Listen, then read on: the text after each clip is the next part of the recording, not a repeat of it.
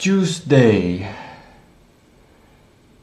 June 23, 2026. Time is 09:34. Today is Godot project day. The goal of today is doing the actual game mechanics, and it is to do three things. It's to plan the file sharing format between the Godot project and the 3D map tool, so 3D map file format, and then to plan the driving MVP features, architecture, and create specs for each piece of the architecture. Or it depends. I'll try maybe using specs and then using my local Quen agent to write the code for, which is the third thing, to write and develop the driving MVP mechanics. The main goal is to get all the MVP mechanics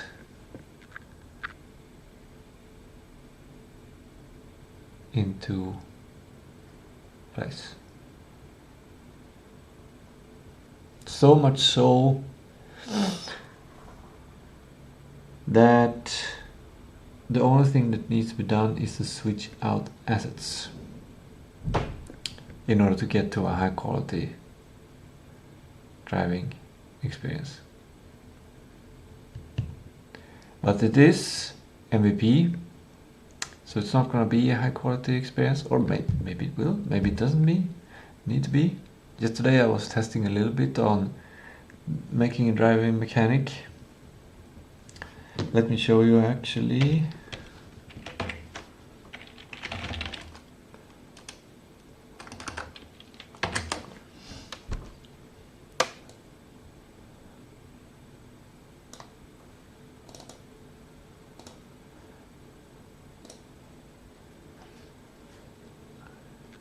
That's not the subject. That's the subject.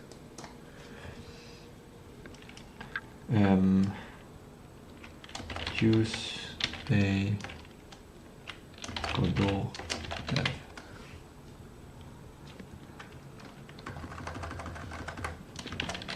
Godot.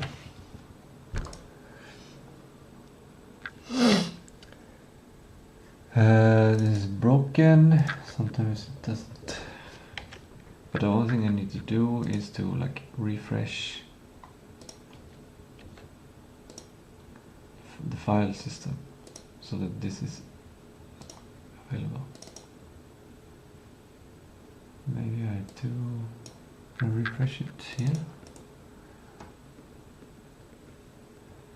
No.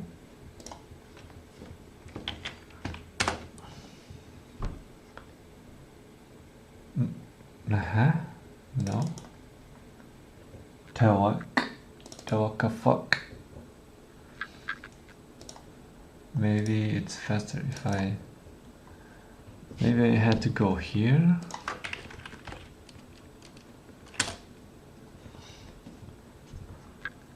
Now it works. Annoying, I can probably fix that.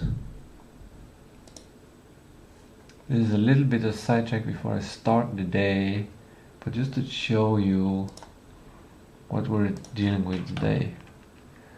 This is pretty cool. I can press the left key and right key. It's not really a car, or it's some weird kind of car, because then you can drive like this.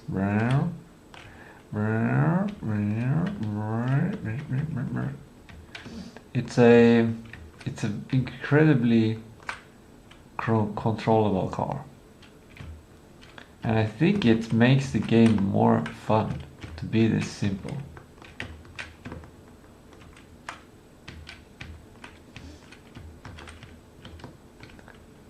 because the main map is not mainly to be driving. It's more like some kind of experience of exploring the town, and especially for people who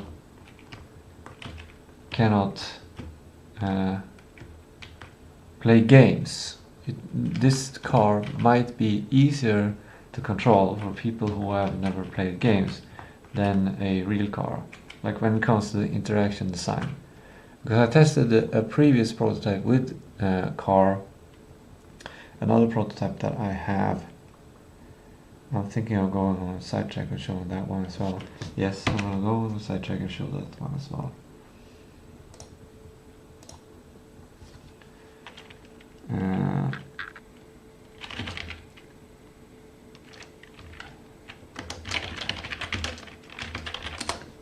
If it is up.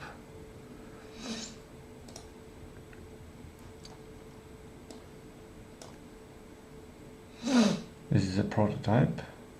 Oh no, it's the wrong prototype. Okay.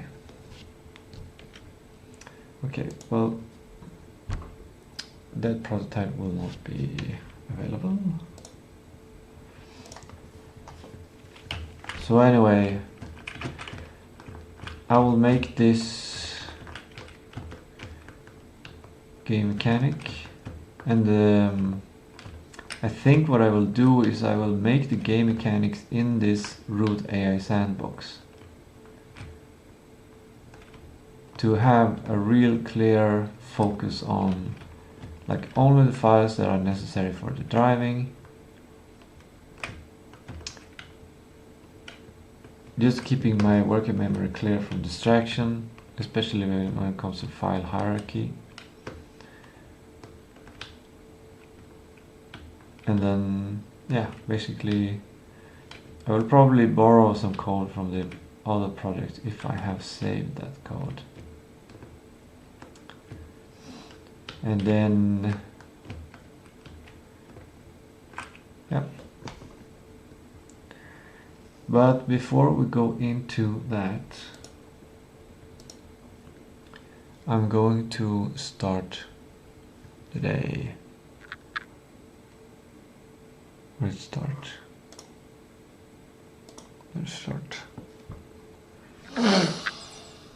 Sunlight in eyes. That is the. It actually. This is like a. It doesn't give sunlight in eyes unless it's past 10 o'clock. Because the sun comes up into the window.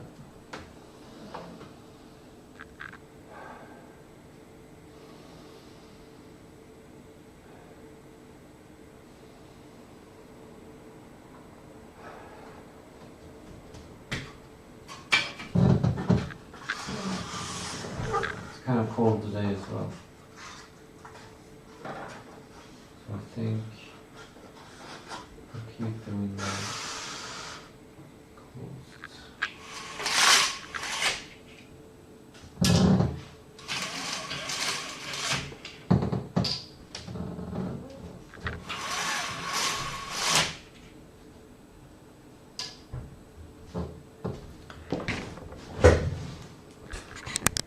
Sleep.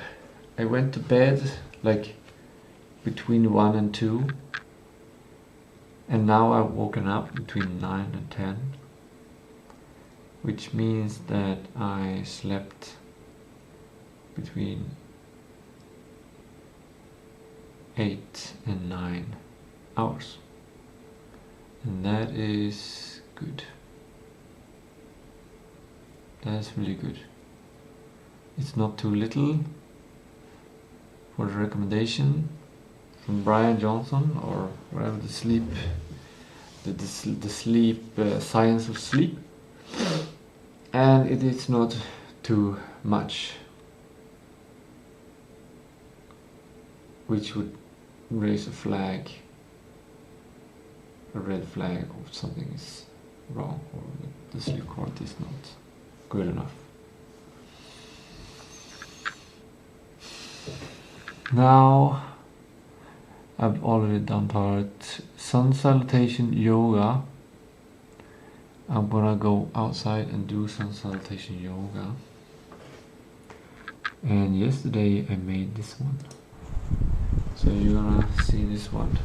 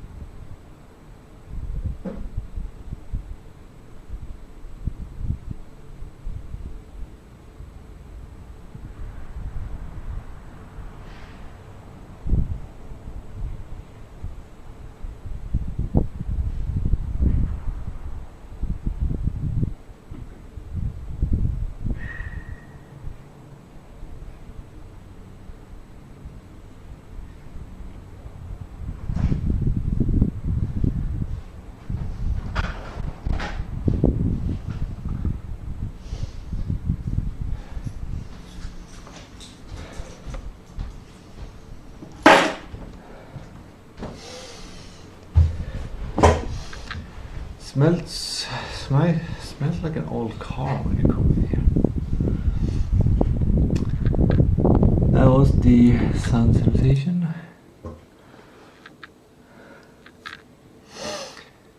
And now, cognitive enhancement drink.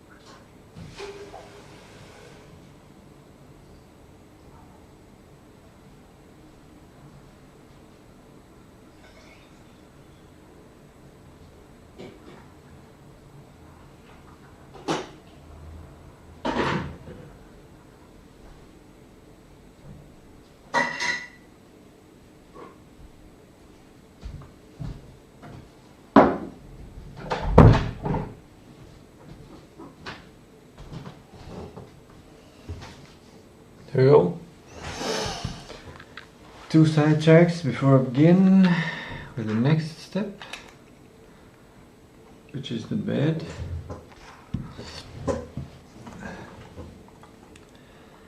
Priority principles. I'm gonna update them a bit. There are 2 things. 3 things.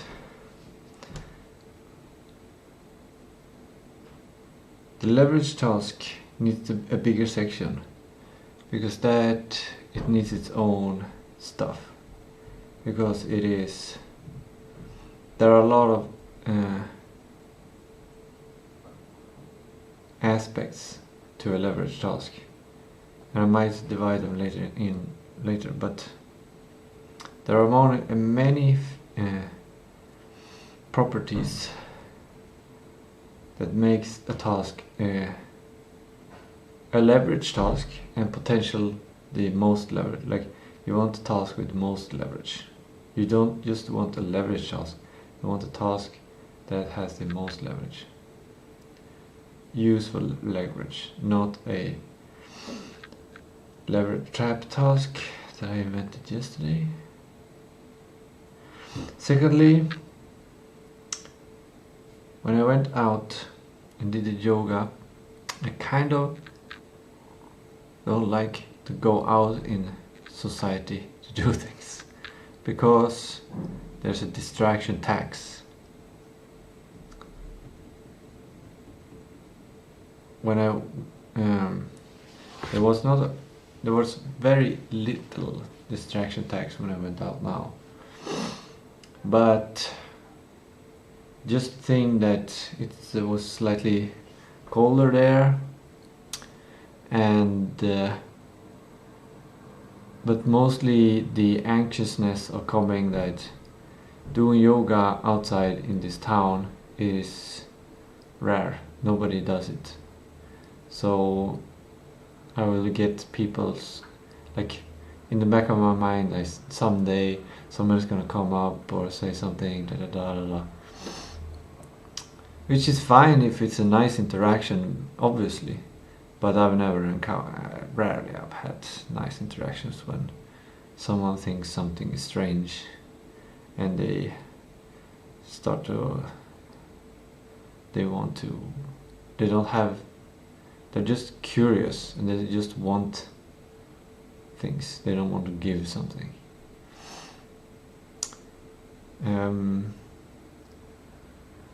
Yeah, distraction tags, and I'm happy that I'm developing these terms that I use for priority principles. There was something more, there was a third thing, but I guess it went away.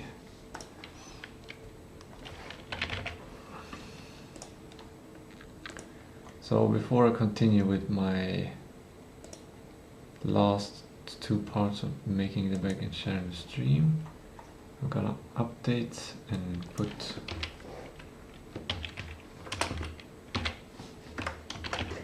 the leverage task. A leverage task. The ultimate goal of one of ultimate goals of prioritization is to find the leverage task that gives the most leverage.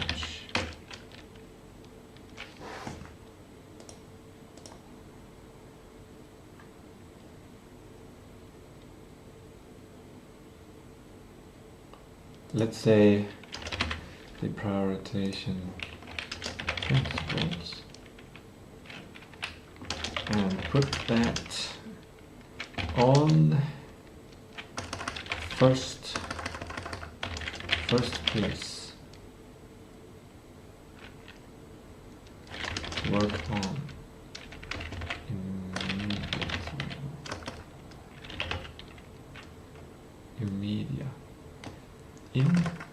immediately.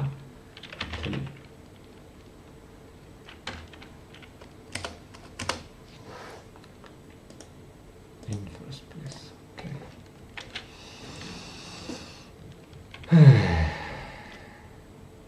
That's sun salutation outside. That is a great way to start a day.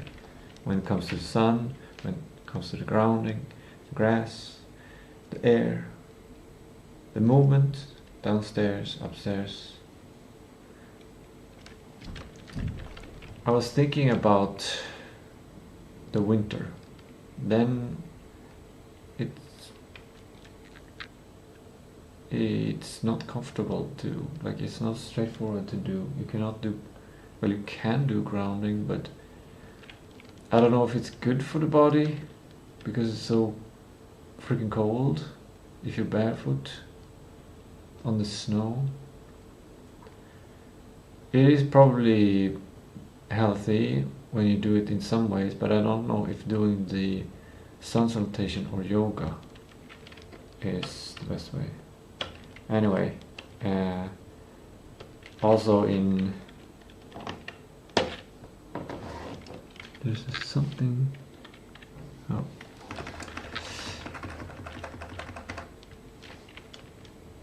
There's also a lot of darkness during the winter, and I think that might be like I know that affects people. I know that affects me, and I'm starting to realize now when I reflect about my mental state every day like this and think about my cognitive performance. I'm starting to get more information on exactly how much it affects me. If I continue streaming every day for like a whole year, then it becomes very interesting. Because then I can rewind time and check a bunch of stuff.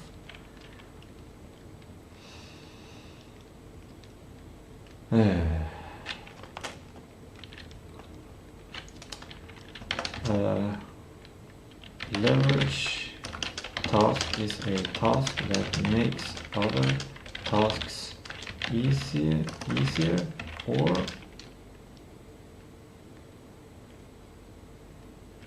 unnecessary.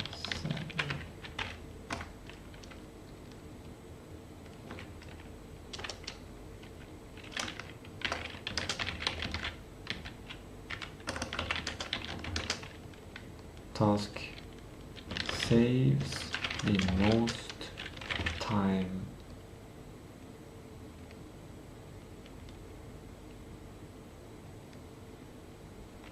Saves the most time.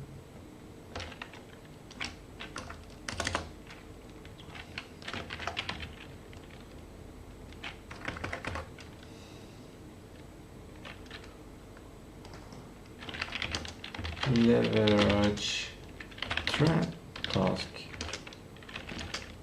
is the trap of working on a supposed leverage task, but it ends up not saving enough time and instead waste time.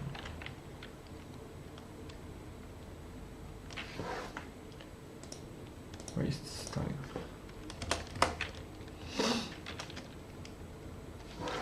Aspects.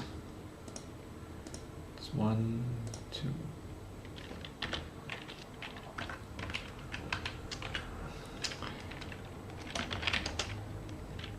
Features of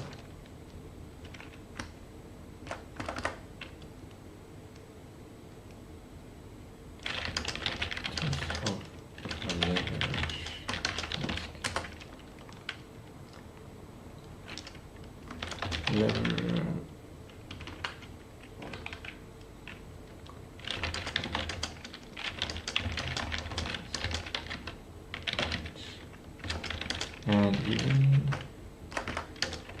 you will have several leverage tasks to choose from. You want the one that saves most time, or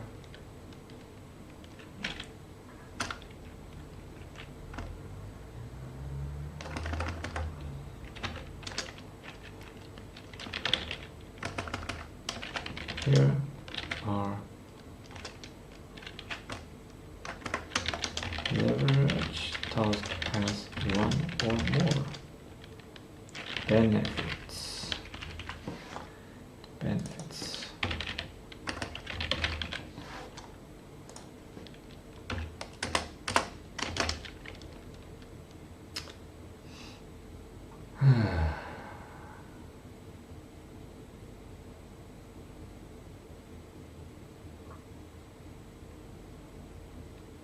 Because even if we have something like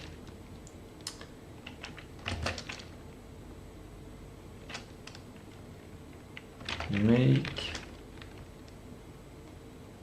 another task easier, even if we have that, there are many ways to make it another task easier. So you can, a leverage task can have more or less. And this is the reason for this section.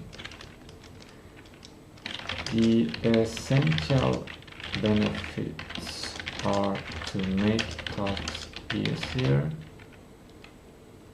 or unnecessary.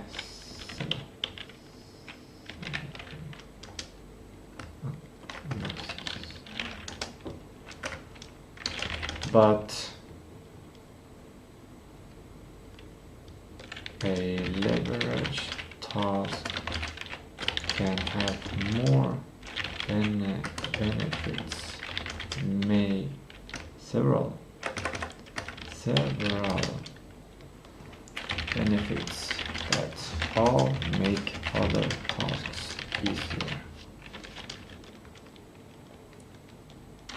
or unnecessary.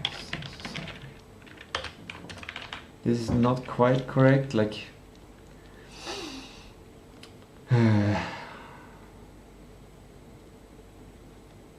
well, what I've written here is correct, but what I was thinking of writing is regarding the unlocking of tasks.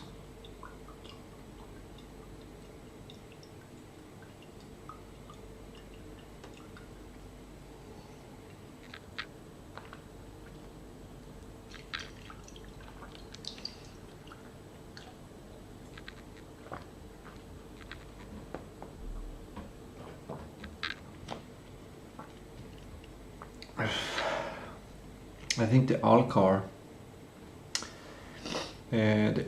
in my cognitive enhancement drink is sour, and I think this is affecting my teeth a little bit. So my pH in the mouth is not good right now. It's too low or something. Anyway, before I continue, I found a leverage task, which is,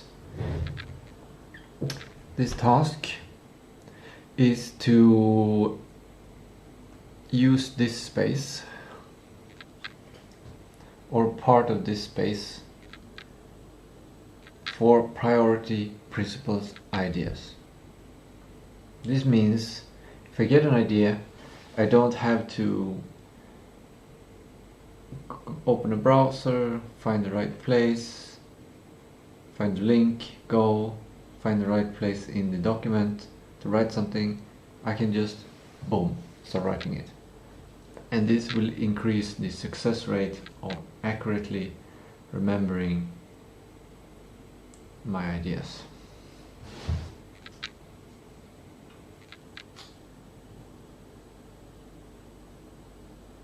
It's kind of a leverage task. It makes it easier to with the bigger picture.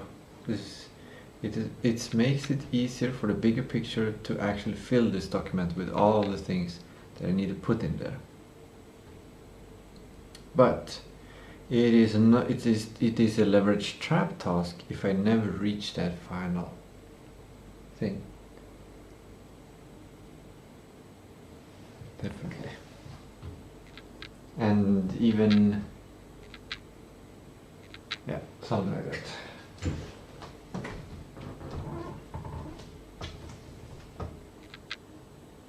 And I still want some space if I have some random ideas on, because that's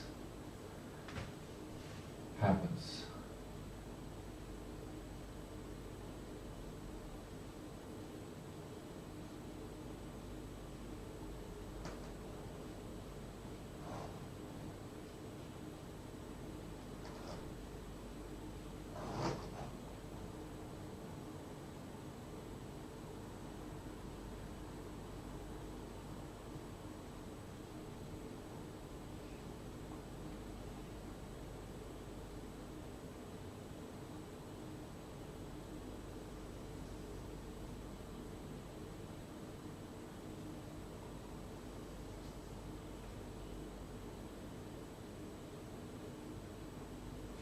Yeah, then I can just jam it in there instead.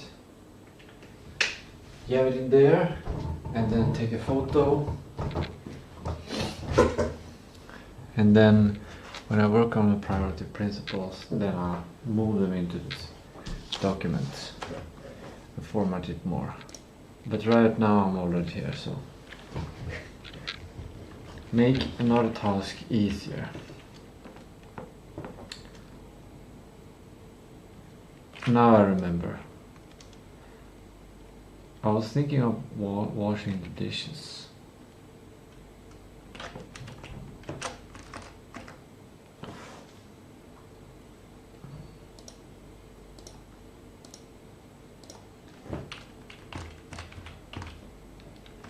The leverage of washing the dishes .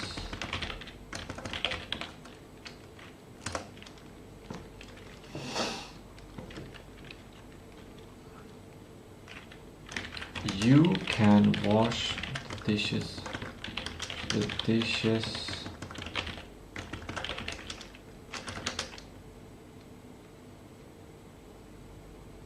any time between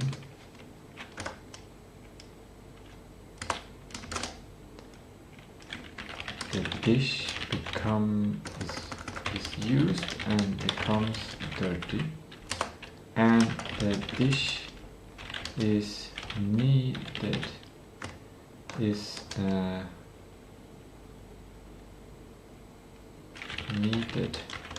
to be used and is clean from you washing it.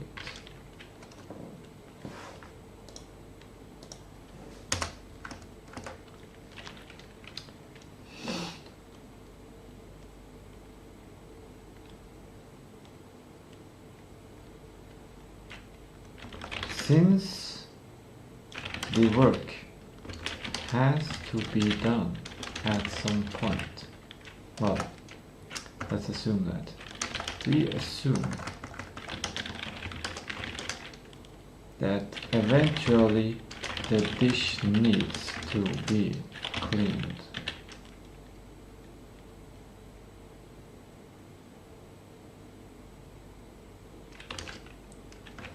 In rare cases, you don't ever need to clean a dish. For example, the last time you use it before it's thrown away. But these situations are not situations are rare.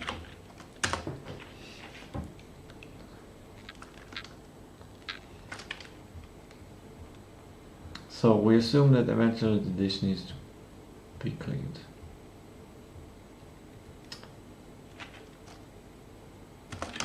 Since the dish has to be cleaned at some point, the question becomes, when is the right time to do the dishes?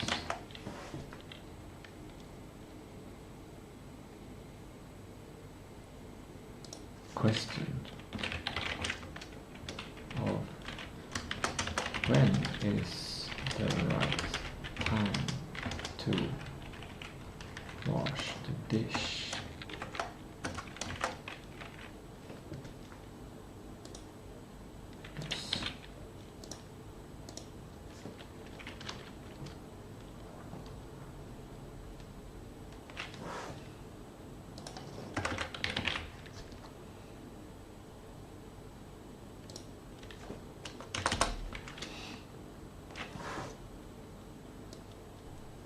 We can cut this out and put this here instead.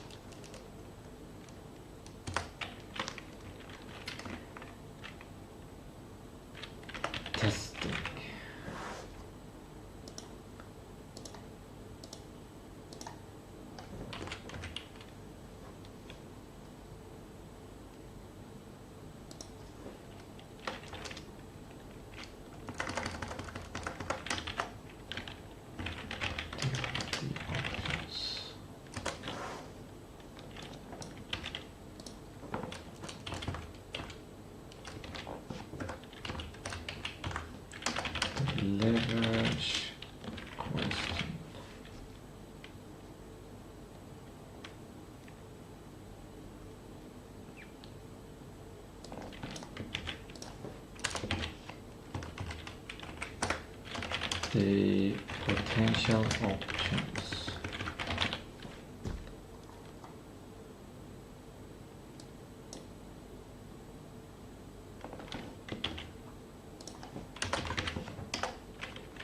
The axiom.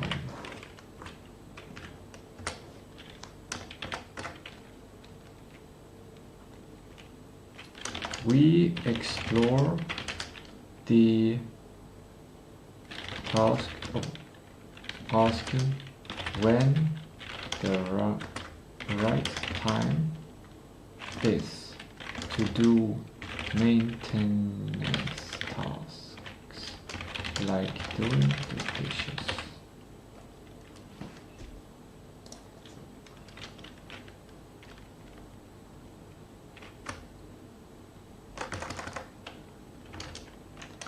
In this section, we focus on maintenance tasks.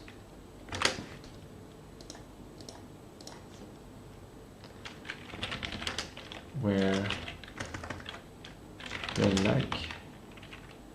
likelihood that the task has to be done is extremely high.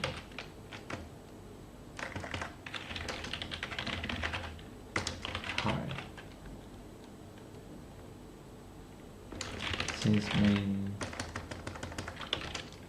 maintenance tasks are repeated, and that is why they are maintenance tasks. Maybe they might be maintenance tasks because of other reasons.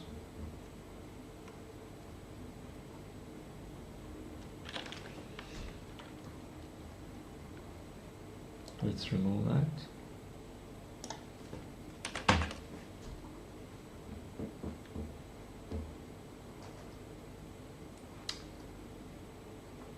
And then I'm keeping every top thing here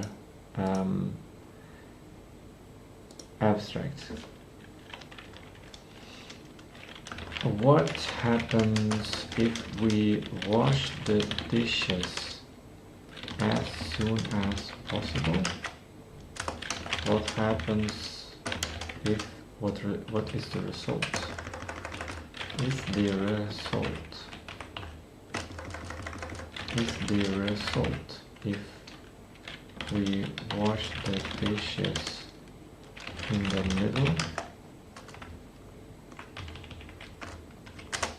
What is the result if we wash the dishes at the very last minute? The last minute. Are there other tasks that get easier by washing the dishes?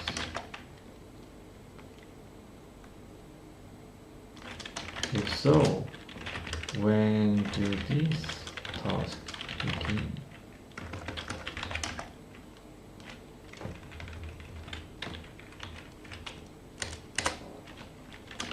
These kinds of questions I'm gonna have to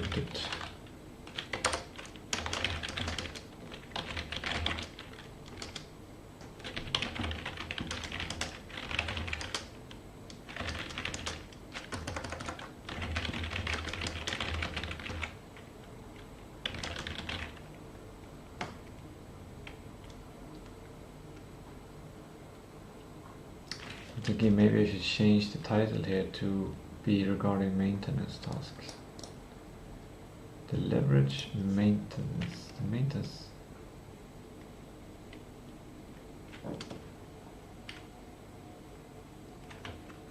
To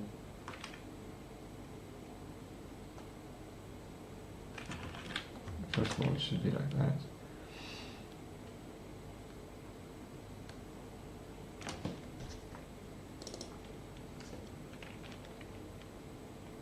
Maintenance leverage. We'll just have it like that for now. These kinds of questions evaluates the timing of finishing the mating task. When it comes to washing the dishes, I evaluate the value to be if we clean the dishes early, we have a clean space to work on.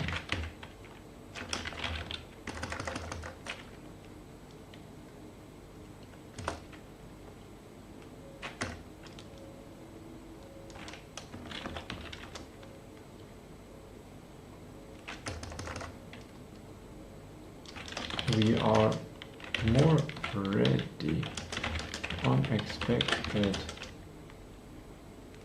work if we do the dishes as soon as possible.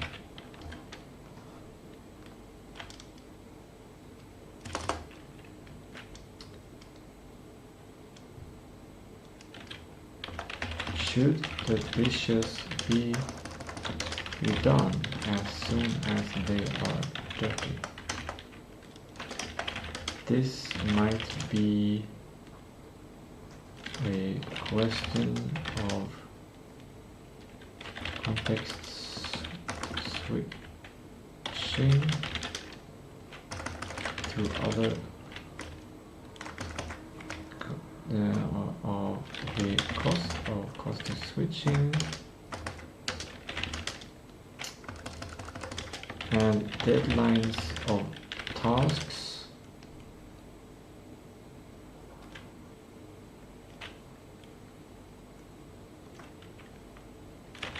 Currently are affected by a slight delay of washing the dishes.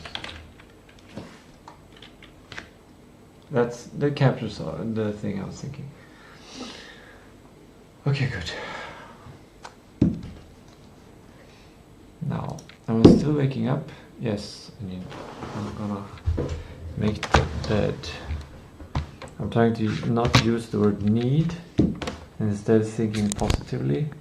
Something like, I get to make the bed, but I don't enjoy to make the bed just to make the bed. But I guess that is the most optimal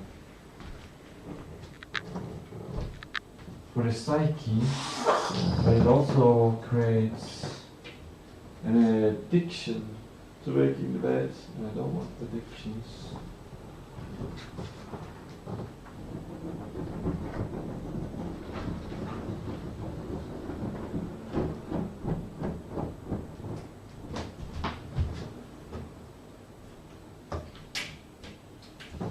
I'll keep the window open a bit.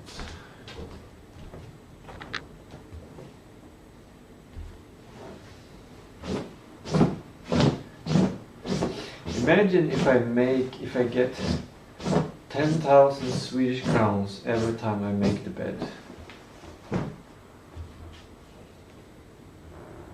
Imagine if you got 10,000 crowns every time you made the bed, but you can only do it once a day. Then you would have a pretty easy job.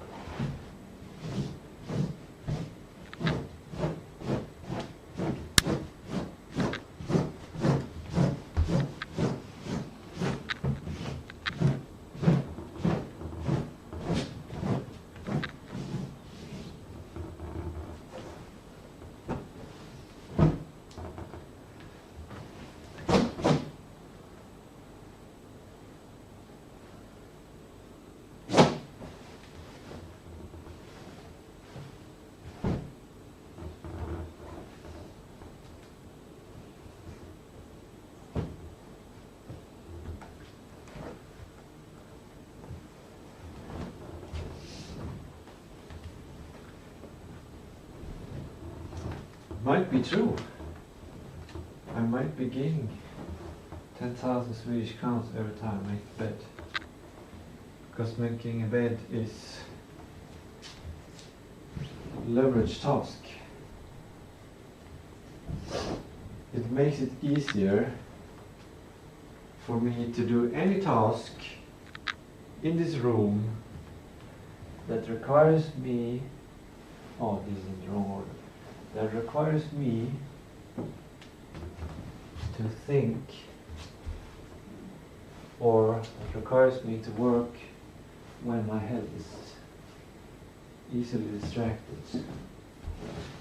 Because if the bed is made, then it's easier to do that task. I can do it faster or higher quality. So it actually might be, in the end, leading to 10,000 crowns more in sales or in funding or in something.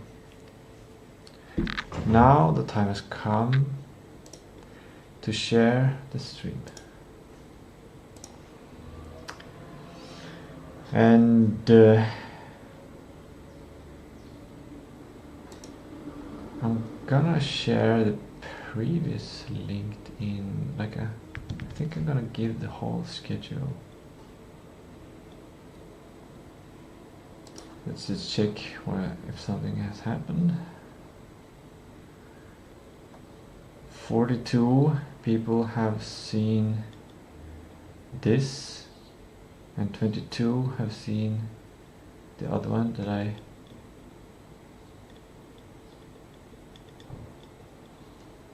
did yesterday. And I'm gonna copy templates here of this post.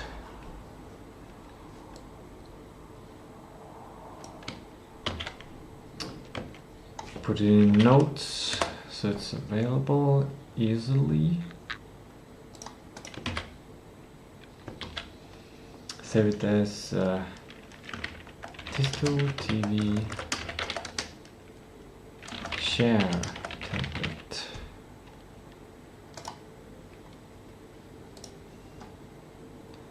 Then I can click here.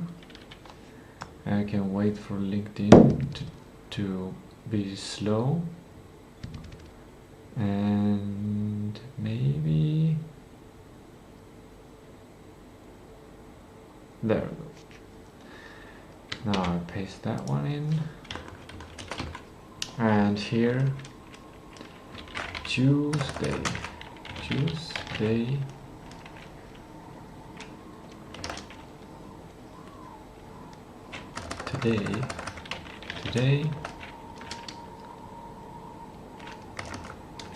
Tuesday, planning MVP features for my 3D map tool, and planning MVP features for driving mechanics and developing driving mechanics in Godot.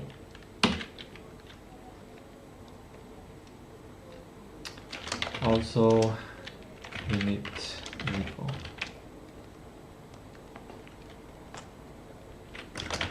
Jörn Mysterium.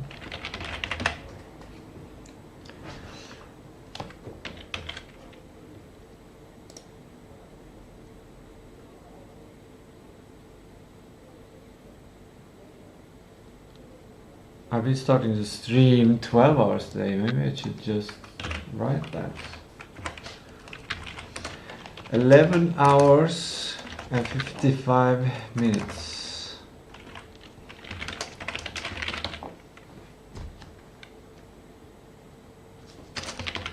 Per day. I can change this one. Whoa. Completely changed everything.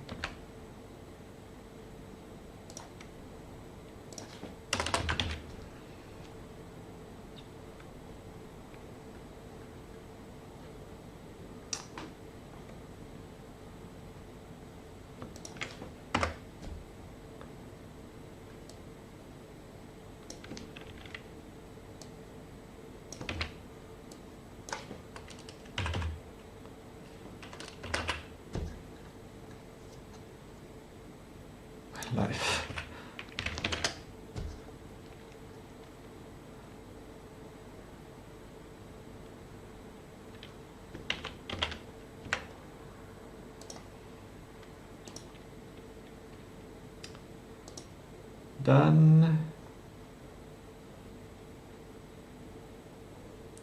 And then we go to X, but X is limited in its characters, so I don't think we can do all this. No.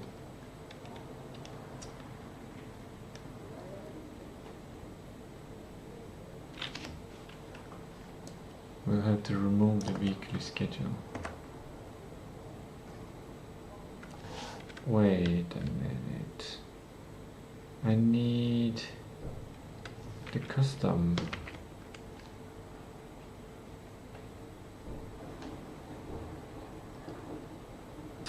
Oj, ett ansikte som är provocerat.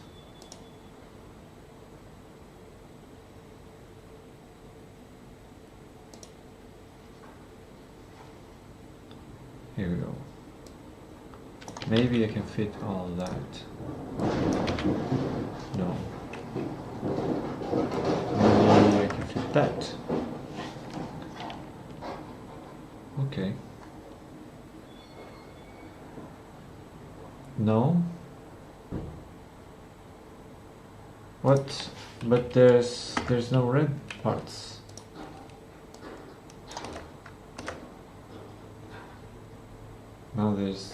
Now it should be outpost. Okay. Strange.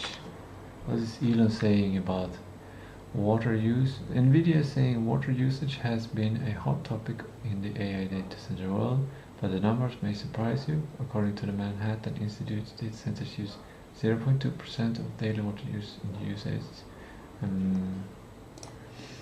Because I think it's data centers use an initial filling of the data center with water, but then the water just goes like this.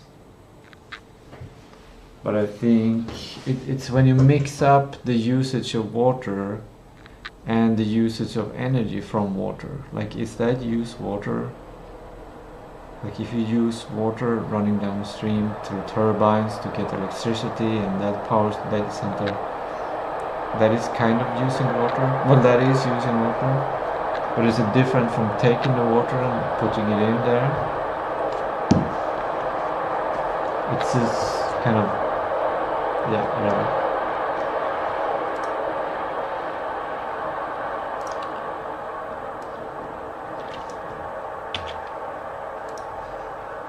And lastly, on Facebook.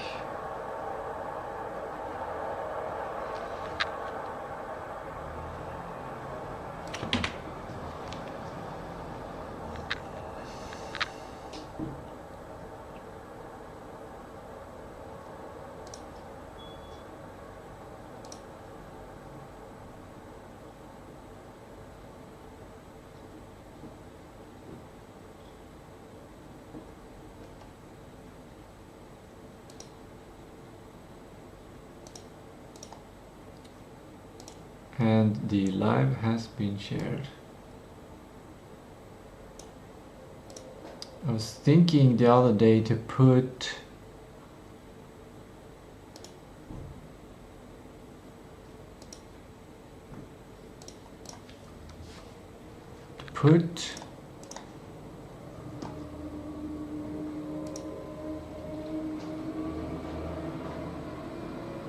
the chat into the stream, even though nobody's chatting. And I was thinking of making like my streaming setup easier for me to use.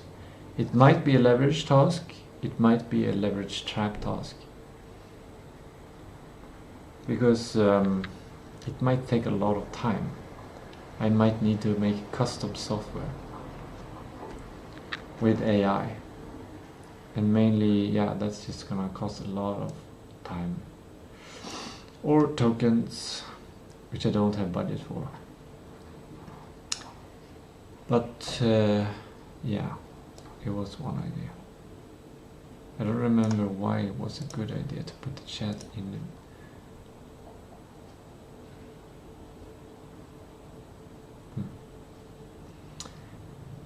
Right, I've been streaming for 1 hour and 1 minute now. I've started the day, And now I'm gonna start the work. I go to my backlog for my sprint number 2.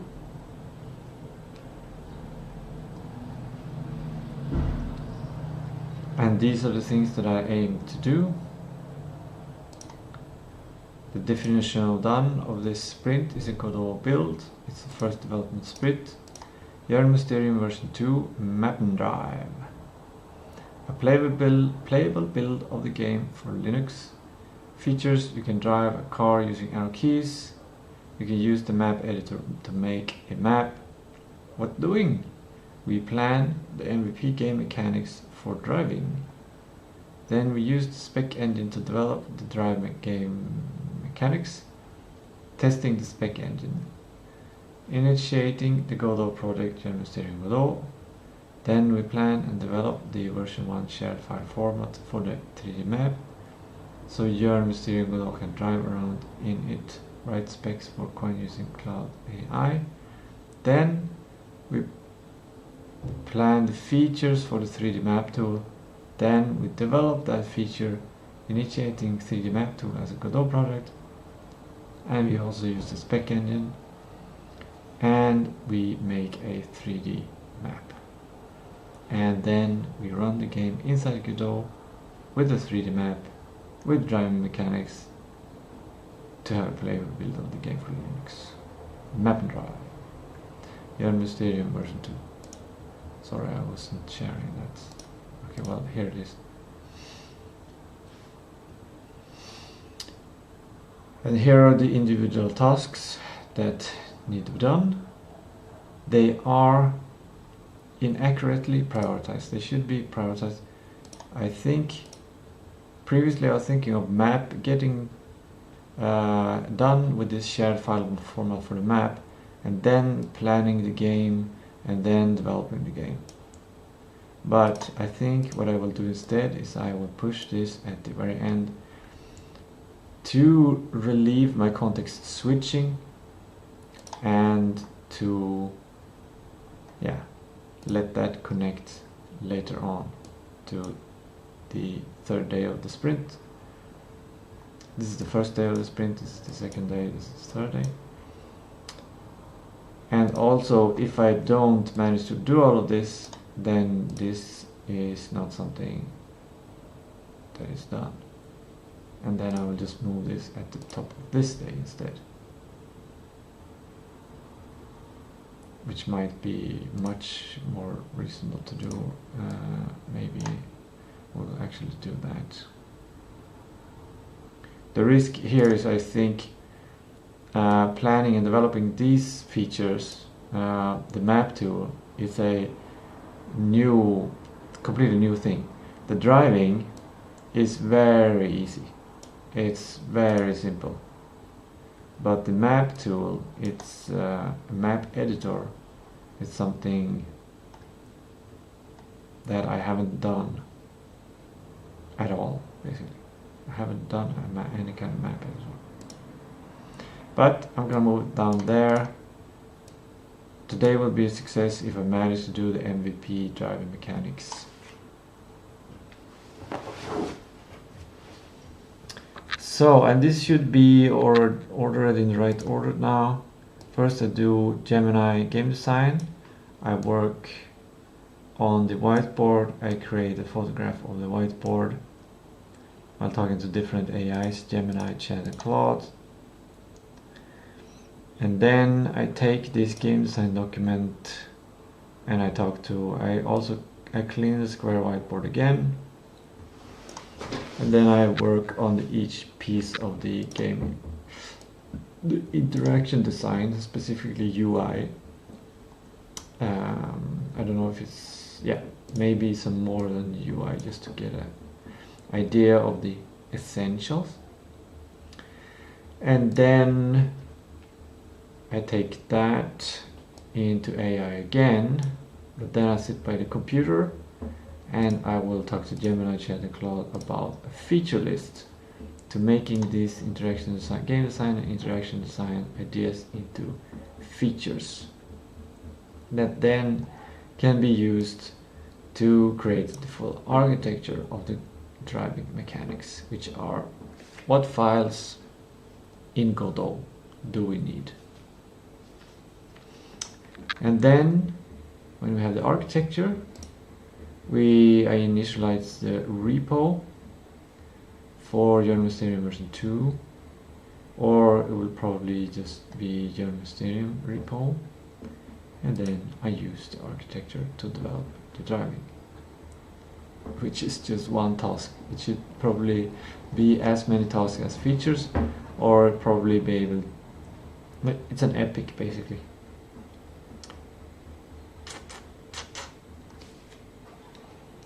But one reason I keep it as one task is because the challenge is really the architecture, the overarching system, which is one thing. Like the system, unless it's modular, needs to be developed in one go, in one user story. And the idea is to make an MVP version of driving.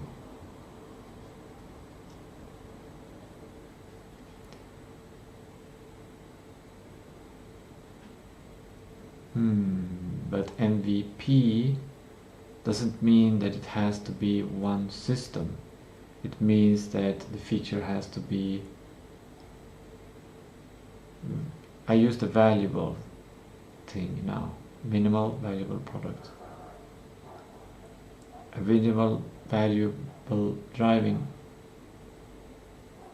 mechanic might even have several small systems that are modular.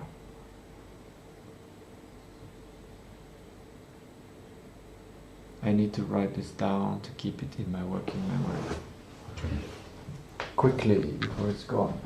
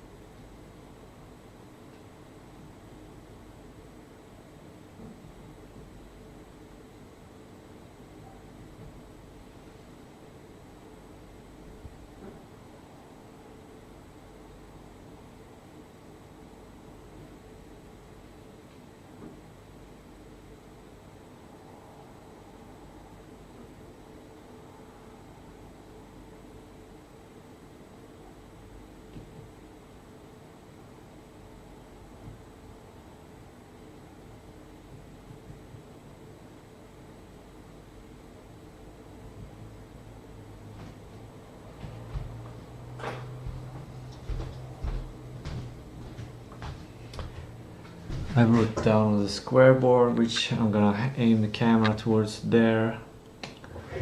First I'm gonna close the window. It's a bit coldish. Let's look more at the sun though. Let's look some more at the sun.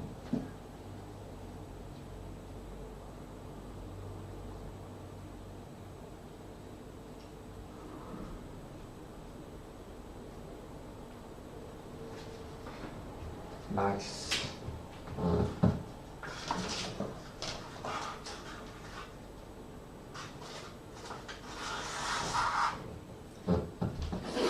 It was cloudy when I did the sun salutation, so this is refreshing. I do kind of simple eye movements. I don't stare into the sun. I just face the sun and then I look at the sides and up, down and diagonally and then round. So it creates this kind of laser pattern in my eyes. So it's not like one spot gets a lot of sunlight to risk damaging it. Instead, I kind of spread out the sun activation pattern. There are some research on how the sun affects the cells in the retina to heal. So I just do it lightly, I don't do it for long. So now let's set up the TV. What do I need on the TV? Okay, I'm gonna have the whiteboard there. I'm gonna have the tasks. I'm gonna need Gemini to talk, but I use Gemini on the phone, so it's easy to talk. And then just a good whiteboard pen, and then create the game design.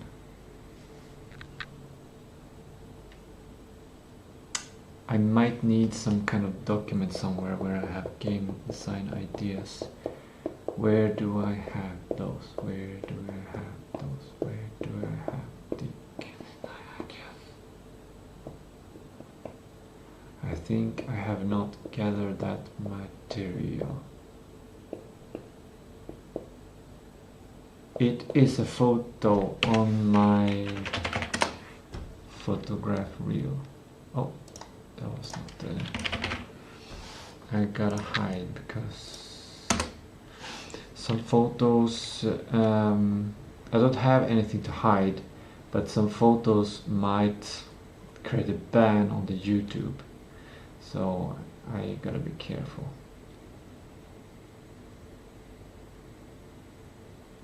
I document my body sometimes, and that I don't think that would be okay to stream on YouTube.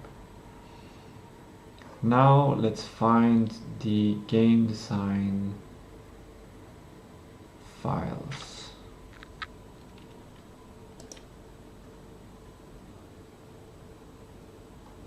Good.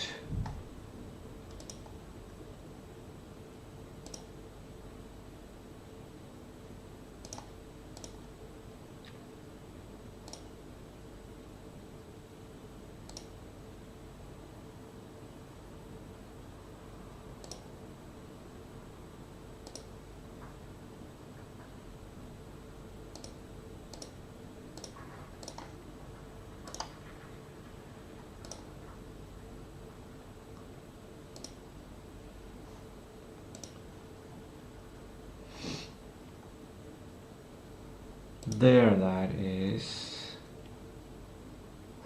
and we need that one and that one. 3 images.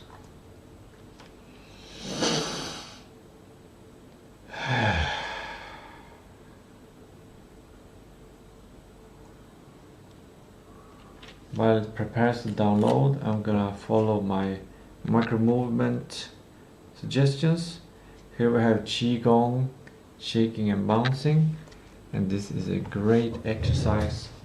This takes a minute or two. You basically stand more than hip, and then you have your hands like this, and then you just do this. You relax your shoulders. See if you can make the whole body get the effect of the shaking. So every part relaxes and gets compressed and stretched on the bouncing. This helps the ligaments, collagen parts of the body that doesn't have blood flowing through to pump out, to compress, to pump out garbage, and then to expand to get nutrition.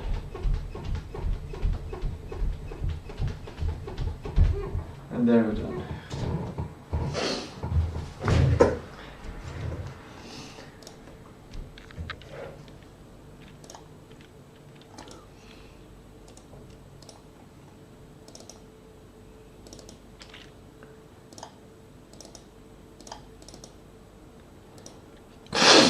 Inspirational images. This is game design.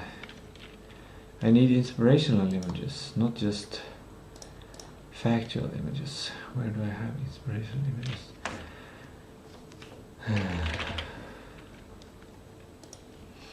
I have 2 Google Drive maps.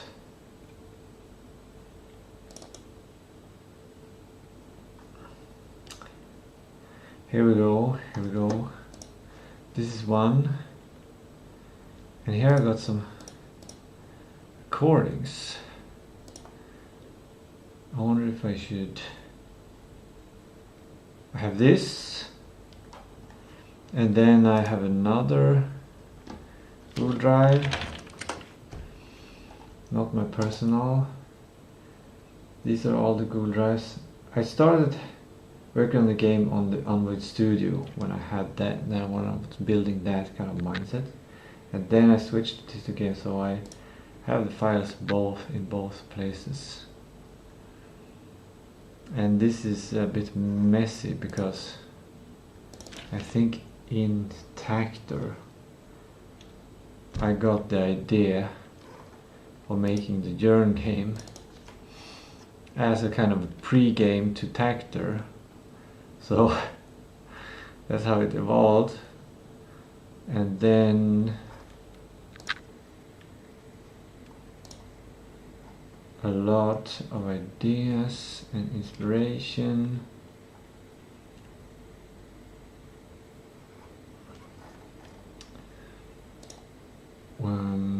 I also need not just that one, but also there's this slideshow I made here. Is there something here? This is kind of important. Maybe this first task is gathering all of this material.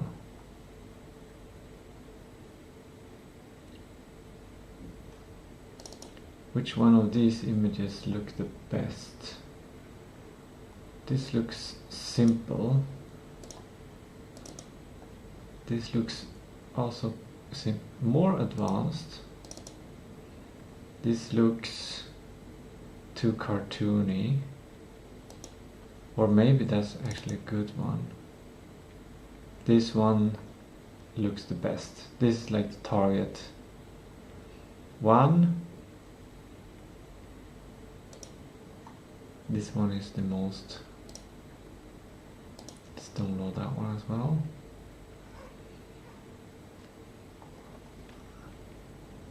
Just open it up. Right. And then open this up.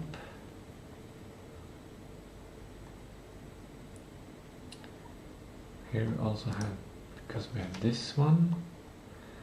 And then there's another. I have a lot of different perspectives on the driving mechanics because I want the driving mechanics and experience to be absolutely high quality. Tistou Games is a game studio that makes high quality games. This means that we're not just making game mechanics from one perspective. We look at it from several different perspectives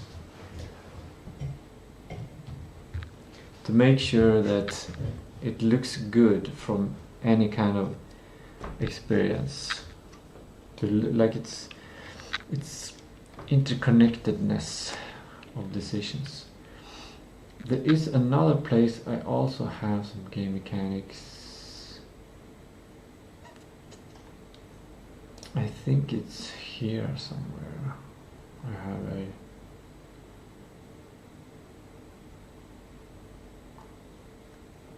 slideshow. This is the first idea of how it would look.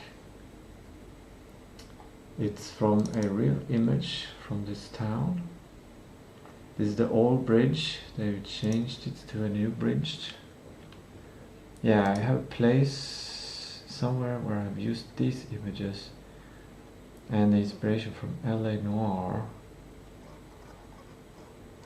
But the question is, where is this slideshow?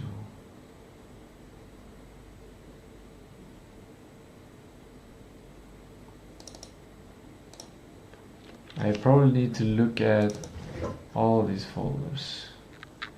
That's an idea for the world later, that will come later. Here are a bunch of ragabilar that I want to put in the game. These are AI generated images. I prompted them, so they're not real cars, they're just inspired from real cars. So they'd have to be made into 3D models and in order for that. Also, if anyone owns a car company, I would love if you have a car company that makes these kinds of cars,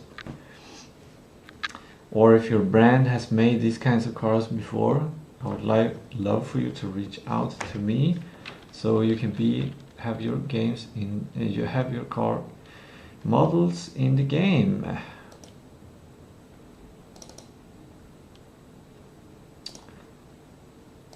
This is the next game. These are ideas for future games. Credits, house, packaging. That's just the ideas for packaging. Output. This is too old. Detective Forge is the idea of a... This is actually kind of good. Yeah. But it's more distracting. It's not about so much about the driving mechanics there. GIFs, we have, these are things related to the 3D map. Åke Karlsson has posted images in the Facebook, and I just saved a couple of them, so because I don't want to scroll the Facebook in order to find those images. I hope it's okay that I've saved those. And here's a packaging idea, which is too costly, or mainly it takes custom development to make this. So I would love to make that, but we don't have the resources for that. Meetings, story, ideas, inspiration.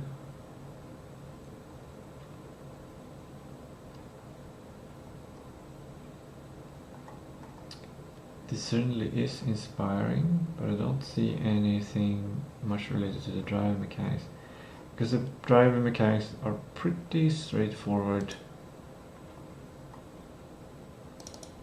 The important part is just to connect it with the rest, with the feeling and stuff, is basically the camera angle, and that it's fun to drive the car. Here are a bunch of maps. I'm confused. Why isn't there is not... Here we are. Here we are. Here we are. This is a previous game design pitch deck, which I've never encountered any investor that seemed to be interested in investing.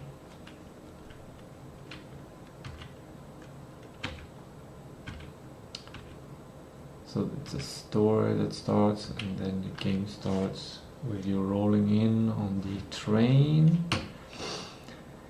Then the inspiration from the mechanics, inspiration, and then you choose a character, and the target audience, and the main places. This is an old version. Now I have 13 partner organizations, local partner organizations, who wants to be in the game. And that's one story. Then you come to game design. Is third person, it's point and click, that's the main stuff. But then we also have driving around in the car, and in this idea I was having the idea of going into the car as well, and having a radio, having a map. These are what drive mechanics. That's scope creep, more scope creep. Here the idea of having a character that can go into the car, but we're gonna skip that. But this is more what I'm looking for. We're gonna skip the radio for the MVP. We're gonna skip the map for the MVP. I think.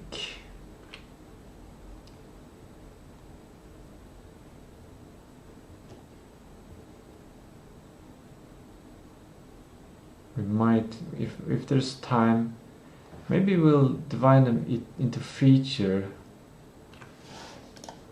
something. No, I'll consider that. We might make this a feature, might make that a feature into its separate story.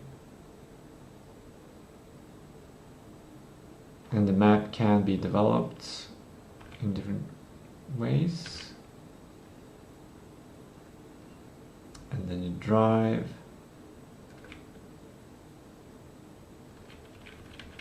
Yeah, and that's it.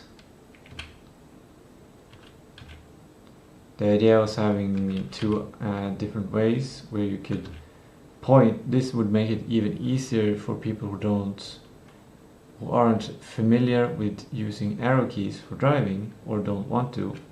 They could just, when they go into the car, they can click this map and you can press where you want to go, and then the car drives there.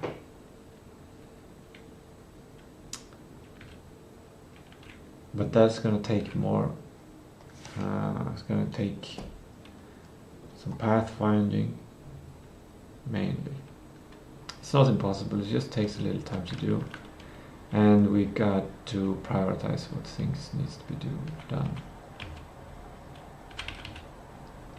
But basically this is what we have regarding here, and let's see if there's something else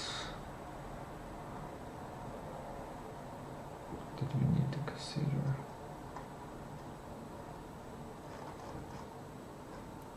I might not even need to go to the whiteboard, because this all this makes everything pretty straightforward.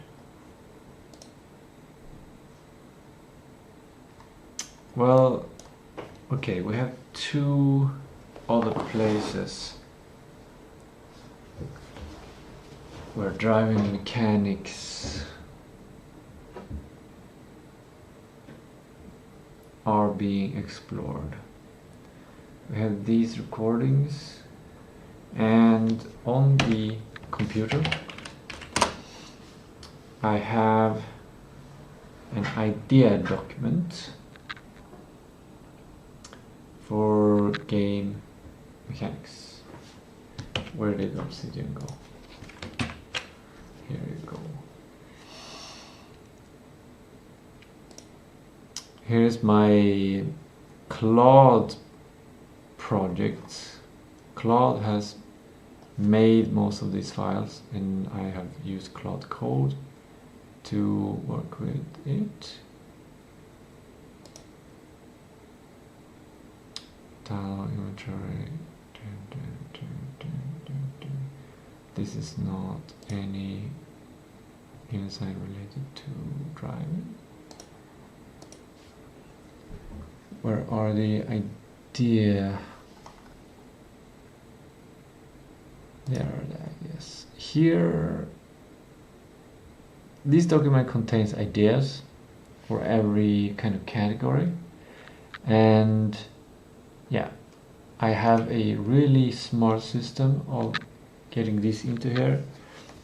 I basically record a message whenever I feel like on my phone or on my recorder, and then I just transfer I can just connect with USB my recorder and then disconnect it, and then the file goes in there, it's transcribed into text, and Claude takes the ideas from it and sorts it in these categories for me.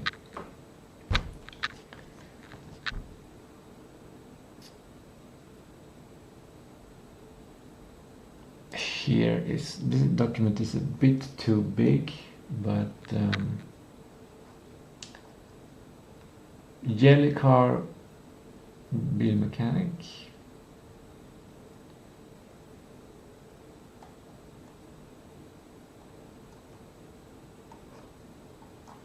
Snow blocking away when you're driving car. I'm just gonna like anything that is not MVP, I'm just gonna sort out, but I will still have it in my mind, like in the background for potential future things. Just practicing to use this document so it's not forgotten. That's the main thing I'm doing now.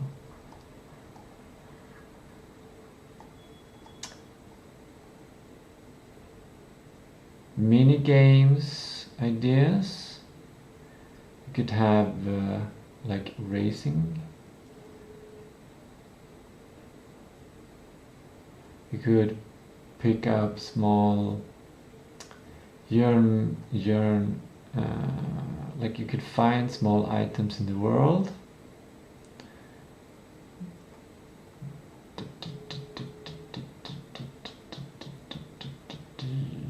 Yeah, like this, finding the municipal shield for Jörn.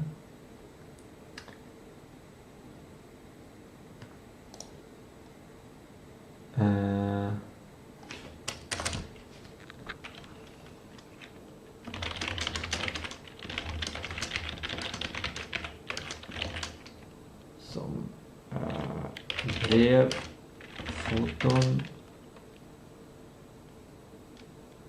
karaktärer, historier. Allt möjligt skulle man kunna samla in.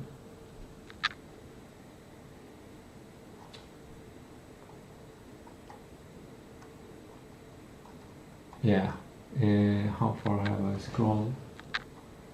A third. Okay, I can scroll through everything.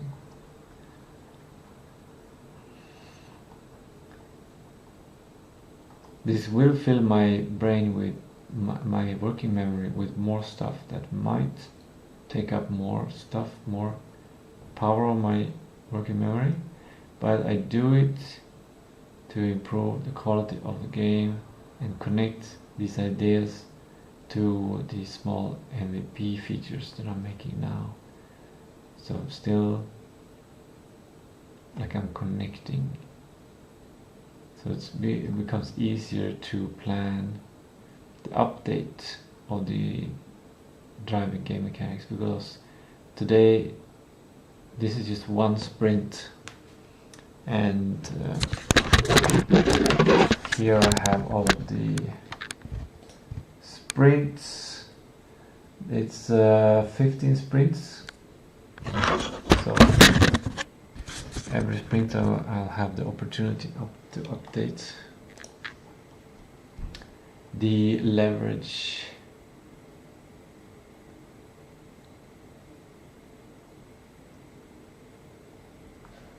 Question marks.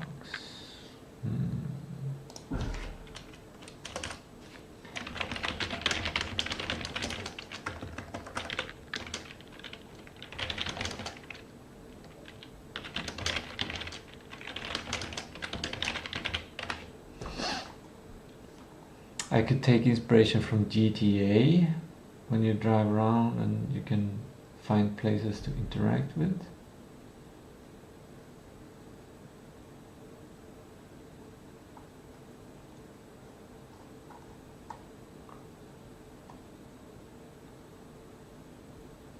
Birds.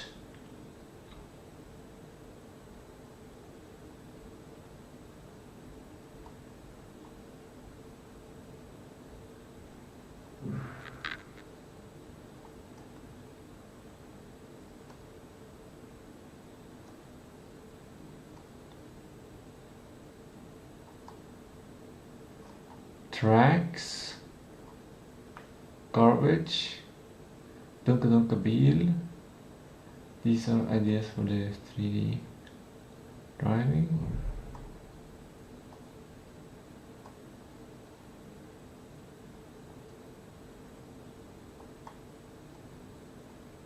This is important, like the mystery is the basic. Like the experience of playing a game is the most important part. So when making driving mechanics, it's gotta enhance the feeling that we're after. this kind of detective investigation mystery feeling. So the driving mechanics should feel mysterious in some ways, or it should feel like maybe you're watching for things, maybe you don't know what's gonna happen.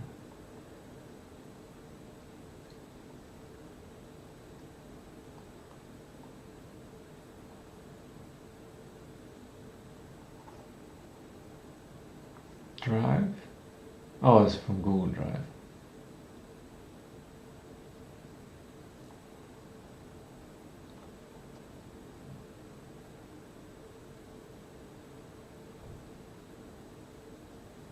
The game mechanics needs to be real simple.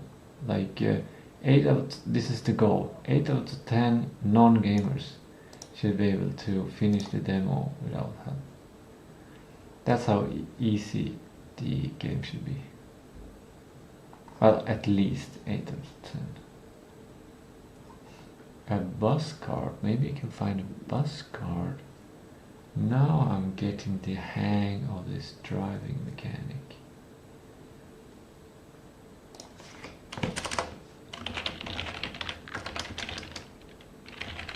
Das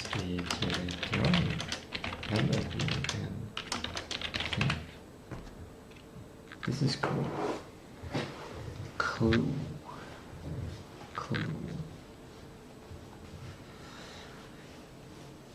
But it should be like it should be separate game mechanical mental spaces. Like if you can find clues in the 2D scenes, what did I call them? I invented a term for this. The vantage. Every vantage, every room, every vantage scene you should be able to find clues. But if you can also find clues in driving, it will be slightly harder, the game, because it will be 2 ways to get things, and there's scarcity on the clues, so it's not abundance of clues. Maybe we would focus on when you're driving you can get resources that you can reuse, so it's like a break from thinking. That's good. That's good. Driving is like a break from thinking, because you're in a 2D scene and then you want to go somewhere else and you want to drive there. So it gives you, maybe the game forces you to think or take a break. If we might add in fast travel, like LA Noire has fast travel. But what I like with LA Noire also is that I loved just driving around in LA Noire, from place to place. It was a nice experience.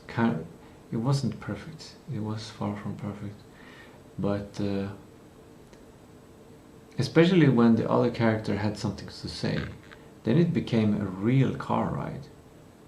Like you're riding in a car and you can speak in the car to someone, or you can listen to something on the radio.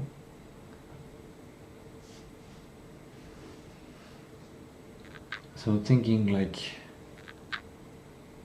how does this affect MVP, where you just have a car that you drive around? Like maybe the speed, maybe the turning speed, maybe how the camera follows it, that it should be a certain camera angle that makes everything feel.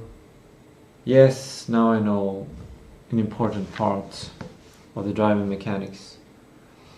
The driving mechanics helps you experience the 3D diorama map.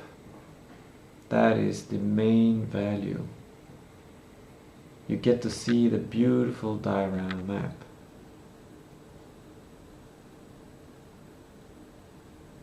Yes, because you don't get to see it the beautiful 3D diorama map into 2D scenes,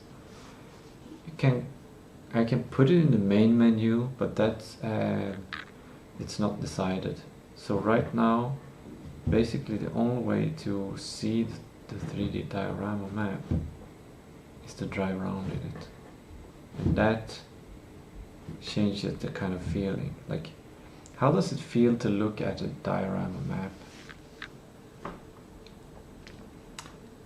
I'm going to take a break from this document and just look at a diorama map somewhere. Like, is this nice driving around here? Like, this is kind of AI slop, so it's not inspiring to look at this.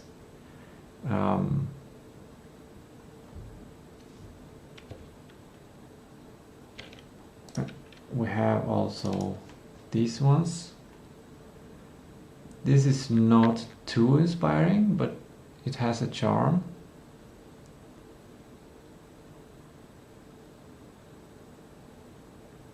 Art of Rally. I've been thinking of getting or playing that game. Why haven't I done that? I'm gonna make that as a suggested task for myself on the little post-it.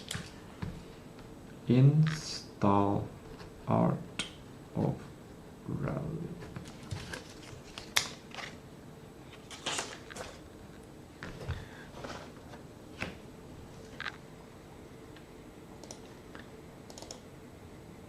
Has a slightly different Art of Rally situation. Strange having white and yellow for the grass. Yellow grass. You'll be in the game, you'll be driving. Yeah, you can see kind of this. It's good to steal here. The camera, the distance from the car to the camera, the size of the car, the angle of the camera,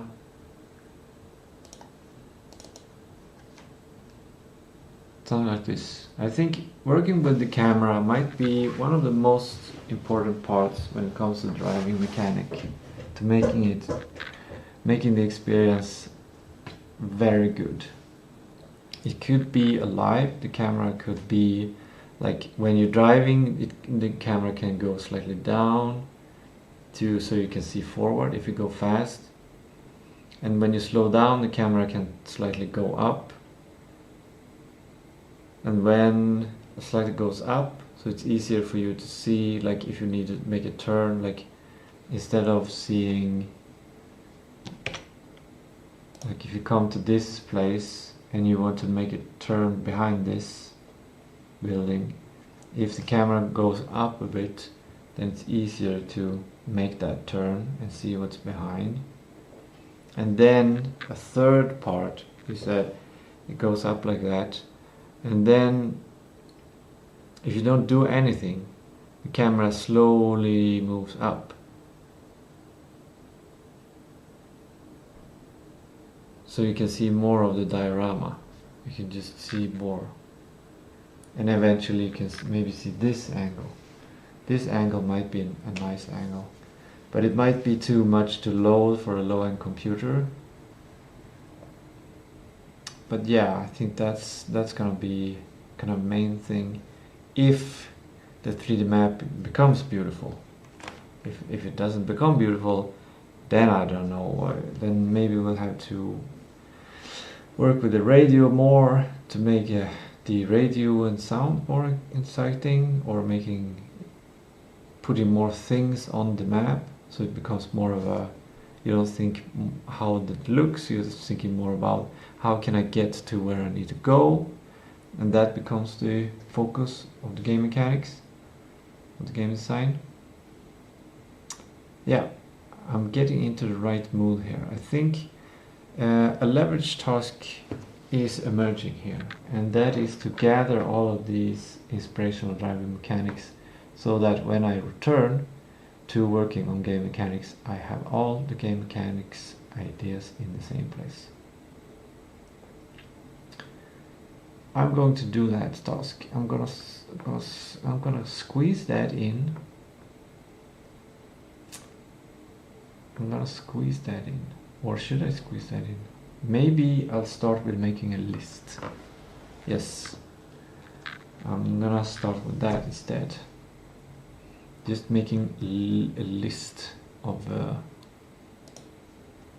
places. And I'm just gonna put it right straight up here.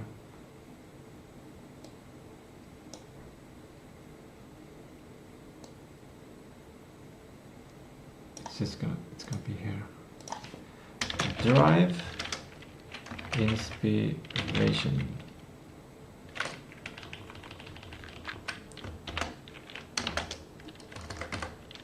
Drive design inspiration. Or just drive inspiration.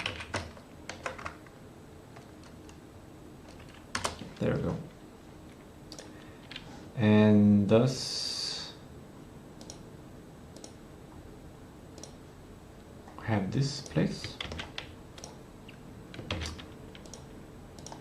and then we have this place, and then we have this place, and what is this? Oh, this is just to get this place. And then we have this place, and then we have a bunch of photos, these photos that I downloaded, and I can actually just jam those photos in there.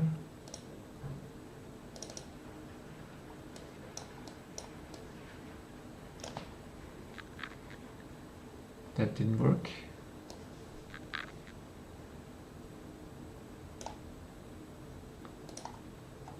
Just open them in new tabs.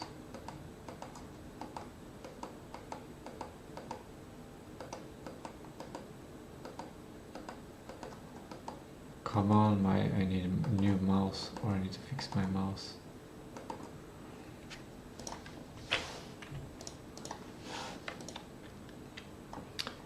I think it should be possible to just drag and drop. What if I just pick one?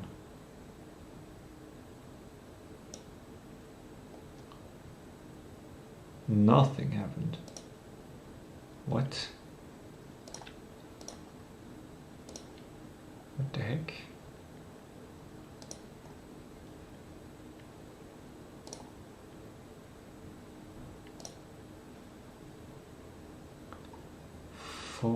Is it this one? I have to do it one by one. That is annoying. That is annoying. That is annoying. It makes everything slow.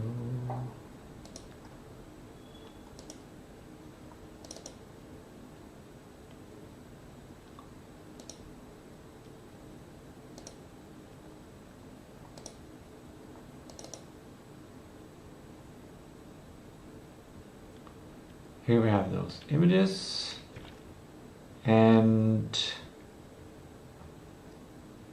we have this file, which hope see again.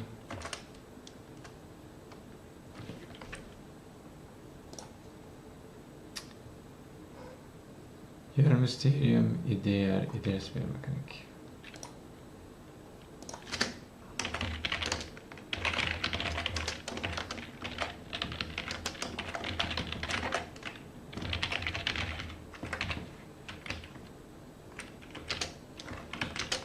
Then I also have recordings.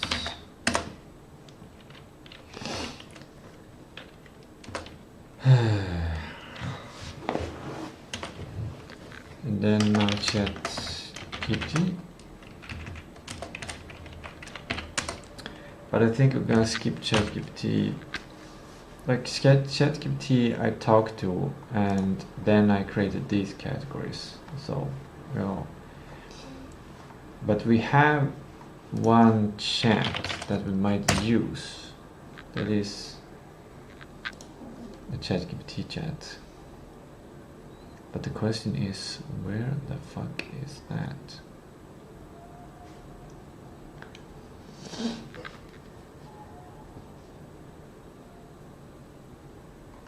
Can I find drive?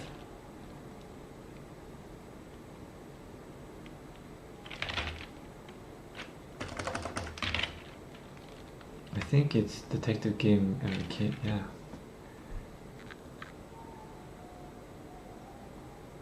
Ninth of June and 16. This is good. I can.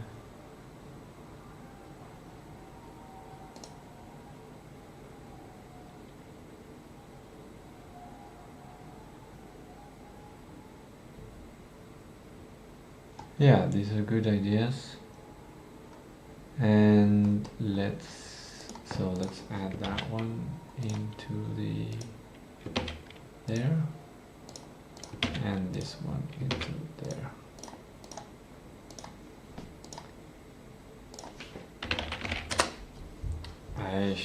I'm pretty sure I have some discussions with Gemini for driving.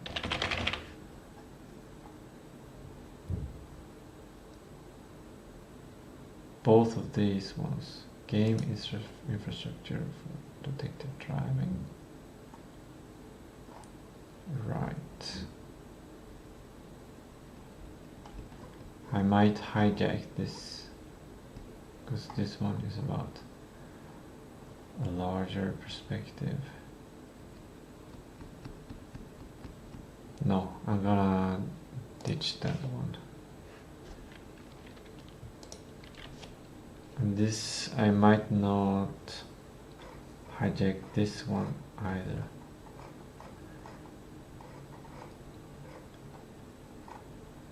The idea is to, one idea is to hide the detector organization into the game. That's one idea. I'm not sure if we'll do that. Maybe, maybe not. Depends. It's a bit risky to do that kind of stuff.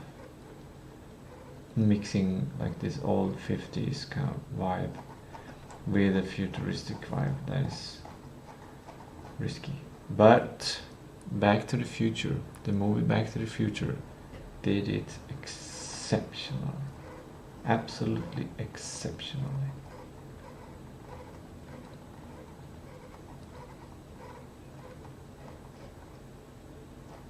Yeah, this is too much focus on like the story. I should not hijack this. But this one is very focused. Driving mechanic. Like that's even the last thing I was talking about in this one. Good. Okay, now I have enough sources and I don't need to look at all the sources now. What I need to make is the first version of the driving mechanic, just get in this loop and getting into this finishing identity mindset where I take the absolute simple, just this is gonna work, and I deliver it.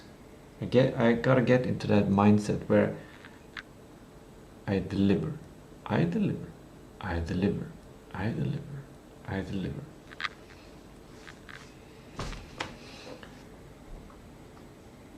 So, what do we do now?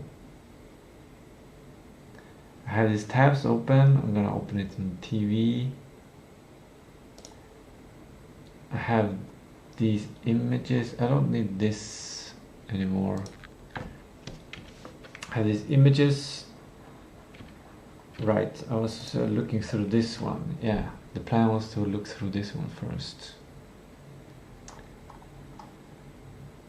Some tips from a graphical coach called Anya regarding graphics and making a diorama feeling.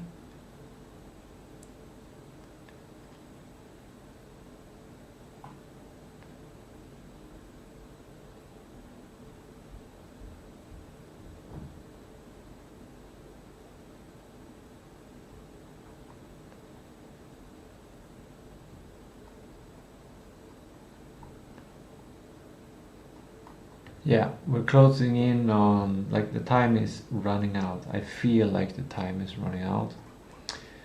So we just gotta skip this step or continue to look at this one. And I think also we'll even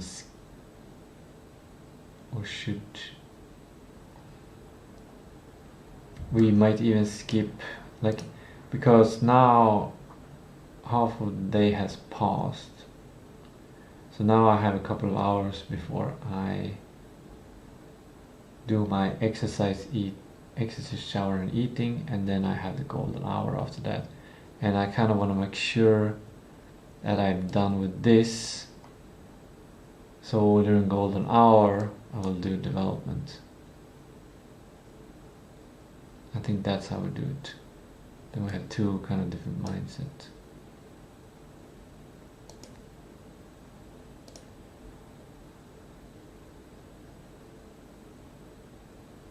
So I'll probably combine all of this to game design, interaction design, and full feature list. Yes.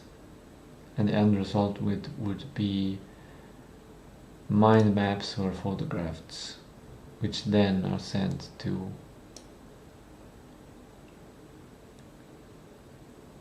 AI to get architecture. Yeah.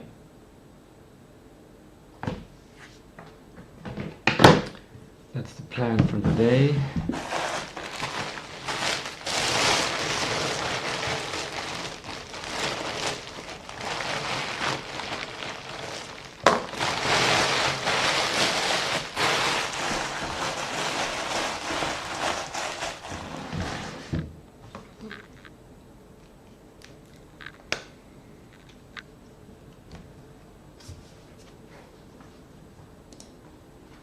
Now I'm using I use a lot of tools, and it's very complex, my way of working, and it's exploratory, but sometimes I do a daily plan when I really want to squeeze the juice of everything, and I think this is a good thing to do. Previously I've been doing this daily planning when I've had 1 week sprints and I really had ambitious sets of things to do, so I really pushed myself and I overworked. But I think the same method I'm gonna use, it's just I'm not gonna do it stressfully. So now the time is 11:33. 11:30, and the goal is to go to bed at 2200 hours. I don't think I'll succeed with that, but that's a goal. So how many hours do we have here? 10 hours and 30 minutes.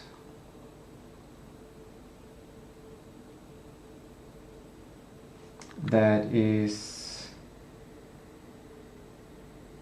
21 30 minutes things. So 21, what is 21? 3 times 7, so we can do this, and then 7 is 4 plus 3.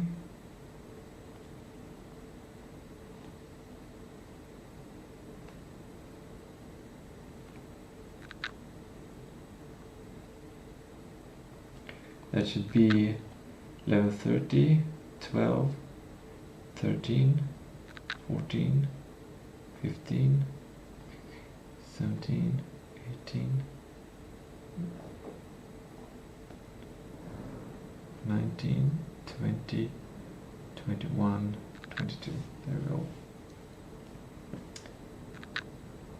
Today I'm gonna do yoga with breath work. Yesterday I did Qigong, and I'm recovering my body from working out too much and not getting all the nutrients, all the vitamins and stuff. So just keeping it simple. So I'm gonna go to bed as 22.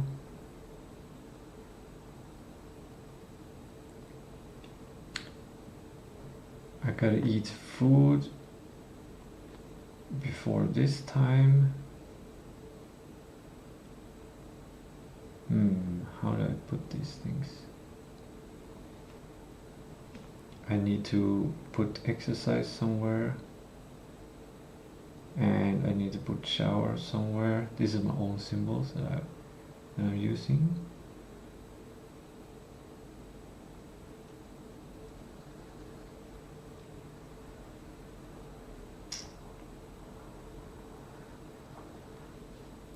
The order is like this because, and here's a wait time.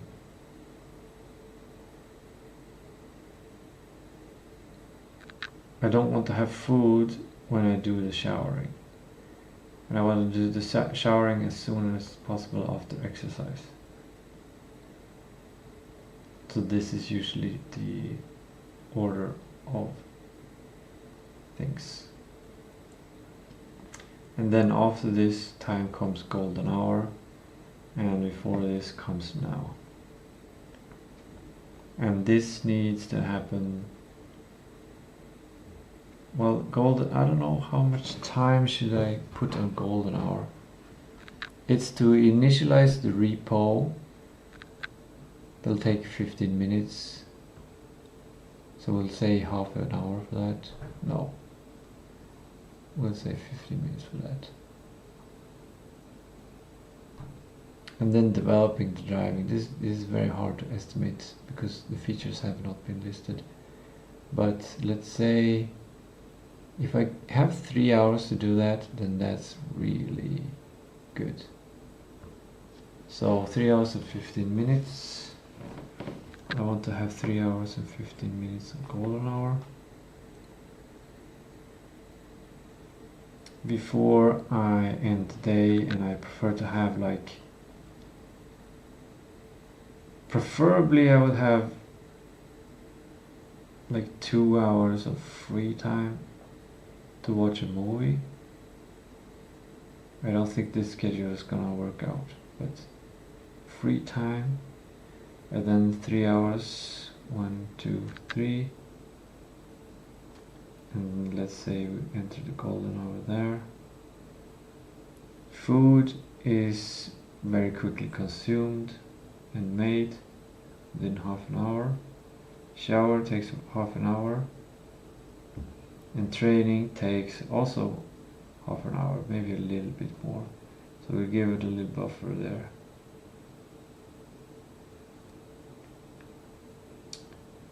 It seems like this schedule is actually working out.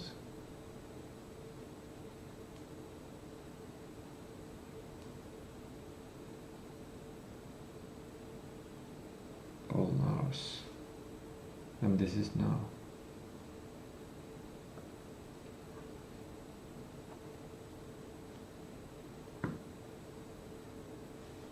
So the important times are 14:30,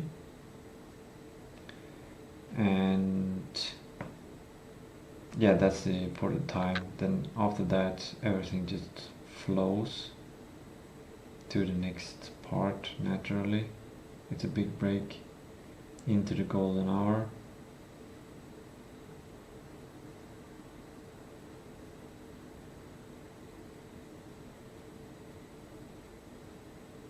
And then the golden hour stops at 2000 hours. Cool. And this is basically plan, drive, architecture. That's the goal of these hours, that's the end result. And here use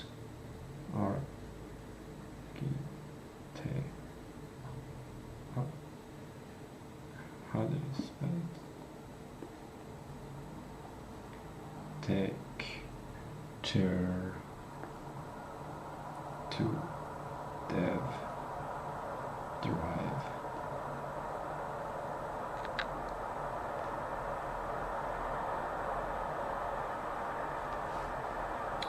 All of it is there, the golden hour is there, the food is there, shower is there, training is there, and now it's there. That is the plan for today.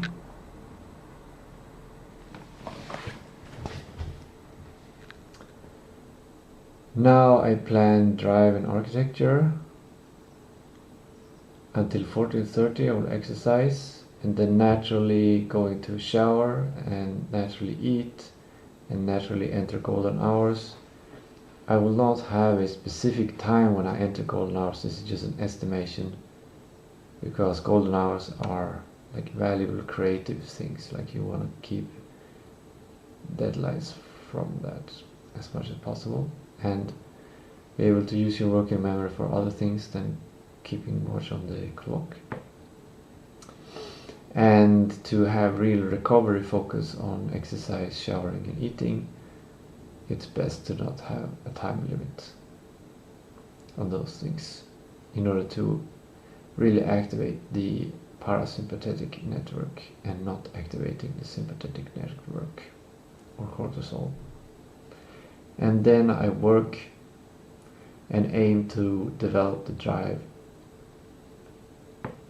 mechanics until 8 o'clock, 2000 hours.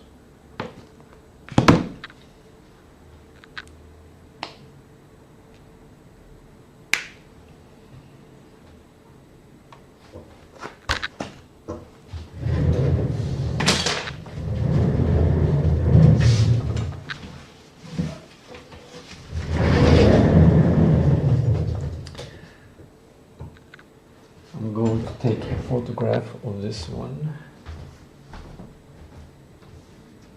Always when I'm done with a whiteboard, I take a photograph of it, and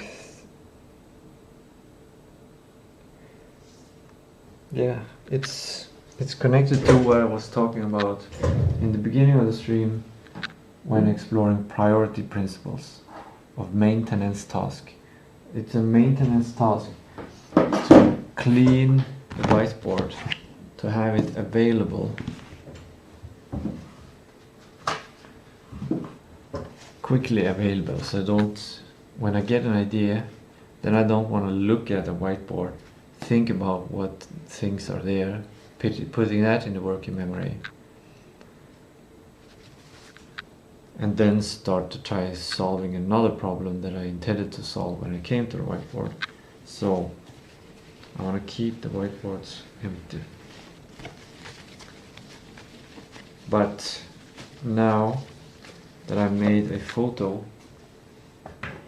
I should probably pop that up on the screen. So it is not forgotten. I can even make it as my background image for the day. That's kind of cool.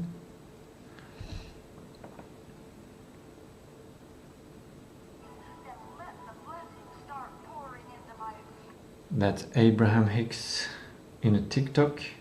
It is the best TikTok that I found yesterday night before going to bed.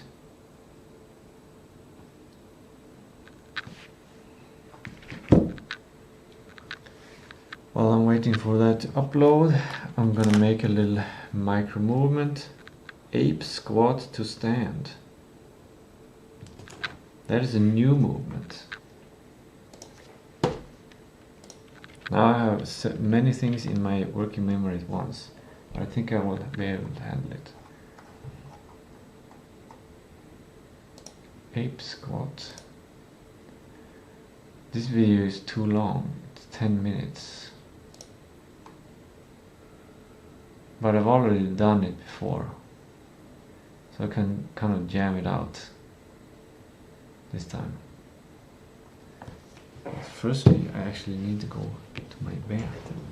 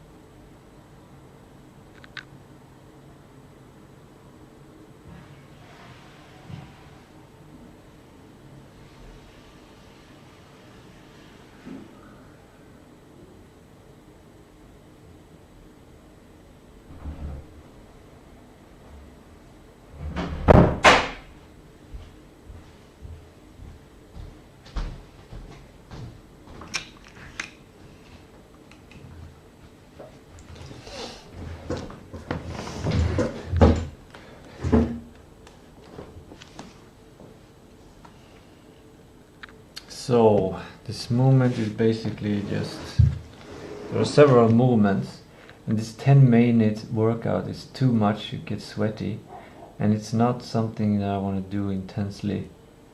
I really want to make easy movements, but it's basically just four-legged movements.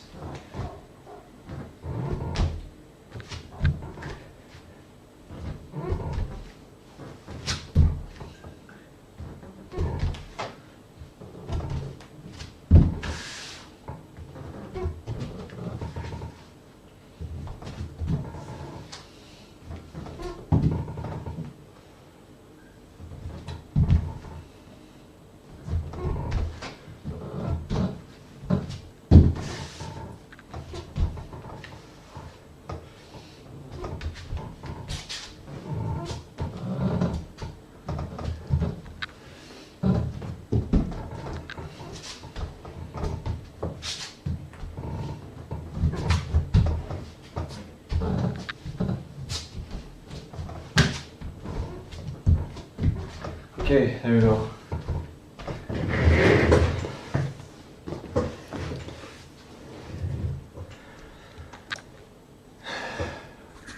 I just realized that I'm paying some distraction tax.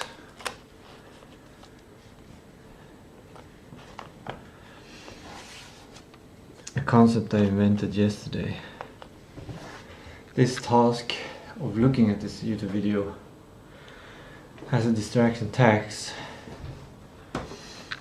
but I just realized there's also distraction opportunity.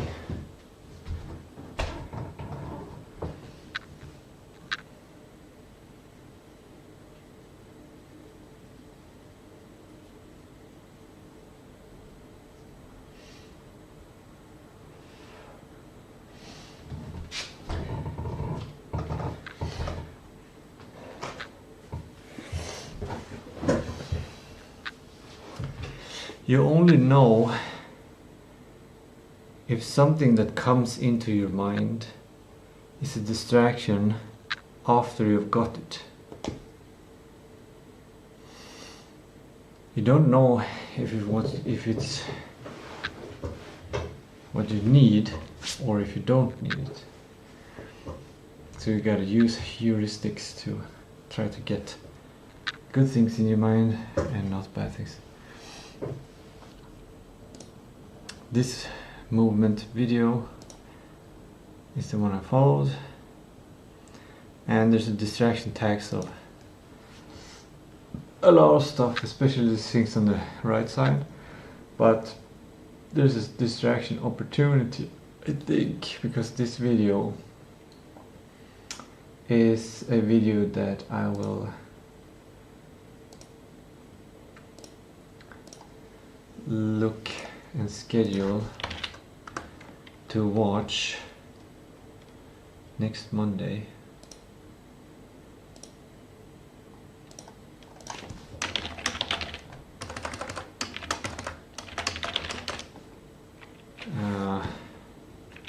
Ipsy news. Done. Okay. Now there was a distraction task to make that into a task, and now there's a distraction of this tax of this comment. So before I get more distracted, I close off this loop, and now I can continue to get this image here. Set as desktop background. There we go. Now it's in the background. That's pretty cool. I don't need that one. I don't need my phone anymore.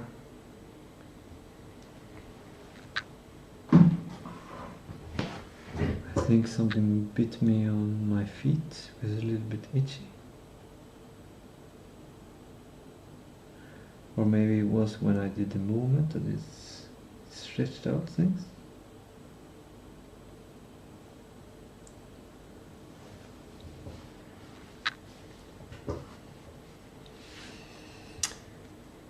Okay, now let's see.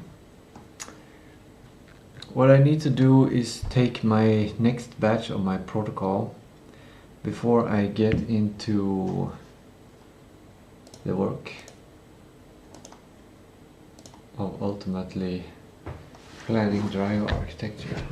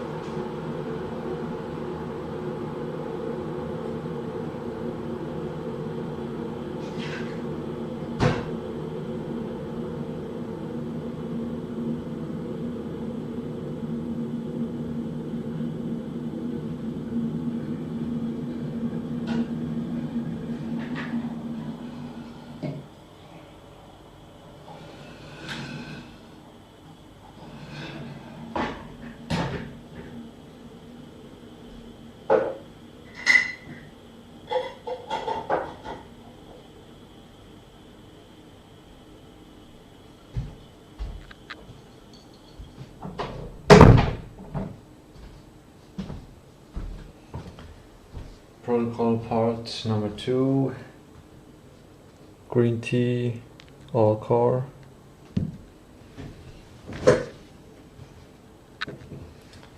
Now back to development. And what I need to do is to put all the things, well, first of all I can get rid of some windows. Good. And then I'm gonna move some windows.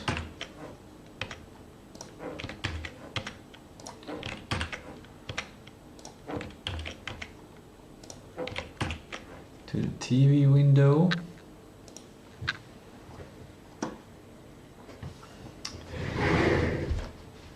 Then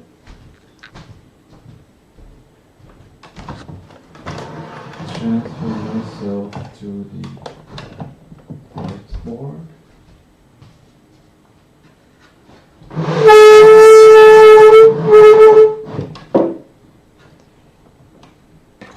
Transfer you to the whiteboard.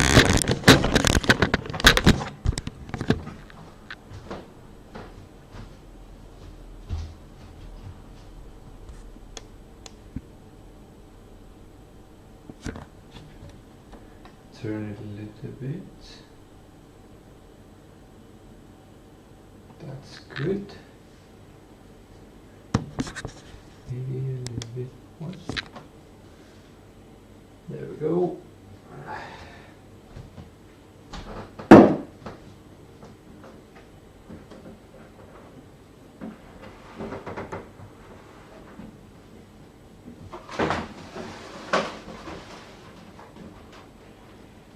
Stream, so I can see the stream, and then I think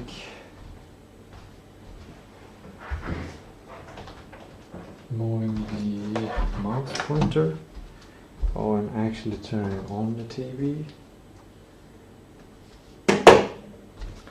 but also change so you only see the whiteboard, I think.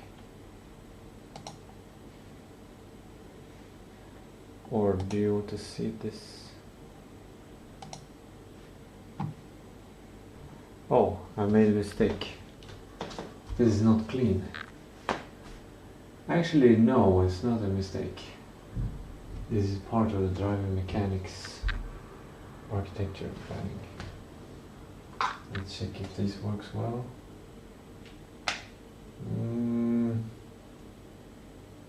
I can use it for a little while.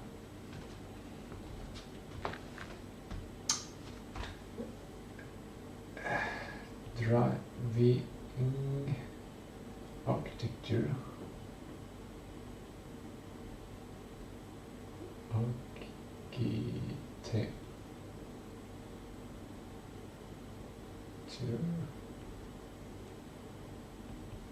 can be multiple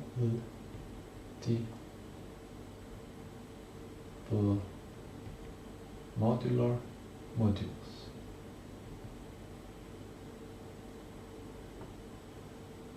Can be multiple modules.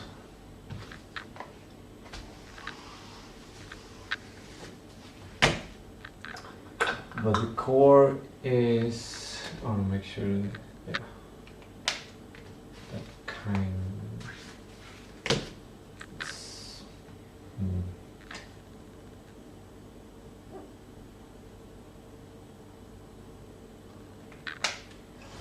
I don't like it. I want a better pen.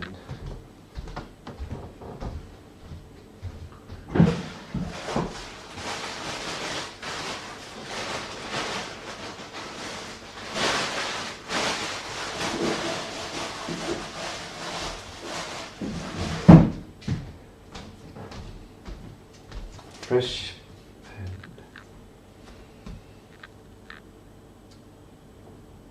pen. Minimal valuable products. That is what we are focusing on. Derive experience.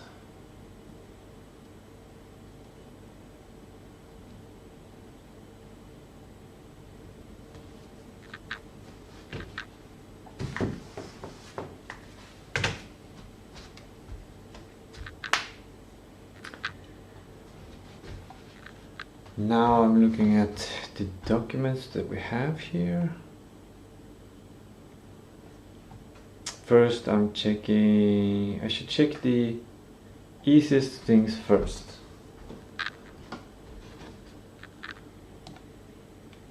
So I'll check the images first. I kind of want to show this, I guess. Here's the previous whiteboard. First principle thinking, the drivability. No, that's the design of the 3D map. But first principles are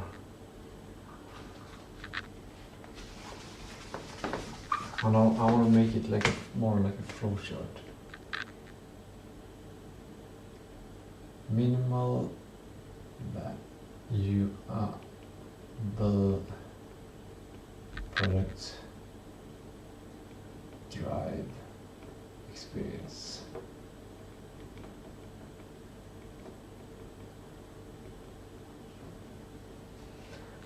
First principles.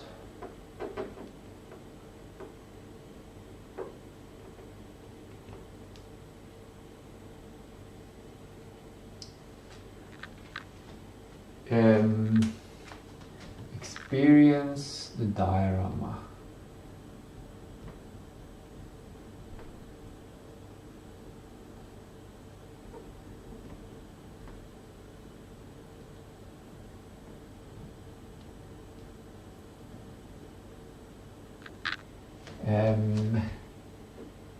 Transport from A to B, from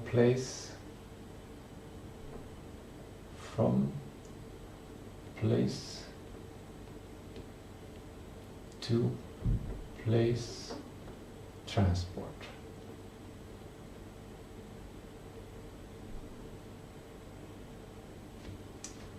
Experience the diorama from place to place transport.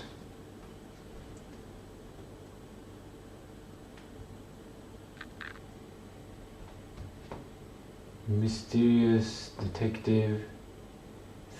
Pause between break between scenes.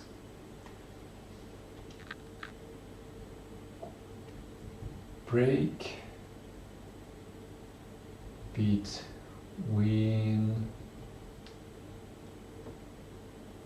point and clicks.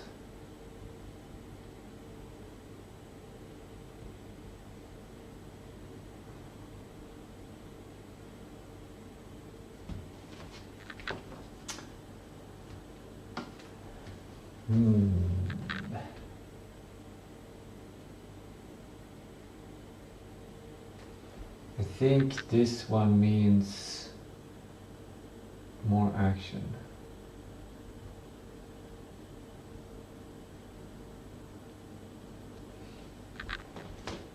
And there's another first principle, which is target audience, audience usability.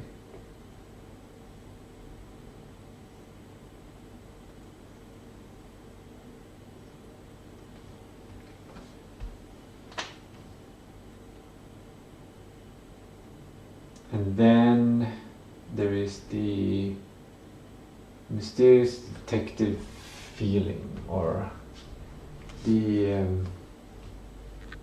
not breaking the immersion. Maybe we should make it positive. Enhance the immersion. Enhance.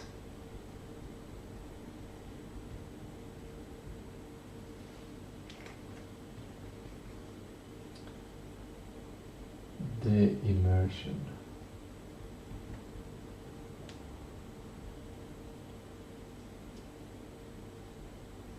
Into the world.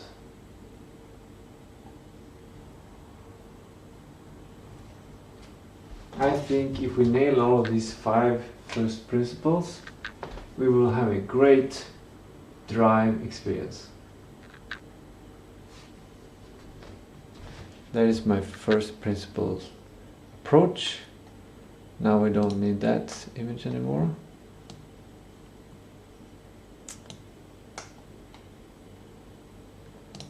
Here is an inspirational image. It is the map that I made. It's on my wall. It's the game. It's the map of the game. It's where you drive around. You drive around.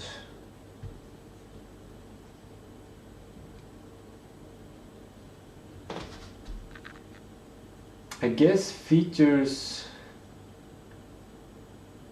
are scored on each of these ones. Are there more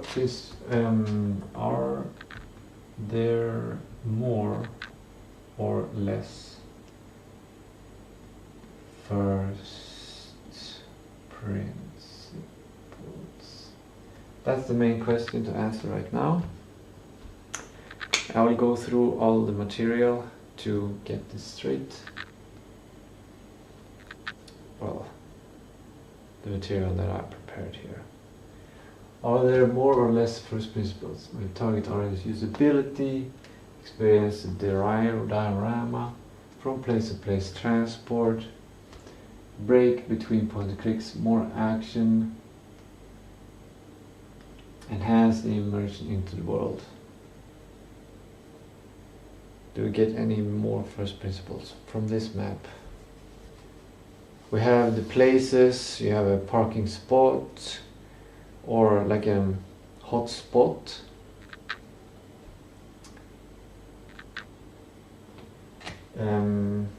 I think we're gonna multitask a bit. Feature.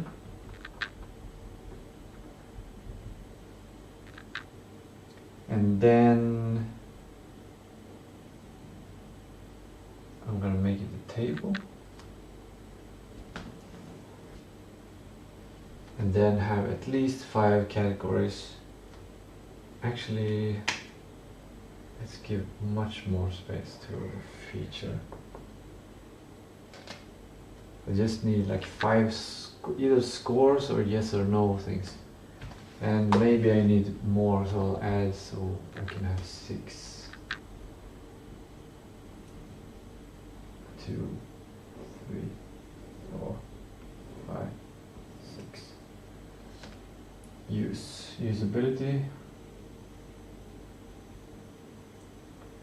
Diorama.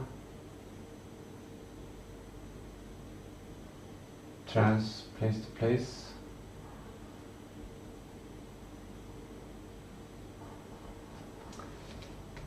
Break, mental break.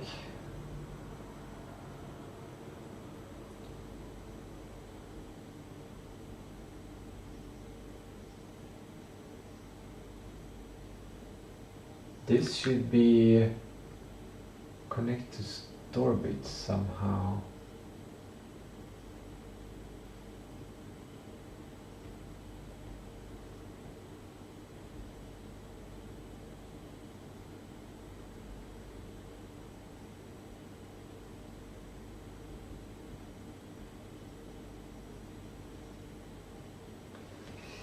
Mental break, enhance immersion.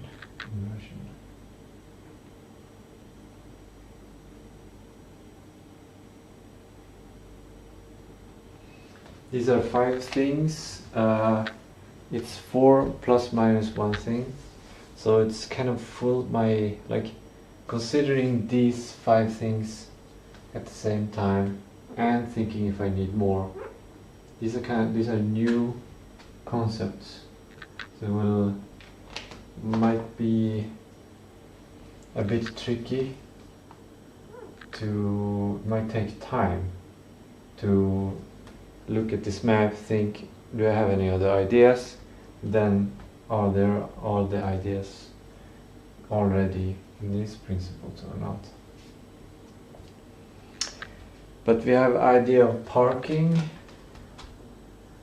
hotspot,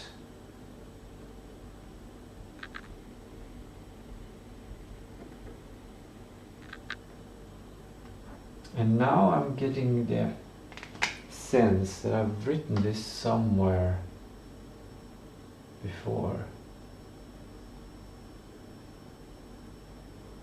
Like a feature, something. Might be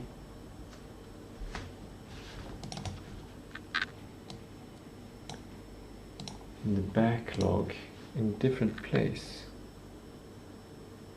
Plan Godot.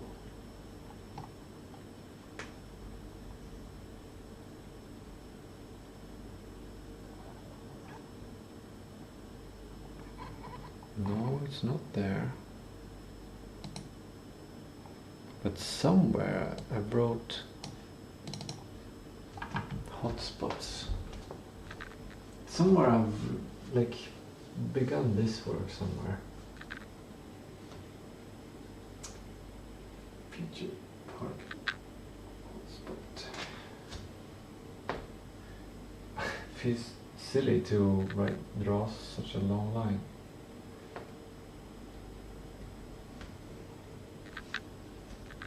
Parking hotspot is about place to place. Being able to enter a place.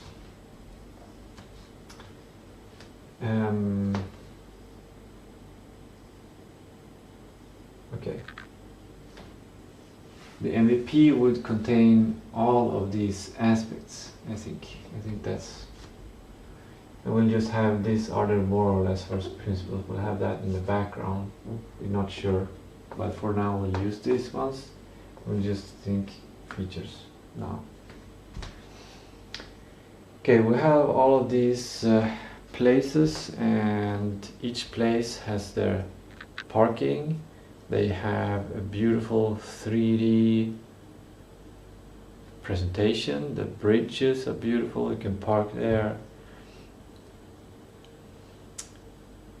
We have the places, you can see the sign. Maybe you can park at the sign to look at the sign. Maybe something fallen on under the sign. That's parking, that's a place. Maybe shortcuts can make some action.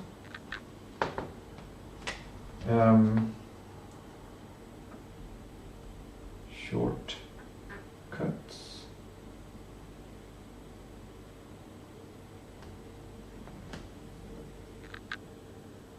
Gives a mental break for some action. Mental break.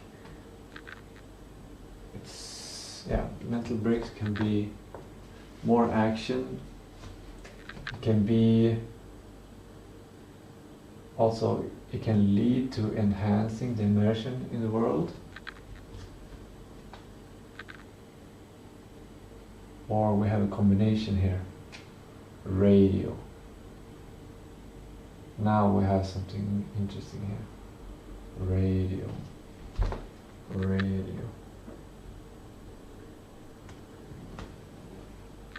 Then in radio we have both immersion and mental break. This is a good, I'm creating a good system here. This is a good game design system. This means that the shortcuts is not as valuable as the radio. I think I'm already discovering the things that I've discovered before, like having a map.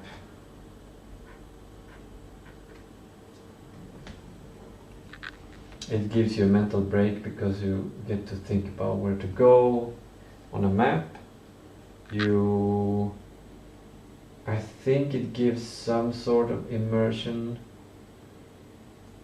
and it helps you go from place to place, but it's not really, it just helps the player. It doesn't make it more possible.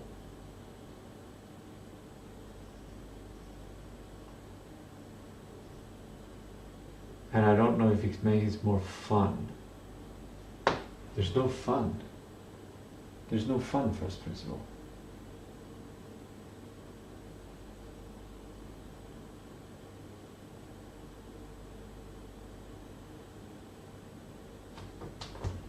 It makes the game more fun.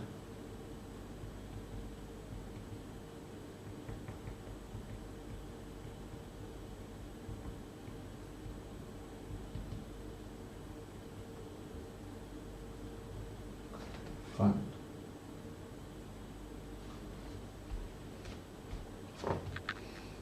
Radio, I feel that one is fun. I can sense the fun there. Shortcuts, I can sense the fun there. Parking hotspot, maybe. Wigs, no. Map, and that's a question mark on the fun. Actually, this part is like, needs game test to balance. Play test.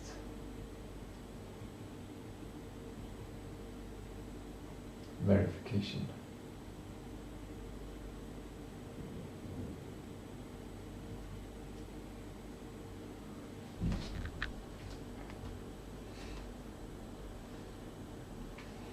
And maybe that should just be the only principle, only first principle, because all the other ones are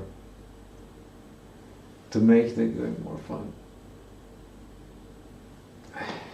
That's like, that's the real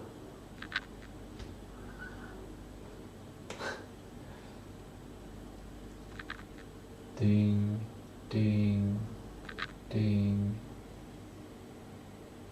ding, ding. That's the right order of things.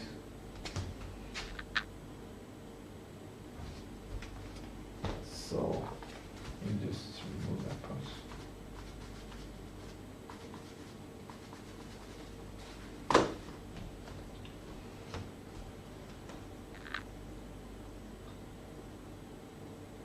all of these has the requirement of fun. If this doesn't make the game more fun, then it is not a subcategory of that, and then it should be removed.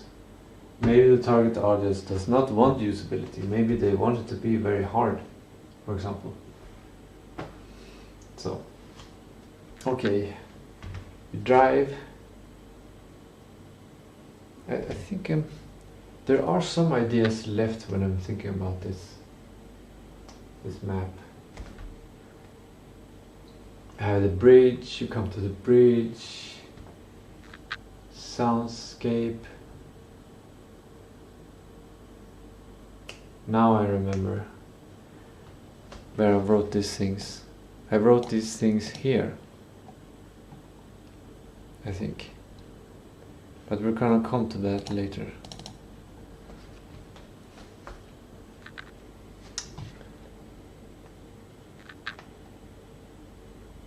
I want to check my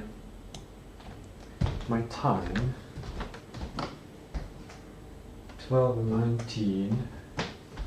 So it's basically 2 hours left, and then the architecture should be done. How much time will it take to do the architecture? Making the architecture is a discussion with AI, so it's kind of hard to estimate. So it's risky to just give it a little time. But maybe, I'm pretty sure an hour would be enough. It will definitely be enough for MVP if I just have a couple of selected features. Maybe even half an hour. Let's give it 45 minutes. 14:30. What? It was 14:30, right? 20. Yeah, 14:30. That's my deadline. This is warm and nice. Apparently, I'm a little bit cold.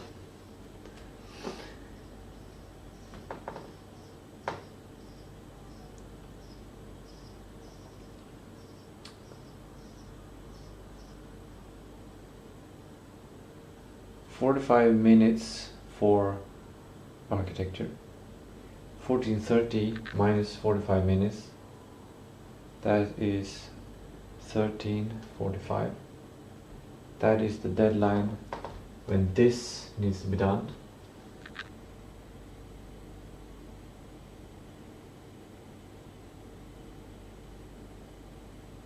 That's easy. I have plenty of time. Plenty of time. Too much time. Okay, I can think about this map here. We have a 3D map. You go to this upper corner here, to this bridge, and you might find a note in the water. You might park. And like these ideas I'm getting now, I feel like I should write them down because they're really good. But where do I write them down? And how do I do that?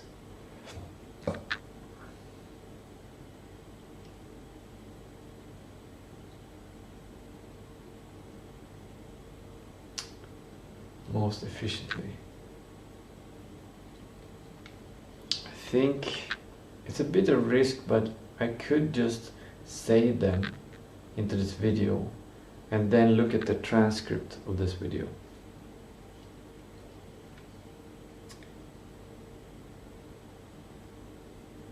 Yeah, I'm gonna risk it. I never looked at the transcript of a YouTube video,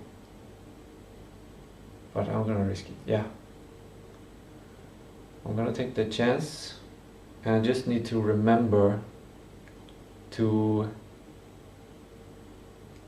run this from this time and forward to gather all of these ideas.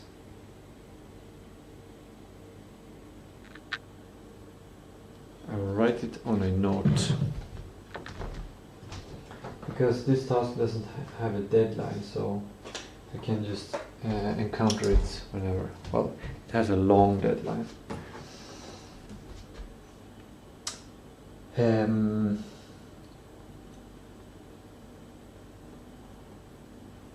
Get Gemini or send Gemini stream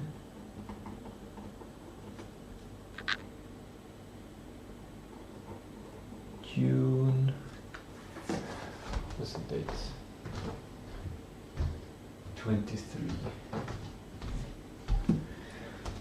23, it's Tuesday. Extract all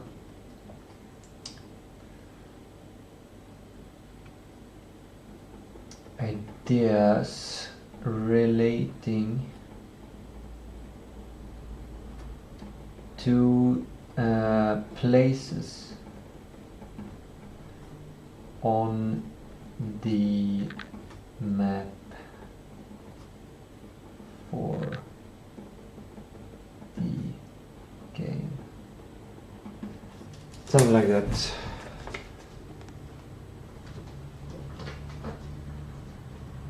So now we'll go through each place briefly with some ideas. Okay, upper left we have a bridge. Here, this place is kind of remote. There is one house nearby which will not be interactable. It's just a 3D model in the world. But under the bridge, or at the bridge, we will have a parking spot.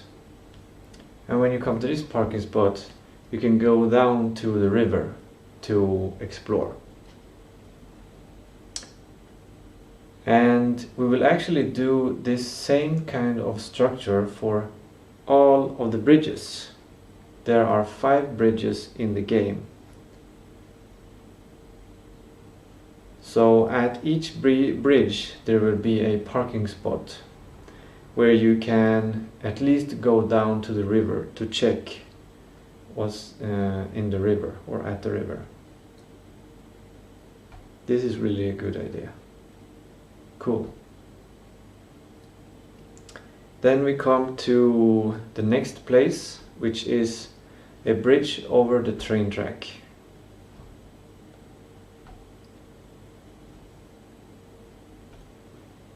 This place is special because it has a special walking bridge right next to it,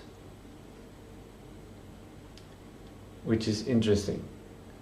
So at this bridge we will have a parking spot, and you can go down to the train tracks into the scene, and you can go to the walking bridge in this place, the place or the bridge over the train tracks. Okay, next place is the football field. The football field has a parking space and a 2D scene where you can do something. No further ideas there. Next up is the Central Park, which is also the Bull Park. This place will have a parking space so you can get into the scene. Yeah, no further ideas. Then we have the bus stop. At the bus stop we'll have a parking space. And then we have the place of the church tower.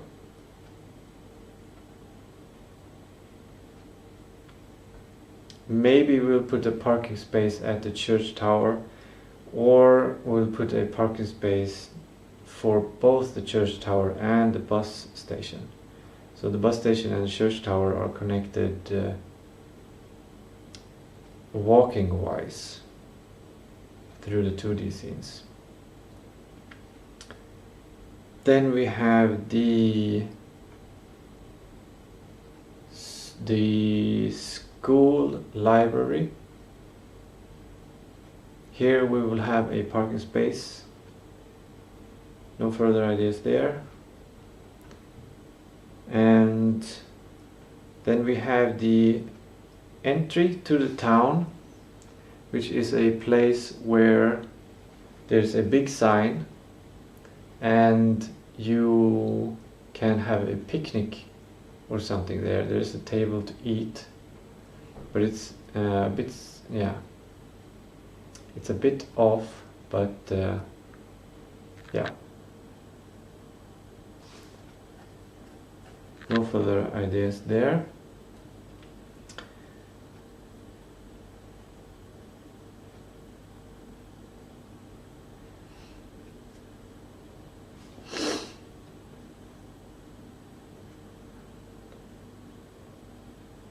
Then we have the train station.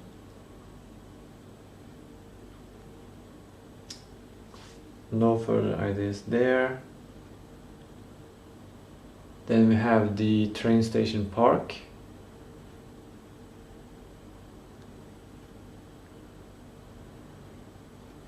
Here we can have something hidden, like something that is dropped. Something that is dropped for the player to find. This park has a big rock in it. Then another place is the road over the train track, which is it's a crossroad. So at this point you can potentially have that it's closed off because a train is stuck there. So you cannot go over that road. This is interesting. Maybe we can also put a block on the top road. No, not top road. The other train track passing, which is the bridge over the train tracks. Yes, this is a good idea. We can block these two places off in the beginning of the game, and later on the player can unlock them, and we can make it dynamic so the player can unlock either the top one or the bottom one or both of them. This makes the game more like a Zelda game where there are several ways to solve a problem.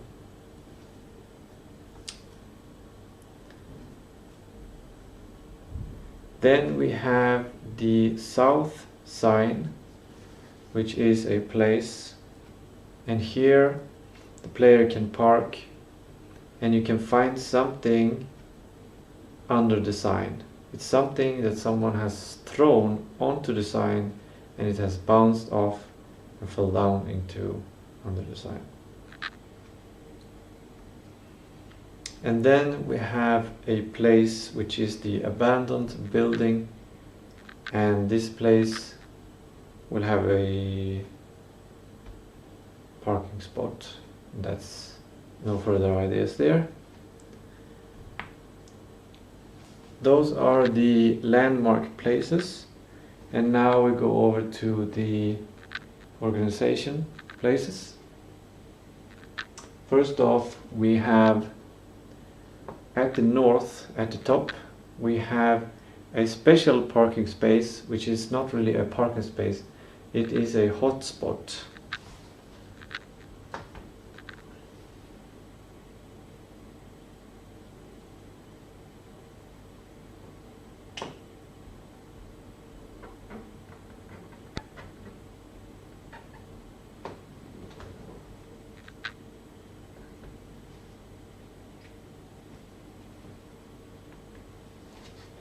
This hotspot is connected to the organization Latitude. It's a hotspot where when the driver comes there, we trigger a scene where the driver comes, well, we triggered the scene at Storklinta, which is a big mountain. Or maybe not a big mountain, it's actually a small mountain.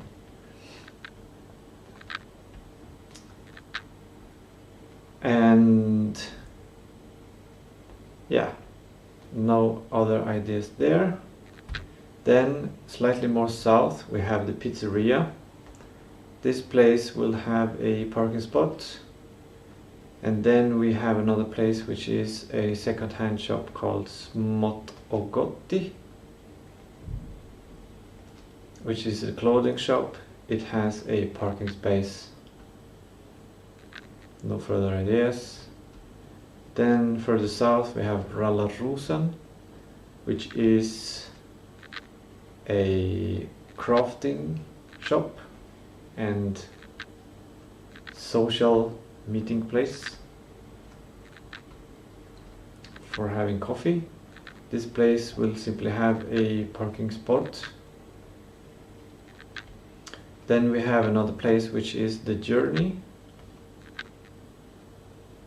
and this place will have a parking spot. Then we have another place which is the Street Kitchen, and this will have a parking spot.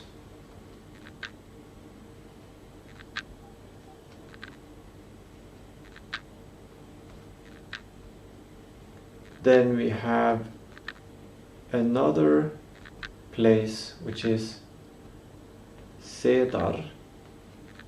It is a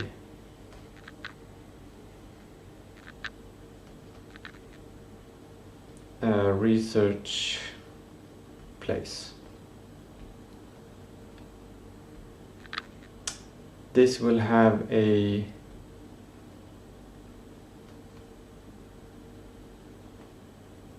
parking spot, maybe, not sure. Then the next one is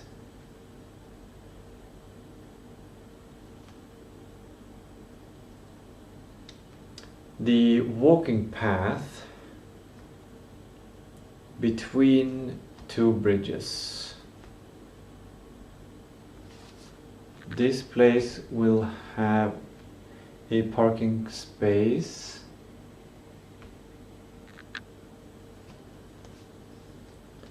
and yeah, no further ideas there. Well, we might, in the 2D scenes, we might have a person who has a knife. You somehow get this knife, or you might find this knife, or you might find something connected to the knife.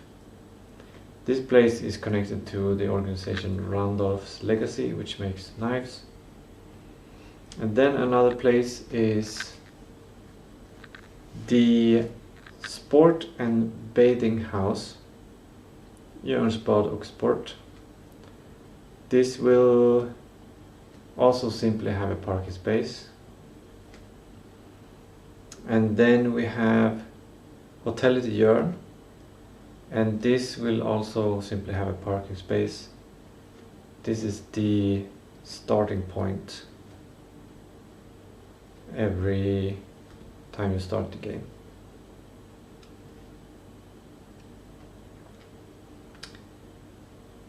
Then we have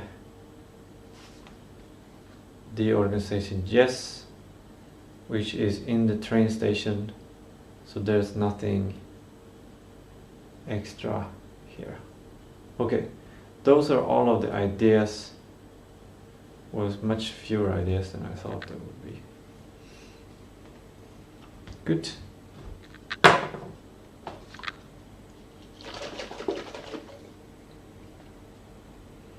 But there were good ideas. Some of them were really good.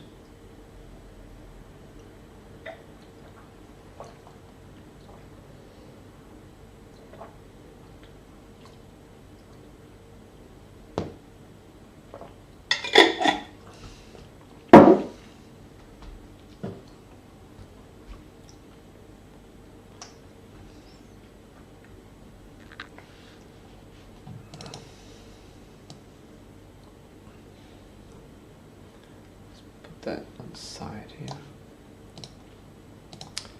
Okay, now we have a bunch of game mechanics ideas. These features are not all gonna fit here, but we're focusing on drive controls. We have several things that we do: controls, physics, camera, sound, UI, objectives, performance optimization.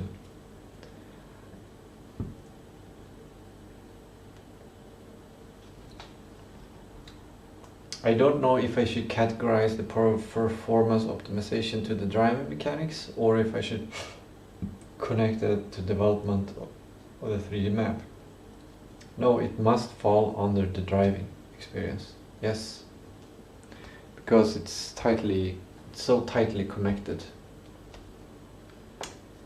It's going to depend on where the car is and things like this. So controls.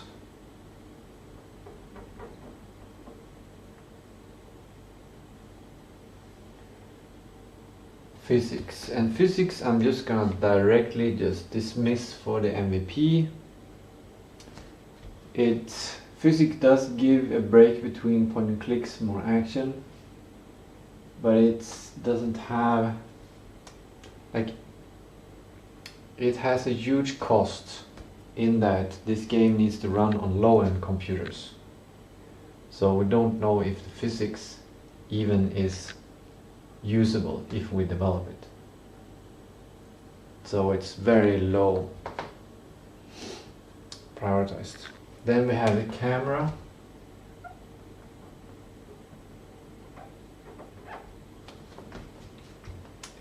Then we have sound. Actually, some of this needs to be thought of as separate. No, when it comes to the MVP, I'll consider the epics. Sound. We'll start with that. Like, I'm gonna use the priority principle of, what's it called? Something epics. I want to remember what it was called. Scoping epics? Squishing epics?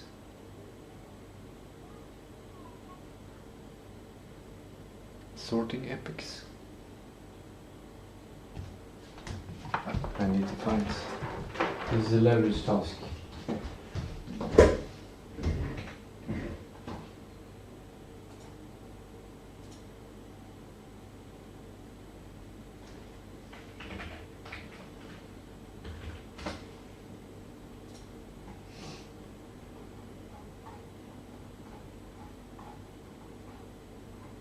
Chunking epics.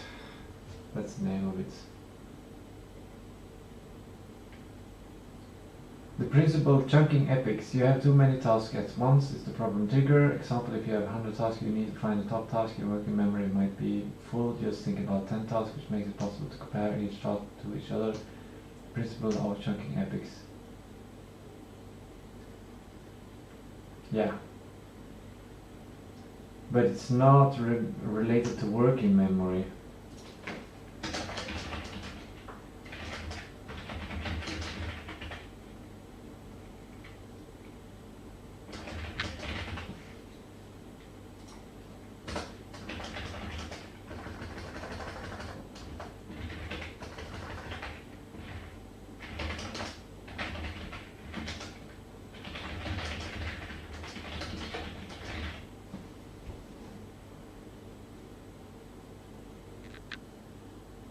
Okay, I just updated it.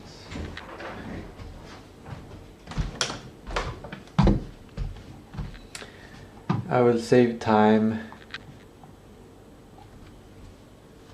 by prioritizing the epics instead of the specific features.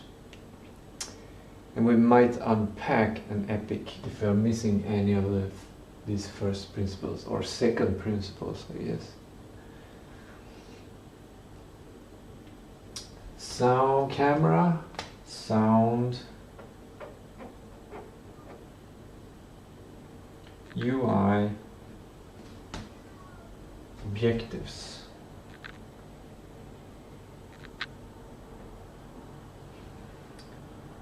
And optimization.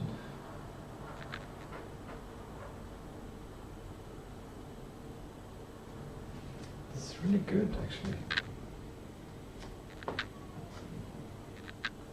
The system is amazing.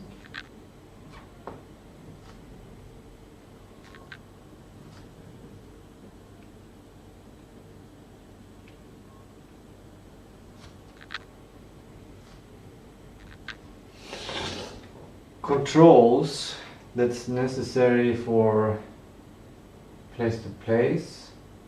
It's necessary to. It's not necessary to experience the diorama. Well, it is. It gives you a way to experience the diorama. It doesn't improve usability. It just has the requirement of reusability. Mental break. It creates more action.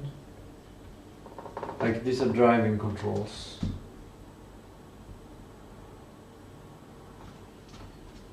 And does it enhance the immersion into the world? Maybe. Camera. Experience the diorama. Makes it usable for people with eyes.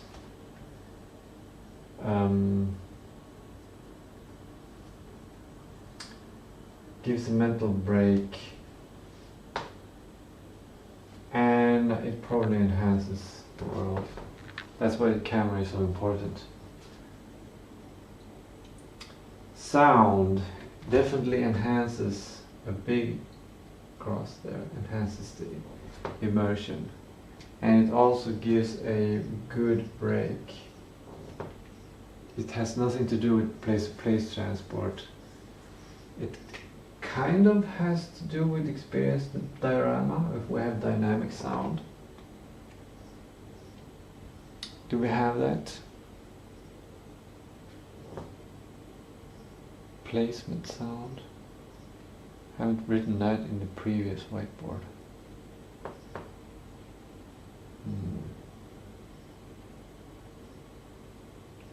I'll come back to that. I usually come back to that feature. I've thought about that feature many times. Driving UI. It improves usability. That's the main thing of UI. But it actually has a negative immersion unless it's really beautiful done. It doesn't create a mental break, I don't think.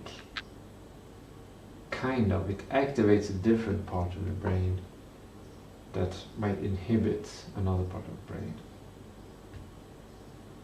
Place-to-place transport, not really. Experience the diorama, no, it's the opposite. It stops from experiencing the diorama. The UI's ideas are speedometer, speedometer, map display, and notifications.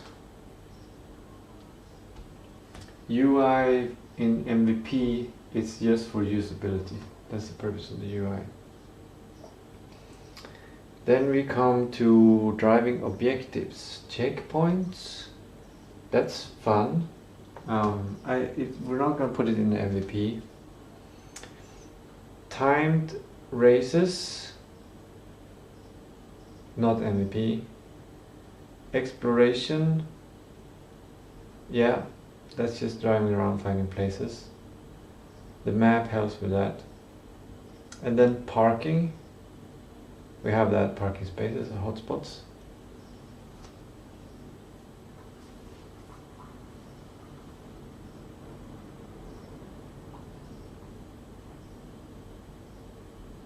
Actually, the hotspot doesn't really give a mental break, or it actually does because it's a unique, novel thing. Like it's a place where you don't park, you just enter it. A drive hotspot. Like it's a place where you just continue driving. It's more action than parking.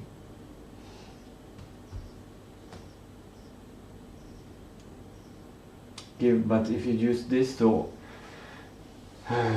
to reason, then it means we should implement drive hotspots before parking hotspots, because they seem to be delivering more value.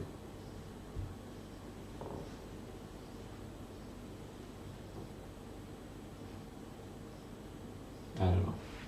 They might be the same feature, slightly, very slightly. Yeah. Okay, that's good. Okay, we have objectives. We skipped objectives except exploration, but this mind map isn't really. That bubble exploration is not really a feature. It's more like some bigger kind of goal. So we're gonna remove that, and we're gonna remove optimization for this first. Actually, well, I've already made a decision regarding optimization, and that is how we make the controls for the driving. But these are the ideas we have now. So for the driving, so we're done with this. Good. How's the time? 12:50. So about 40 minutes until we start. We need to finish the selection and the game design of the features. We might make it. I'm starting to feel like it's more work than I thought, or I'm taking. Okay. Need to speed up a little bit on the game design.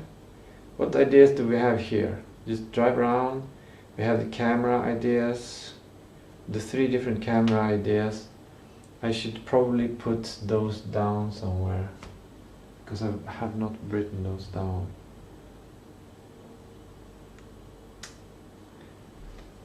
I'm gonna write it. I'm just gonna write it on the other whiteboard where it's empty.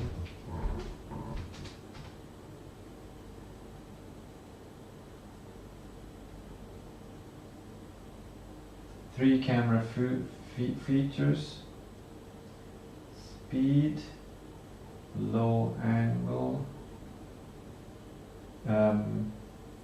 slow down, help with help,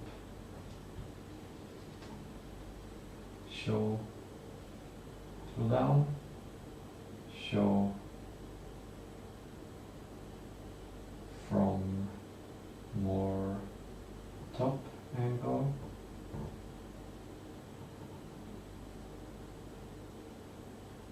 help, that helps parking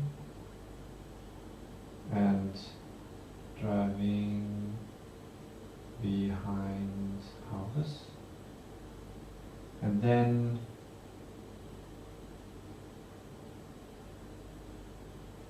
we have the no action for while.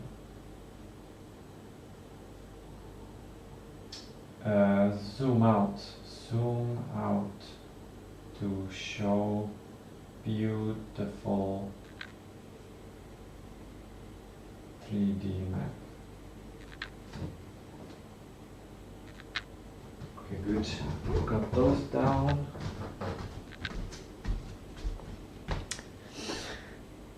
What else? The smoke there. I like the smoke there. But that's connected to the 3D map. Trees are beautiful. Should you be able to drive through the trees? Is that a driving thing? You should be able to crash into trees. I think it would be fun if you can just drive through the, like on grass lawns and stuff. Like we give the player the agency, the freedom to act how they want. But I think we should maybe do some kind of punishment. Ooh, if the punishment can basically be that it's a permanent track in the world. So if you drive everywhere, you'll just make the world ugly. That's a real consequence. I really like that idea. But it's not a MVP feature. But the AI that is looking through this transcript for game ideas, I want you to list this one that I just mentioned.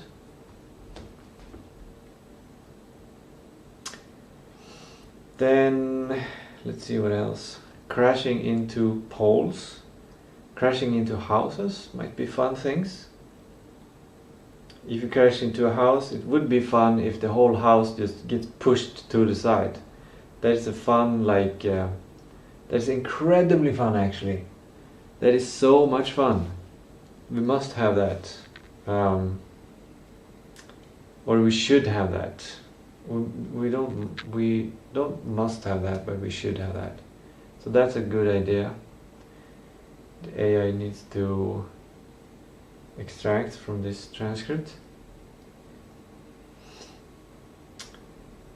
So the house will be pushed by the car, so you can basically push houses around, and this will give a toy-like feeling to the world, to feel like this is not a real world. It's a diorama. It's a play world. Like you can have fun in this world. This is really good. This is really good. Being able to just crash into houses, and the houses kind of you bump them slightly, so they move. So you can sense that the houses have a much lighter weight than in reality,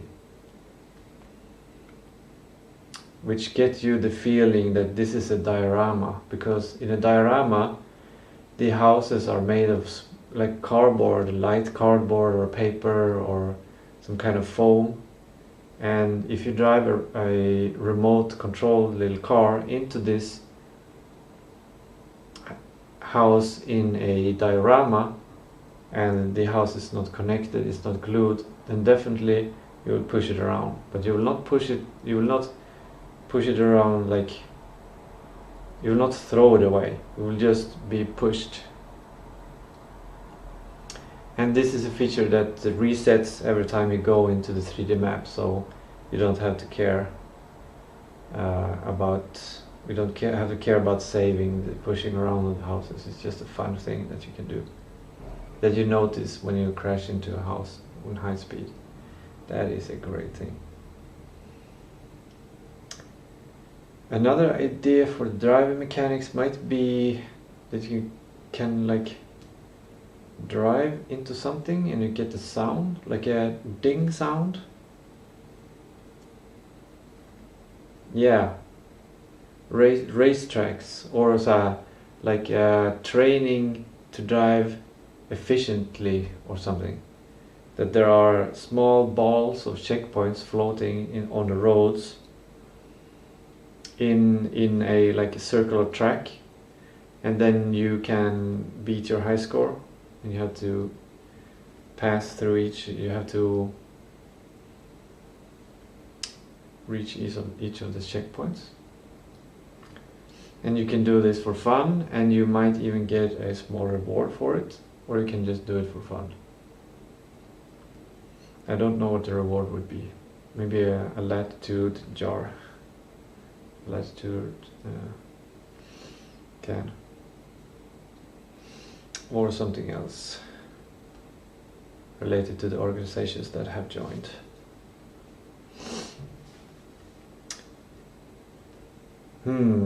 What else? In the MVP, the whole world will be flat. So, yeah. One idea for the driving mechanics is to have like a slow down feature.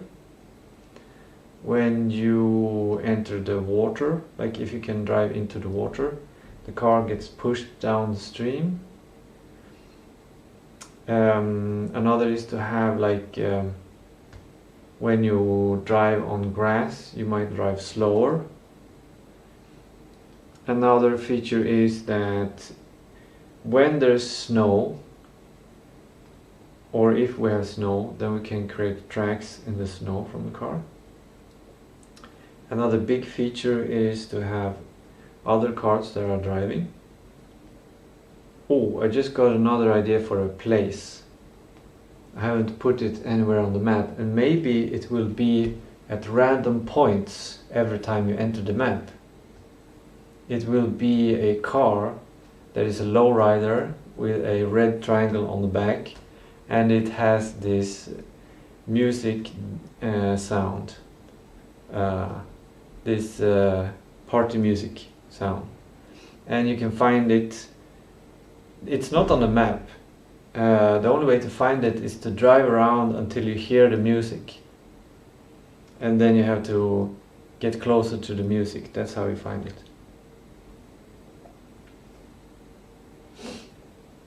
And it can be at random places every time. And maybe you can get something, or this is a good idea. You can get a mini game. If you, maybe that's the racing thing. Damn. Maybe there's a, this is so good. When we have made the 3D map and we have driven around it and play tested it for a while, we will certainly find loops that are fun to drive. And in these loops, or one of these loops, we can put checkpoints. They're invisible at the start. They're not there. You cannot just find the checkpoints. What you have to do is that on each of these checkpoints, positions on the map, randomly every time you enter the 3D driving, one of these red triangle cars are put at a checkpoint. And then what you can do is you can get to this checkpoint, becomes a parking space. So you can park there, and you can see the car next to this parking space, the car with the triangle on the back. You park there, and you get some kind of introduction mini game. Maybe it's to the scene, but I don't think so. We should not elicit the point and click here at all. No, we should have maybe a cutscene or something that introduces a reason to race. And then after that you get to the racing sequence, where basically you drive your car through all of the checkpoints, and you get like one try to do it.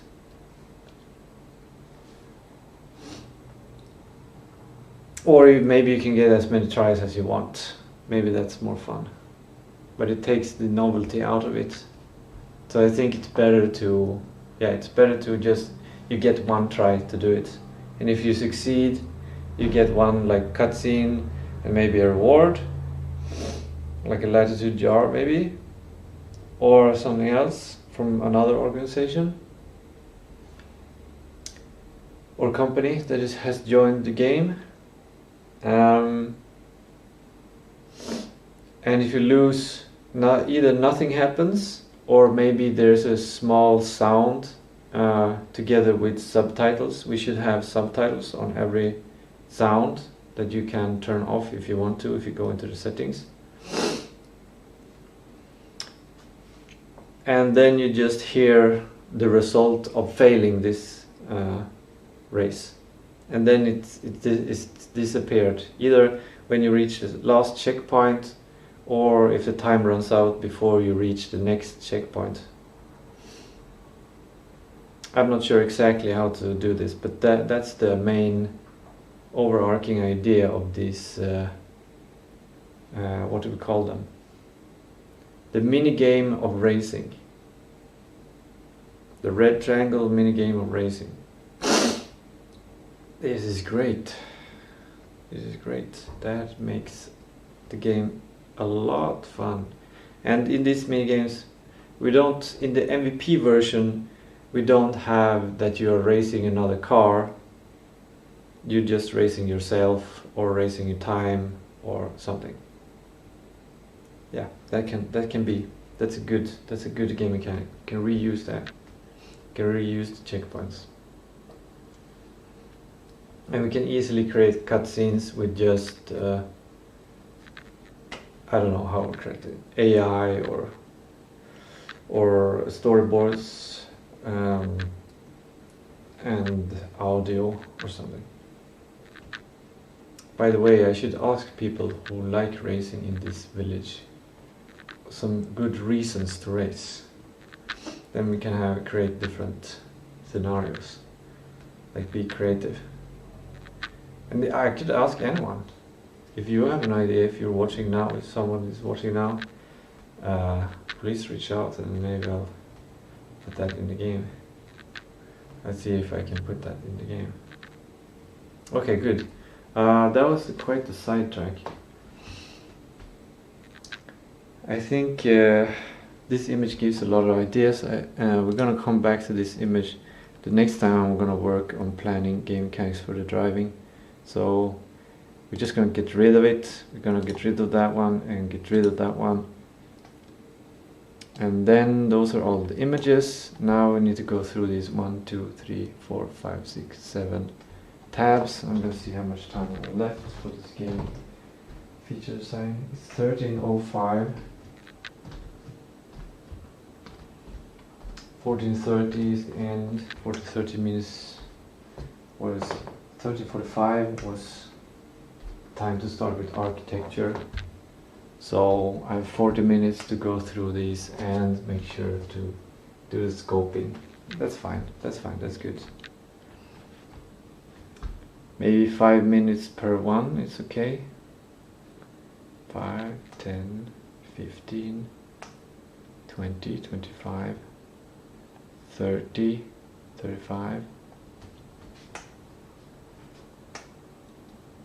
and then 10 minutes. It might be tight if I give 5 minutes to each one. Okay, what ideas we have here? This map, I like this, I really love this map. I absolutely love this map. So beautiful.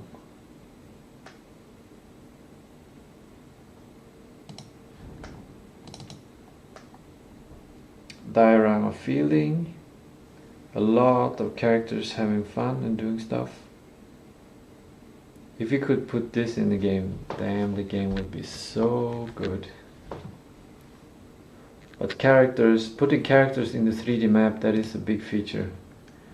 That has to be designed in a certain way. This image shows how interesting it is to see something from high up. You see the horizon in this one. I'm not sure if we're gonna have horizon. I wanted horizon in the game, but it depends on the low-end results. Do we have any ideas here? Big curvy roads. When it comes to the roads, roads.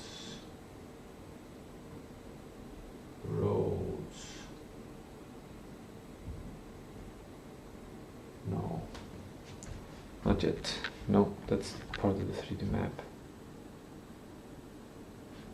Crashing into obstacles. Obstacles.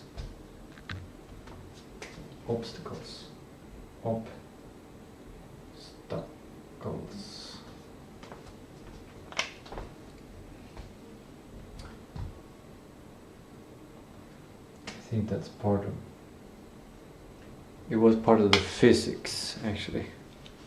But it might be something very necessary for the MVP. I think it's... Yeah, if you can just pass through houses, that's not gonna be good enough for the game.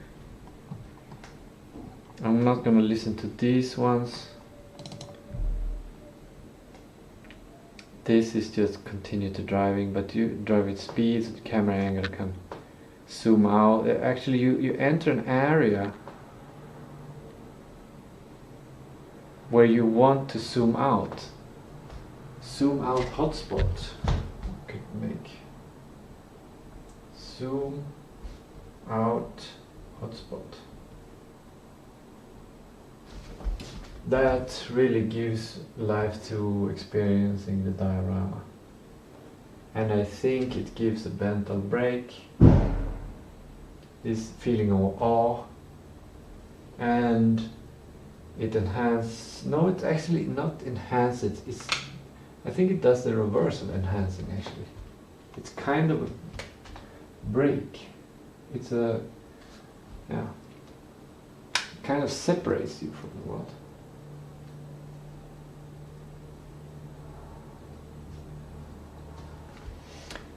Oh, I just got an idea. This is another idea that I want the AI that's reading this transcript to get. And this is the idea that when you start the game, you have this experience of coming closer into a diorama. So we have some kind of zooming in of the camera from a large perspective, like you see the map and the camera comes closer, like something that is inspired from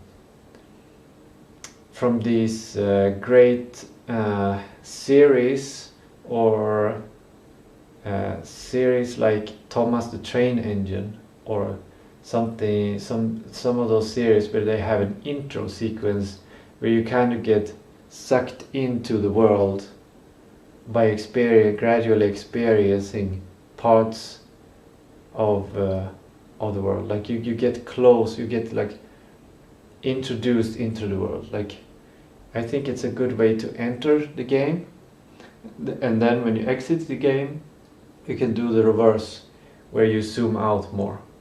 And this is an essential part of the language of this game. These are two concepts. Zooming into the game, that means start playing.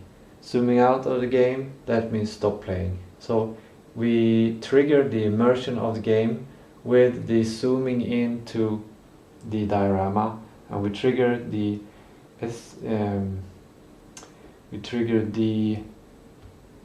break of the experience to zooming out, like coming back to reality, coming out of the escapism, losing immersion. We connect those to that. So when we want the player to take a slightly more distance, then we have the player experience this slight zooming out in the 3D world when you're driving a car. So maybe when we connect story beats, we'll have like a situation where you have just experienced something kind of intense or something significant for the story. Something has closed, like a closing of the act or something before the next act begins. Then we might have a driving experience where you enter these large space areas, like the road that is northeast. That road is a very specific road in this area because it is a road without any houses or anything. It's a perfect road to have this zooming out experience. So every act we might have the player drive along that road. Maybe we can connect it like that. Yeah, I think that's really good. Okay.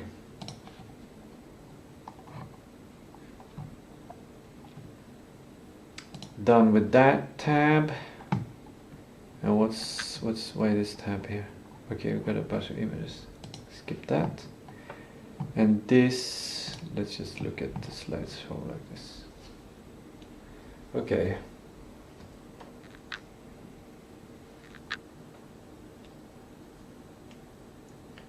Here are the places that you can visit. This is a very large.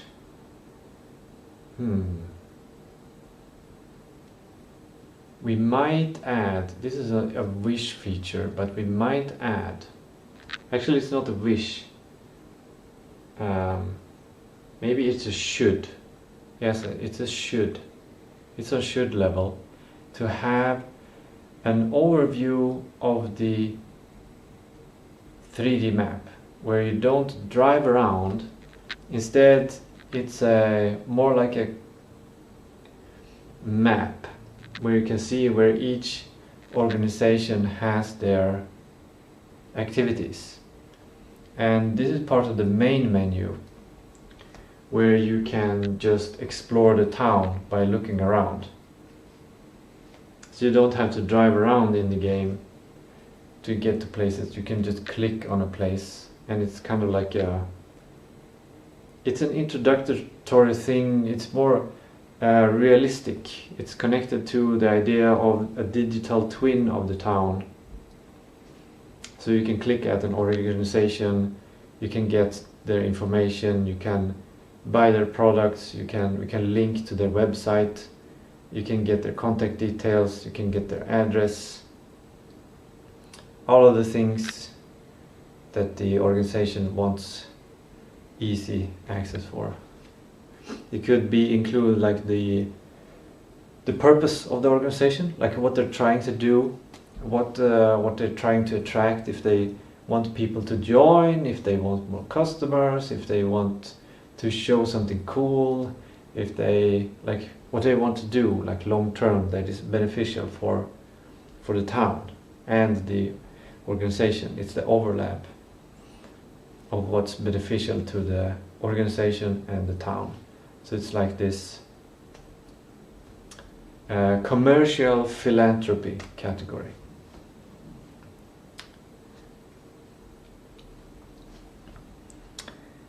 Right, and it could, in general, it could be just economic growth, like economic activity in general. That's good. Okay, changing the car, getting different car, like a garage or something. That is a piece of game mechanics that I only want to add if any of the garage organizations wants to join the game. And it is something I cannot promise to put in the game. So we'll see if there's time later. What else do we see here?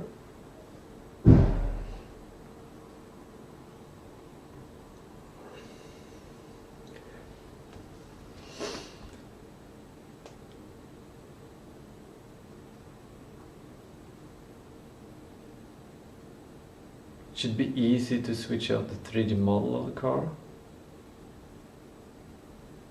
That's for development reasons, but it can also expand to the player being able to get different cars to drive. That would be incredibly fun. That is definitely on the should category, for the player to drive different kinds of cars. And I'm gonna reach out to car companies. We might not be able to put every car company in this game, but I'm gonna reach out to them to see if they're interested to have their car in the game. Have some model. Either an old model or a new model. We'll see how it works. I've actually done a poll in the Facebook group of this town to ask which is the favorite car brand. So I actually know the top ones, and these are the ones that I will contact in the beginning at first. And then I'm gonna send them the information that the people in this town, they really like this car brand. So like I'm not asking them to join the game, I'm also giving them a piece of valuable information, I think. Okay, good. How do I exit this? Can I exit it from here? Yeah, that's done with that. This is fun. This is just fun, so fun. The houses that you can drive. It would be nice to have a garage, that you actually drive into a garage and the parking space is inside a 3D model, inside.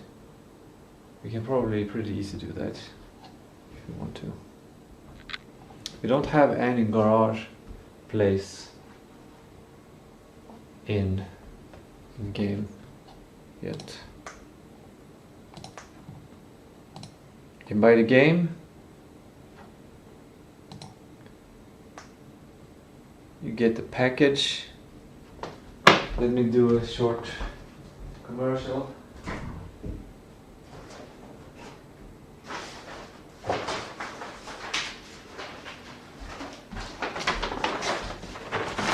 I should have a ready commercial one, but this is something like it's how it will look like.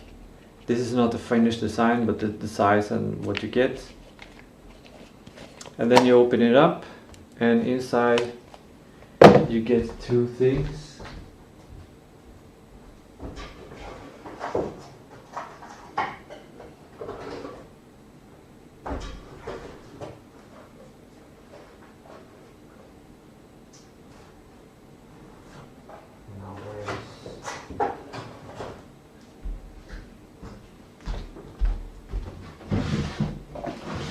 Here we go.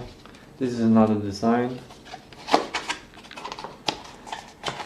Inside you get a USB stick with the game that you can play on. The goal, the promise is that you can at least play it on Windows and Linux. That's what I can promise at this point. So you get this. You need this USB connection on your computer, and you get something like this. This is not the whole map, but you will get some map like this. I don't know exactly how big it is, how it will look like. It will be much more beautiful.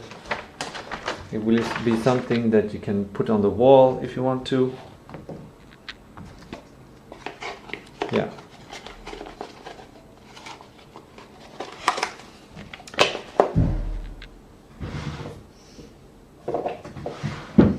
If you want to buy the game, go to my website. Where do I have the website? I have at the house editor. Here, tistougames.com. Just go to tistougames.com. Right now you can only buy if you have Swish. So I think it's a Swedish service, I'm not sure, but you can only buy through Swish. And it's a bit of a complicated process right now. It will be simpler later. You will be able to buy like with a credit card or whatever. It will be much easier. But if you want to support even right now, which is actually the point where the support really matters, you can do it.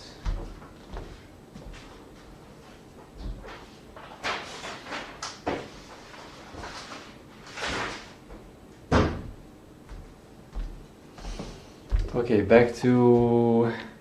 I'm just gonna skip that one because we're running out of time, I think.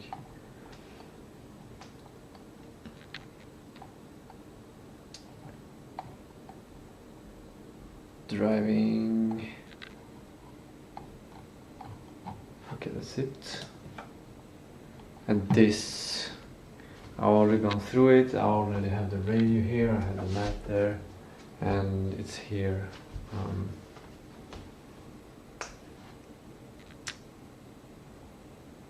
Yep. And then we have a bunch of ideas from ChatGPT. Core driving mechanics, wheel control, town navigation system, a map, waypoints or path for guiding to key investigation locations. Maybe. It depends. We'll have to do playtesting on how the characters uses the map, if they can figure it out. We're gonna need on the map where the car is. That's something important. Scene transitions. Define zones where the car can park. These are hot spots. Seamless loading and unloading. That's just fading out to black, I think. Fading in. So you get this. You get this switch of mindset. I think we gotta do fading in, fading out and fading in. And maybe this is good. Random. This is good for the AI that is reading this transcript, looking at this video. I want you to tell me, give me back this game mechanic. And it is the game mechanic of randomness when it comes to cutscenes before loading a scene. So at some times when you drive around and you enter this hotspot park or hotspot for the car where you can enter a 2D scene, sometimes you have a cutscene, you experience a cutscene just by parking there, and you get a cutscene that introduces a special scenario. So you have kind of discovered and found a special situation, an intriguing situation. It might be just a small sidetrack kind of thing, or it might be something related to a story beat of the story. But it is this randomness that it doesn't happen every time. It happens rare. It happens more rare than half of the times. I don't know how often it happens. We'll manage this somehow. So yeah, that we should have.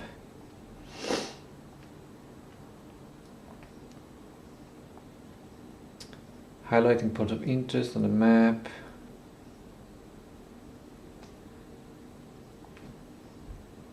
Potentially we could have dialogues when you're driving, but you shouldn't be clicking in dialogues. We just need to have them happen.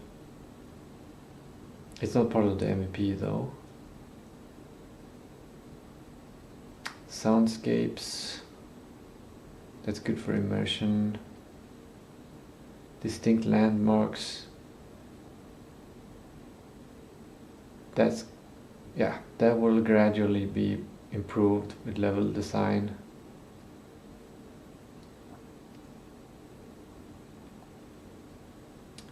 Adjustable graphic settings, that is a should. That's something we should do, but it's not in the MVP. Efficient asset streaming, yeah, that's optimization. It's not in the MVP, but we'll put it. It's in the should category, definitely.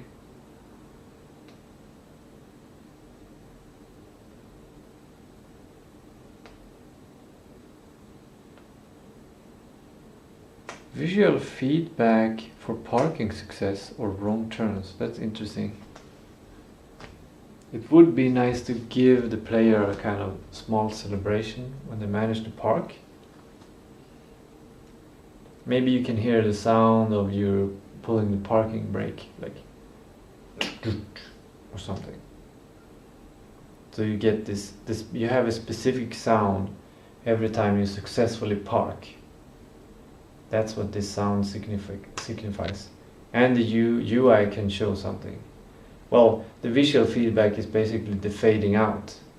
So that's the reward mechanism there visually.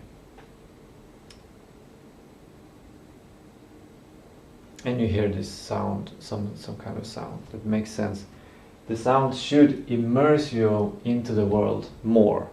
Because when you go from the driving action kind of mechanic, which is more kind of superficial, you enter this point and click mechanic, which is the main purpose is to immerse you into a great story. So you should get ready, like either you get ready for this cutscene where you get this dopamine kick of a great interesting cutscene, or you get into this slow-paced point and click like atmosphere, where you basically look around for clues.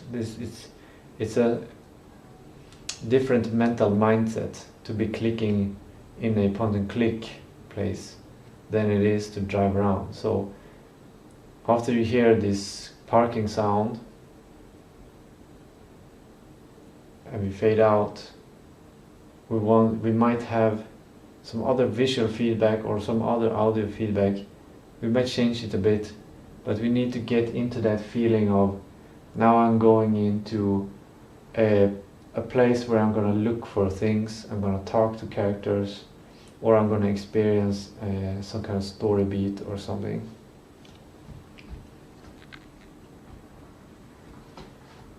It goes to a different mind space where you're thinking more.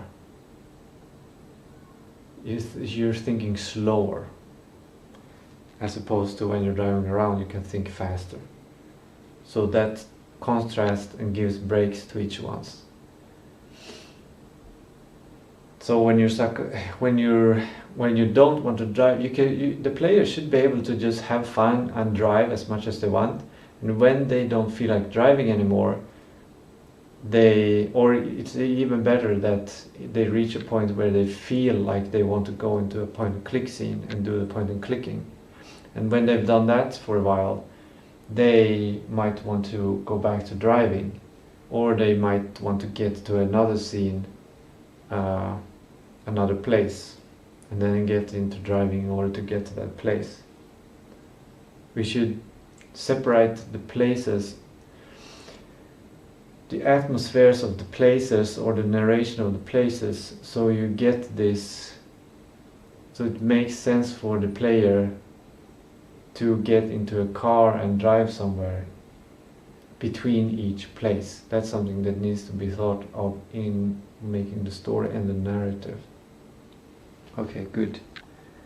So all of this that I just mentioned, I want you as an AI to tell back to me.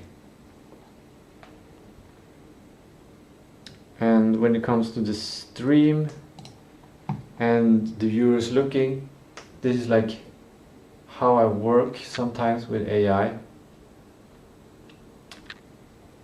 So it's interesting how I'm talking to the AI sometimes, I'm talking to the stream sometimes, I'm talking to myself most of the time. Yeah. Anyways.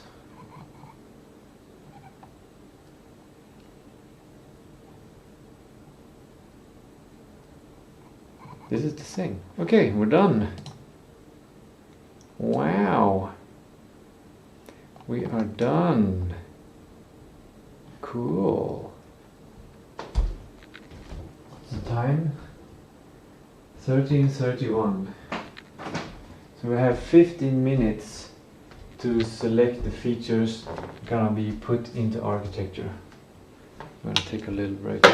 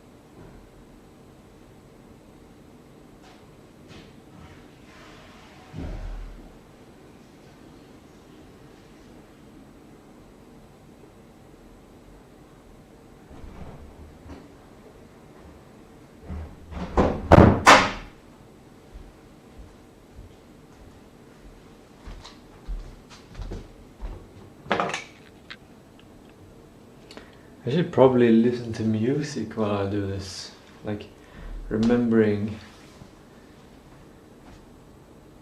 stuff.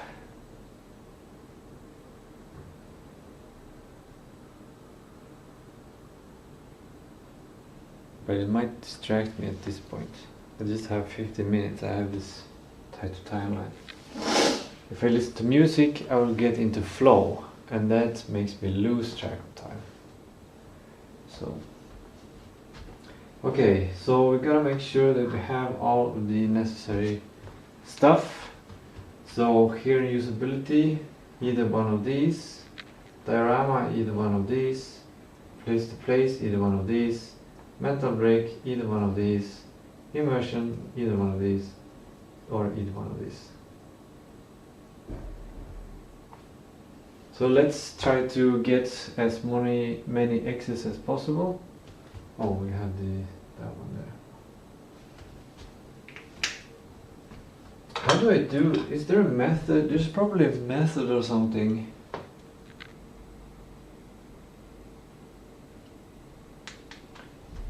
Maybe we can do process of elimination. We can see if we can eliminate him.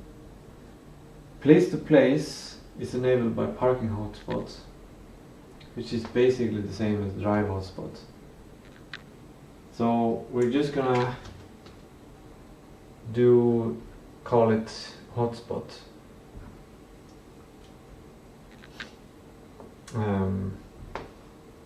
Hotspot park drive,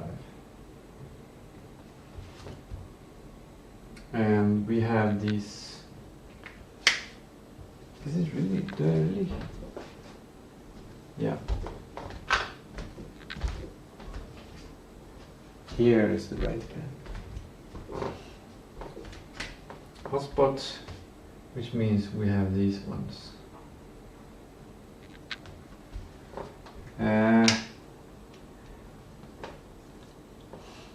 Now, parking hotspots. We'll just remove that one. Right. There's another place to play. We can look at this. Do we have to have this? Controls driving. We have to have that. That's necessary. Now I think we can either look at each one to see which one we need, which we cannot eliminate, or we can make sure we have immersion and usability. I think we start with looking at the ones that we cannot eliminate. So shortcuts, we can definitely eliminate that one. So it's not in. Radio we can eliminate, map we can eliminate, camera we cannot eliminate, we gotta have camera.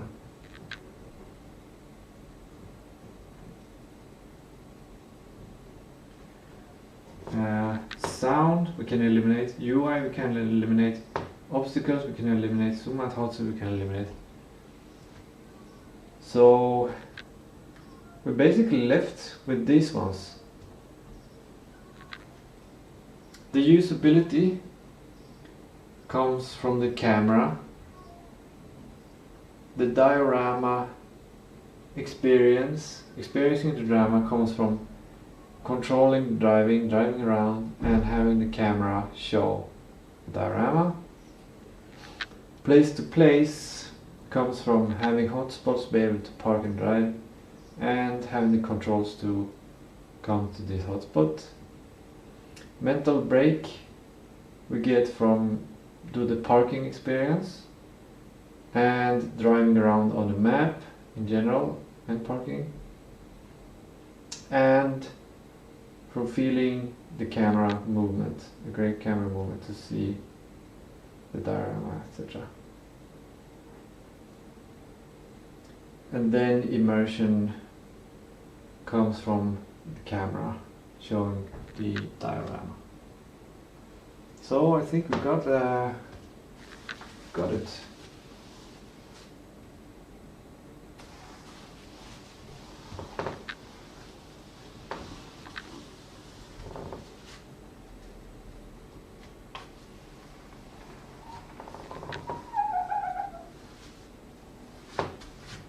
This is the MVP.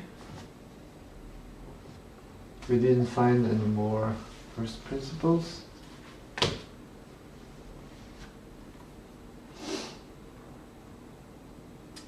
Now we need to make it easy for the AI to take this information into making the architecture, the actual Godot files, etc. So we go into detail on each feature.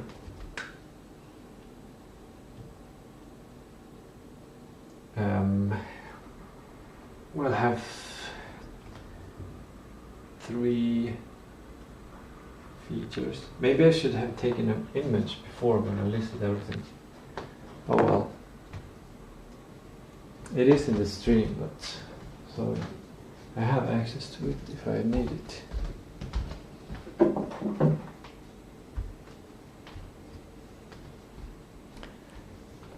For documenting when I enter my Google Photos,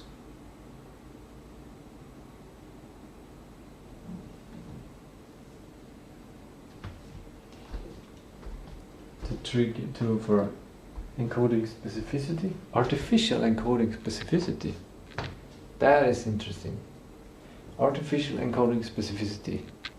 I'm creating a trigger by doing that photo inside my Photos folder. So when I come into my Photos folder, I will be reminded of this encoding specificity, but the encoding specificity is not in my mind, it's in a tool. In the, if I use the perspective of Tistou Superintelligence School, then it is the 4th step of merging with intelligent tools. Yep.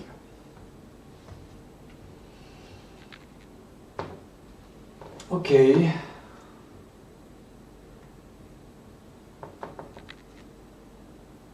Okay, it can be multiple modules. Good. I kind of feel like I want to reuse the space in different ways. It's easier for AI. But I might... Let's see what the time is. How much time do I have? 4 minutes. I think we're gonna make a table instead. And start to work by the computer. I'll just have this up here and enter to computer.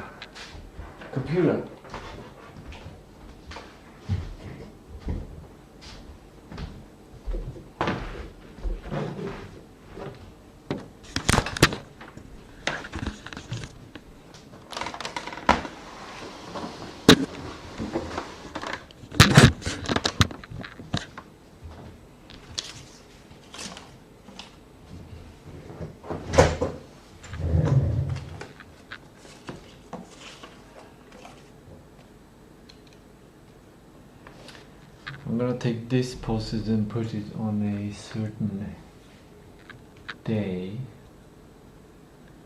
I need a piece of tape. I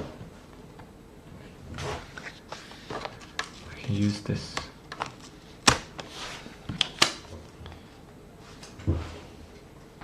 This goes on a Friday. Good.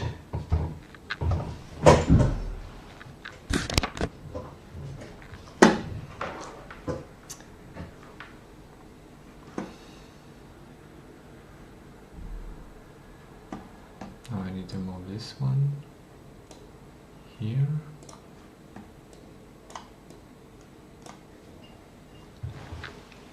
I'm getting real hungry. My stomach is getting real hungry. It's expecting food or something.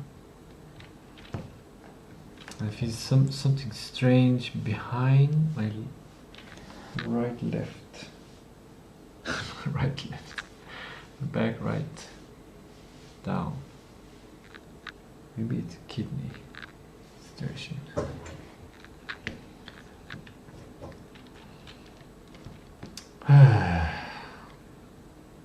I think I should be moving. I should not be stressed by this timeline. I just accept that I failed to reach it because I will not be done in 2 minutes. Instead, I'm gonna do an animal crab reach. 13:45.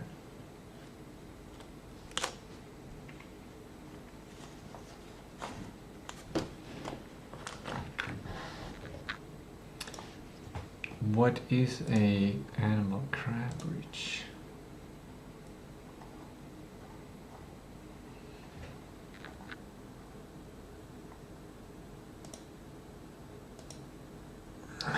This is a new one. 25 seconds. I love this already. Shoulder stability, chest opener, hip opener, hip. This is great. This is great.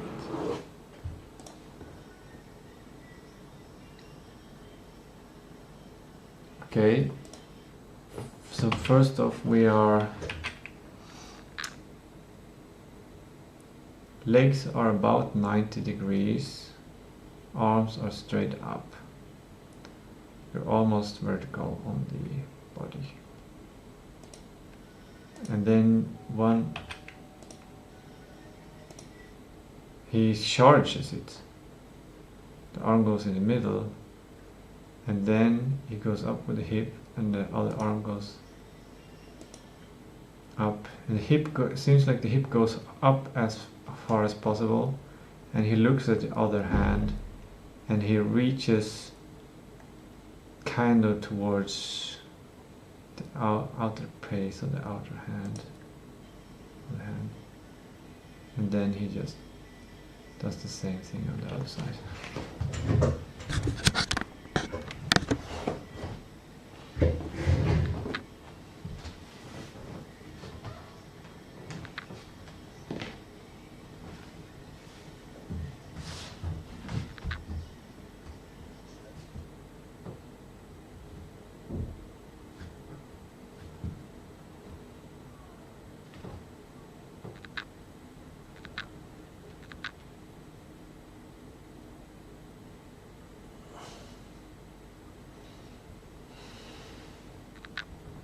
I can feel it in my hip opening.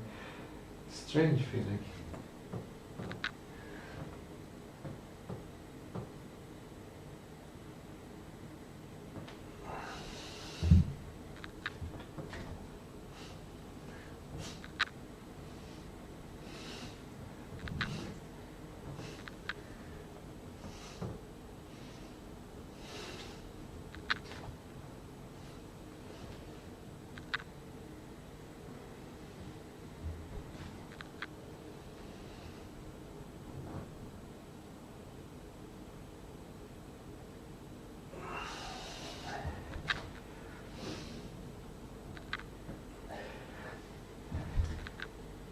Maybe I should do more like that.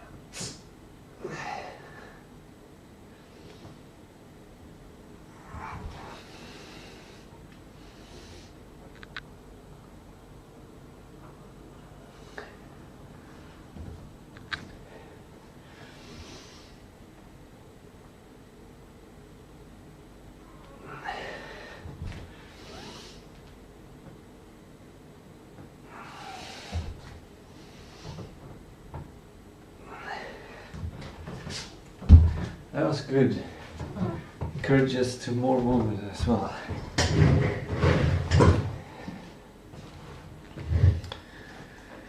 A bit sweaty. I made too many. I did too many. Good job. Good job.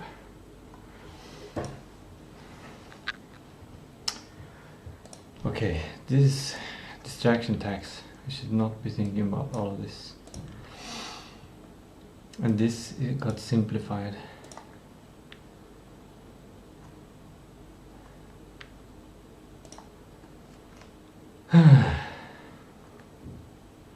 Okay, should I look at the photo? Because I can't quite see the whiteboard there. And if I show the photo, then you can also see it on the stream. But it's not uploaded.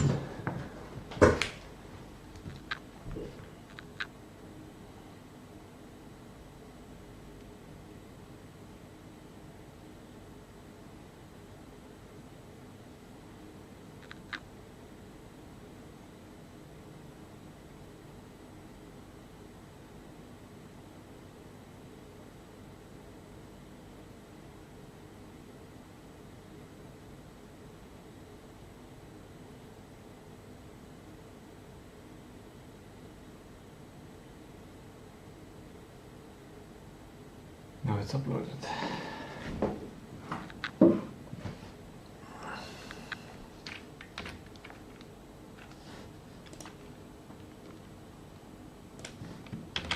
And then I'll add this also to drive inspiration. Start with that one. Cool. Okay.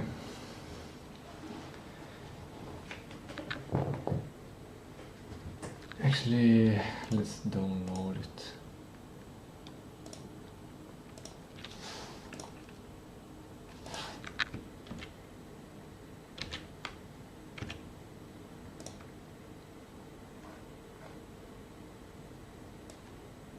And this didn't work.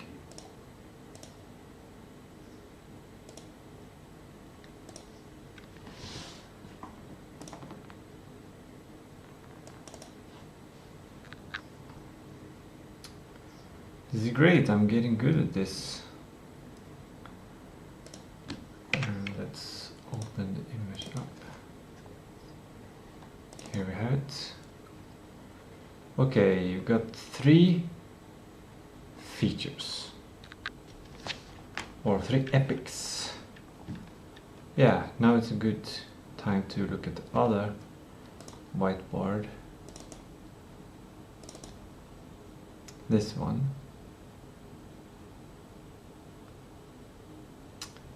And make, I think we gotta work here.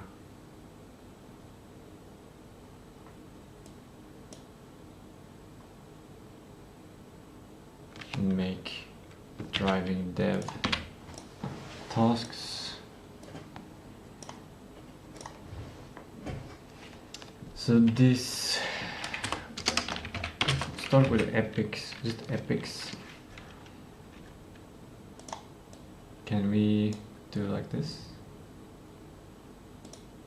There we go. Hot drive park hotspot. Controls, driving controls. Drive in controls. Camera movement. Or just camera. These are epics.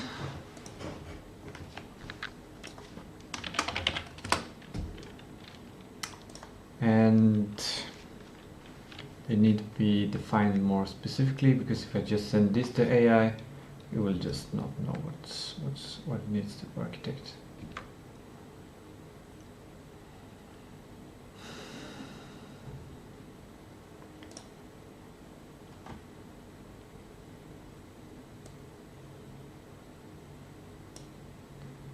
Go.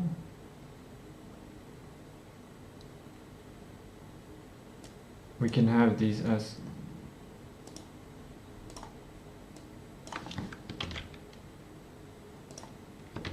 categories here.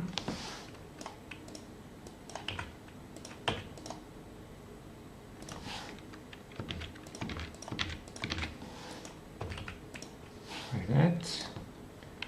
And then we can reuse them.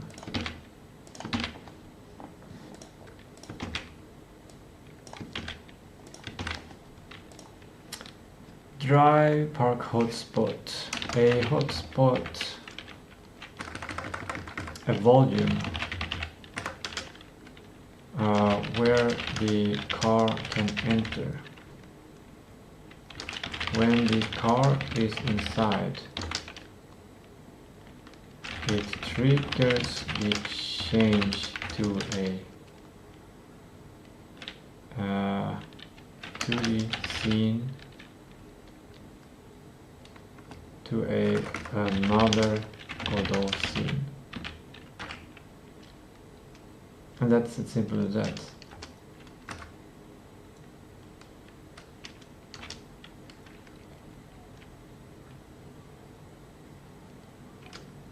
To an empty.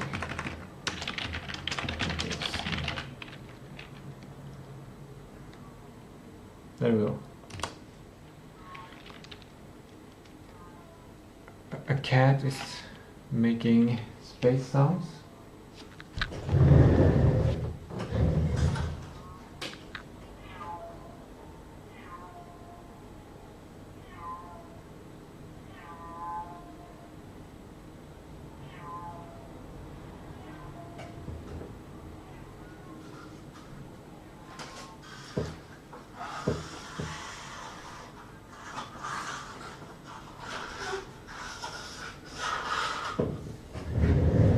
Cats seem to have an agenda.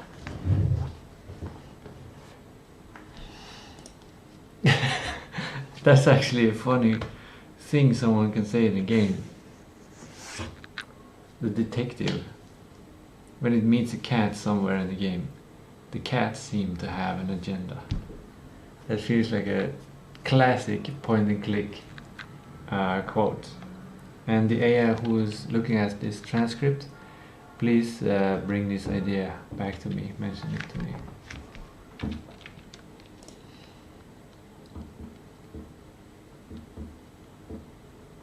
I just got a new idea for the workflow of using AI to look at transcripts, because I don't know what I will forget. Like, let's say I have 10 ideas in the stream that I've said and I wanted the AI to give back to me later or extract for other purposes. Since I don't know what I don't forget, I don't know it is 10 tasks, I don't know what the task is. So I can potentially just have a note or something. The best would be a timestamp. If I could make a very simple timestamp, I can click a button. And then when the AI extracts every idea, the AI can say the timestamp of that idea. That helps me both because then I can go into the video and look at that place and maybe get images, and like I can dive deeper if I want to know more about that thing. And if I make this simple kind of, it could either timestamp or it can just be a notch. And then if I make 10 notches, then when I use AI later on, then I can see, oh, did the AI give 10 notches? And then when I read through those ideas, then I think, are these good enough that they should have been mentioned? So if the AI gives 10 ideas, then I know that these are the ideas that are good enough to be the 10 ideas. Like the AI could give 10 ideas, but 5 of them could be other ideas, and it can have forgotten 5 ideas that I wanted to say. Anyway, that's an idea in itself. Driving controls, steering, acceleration, braking. I think Super MVP is just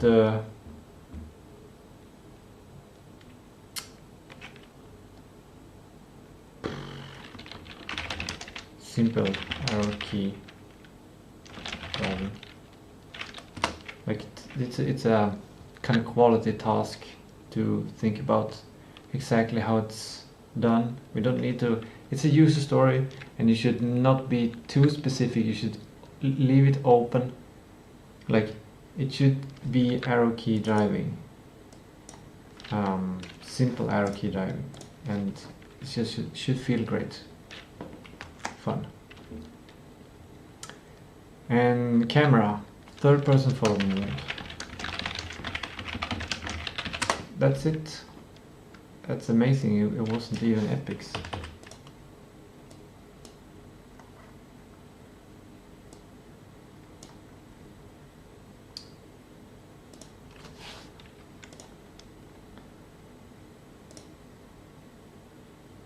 Make architecture as modular as possible. So that's good.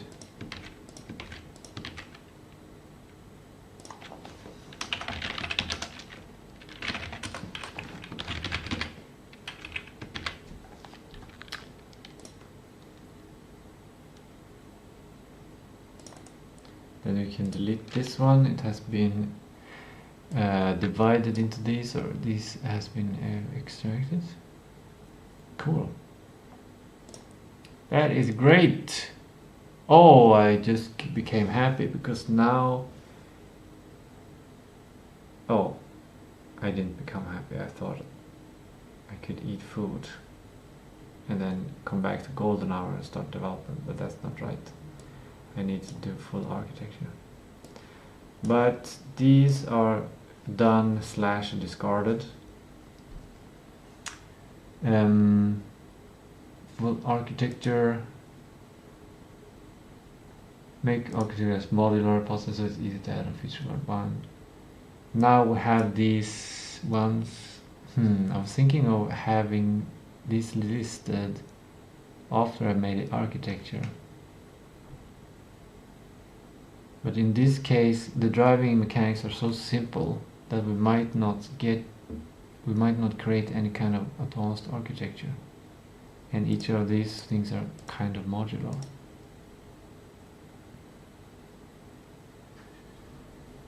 This is great. I'm starting to feel like a real developer.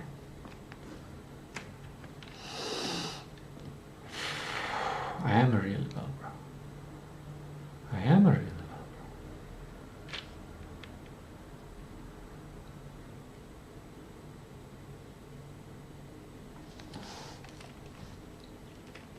Now we have 30 minutes-ish.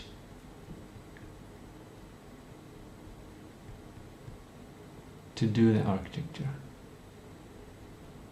I definitely feel like my mind needs a slight break to consolidate the decisions of these features so that the features can like settle down and become more solid, become more long-term memory ideas, in order for them to be used without them taking up much space in my working memory.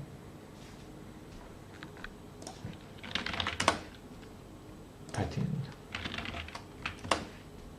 Can't spell paint without pain. Okay, so here's my brain, here's my working memory. I have these 3 features that I think about, but in this case it's still like all of these ideas connected to it is still like has a kind of temporary state. It is working memory. So what I want to do is I want to move this into consolidation, and this happens naturally if I take a break. My frontal lobe is here. This is upwards. Frontal lobe here keeps these, like it keeps these things in my worker memory.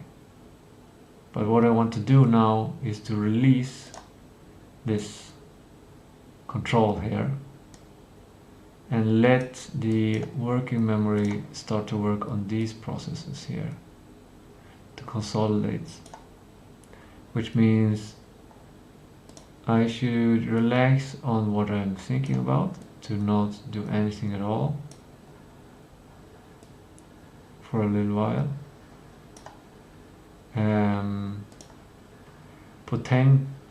I don't think if I start to use my working memory to take another task and put it in here, then I think I will take resources, because this consolidation process has not yet happened, and the consolidation process needs this context or needs this data. So if I force, this will take some time.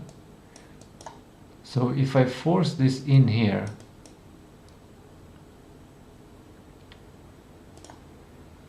then I will basically lose some information in the working memory for this thing, which means that only this stuff will be consolidated.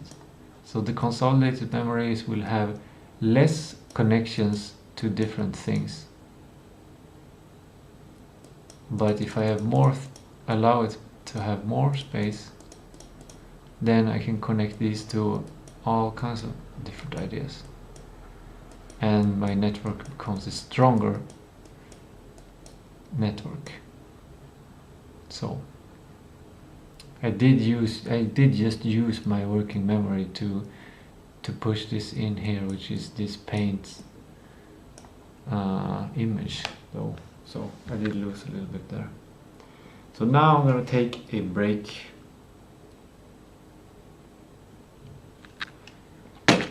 And I'm gonna take an eye break. So I'm just gonna look at the horizon for a while.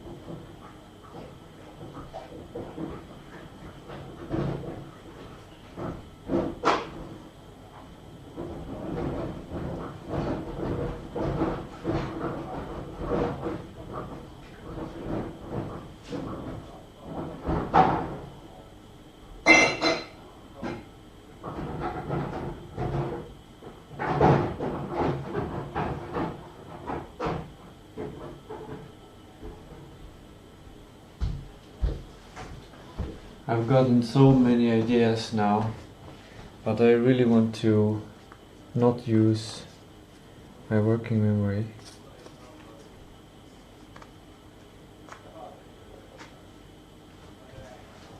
But this one I have to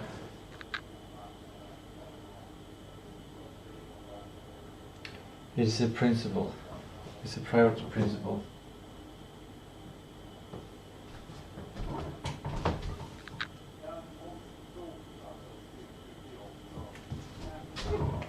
It's the principle of batching.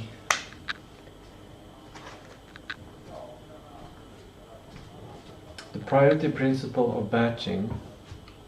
It's simply that if you wait and you let the task accumulate, you can make the task in approximately the same time as the beginning, but you basically do all of it at once. So I can wash my dishes when I drink a glass of water. I can wash it. When I eat and I've eaten, I can wash it. That's 2 tasks. Or I can use the priority principle of batching, which is that I will not wash the first task. I will let the task accumulate. The tasks accumulate. The 2 tasks become 1 task. And then I do the washing of the dishes once.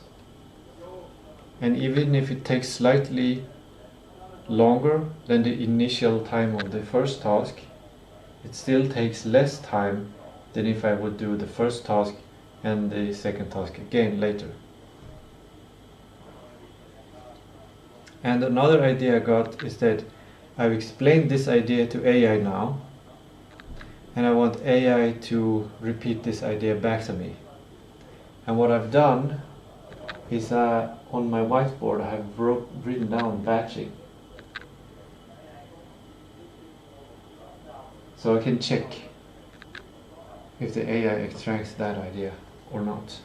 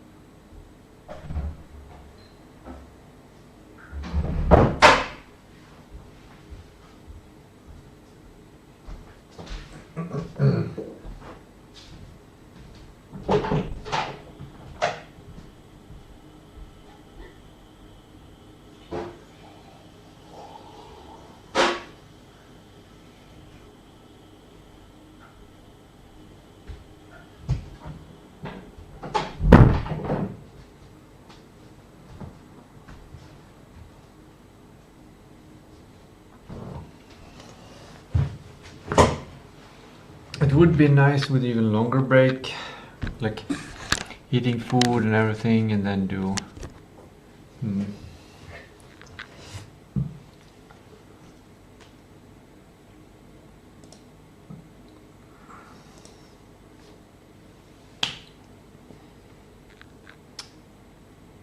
It would be nice with an even longer break with food, exercise, with exercise, shower and food, and then enter golden hour with doing architecture. It might actually make sense to do it like that, because then I come into, because now I've been a game designer and I've been thinking, what is the important features, what are the important parts, like these are the important things that we need to make. And now the question is, how do we make it?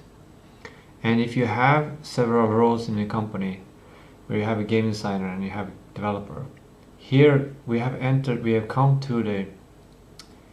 passed through the border where both the game designer and the developer need to talk. But this kind of architecture design lies much more on the developer, especially when these are MVP features. These are just things that needs to be done. It's not a priority if they need to be done. There's no question of how long does it take, how much bang for the buck, because the developer would say how long it takes to develop, and the game designer would say the value of it, and the product owner would say, okay, how do we get the most bang for the buck in order to prioritize? But we don't need to prioritize. So we don't need to estimate the time, we don't need to estimate the value. We have instead put like the MVP has decided, the game designer has decided that these features must be implemented, and my estimation as a developer, like I can feel like this is possible to do. So I've already done that process, and now the process it's basically completely in the developer hands, which is a different role to get into. And then I think if I take a bigger break, and then on the golden hour I start to think like a developer, and I look at these features. Okay, I need to do this, I need to do that, I need to do that. Okay, how do I do that? And then I think about that, and I might talk to AI about the architecture, about doing that. I might test my spec engine, but the spec engine it's just a prototype. It's not efficient tool yet. It has not proven its value. So I don't know about using that. I don't think, I'm not going to use the spec engine.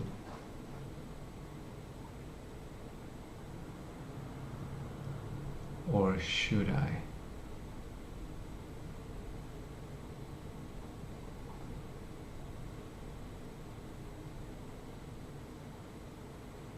No, I will not use it, because today is a Tuesday, and the purpose of Tuesdays is not only to focus on the actual game dev of making the game in Godot, but it's actually to meet, like to actually come to results and actually rely on things that are stable, rely on things that I can rely on, and take as few risks as possible in order to reach the result. That is why I have the game dev in Godot on Tuesday in the beginning of the week, so that the game gets done no matter what. And the rest of the days, tomorrow the spec engine, and Thursday 3D map tool, those are things that are just only about increasing the quality. But the quality will still be good enough with just this work on the Tuesday, as long as I rely on foundational tools that I can rely on. Yeah. So I will not use the spec engine today. I might use the spec engine on Thursday. I will definitely think about it and work on it, use it tomorrow. But yeah, that is my decision. I should probably write that down somewhere.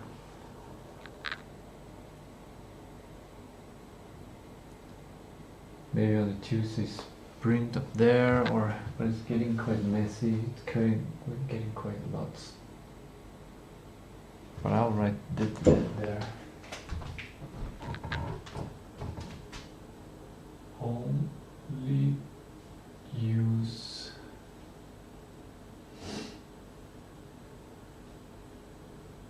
reliable tools.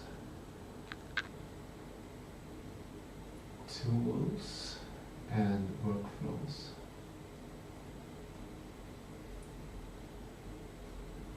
To achieve a complete game.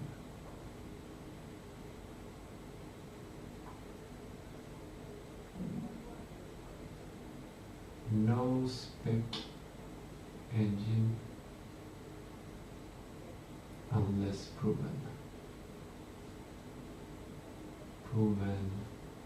more efficient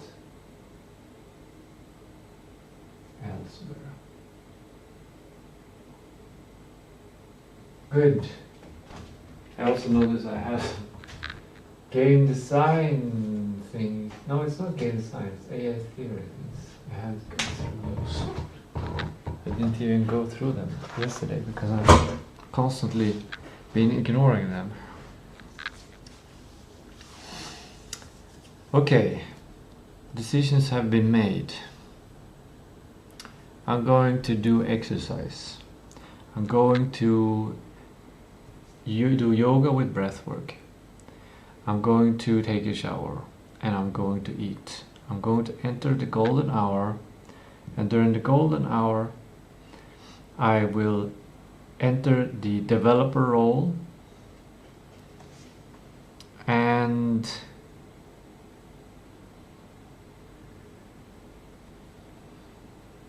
I'll simplify these tasks a bit, so when I look into this backlog it will not have a distraction task. There we go.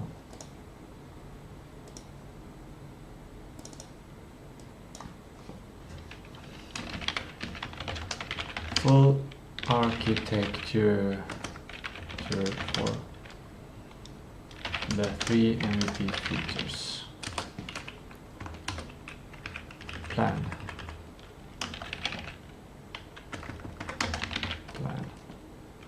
Side. I feel like develop is its best word for some reason. This will be whiteboard photo. That's how I'll work with it.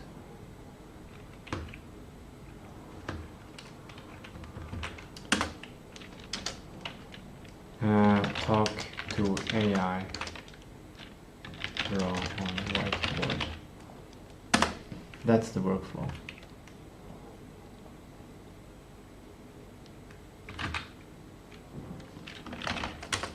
That will get the definition done of a repo. These are updated. And for some reason these have the wrong color.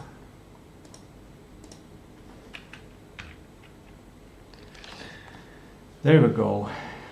That's golden hour. I can do something like this to show that that's above golden hour. This is after golden hour. Yeah, that brings a finish line to what I've been doing so far. I was thinking now maybe I should make a history document or look back at the history document.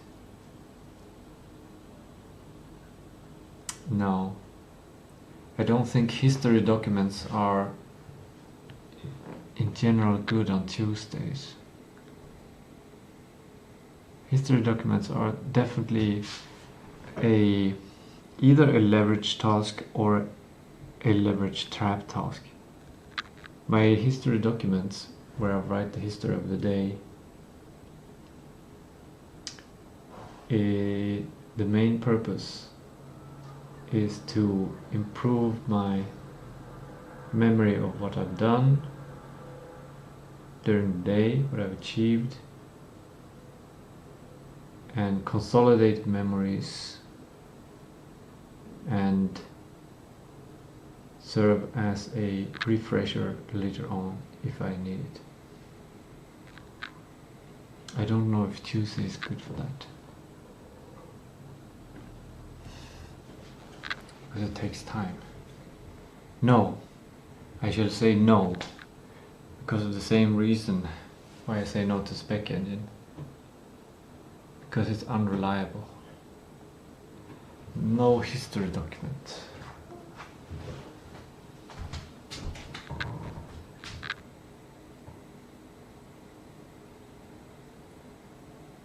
No history document.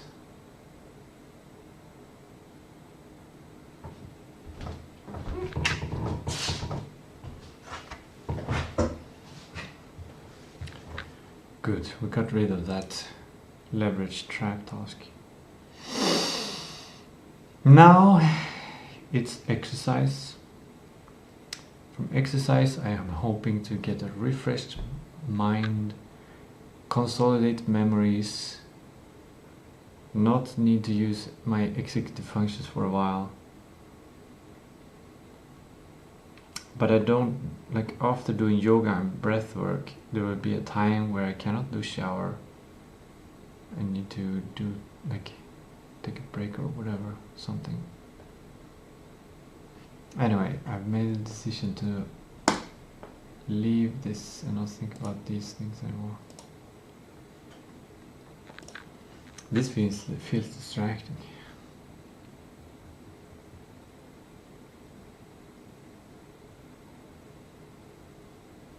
But I'm kind of on schedule. I'm 20 minutes late.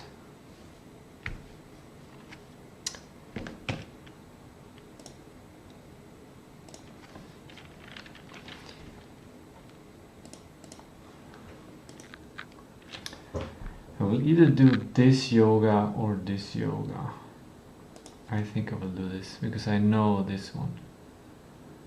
This will give me even more resources for executive functions, since I've done this so many times before. I might have done this yoga hundreds of times. It's really good. It's not, I don't think it's the perfect, the best yoga for my purpose, but it's very close. It's very close. It's kind of raw in a sense, primitive. That's what I like about it. Essential. Okay. I'm gonna watch this and I cannot share. I'm gonna turn off the microphone because I cannot share the audio, but you can see the video and you can see me doing yoga. Hello and welcome.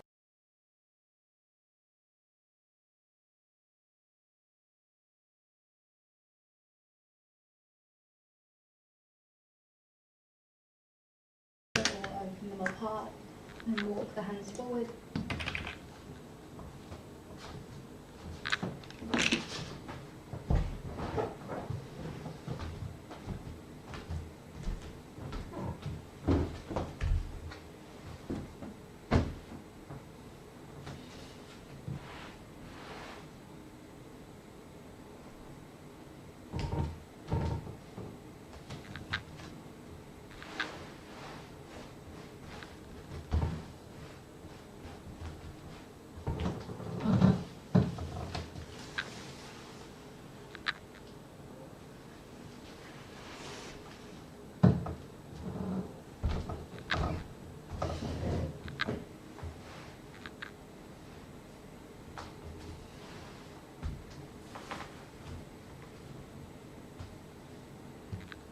Welcome to Yoga for Athletes. This is a full body yoga practice intended to improve your mobility and aid recovery. When you're ready, we'll begin in child's pose. You can either keep the knees together or open them apart and walk the hands forwards and lower your head down to rest on the mat. We'll take the first few breaths here just to relax into position. Start by taking a deep breath in through your nose and a slow breath out through your mouth.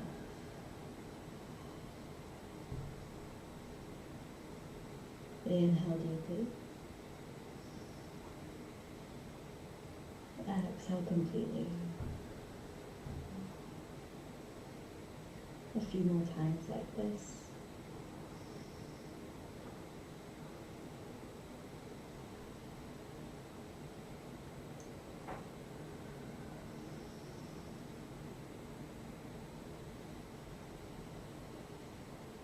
Final breath in through the nose and out through the mouth. Then walk your hands to your knees. Lift yourself up into a kneeling position. Clasp your hands together, interlace your fingers, and start to roll out your wrists. You can begin with a small movement and then start to exaggerate this movement, incorporating the forearms, elbows and shoulders.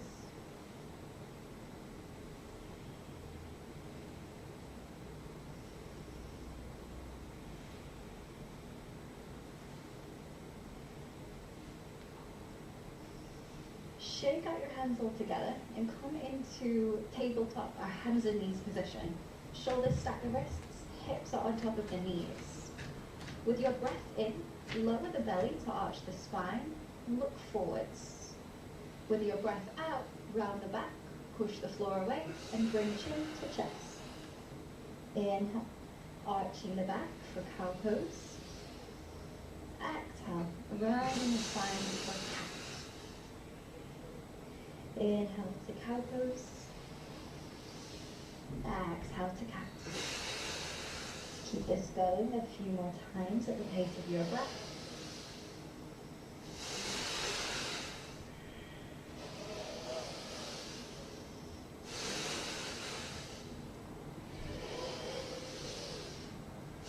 Final inhale to cow pose. And exhale to cat. Then find a neutral spine. Rock forwards to send the shoulders past the wrists. And bend your arms, keeping them close to the side of your ribs as you lower yourself down with control. Come all the way down to your belly. Bring the forearms to the mat so the elbows are under the shoulders for sphinx. And as you hold here, focus on drawing the chest forwards, rolling the shoulders back.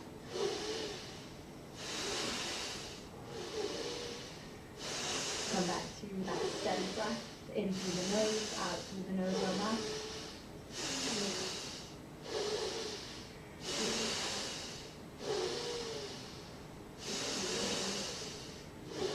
Hold for one more breath in. Exhale, push back into tabletop. And extend the legs to find flank. And start to pedal your legs here, just tapping one knee down to the mat.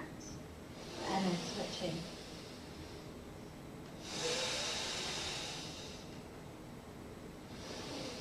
And continue to pedal your legs as you tight your hips and push yourself back into downward dog. So you're sending the weight towards the feet as you lift the hips.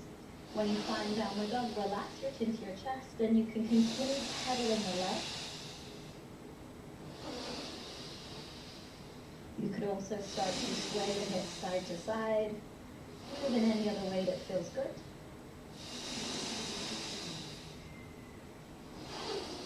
Good. Then look forward and take baby steps to walk the feet to the hands. You could bend your knees to make this more accessible. When you've stepped to the top of your mat, hold onto opposite elbow with your hands and rock from side to side in ragdoll. You can keep the knees bent here, or you could straighten the legs if that's accessible.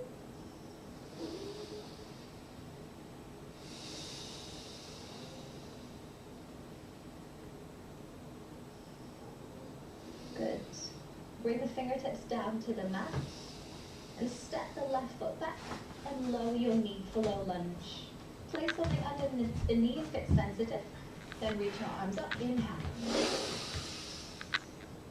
Exhale, cactus your arms, roll your shoulders back and push the chest to open. And as you do this, you can sink the hips down and forward. Pause here, come back to your breath. Inhale through the nose. Exhale through nose or mouth.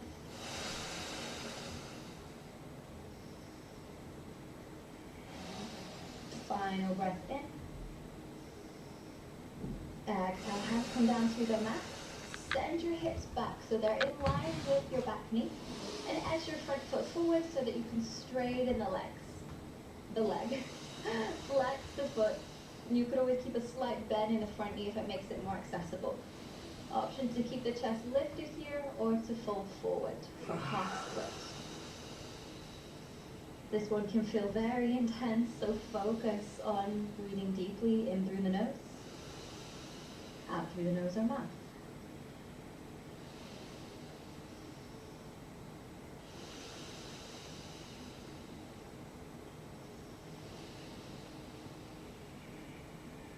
Hold for one more breath in.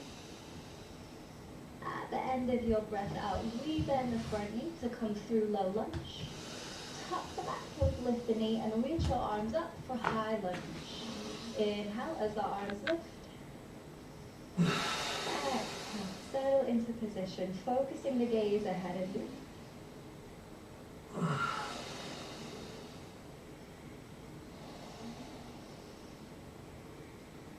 Hold for one more breath in. Exhale, hands come down to the mat, step to plank. Inhale, hold your pose here. Option to lower the knees for this next part. As you exhale, rock forward so shoulders go past the wrists. Then the elbows take to the side of the body to lower down through chaturanga with control. Come all the way down to your belly. Keep the hands close to the lower ribs as you inhale. Drag the chest forwards, roll your shoulders back and lift the chest for Cobra Pose. Pause here, continue to roll the shoulders back, drawing the chest forwards.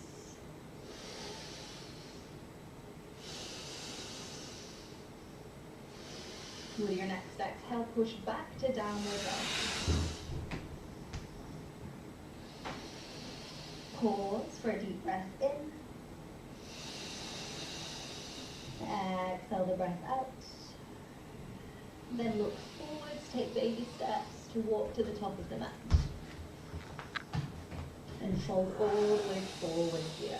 Option to keep a little bend in the knees if it helps. Inhale, lift your chest halfway.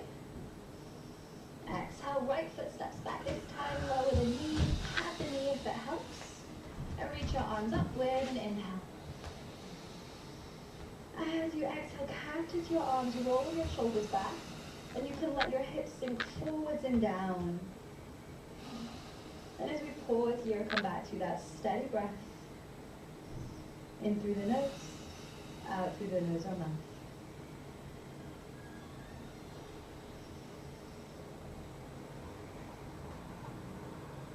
Final breath here, inhale. At the end of your exhale, fingertips come down to the mat. Shuffle the front foot forward so that you can extend the leg. Flex the foot. And you can either keep the chest lifted or fold for half split. If it becomes too much for the hamstrings, find a little bend in the knee to make it more accessible.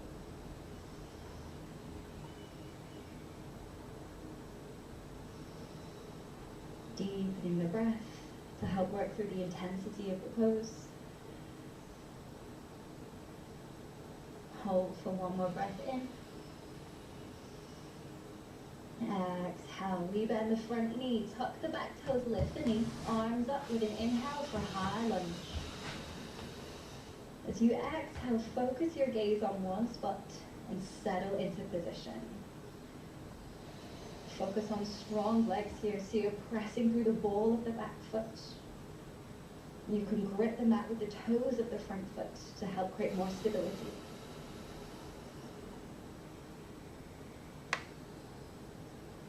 Pause for a breath in. With your breath out, step to plank. Inhale, hold your pose. Exhale, chaturanga. You could always lower the knees here to make it more accessible. This time, as you lower down, roll onto the top of your feet and press through to upward facing dog. So the thighs are off the mat here. And again, you're dragging the chest forwards, rolling the shoulders back. Gazing ahead of you. Hold for a breath in. Exhale back to downward dog. Pause for a breath in. Exhale, ripple forwards to plank. And open out to side plank on your left. So you're stacking left shoulder over the wrist. And the feet could stack or you could stagger the legs. This is sometimes easier. If you're needing a modification, left knee comes down to create a kickstand. Focus on pressing the floor away. If the hips are starting to sink down, lift them up.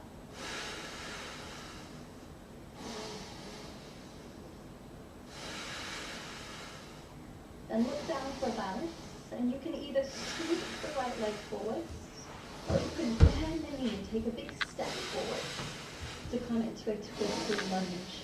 If the knee is down, you'll be sitting on the knee as you transition. Then when you find your twist, you could lift the knee again. Turn your chest open, gaze up to the right fingertips to find revolve side angle. Come back to your breath.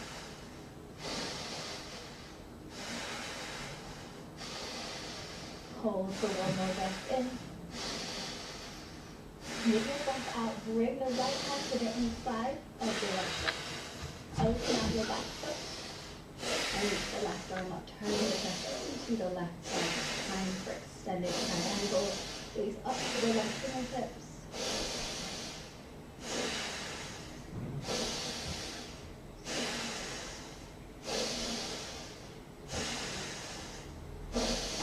Hold for one more breath in. With your breath out, left hand comes down. Bring your back foot to face forward. And you can lower the back knee down to find lizard lunge. Option to stay supported by your hands, or you could come down to the forearms if it's accessible.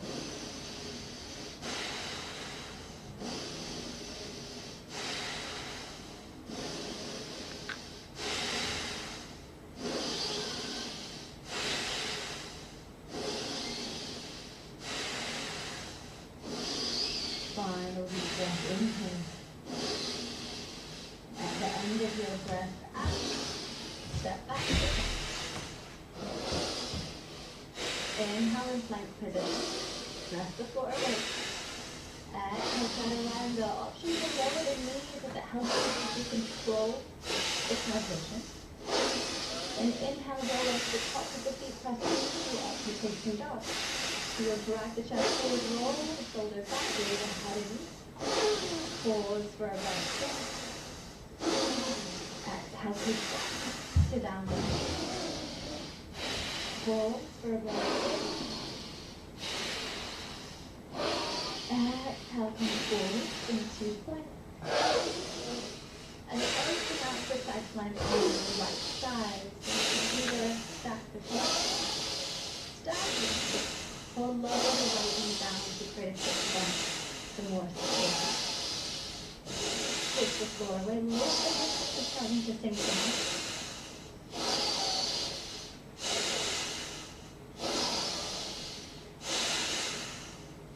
And look down to help with balance. You can either sweep the left leg forward or bend the knee and take a big step. To come into your revolve side angle, twist to the left side, gazing up to the left fingertips.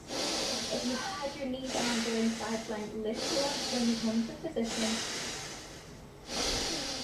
And come back to the steady breath.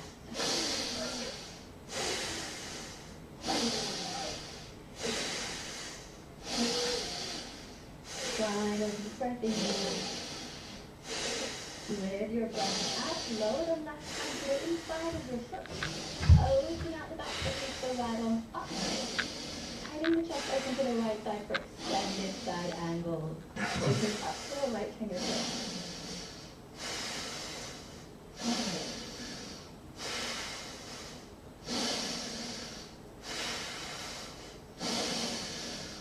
Take a deep breath in.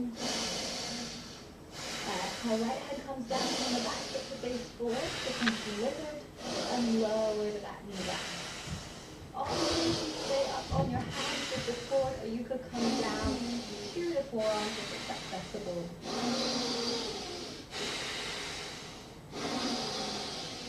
Bring your focus back to your breath as you pause here.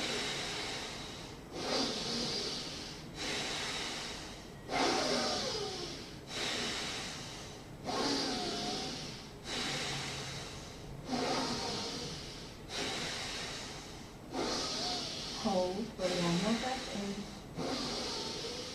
Exhale, step back. Go slowly, hold for a breath in. Exhale, chat around, modify if needed. Inhale, through to upward facing dog. For a deep breath in. And exhale, push back to downward facing dog. Hold for a breath. Look forwards with your exhale. Step or jump to forward fold. Folding all the way forward. Here are options. You keep the legs a little bent, or you could work towards straightening them, perhaps catching hold of the backs of the ankles to draw yourself in, compressing the belly to the thighs.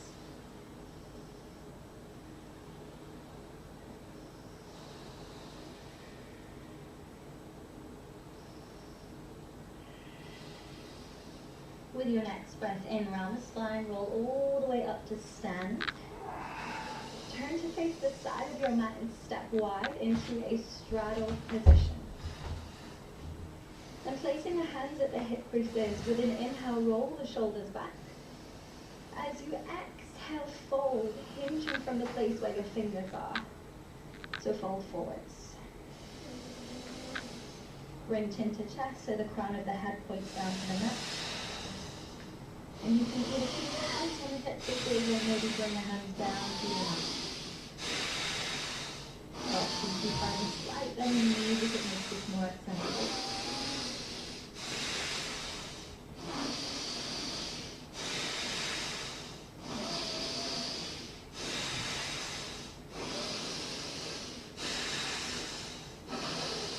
Inhale to lift the hips halfway. Lift the hands over towards the right foot. And then the right knee to come to the side lunge. Also, you keep the left foot flat to the mat. Or you could spin the foot so the toes point up and you will be balancing on the heels as you spin the hip towards the right heel to come to center. If you're here and the balance is steady, bring the hands to center.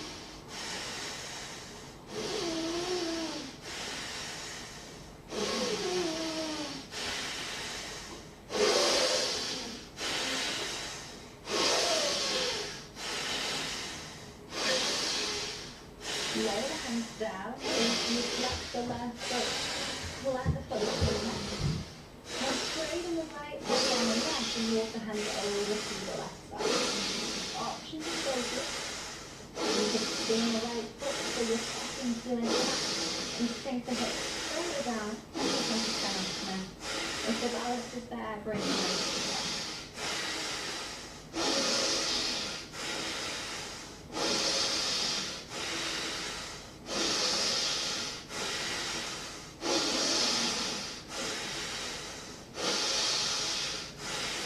Plant the right foot down, straighten the left leg, come back to the center. Then shuffle your feet in so they're just a little bit wider than the foot.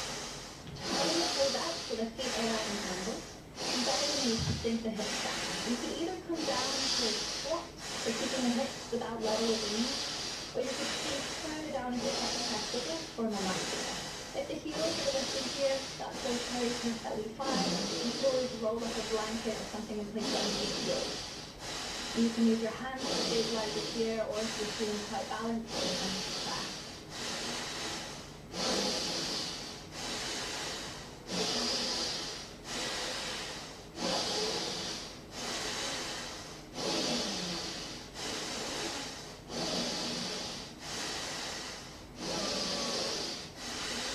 Then lower the legs down, straighten the legs, turn to the front of your mat, so step forward into a forward fold.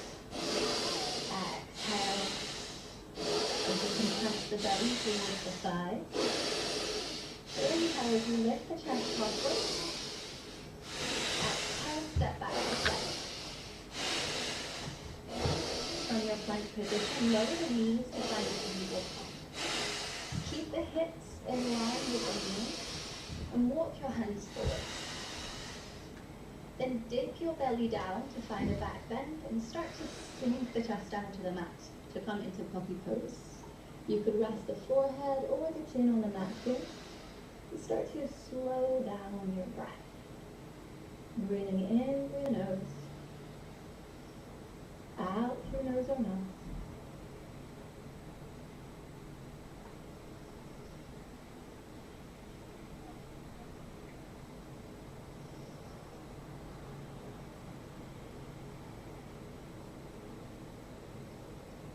Hold for one more breath in. With your next breath out, send a wave through the spine to ripple forwards and lie down on your belly. Relax the arms by your side and keep the toes untucked. With your next breath in, lift the legs, arms, and chest off the mat to come to locust. If this is too much, you can always use your hands as stabilizers, but it's best to try to rely on the hands on the back of the body to hold your pose. You can be a little challenging to breathe, balancing on your belly. Sometimes I find it easier to connect the tongue against the roof of the mouth, just behind the back of the teeth, to give you something to focus on and help bring your awareness back to your breath.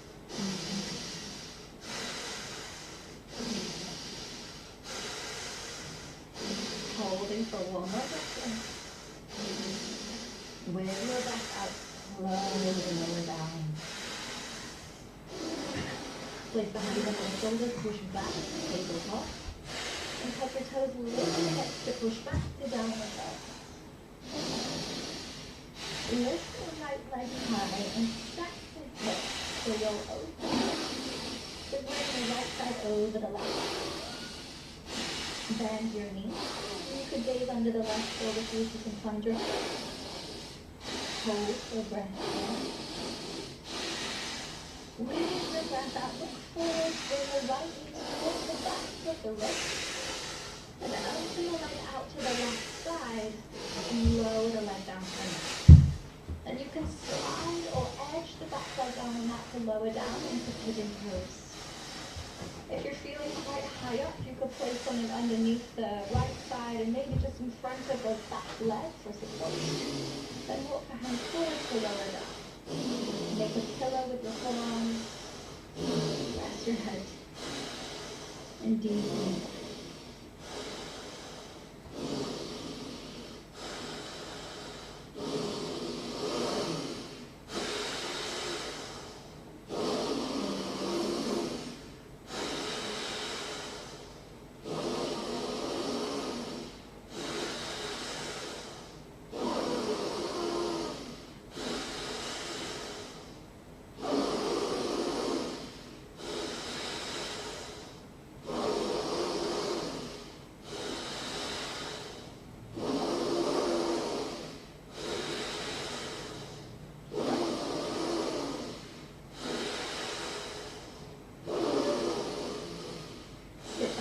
Flat the hands on the mat, and step back to downward dog. The leg is going to pedal up.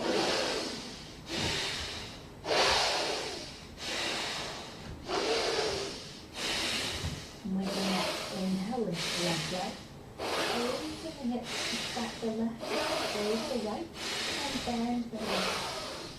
You could gaze under the right shoulder so you can find your touch. Pause for another breath in. With your breath out, sweep the left knee towards the back of the wrist. Open the right arm to the right side, lower it down. Then edge your back leg down the back, come down to pigeon pose. When you're here, support yourself if you need. Then move your hands forward and slow your head. Settle in.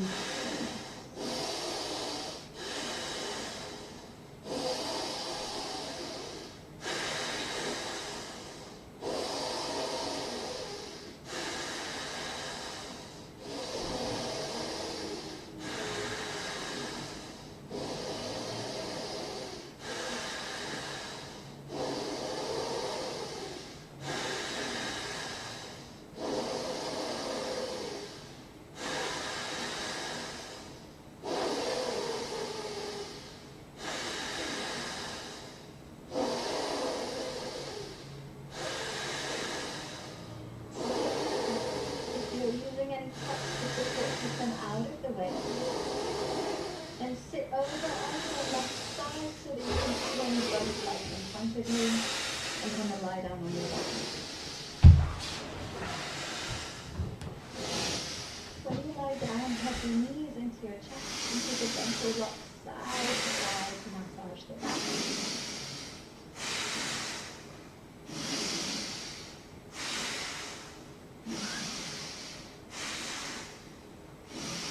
And keep the knees in a tucked position. Open the arms into a C shape. The knees fall to the right side, the front into a behind press. If your knees are in the air, you can always place something underneath so that you can relax into position as we pause for the next few breaths.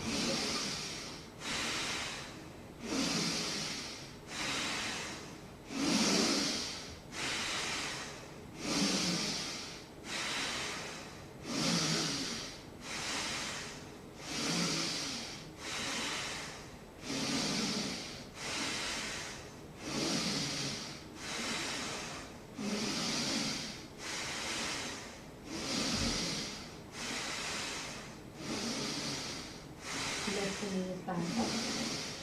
And take them over to the left side, twisting in our direction. Use the prop underneath your knees for support of your knees. And then settle in.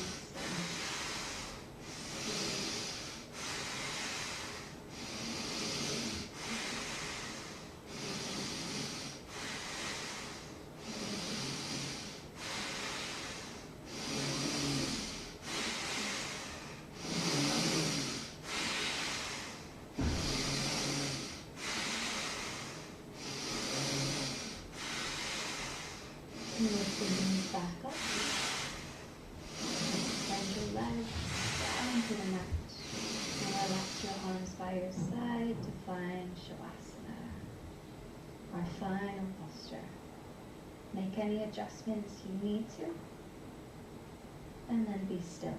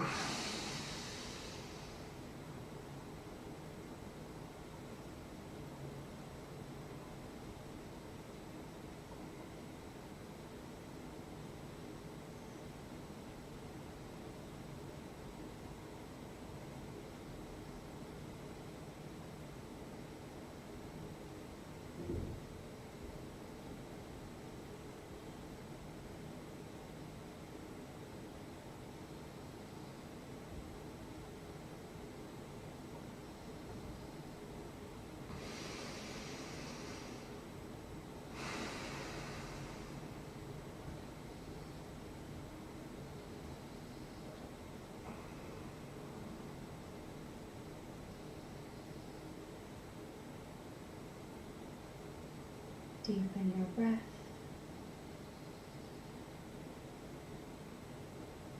Move your fingers and toes. Hug your knees into your chest. And roll to your side.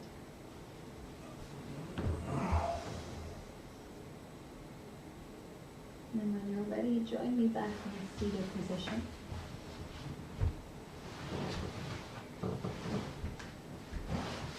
Sitting up tall, resting the hands on your knees. You can keep the eyes closed for a moment. And take a deep breath in, lift the shoulders up to your ears. And as you exhale, roll the shoulders back and down, just releasing any residual tension.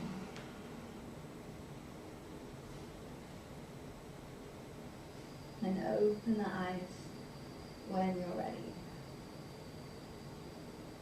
Thank you for your time and energy. I really appreciate you practicing with me, and I hope that you enjoyed it. Take care. I'll see you next time.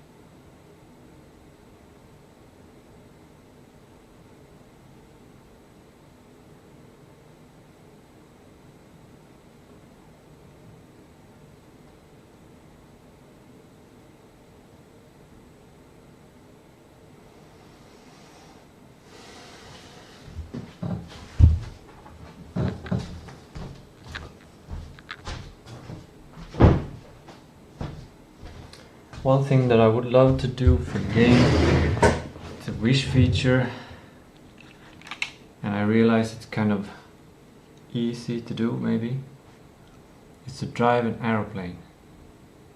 You're up in the sky, you can see the beautiful diorama, like the camera is just higher up, the car is just higher up, and it uses the same mechanic.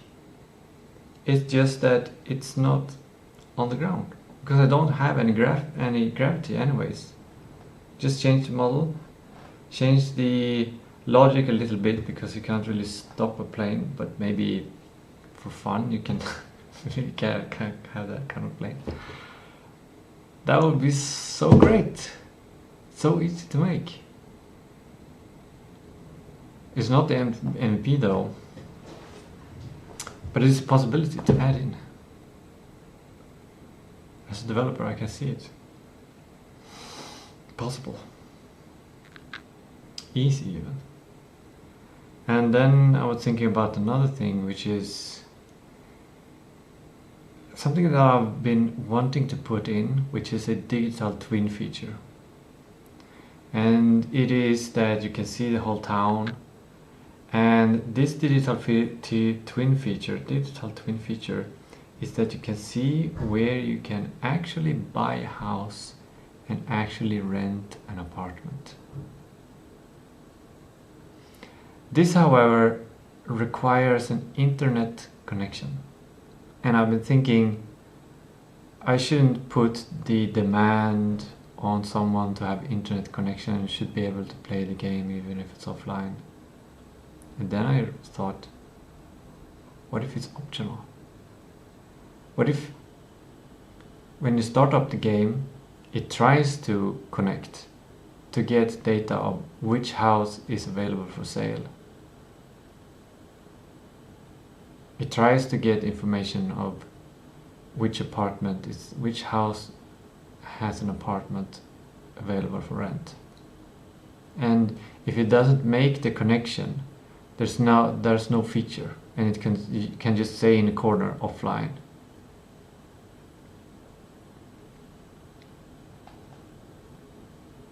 And maybe you can click on that and get some information. The game tried to connect, but it seems like it can't connect for some reason. It could be like it can be all kinds of user situation problems. Like there can be a firewall problem.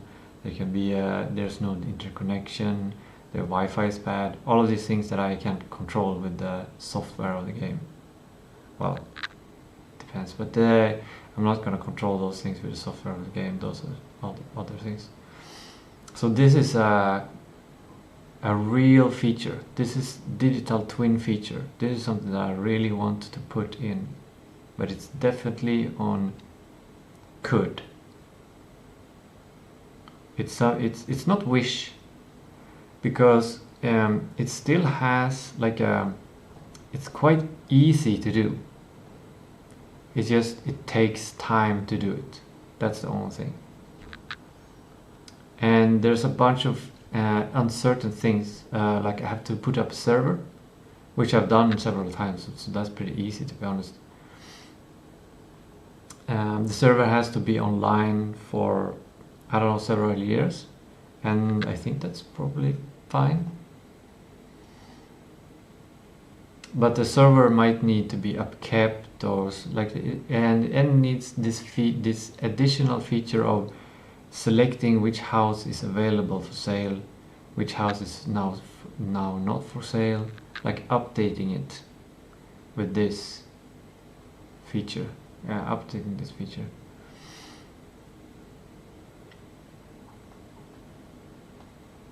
So it would have to, like, every, I don't know, week or every month, it has to be updated. Okay, now this apartment is not available. Like it becomes a much larger thing.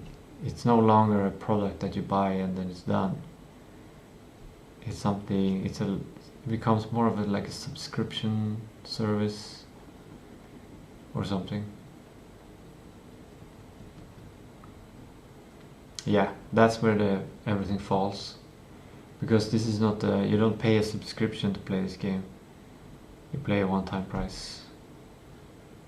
Even though, like, if the cost of upkeeping it is very low, then just the cost for the server to having it up is probably just 50 Swedish crowns per month.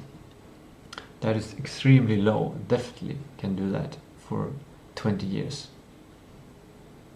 You just well, you times 50 with 12 to get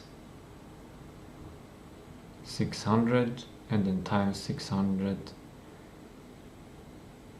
with 10 to get 6,000, and then with 2 to get 12,000. So it's 12,000 crowns to having a server up, just running for 20 years. 20 years, that's a long time. And if I make enough sales, that will cover it. That will definitely cover it. It's like if I make, I don't know how many sales, maybe 1,000 sales, and that covers it. That covers the whole cost of that. But the real cost is the upkeep. The upkeep of the software, making sure it's continually working. If something breaks or something like that. But the main cost is the development of the software also. The development software. The upkeep of software, if it needs to update anything. The development of the software needs to be done and installed on the server and in the game. And the server has to be maintained in case there's some problem with the provider. Then it needs to be migrated, etc., etc. But the main work is the actual thing that has to be done, which is to update the data. If a house gets sold, then the person that sells the house must update. That one has now a task to update me that it has been sold.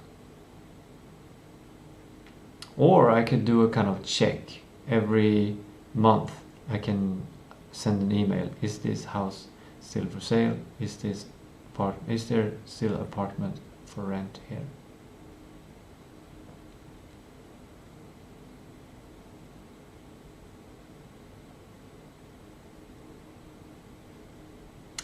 But the whole project becomes diluted because then the project becomes too much focus on digital twin features and not enough on the things that I actually know, which is not as innovative, which is just a detective game.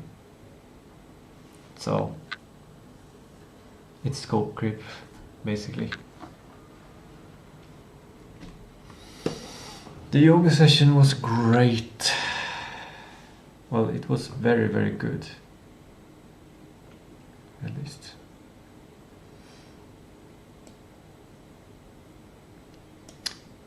Now, there's this slight problem. There's some networks in my brain that keeps nagging me, saying I should think about deadlines. No, not deadlines. I should think about development. I think I should think about this day's deadline. Like there's something I need to remember. Soon I will have to do this. Soon I will have to work on the game. Soon I will have to program. Like it's still, it's like my brain is not giving me the rest that I'm asking for. It's like I don't. Yeah.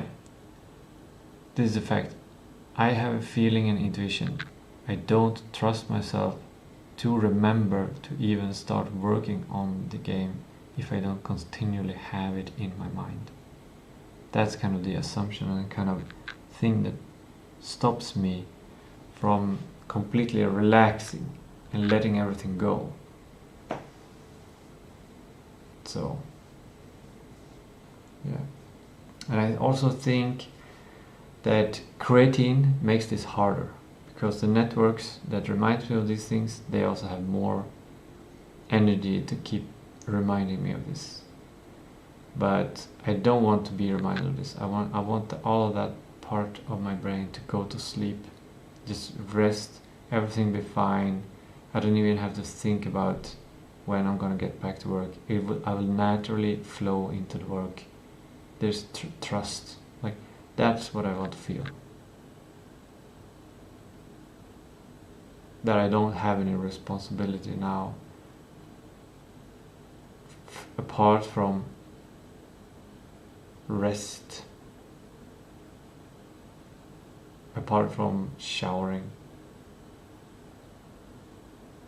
Yeah, there's something there that's missing, because if I don't start showering soon enough, if I would have meditated for several hours, I've never done that, but if I would have done that, like, I was meditating for quite a while, I don't know exactly how long, but and I didn't plan for that. I just planned 30 minutes for yoga, and I didn't think about the meditation. So there's still like this small anxiousness, but if I just, the only thing I need to remember is just, I'm gonna do a shower, and the shower cannot take, like, yeah, I'm gonna do a shower within 30 minutes. Like, that's the only thing I should have in my mind right now. Because then after that, I will naturally go into eating, and then I can think, oh, how much time do I have to eating? I should not think about eating, and then after eating I need to develop, and then I need to do this and that and this before I go to bed. So all that needs to release into the future, like even past, like it will come naturally at some point, something like that.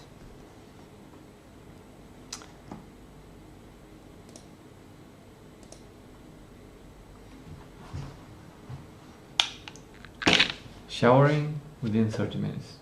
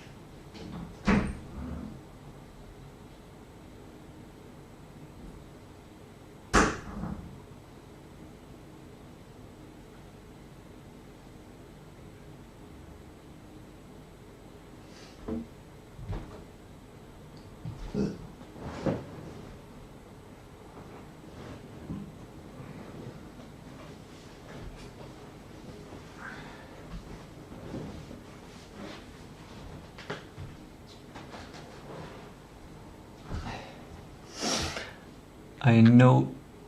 Oh, the mic is actually on. I thought the mic was off. I've taken a shower and now I'm gonna talk a few minutes about taking a break. Before taking the shower, I was worried about me not being able to take a break. There are several ideas here.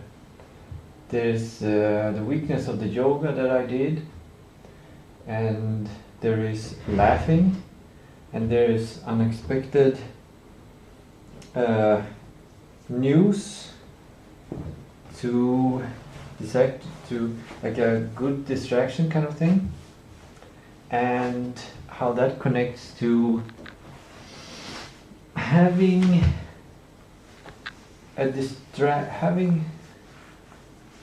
thoughts that suppress other thoughts.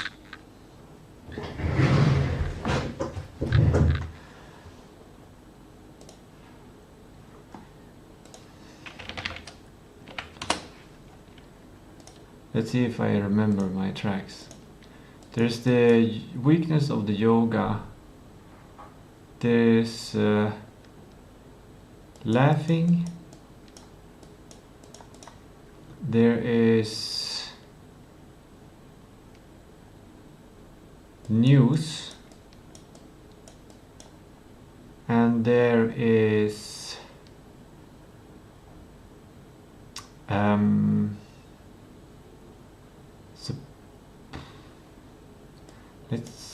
let's not call it that. I want to use the neuroscience term. Inhibit.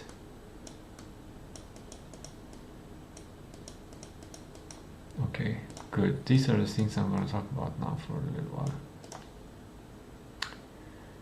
First of all, the weakness of the yoga. Wait, I have another thing that I was thinking about. Shock.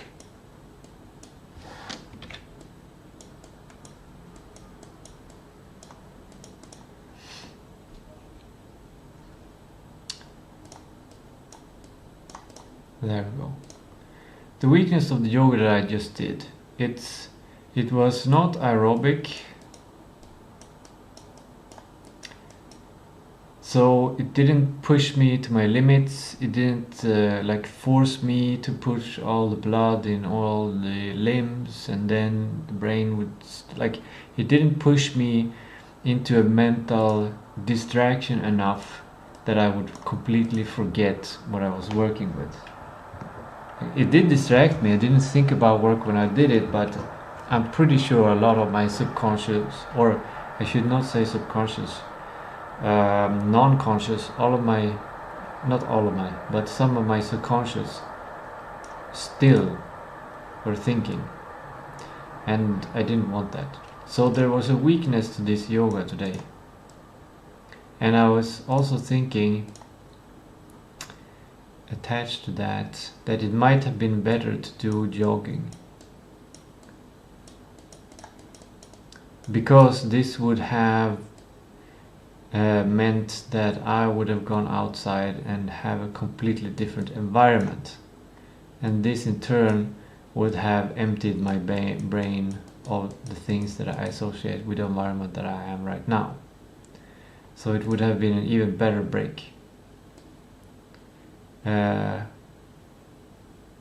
But I don't really want to do jogging because my knees are a bit weak right now from training too much. So going outside and doing yoga, I guess that would have been an improvement for sure. If that was, but that would have taken executive function to set up and plan and make sure something. Okay, next part. Shock. During my shower, I just remember another thing.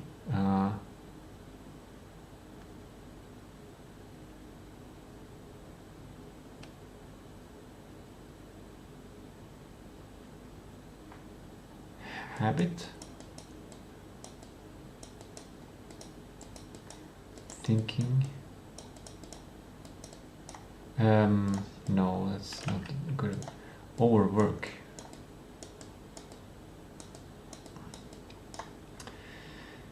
Okay, so shock.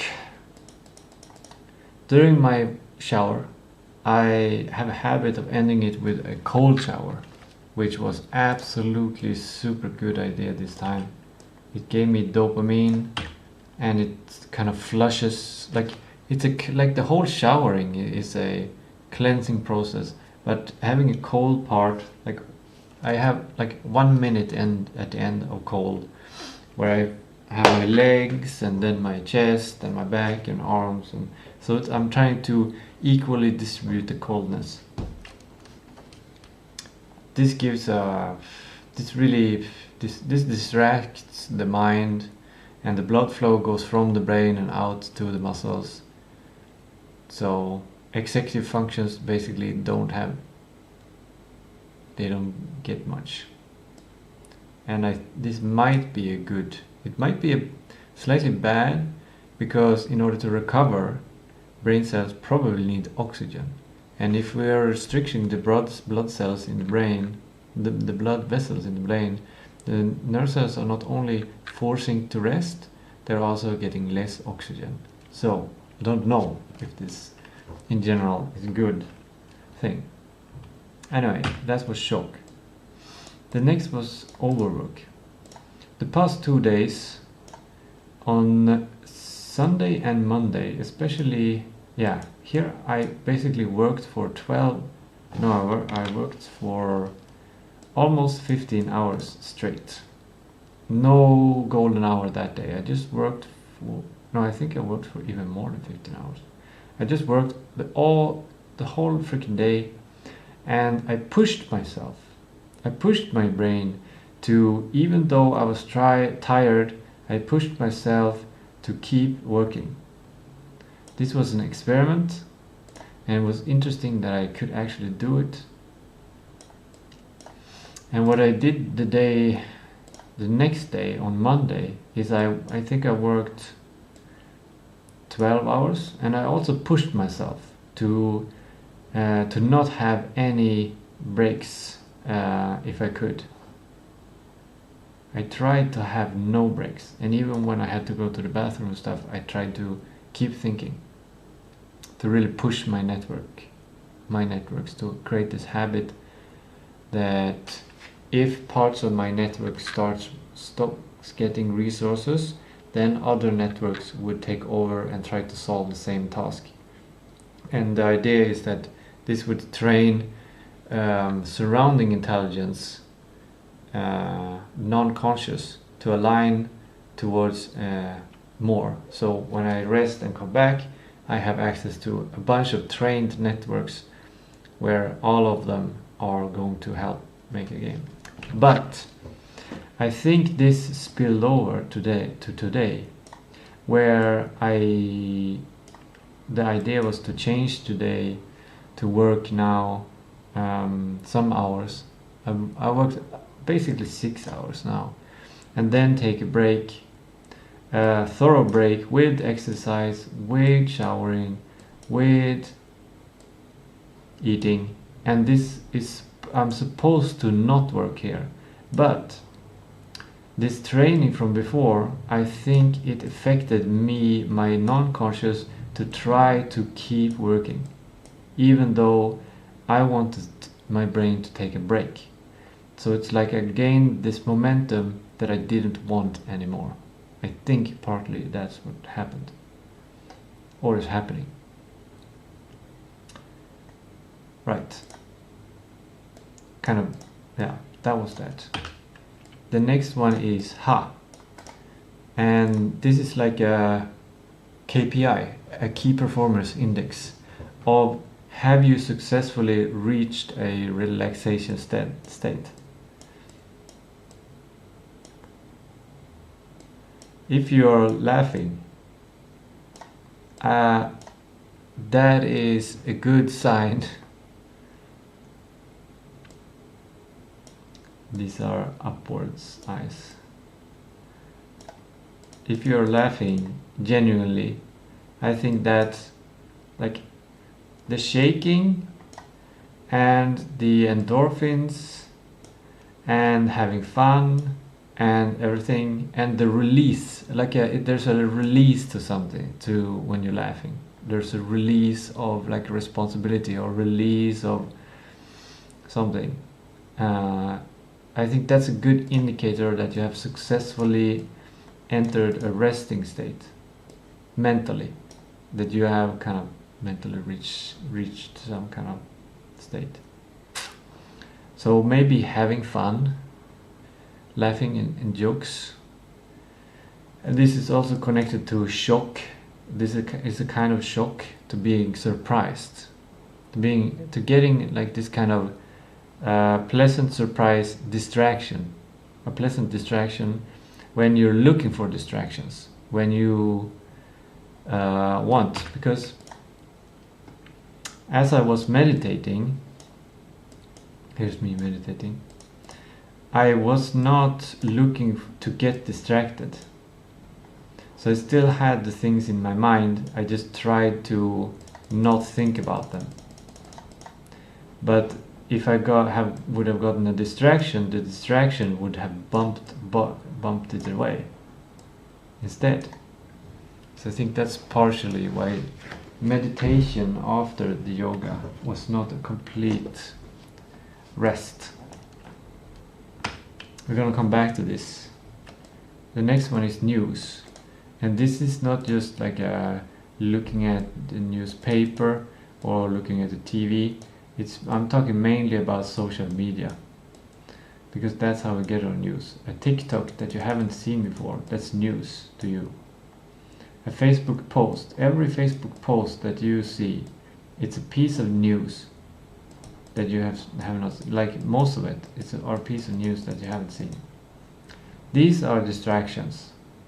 But if you're looking to get distracted in order to help you get something out of your mind, then this might be a solution.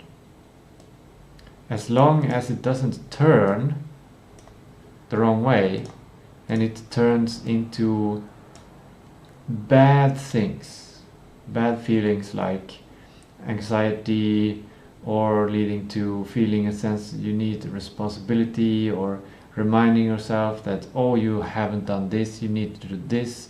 Like, you don't want to trigger things like that leads to responsibilities at this point.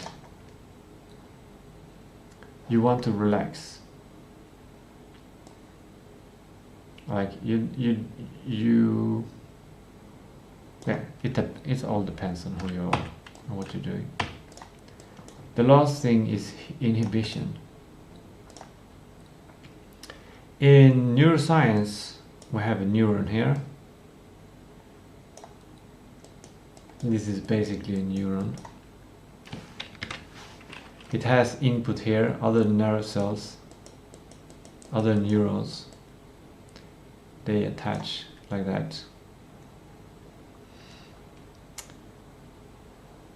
And if this, let's simplify, this is a network of neurons, or this is a part of a big network of neurons that are active right now and thinking about the thing that you want to relax from. So you don't want to think about this, you don't want this to think about this.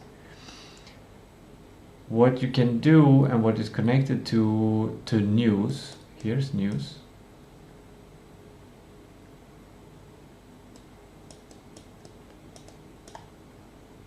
And distractions, all kinds of distractions are coming here from the different kinds of distractions. And there are two ways to affect a neuron. These neurons here, they do the same thing, they connect. They don't do the same thing, but they connect to this neuron, not exactly the same connections, but these neurons have excitatory connections, which increases the chance of this firing. And this is what you want to avoid when you want to take a break, when you want this network to relax. Instead, you take something that distracts you. And the distraction does the other part of the connection which is not excitatory, it's inhibitory. It lowers the chance of this activating. That's why it's different. Like if I'm meditating, I don't know exactly how it works, or how that I don't have a theory or a hypothesis, at least, of how it works. But I'm basically trying to not do anything. So it's like I'm saying to the brain, I don't care that you're exciting this neuron or something. It probably in some ways leads to an overall like inhibition of everything, but it's over everything. So it doesn't have this pushing away ability. It changes the whole mind. Meditation is what I'm trying to say. While news and stuff, it basically pushes away to not activate these things, but by inhibition. But what it does, it's also filling your mind with these things. Now these things are the most important. The news. Now you're starting to think about these things, and these things activate each other.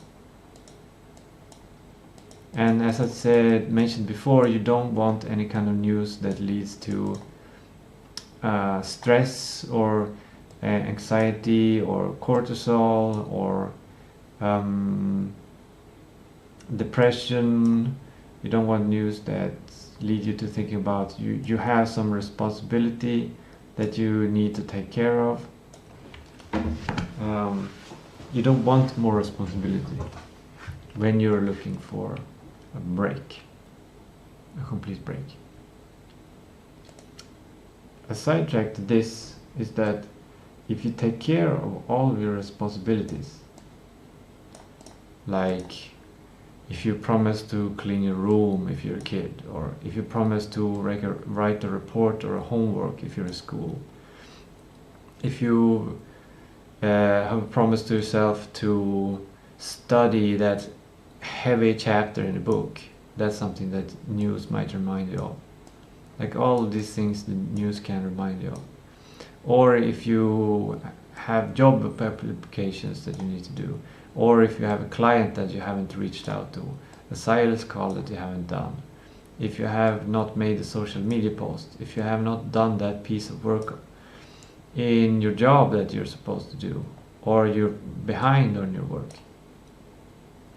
or it can be anything else. It can be all of these things that you feel like they are kind of homework. There are things that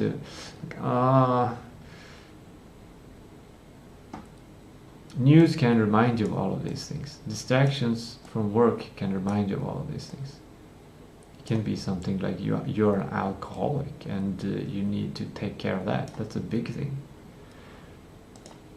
So, in order to not get reminded of these things, you think of them as karma in India. That would be the name of it, but we're not going to go too deep on that. But basically what you do is you basically solve them in your lives. Because if you have made your homework, you have cleaned your room, you have, I don't know what this one was, but you have done that, you have done the dishes, you have read the chapter in the book, you have studied so you know for the test, you have done your job applications, you have done the thing, and you have done that thing, and you have done these things, ding, ding, ding, ding, ding, ding, ding, ding.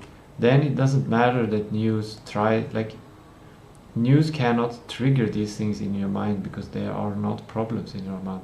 They are basically just, if news triggers to think about these things, you will not think it negatively, you will feel happy. You will feel, I'm a good person.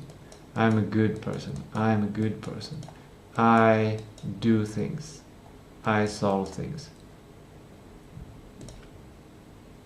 I have a good sleep schedule. I have yeah. Then it becomes really easy to have fun, to party. How do you like this? Very analytical way to looking at it. But it becomes very easy to party if you've taken care of all of the things that might remind you of things that you are afraid of, or things that trigger feelings that you don't like. You need to solve these things. Or you don't need to, you can do whatever I want, but if you solve these things gradually, like there are like especially big problems. Here's a recommendation: if you have a big problem, huge problem, if you're depressed, if you lost your wife, you're an alcoholic, or you're a drug abuser, or you're in crime, doing a bunch of crime, and you're a crime person. Like, all these things are big things. Then you need to just do small things. Like, how the hell would you just stop being an alcoholic? Or how the hell would you just stop being a crime person? How, like, the thing is that the news can trigger one of these things, and the one of these things triggers all of these things, because they're connected. If you have a big problem, they're all connected. And you lump it up into a big problem, or society is pointing at you and saying this is a big problem, and if you agree with them, then if you adopt that mindset, then that's how it's connected, and then that's why it feels like a big problem. And the only way to solve a big problem is basically if you remove this part, then news cannot activate that part. Then you need to solve the next part and the next part. So gradually, slowly, you can change these big things. And you can.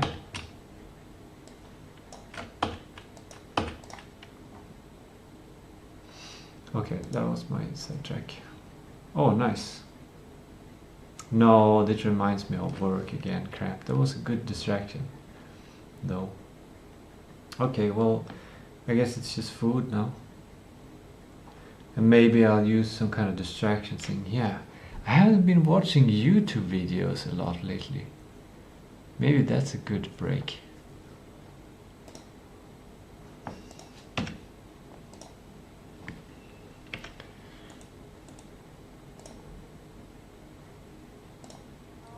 What should I watch? Something that doesn't trigger work.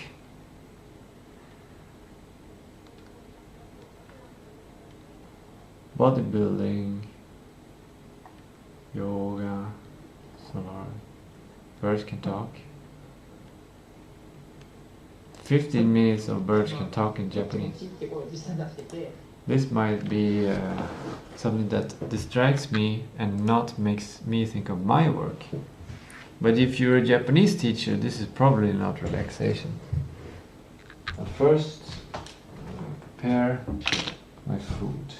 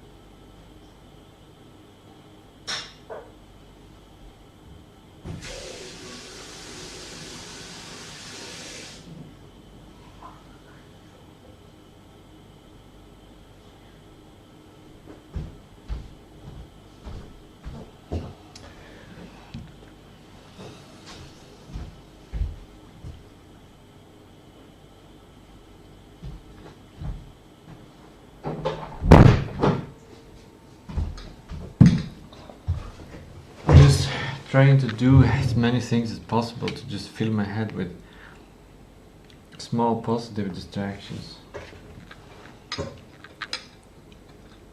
I don't know if it's possible to have the same kind of distraction.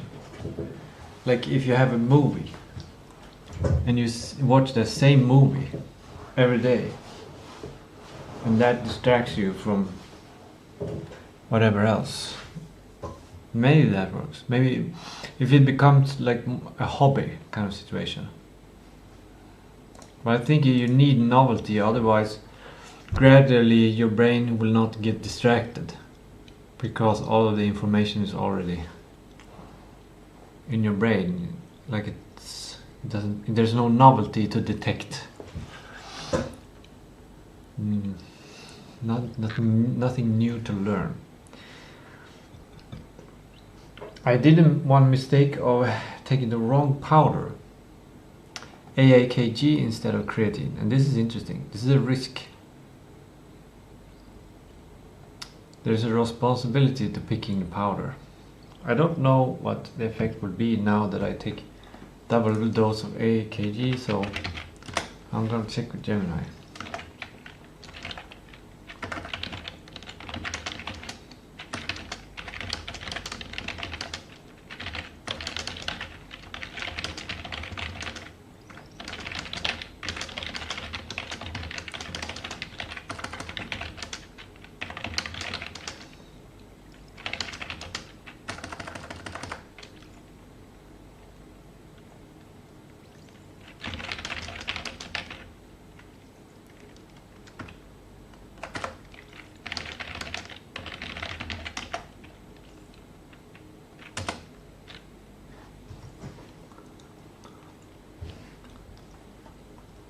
Primarily increase the extent nitric oxide production, extended vasodilation and muscle pump. AAKG is a precursor to nitric oxide, which relaxes blood vessels and increases blood flow vasodilation. Afternoon dose re-elevates blood arginine levels, providing a secondary window of increased nutrient delivery. Improve vascularity and better muscle recovery or workout performance if taken pre-workout.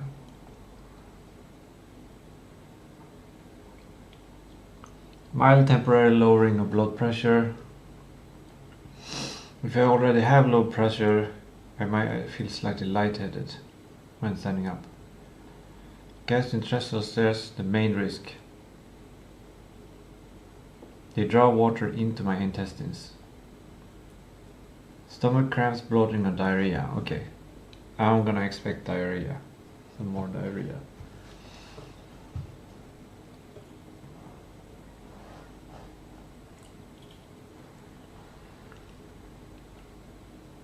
Clearing metabolic waste like ammonia.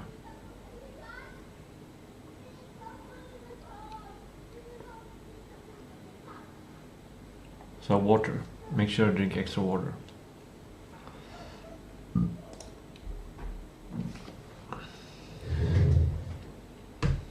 Also, since I'm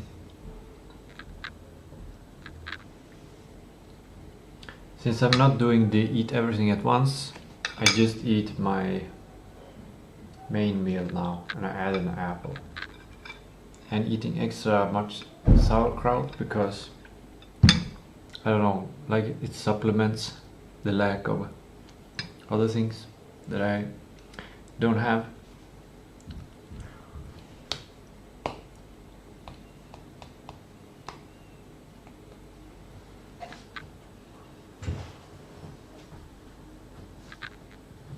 More water. That's what it is.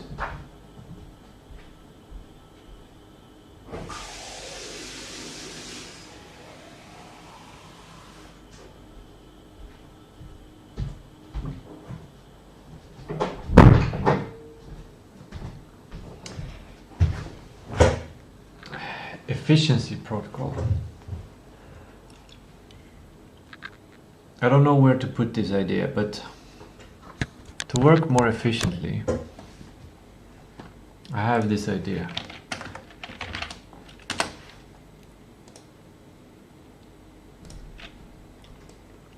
Here's your brain. Here's things that you work on. Something, in my case, it might be the Jörn Mysterium game. I work on that one until I cannot work anymore.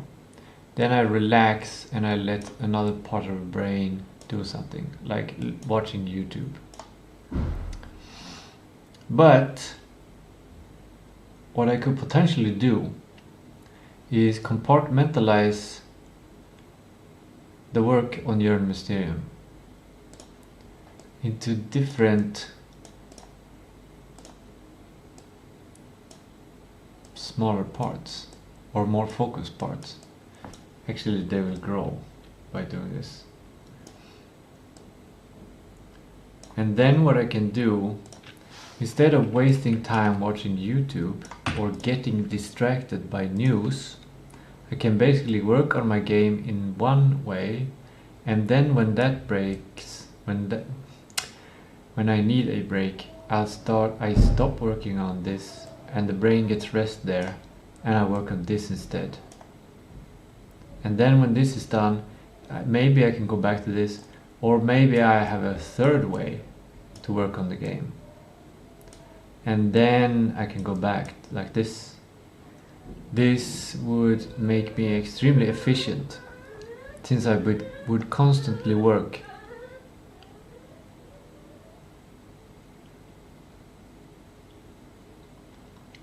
The trick is the compartmentalization. Thinking about this must not trigger this at all, and it must not trigger this at all. It must do the absolute opposite somehow. It must inhibit this, and it must inhibit that. And this one should inhibit this, and inhibit that. And this one should inhibit this, and should inhibit that. Like, they should be fighting for my attention. Just like different things in social media, it's fighting for your attention.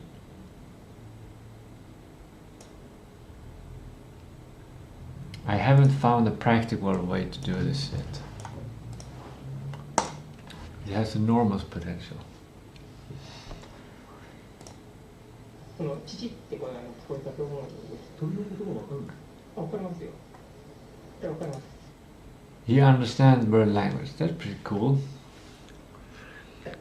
I cannot share with you the sound because I'm taking a break and I'm just gonna watch stuff and surf YouTube.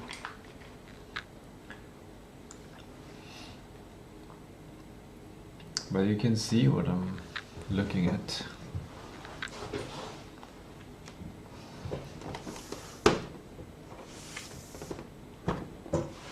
Bunch of dust on my monitor. I didn't do the dusting yesterday, which is my cleaning protocol.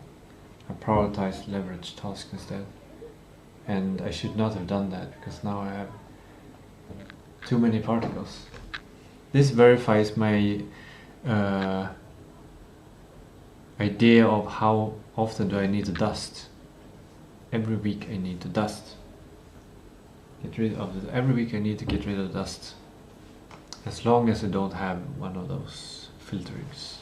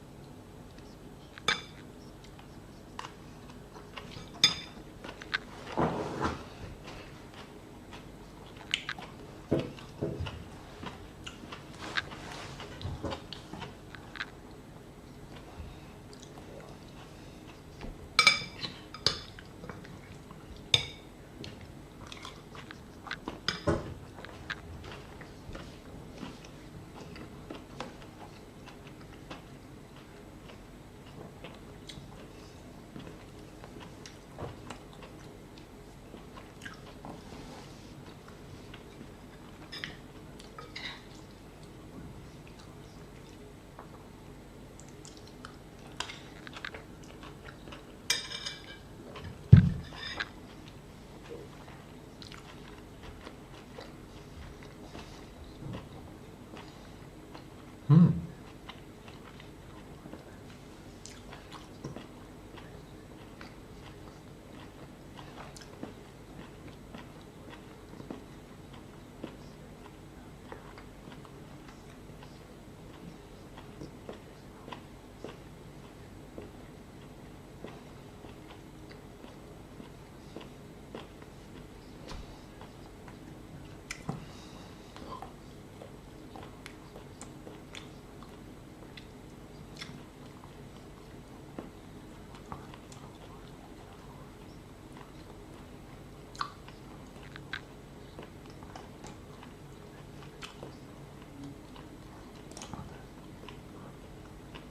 Fish.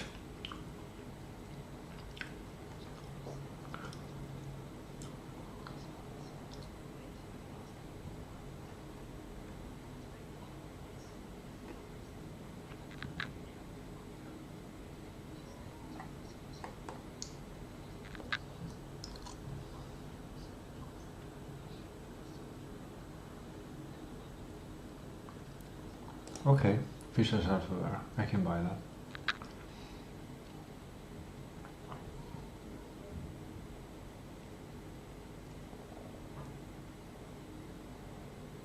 What?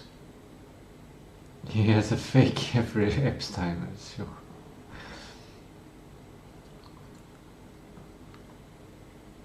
We're map place. Maybe I haven't been seeing Jacob's summaries of Elon Musk's.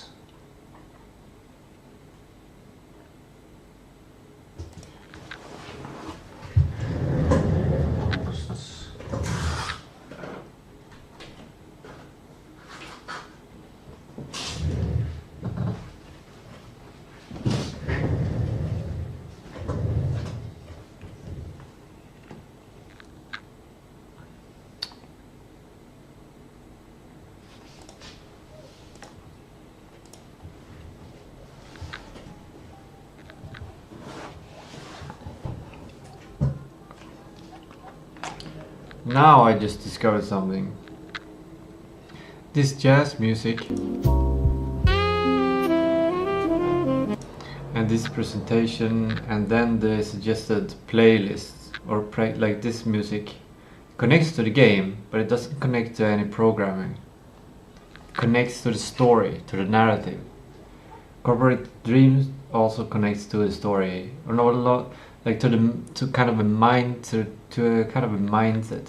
It's a relaxing mindset. But this might be what I was talking about before. Narration, working on narration might be one of those things that gives me a break, but still aims to serve the same ultimate purpose.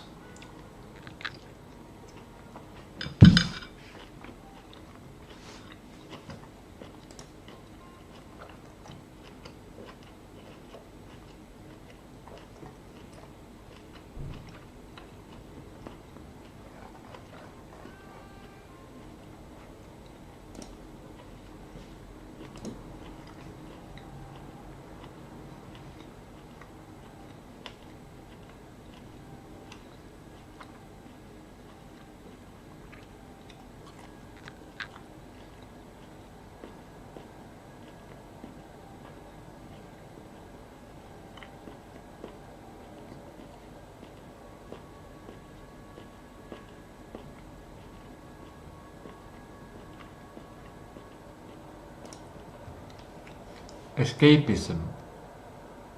That might be one. Successful escaping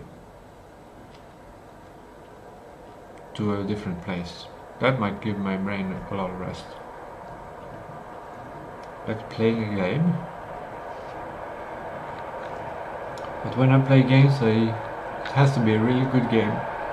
Otherwise, I will think about how I can make games and that's work.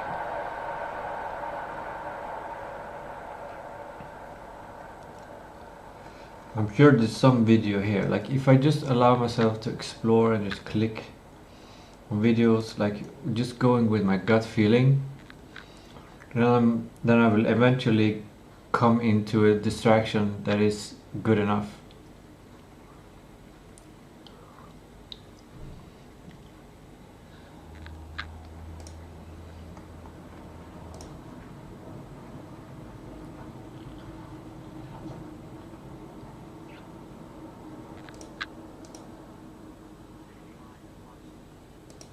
Battle Beyond the Stars.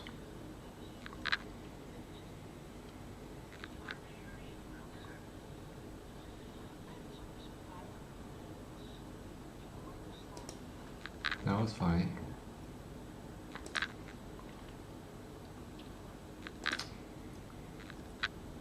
There are several videos that I haven't seen. How many are there? What? That's a lot. Ding ding ding ding ding ding ding ding ding ding ding ding ding ding ding.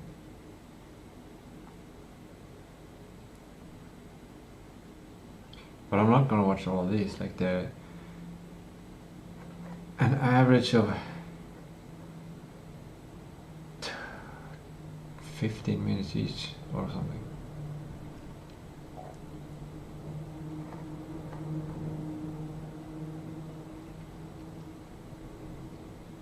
This one has a different color. No.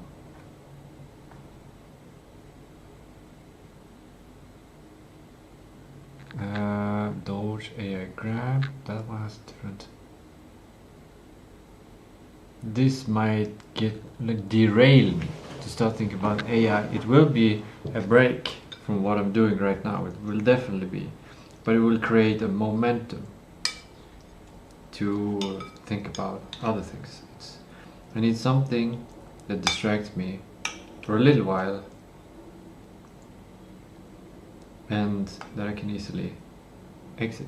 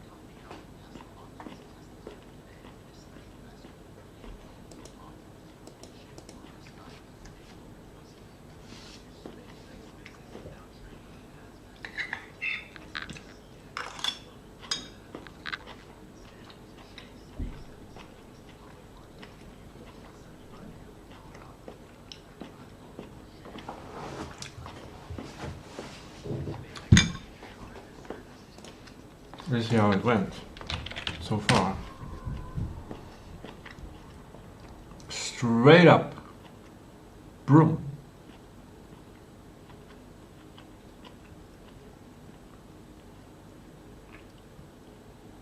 No, that's one day. Straight down. Stable.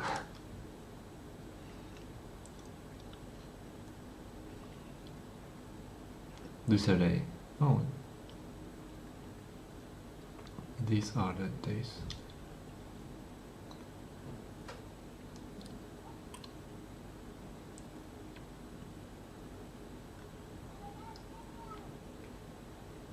So,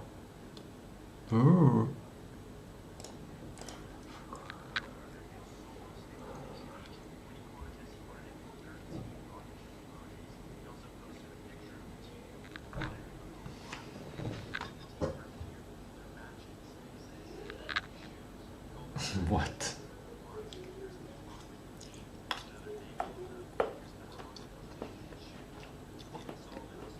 Shoes.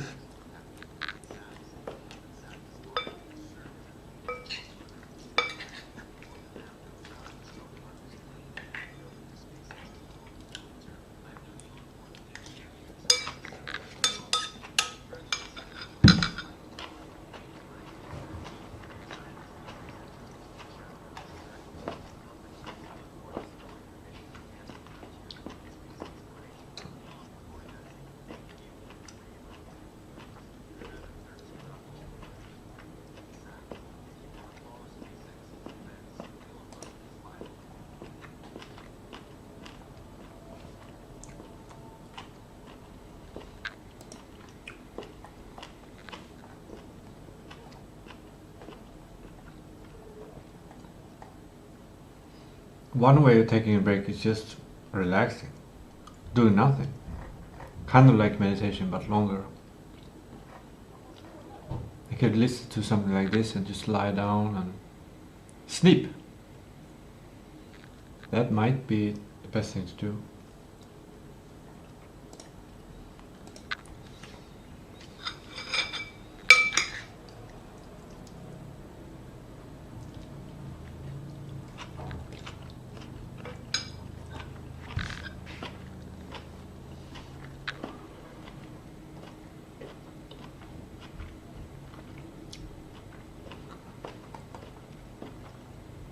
This is what I'm looking for.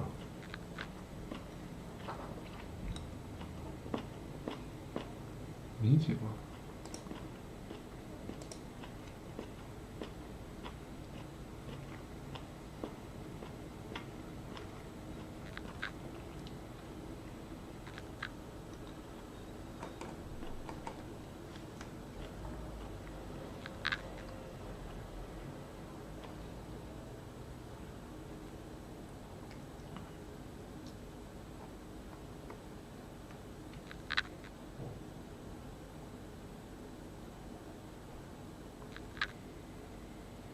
Kind of fungo.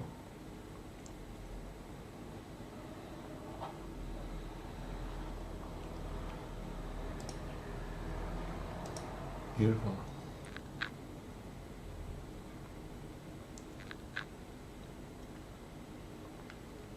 One minute and 57 seconds. That we can watch that. Opposite brains. We see data.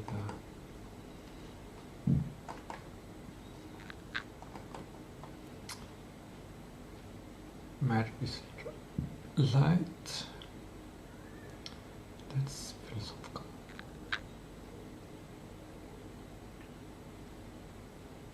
Making a bunch of money.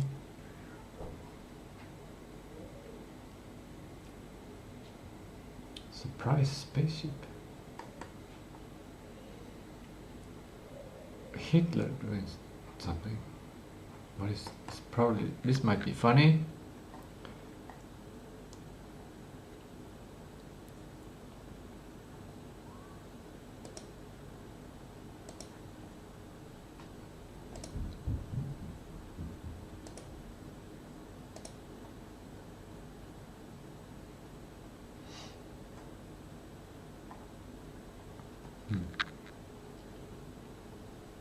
Milliseconds.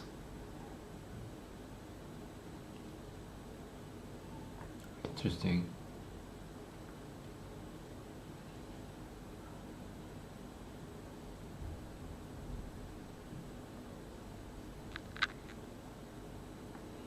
Keep falling.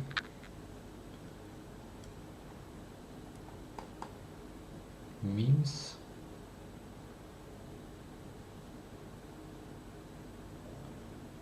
This is the type of thing that's not good, I think, to get distracted by.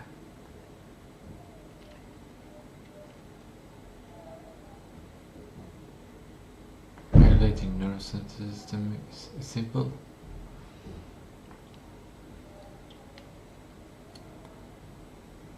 Come back into a state of calm. And I want to make a video giving down, very simple. Breakdown of how it works. Because, to be honest, it's actually a lot more simple than people think. This might be good, but it requires me executive functions. Is this on a planet?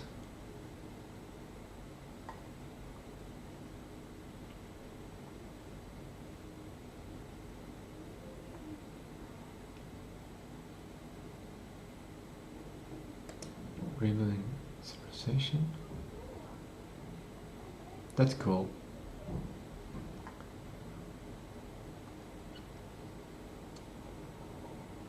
Art. Oh, this might be something.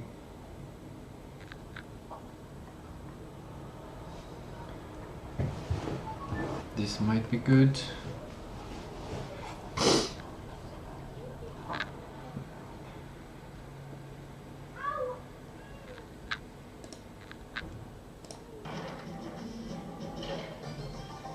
You can hear.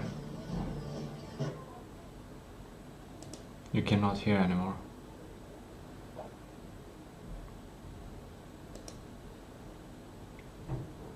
This is crazy.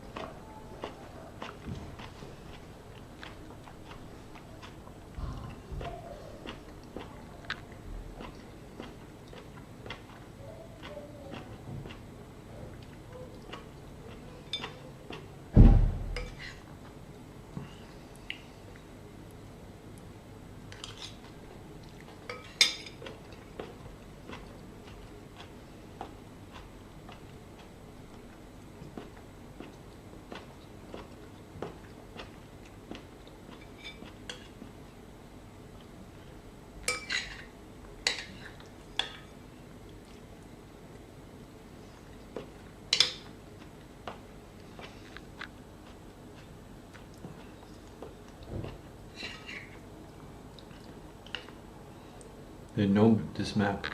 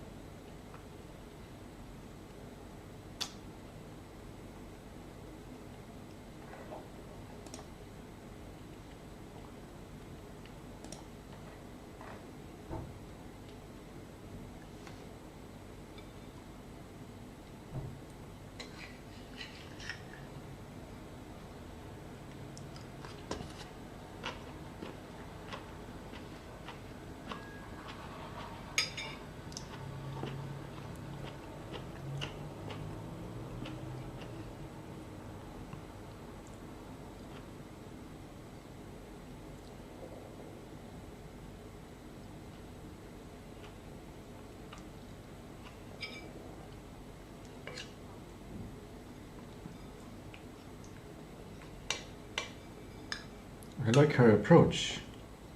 She has a similar documentation kind of presentation of data like I have.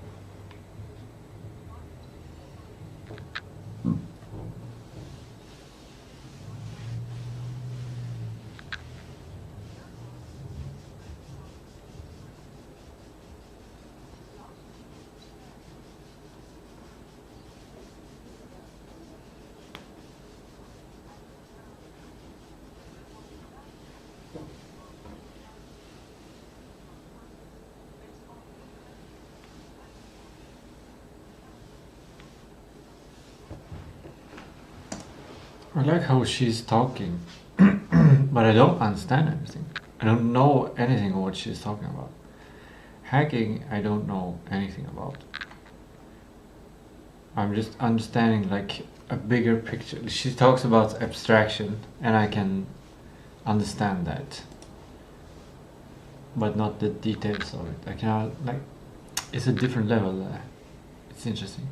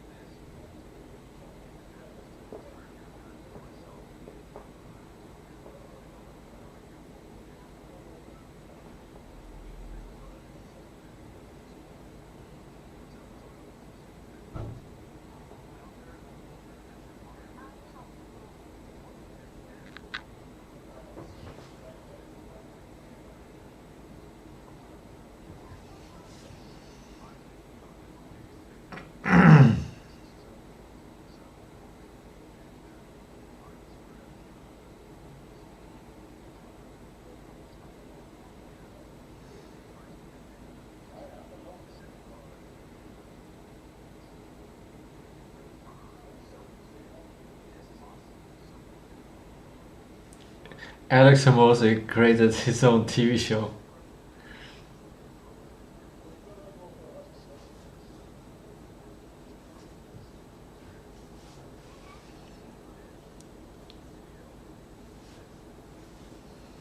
Cool.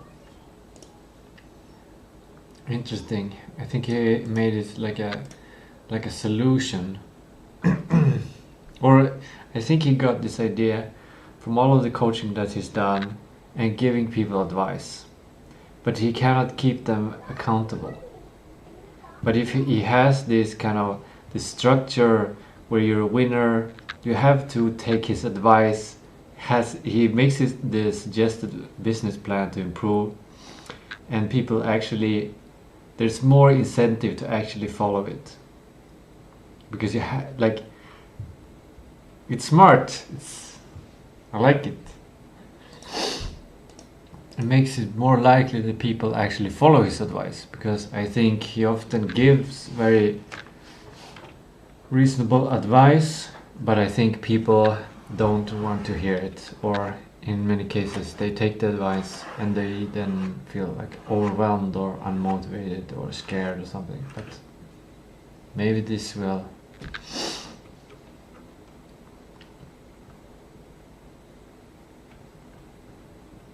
this? What?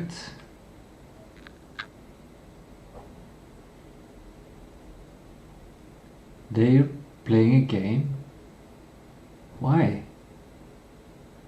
There's no time to play games. You gotta develop AI. It's an AI race. What?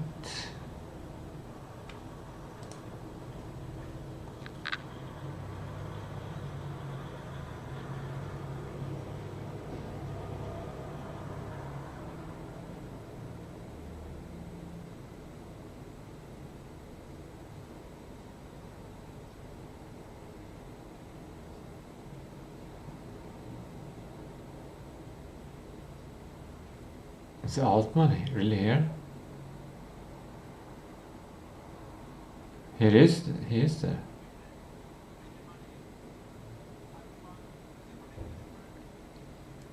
And Brian Johnson?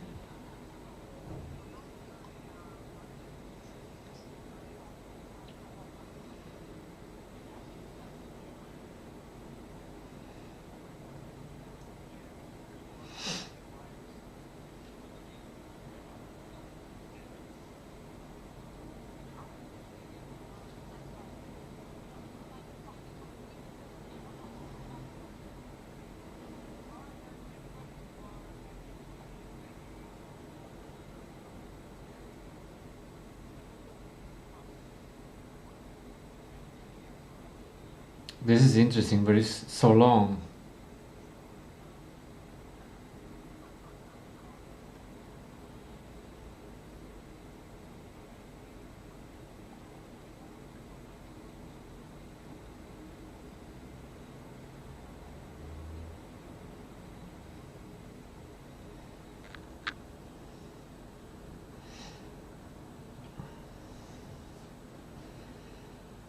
Well, this sounds cool.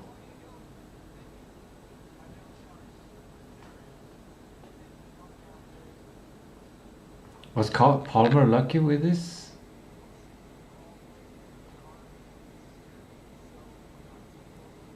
Yeah, he's there. Did this spoil everything?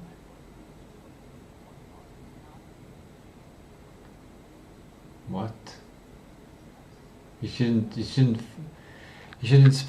spoil it, and you should not lie about it. I don't think.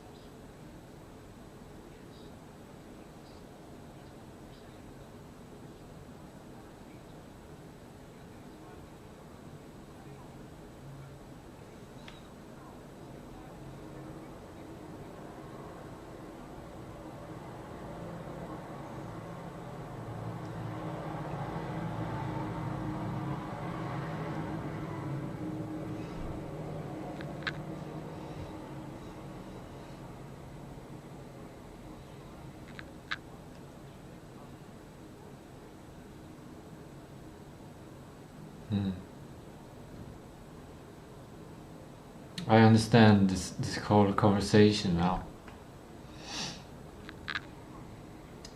It's who can play the victim. I think that's what they do.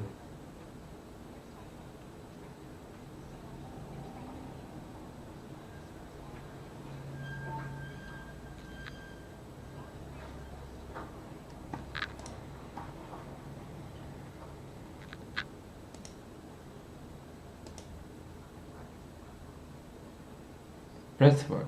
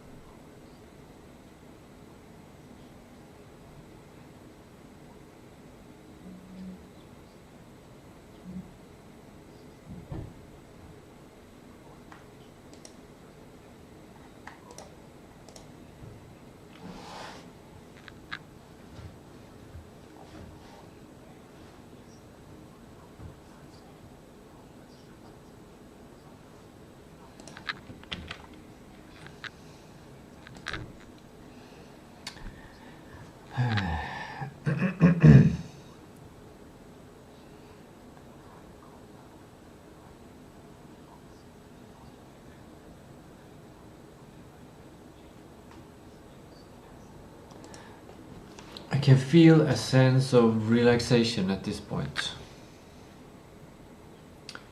It's probably a lot connected to food, but yeah. I feel tempted to watch this, for example. I think I'm gonna go back to this. I'm gonna suggest it for a Monday to improve enhancing cognitive abilities.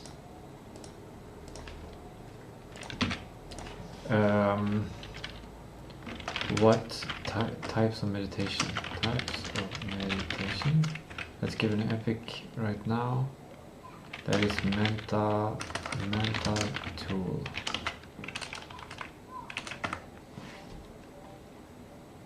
In my categorization, this is super intelligence.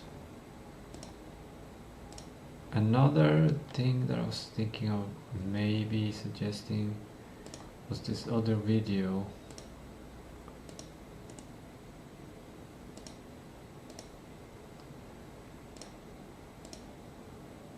Here we go.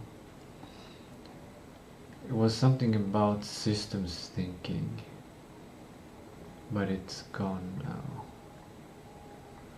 There's this guy who talks about, he basically reads on stream. He reads documents on stream. This guy.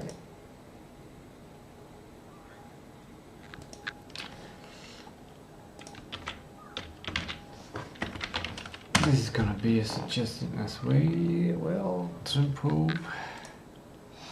It might be worth it to spend more time on cognitive enhancements than I'm currently doing.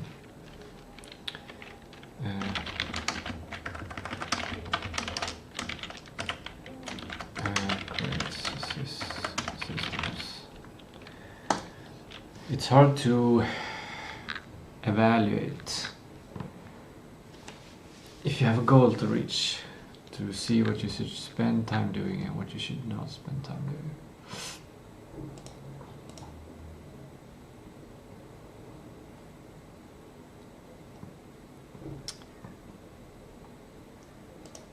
I'm gonna listen to this one while I start to think about architecture and stuff, and I'm gonna also deal with these tabs.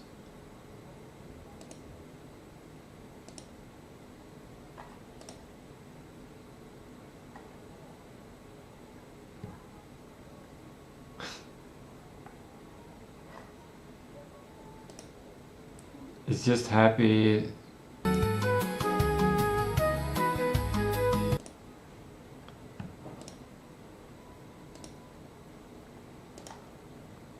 Ambient music. I think I'll play this after this one, if it's time. I don't need distraction now. I don't need more distraction now. I need to slowly come back to, like, I need stuff like this.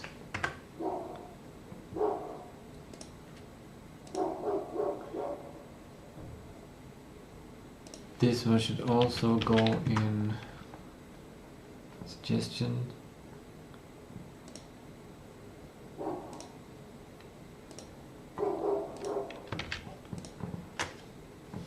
What was this one about? It's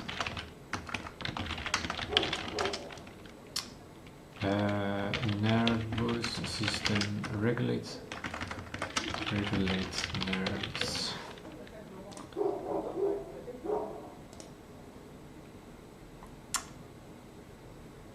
Prayer. I'm getting more organized, I feel. Like, usually I just watch these things randomly.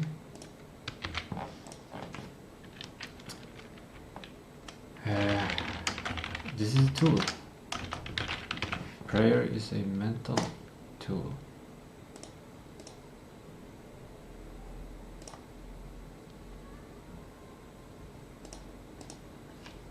This one is good also.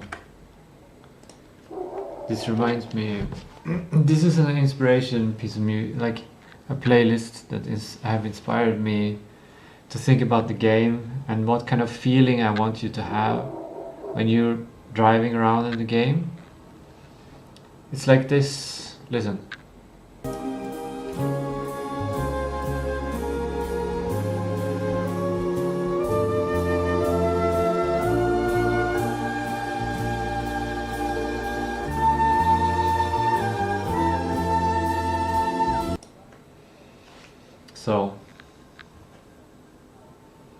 So I think this is a good calming. It's a bit too high pitch.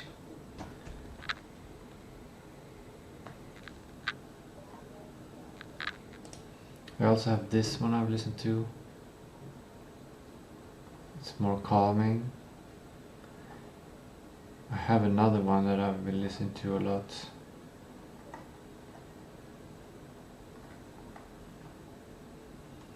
Yeah, it's not popping up.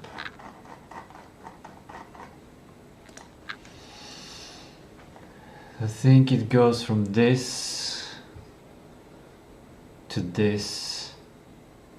No, from this to this to this to this. This is the last one because this one tell me it's time to drive home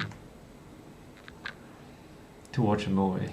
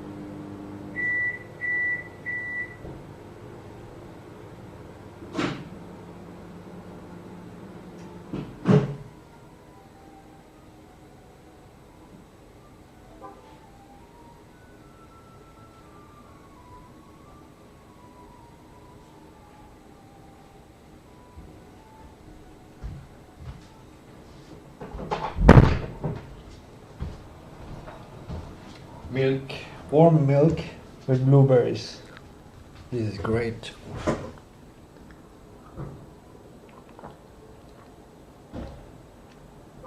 Very simple and healthy dessert, efficient also.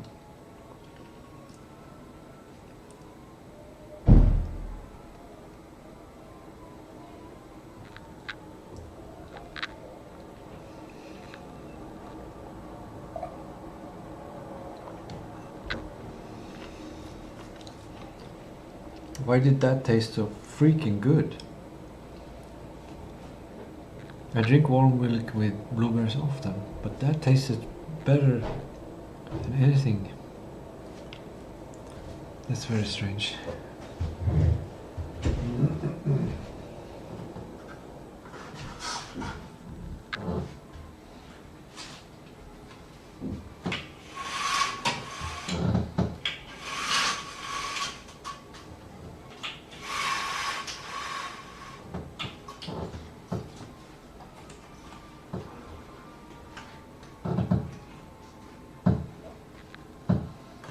We gotta start the melatonin production.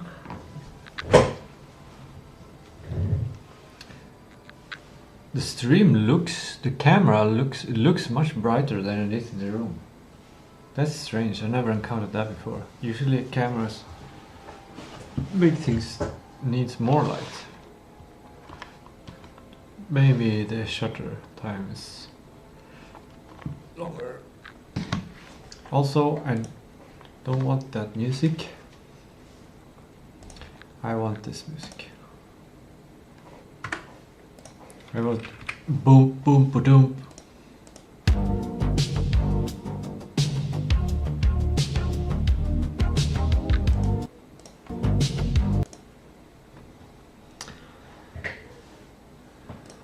And then we'll see where I'll go after.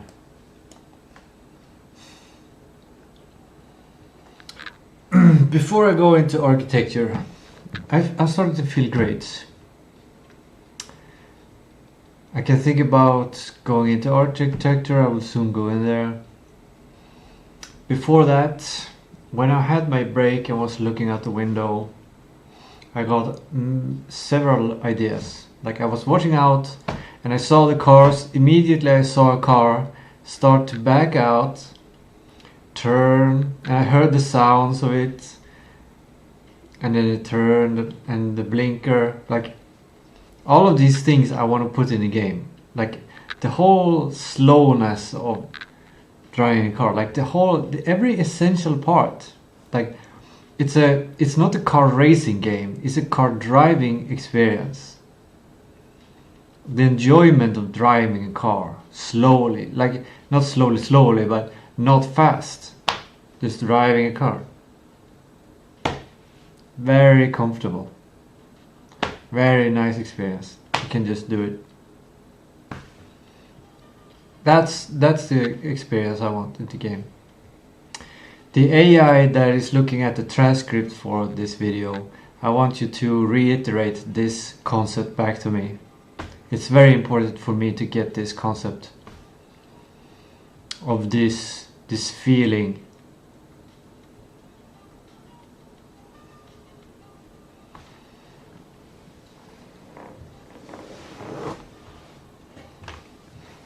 So that's what I'm gonna try to get. And yeah, should I open the backlog? I'm gonna open the backlog. And it's not because I need the backlog, it's because I want to associate the state of developer mindset into the backlog. And I just realized something. Maybe I can help myself take different roles. I can gradually explore how many roles I need to have in order for me to just work, then work, then work, then work. A new role, work, a new role, work, a new role, work, a new role, work. I think it will also help my sleep because I will be so successful that I can rest, that I can feel safe, that I can feel like I am accomplishing, I'm doing my best. I can truly feel like I'm doing my best. And what I was thinking here, I might use several different connected pieces of software to take these roles. Like looking at this backlog here, I might have a backlog that is designed for my developer mindset for Godot. Then it's easy for me to get into that mindset. And then I might have a separate software that might be connected to this one that has higher level. That is like the game designer mindset. And the game designer mindset leads to listing features, listing user stories. And they end up here for the developer mind. So then as a developer mind I can go in here and I can easily put that hat on and do successful large-scale context switching.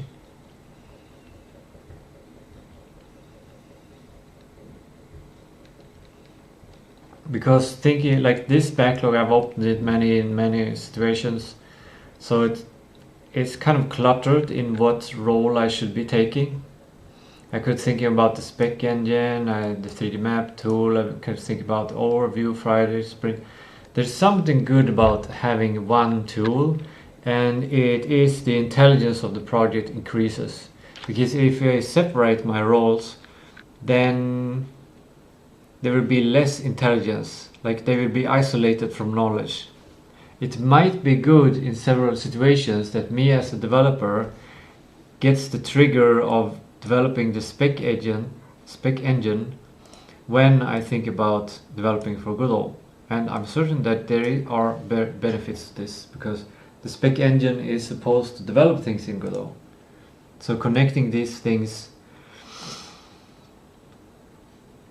even though it makes you less focused, less efficient as a specific role, it might make the ending result better, as in higher quality, because I can detect mistakes earlier. And yeah, I don't know how to explain it, but I think you know what I mean. Or you don't know what I mean. Well, I can't explain it either, regardless. The question now is, what should I do first? Yes, develop full architecture for the 3 MVP features. Whiteboard photo, make architecture as modular as possible so it's easy to add on feature. Okay. That means I'm gonna take this and move it up to there. And from there I'm gonna move myself to the whiteboard. Now I'm just following instructions. I'm not sure if this is the right thing to do, but if I plan correctly, this is the right thing to do. And I feel just like the guy in the car, like it's not a big deal.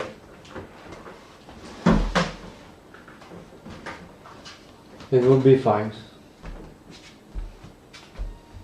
I just remember this. Oh, this is cool. Maybe I should use this.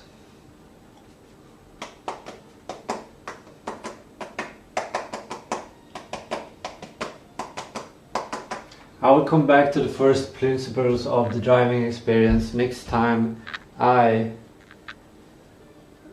need to upgrade the MVP of the driving, which might be like this week is driving, next week is point and click, and after that is detective mechanics, and then I just repeat. Then it's driving, then it's point and click, then it's detective. Actually, let me draw that as an idea.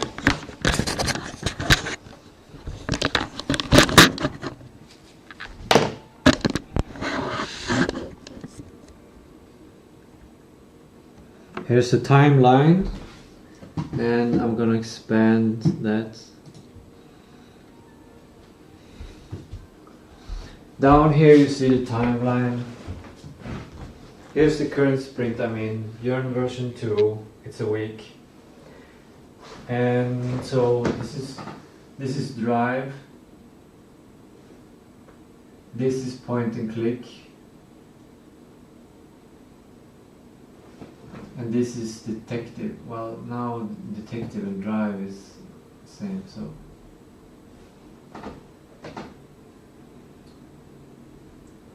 I want a simpler symbol.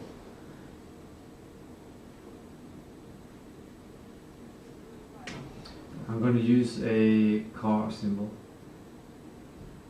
That makes me think the right way. It triggers my brain in the right way. Point and click. I'll just put a character there. Because the most important thing is the story, and in a story the most important things are characters. And in detective you get an hourglass. And then we repeat.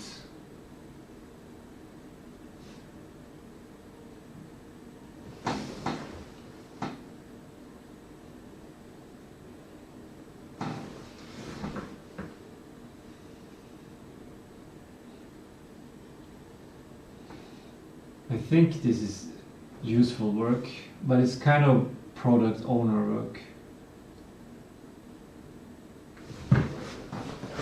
What is a suggestion to the product owner that will be later on?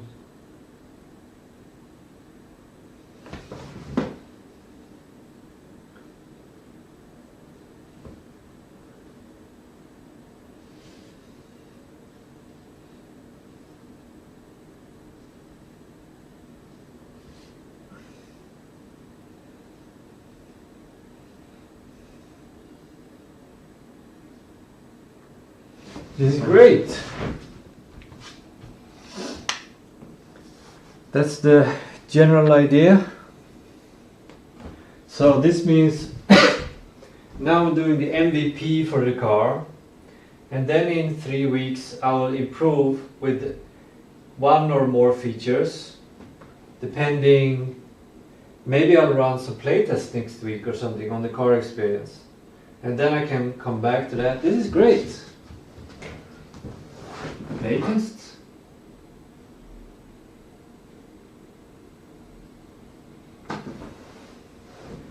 Playtest drive. It's a suggestion to my product owner. So I basically have this MVP, then version 2 of the driving, version 3 of the driving, version 4 of the driving, version 5 of the driving. And that is the driving experience in the game. Then it's end of time.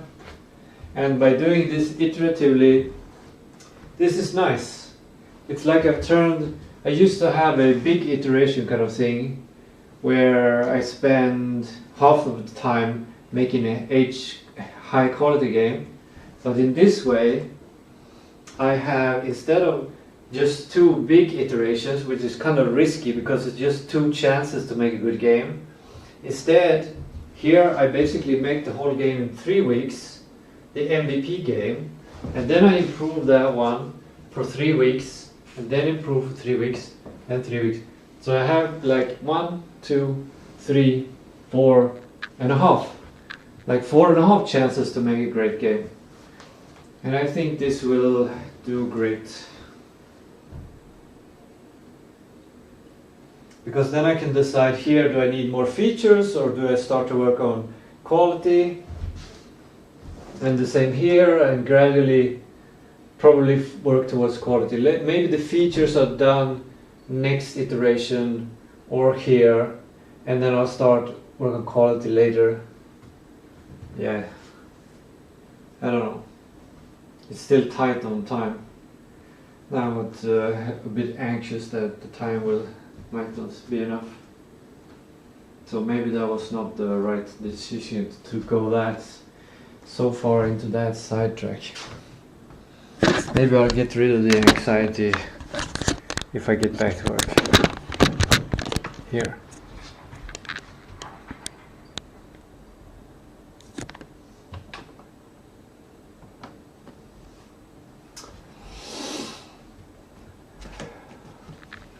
Okay. Driving. architecture. The hotspot, yeah, now I got rid of the categories, now I don't know which one.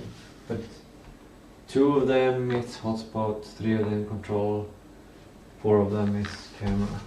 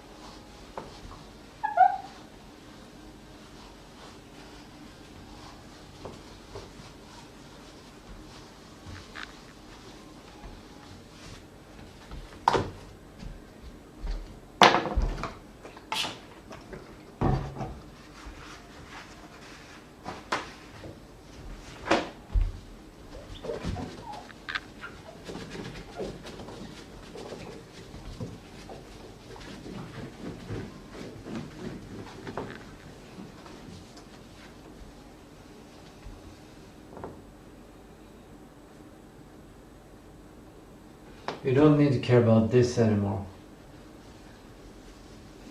because the purpose of that one was to remember that I can make several different user stories, and now I have 3 different user stories.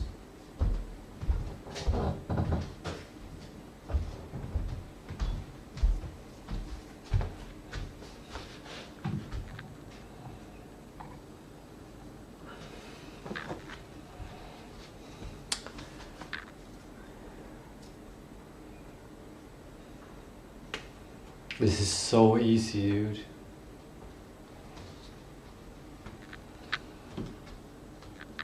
We're gonna have the car.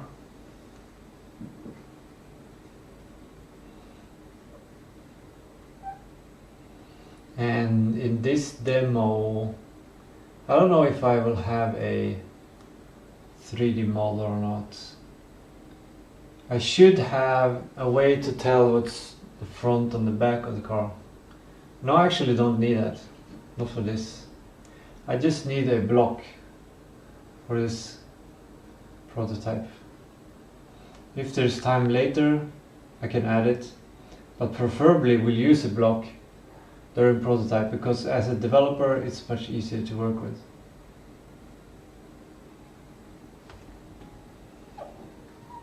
So you can basically, with arrow keys, you can drive.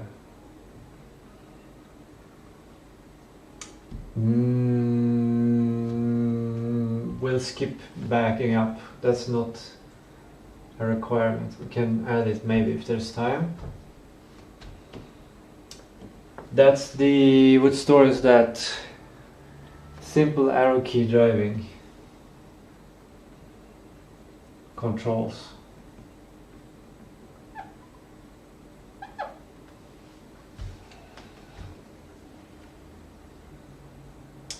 Then we have drive park hotspot.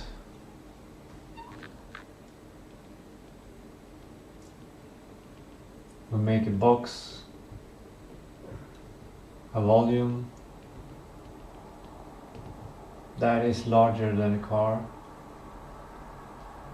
I don't know how much larger. That playtesting has to decide how large it is. Hotspot. This triggers new scene. Another scene. Empty. Simple, you drive around, you get in the box, trigger new scene. And the last part is actually the hardest. To get nice, I should say, to get nice.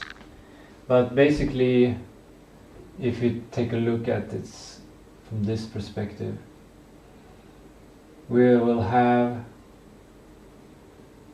like, let's say if we put the car at the origin point, the car is at the origin point, that makes it simple. Then the camera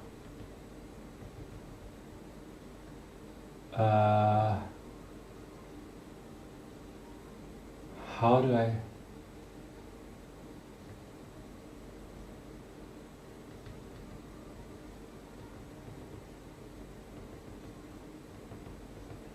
Here's the camera.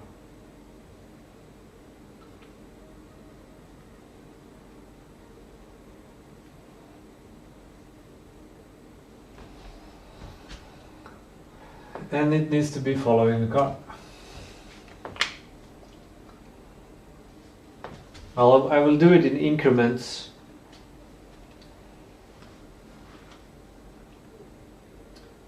Just like the main thing, like there will be like during this coding session, there will be like version 1, version 2, version 3. And the first one is just get it done, get it done, get it done. And then when they're all 3 done, then I'll improve the quality. I'll decide which one to, one of them I improve the quality.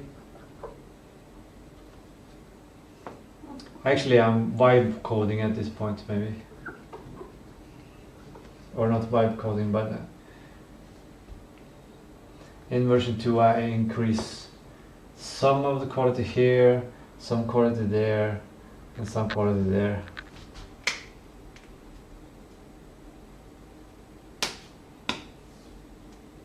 I want to take an image of that.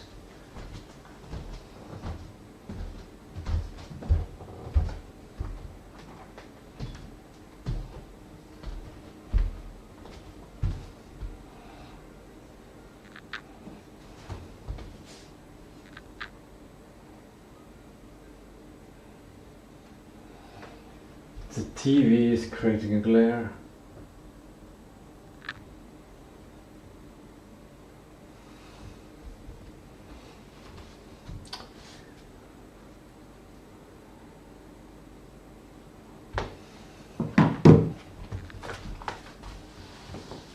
Now let's go into architecture.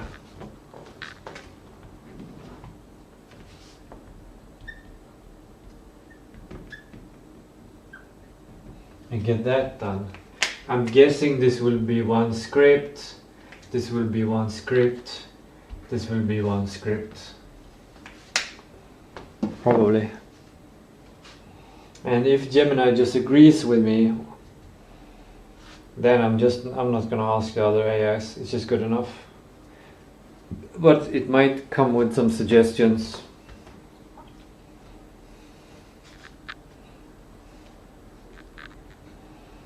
I wonder if I have a specific conversation relating to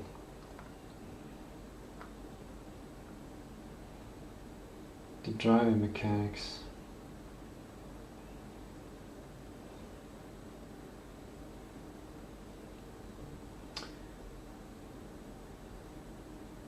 Not a specific one, no.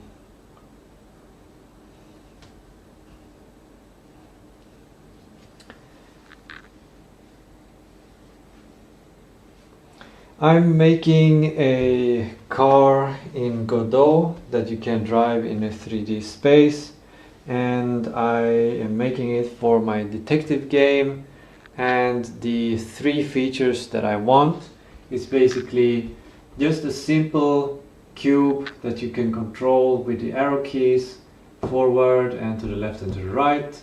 And then I want a hotspot, which basically is some kind of trigger box where the player can park the car, like the box can enter, and when the box has entered, this hotspot opens an empty scene, or not necessarily the hotspot opens an empty scene, but an empty scene opens. And lastly, I want a third-person camera on this car, and I think the biggest challenge is the camera. But I want to first go into the architecture of this. What is your suggestion on how to solve this from a bigger perspective? Like, that sounds like a really engaging project for your detective game. Breaking it down into those 3 core features gives us a great starting point for the architecture. For the car controller, you'll likely want to use a character body 3D node to handle basic movement, calculating velocity and position updates based on the arrow key inputs. To manage the parking hotspot, an area 3D node with a collision shape will be perfect. When your car enters it, you can trigger a scene change to load your empty detective scene. Finally, for that third-person camera, attaching a spring arm 3D to the car with a camera 3D as a child is the standard approach, as it automatically handles collisions and provides smooth following. Would you like to dive into the specific code for the car controller first, or focus on setting up the trigger box? This sounds like a good ideas. I wanna dive and make sure that we're doing this the right way. First of all, regarding the spring arm, does this enable the camera to kind of slowly swivel around the car, so it's not just stuck behind the car? And secondly, area 3D, I think it's a good way to solving the trigger one. And camera 3D is the obvious choice for the camera. But then character body 3D, I'm not sure if we need this or not. I want to talk about optimization here and mention that my current script is just for a 3D node with a mesh, and it's extremely simple that way, and the script basically handles all of the essential stuff of driving a car, and there's no unnecessary bloat from any kind of character body 3D or anything like that. But there might be benefits to using a character body 3D as opposed to using a node 3D. What do you suggest?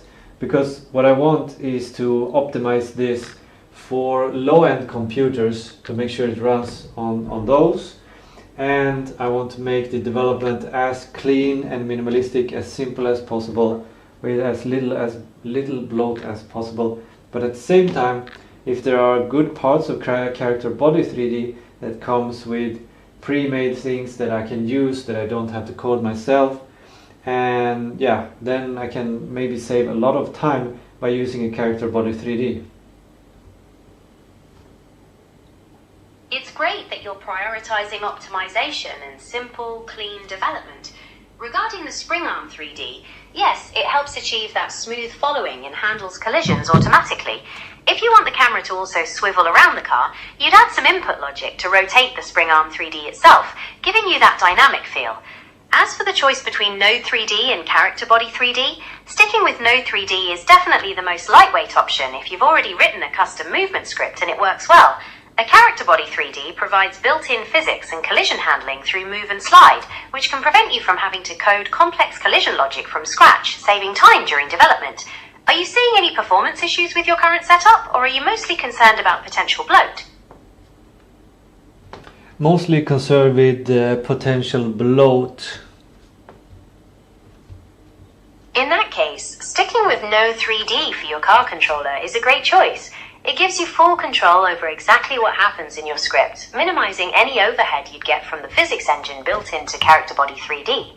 To keep the architecture clean, you can make sure your car script is modular and focused, and only add the necessary nodes for the mesh, spring arm 3D, and area 3D. Would you like to explore how to implement the rotation logic for that swivel camera next?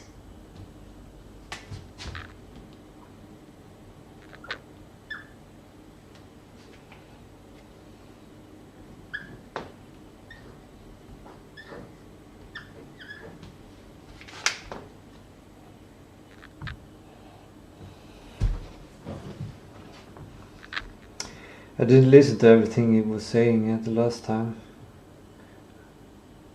Oh, I'm gonna replay that if I can. No, it seems like I can't. I'm gonna ask it. No, I'm just gonna read it. In that case, sticking with your Node 3D for your controller is a great choice. It gives you full control over exactly what happens in your script. Minimizing any overhead would get you from physics engine built into the Character Body 3D. To keep the architecture clean, you can make sure your car script is modular and focus on only add the necessary nodes for add the mesh, spring arm 3D, and area 3D. Okay, I think I'm going to use Node 3D because that makes it easier for me to think. Everything is cleaner, and maybe in a later sprint I will change from Node 3D to something else. The risk is that I'm writing code now that will not be used later. But there's a fear that if the low-end computers, if the low-end computer cannot handle character body 3D, then I want to avoid it. This is the big question. But if low-end computers can handle character body 3D, and character body 3D makes it easier to handle collision, like bumping into a house, then I would probably end up using character body 3D anyways. And the scripts I'm writing now is just basically learning scripts, which kind of wastes time a bit instead of just going with character body 3D. So I'm gonna check if I can figure out some way to test it. Maybe I should just use character body 3D, and if it doesn't work on testing on low-end computer, then I'll switch to Node as an optimization steps.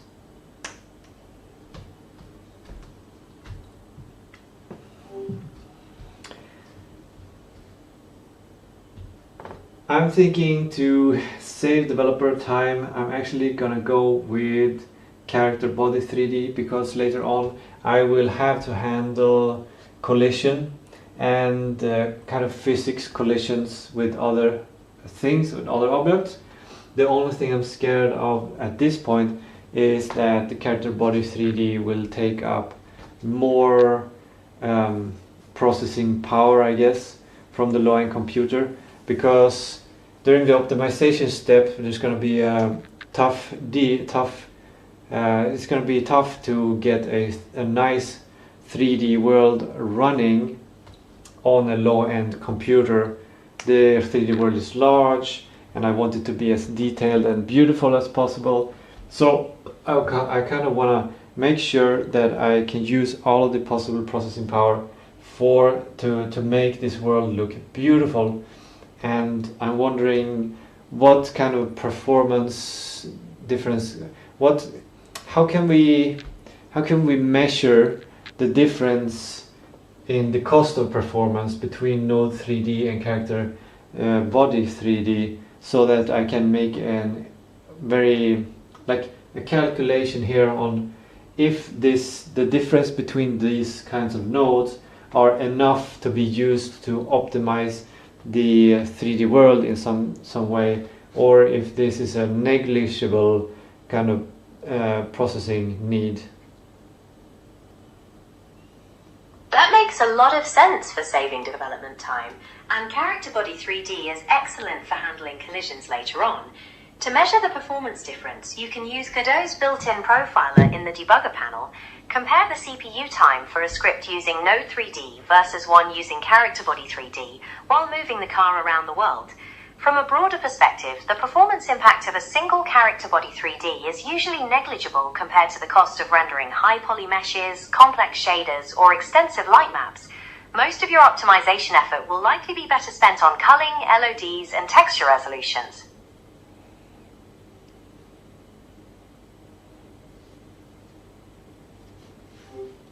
That's a good point, the developer point. Like, if I choose Node 3D and I'm gonna have collision, then I'm gonna have to develop that for the Node 3D. However, I'm gonna use AI to develop that, so it will be quite efficient, quite fast to do. But it might come to a complexity point where it's hard for me to understand all of the math and everything in order to debug it and fix it. So maybe I should go with Character Body 3D. And optimization wise, if let's say I use Node 3D, I write all of these scripts, then basically in other situations, if I chase the Character Body 3D, I'll just have to write this number of scripts, and in this case I will unlock this time to develop the game better, time and effort, and this is more effort, this is more valuable. However, there's something in my brain that makes Node 3D feel safer. It just feels safer. It just feels more reliable. I know that it works. It's not as strange. Like Node 3D, I'm comfortable with. I have used it a lot of time, so I feel safe with it. But I think we're gonna go with Character Body 3D instead, and that I'll have to dive into learning it. But that's gonna be a different kind of cost, like Node 3D and Character Body 3D.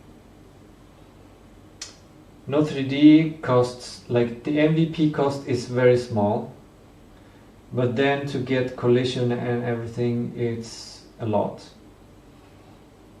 And in Character Body 3D, the setup is probably super simple, but then comes a time of I need to learn it. And this is gonna tax on my brain in a different way than this. This is gonna ensure I'm learning how to write like my own basic stuff. It's gonna be more fundamental knowledge. This is gonna be very specific. This is just Character Body 3D in Godot. How that one, the API is working there, or whatever. The design of that one. And then if this stops working for low-end computers, or the performance optimization says we should go to 3D, then basically learning this is the waste. But if no 3D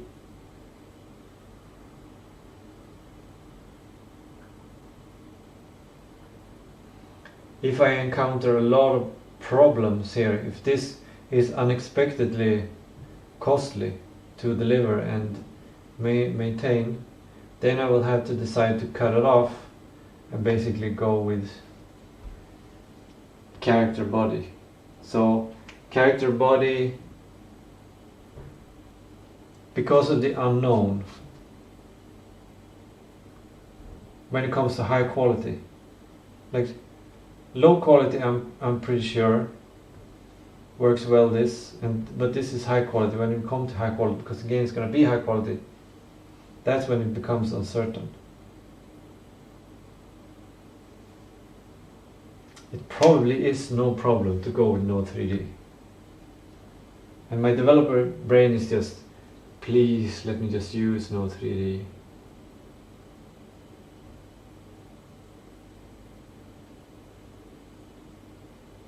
And then if we encounter this part, then all of this, it's not really wasted because I've learned the basics, which makes learning it easier. So it will not take that much time. I will save this time. So learning it and translating it to Character Body 3D, it's an easier process. The final verdict is that I'm doing the MVP right now, and I should have a finalizing mindset. And I already have a script for the car for Node 3D, so I know it's gonna work well, and it's neat, it's simple. Yeah, that's where I'm gonna choose Node 3D. It also warms me up towards thinking in programming in Godot, so later iterations I'm more prepared to maybe explore or use Character Body, even before I start thinking about adding collisions. Okay, good. That's decided then. No 3D for this sprint. Area 3D for hotspot. Spring arm for camera. Camera 3D for camera. Good. Now.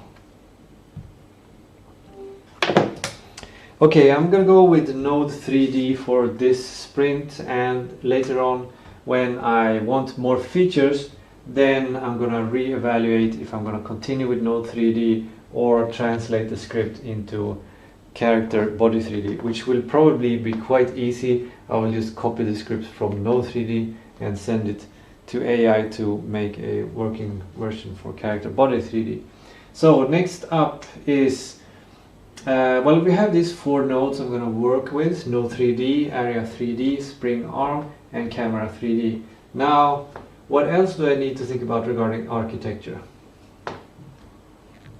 Choosing Node 3D for this sprint is a solid, pragmatic approach. Besides the nodes you've listed, consider setting up dedicated input maps in the project settings for clear and remappable controls. You'll also want to think about physics layers and masks to keep your collision checking efficient, especially for when the car enters the trigger area. Finally, organize your scenes so the car can be easily instanced into your larger world scene. Would you like to set up the input map first, or focus on the scene organization?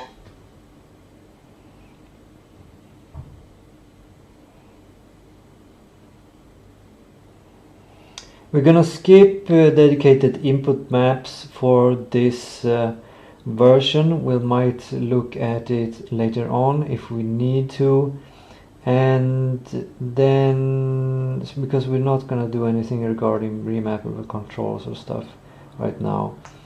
And when it comes to physics layers and masks and collision checking, that's the focus is only the trigger area. The only collision check we're gonna do is to check if the car is inside the trigger area. And yeah, so let's first go into that and see if we need to work with any other kinds of nodes as well. For your Area 3D trigger to detect your Node 3D car, the car itself needs a collision shape attached to it, typically through a collision shape 3D node. Once that's set up, you can use signals like body entered or area entered on your Area 3D to trigger the scene change when the shapes overlap. Do you want to look at the signal connection in the script next?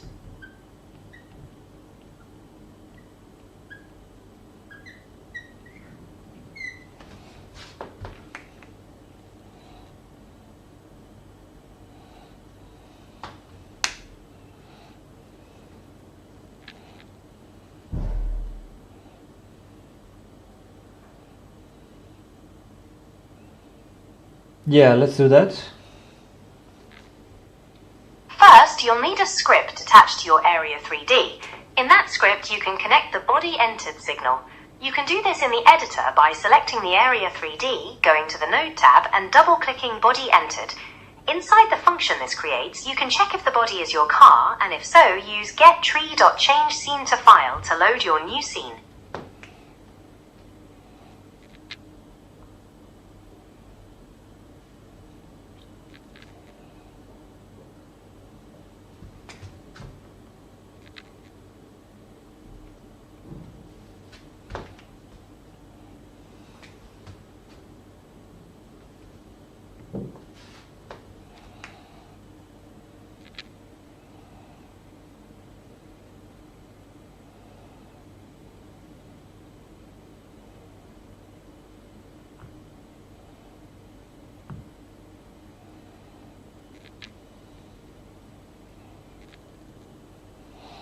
Okay, but how do I make sure that the car has completely entered this hotspot and is inside of it? To ensure the car has completely entered, you could use a slightly smaller collision shape 3D for the Area 3D than the one representing the car's size. Alternatively, you could add logic in the script to check if the car's origin or bounding box is fully within the bounds of the hotspot shape before triggering the scene change. Would you like to explore how to measure that distance in the script? I just realized I've started to think about scope creep, because in the MVP or revival mechanics that we have here and the time that we have available, it's better to just make sure that when it enters, then we load the scene, and then later on we can, in the version 2 that we create later today, I can decide what to improve.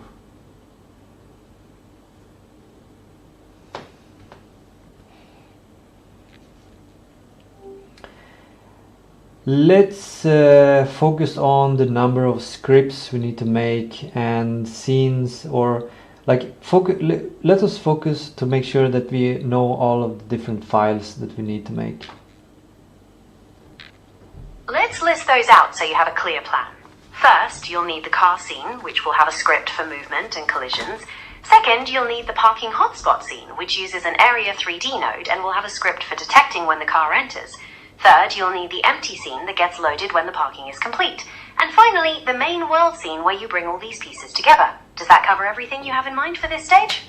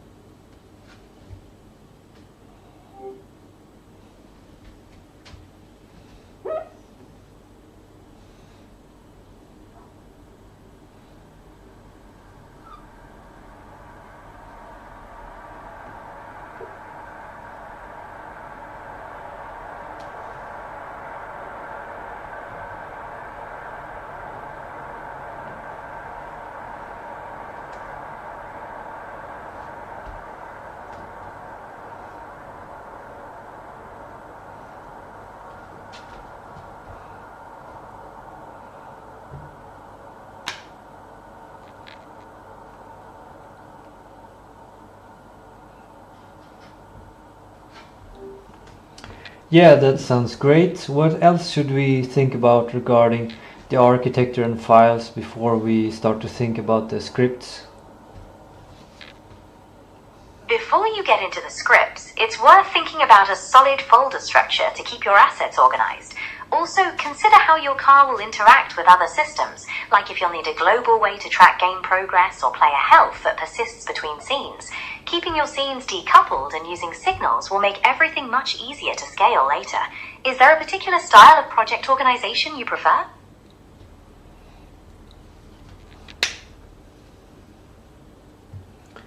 What suggestions do you have?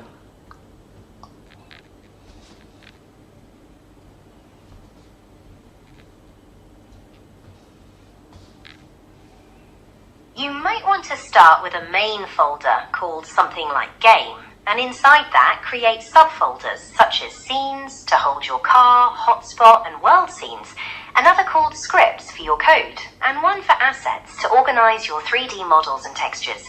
When it comes to decoupling in signals, it's about making sure your car doesn't directly control other game elements. For example, instead of the car directly telling a score manager to update, the car would emit a signal when it enters the hotspot, and then other parts of your game can listen for that signal to know when to react. Would you like to talk about which specific nodes you might need for the car's movement before we move into scripting? Yes. To get the car's movement set up using a character body 3D, you'll need a few core nodes. No. We're using Node 3D. Got it. My apologies for that. Since you're using a Node 3D for your car controller, you'll primarily need the root Node 3D, a mesh instance 3D for the car's visual representation, and a collision shape 3D so it can be detected by your area 3D. You'll also attach the camera 3D via the spring arm 3D to the car. Are you ready to go through how the movement script would look for this setup?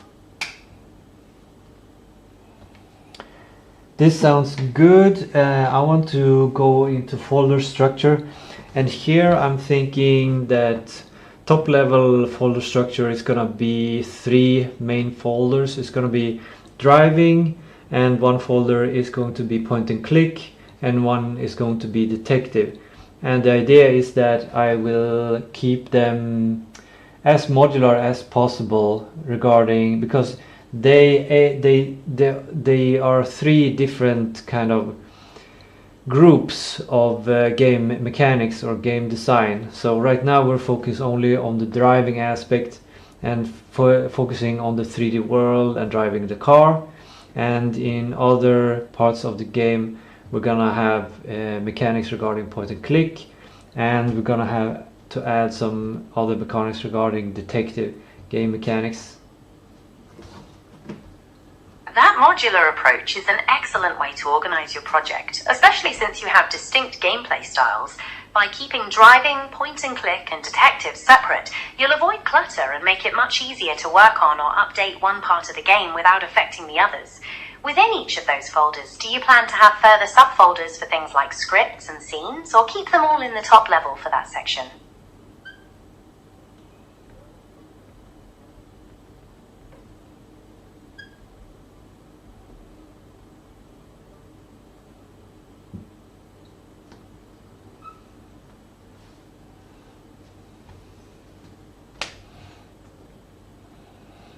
Yeah, I think we're gonna have scripts in each of those folders. I think that's the right way to do it.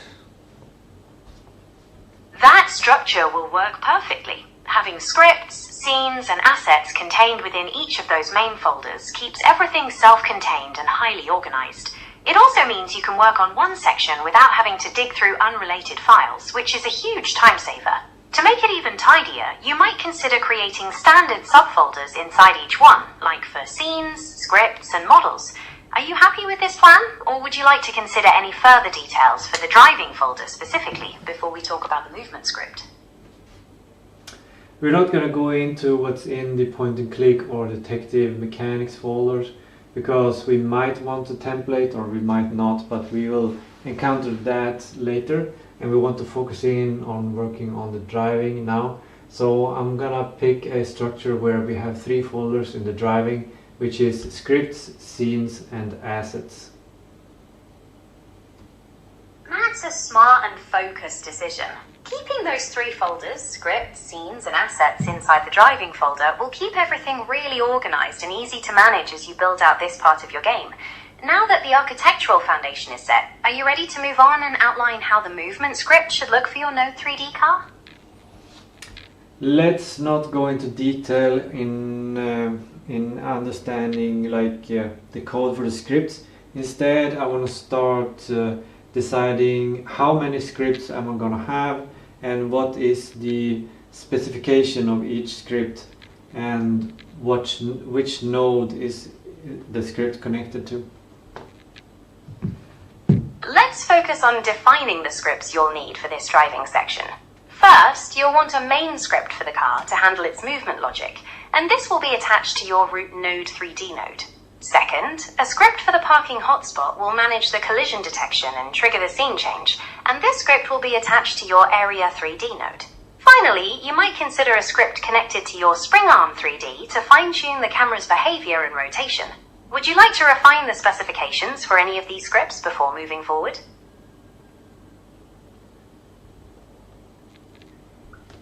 So you're saying we only need 3 scripts?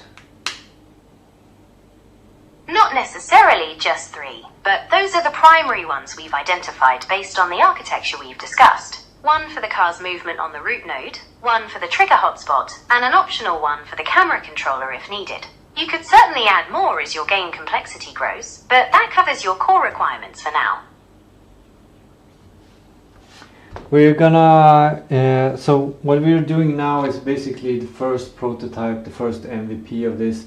So since we might not need a script for the spring arm, the camera will still be able to be used in order to navigate and run the game. So we're just gonna have 2 scripts, one of the root node of the car scene and one on the area 3D, which is the hotspot scene.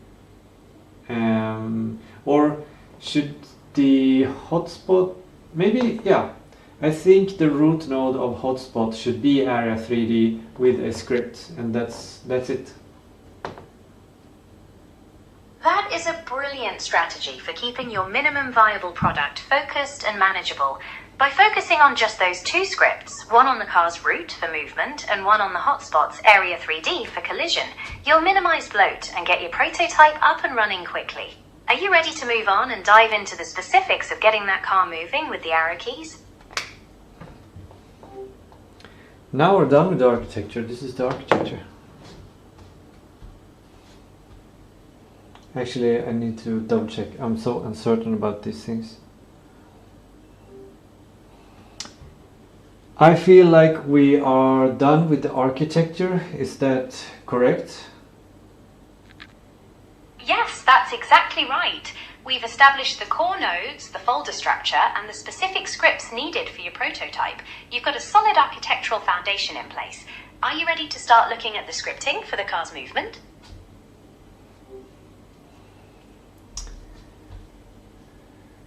I need to go to the bathroom. I also need to put a name on this chat conversation. Before that, I'm gonna remember to photograph this.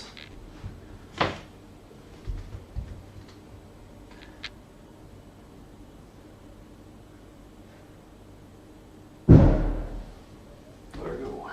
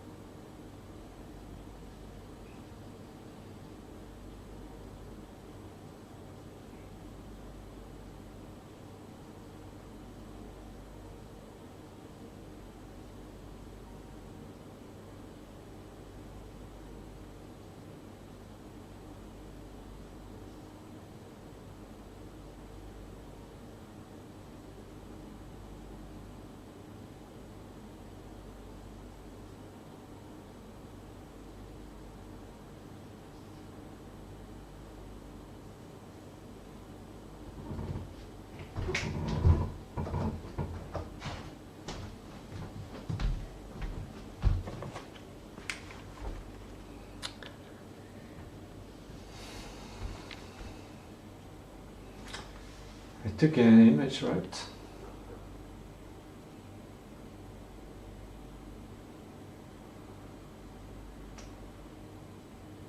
Yep, there it is. Now that the architecture is done,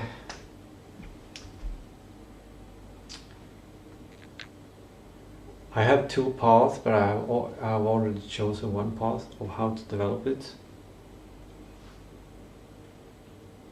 I'm gonna use the reliable tool of just copy pasting with Gemini. The other path is to write specs for these scripts and then send the spec to Quen to see if it can create it and then see if they work together. Actually, the signal, we haven't talked about the signal.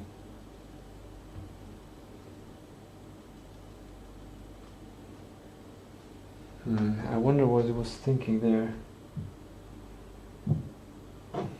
Did he think about something that I didn't think about?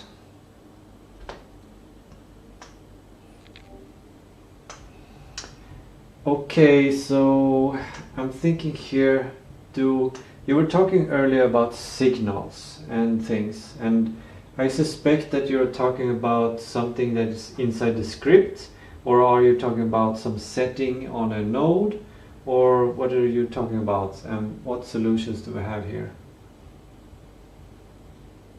Signals in Godot are essentially a built-in messaging system that lets nodes communicate with each other. When it comes to your hotspot Area 3D, the signal is actually a setting on the node itself, but you connect it to a function in your script. You have two main ways to do this. You can connect it visually in the editor through the Node tab, or you can write a line of code in your script to connect it programmatically. Would you like to see an example of how to connect it using code?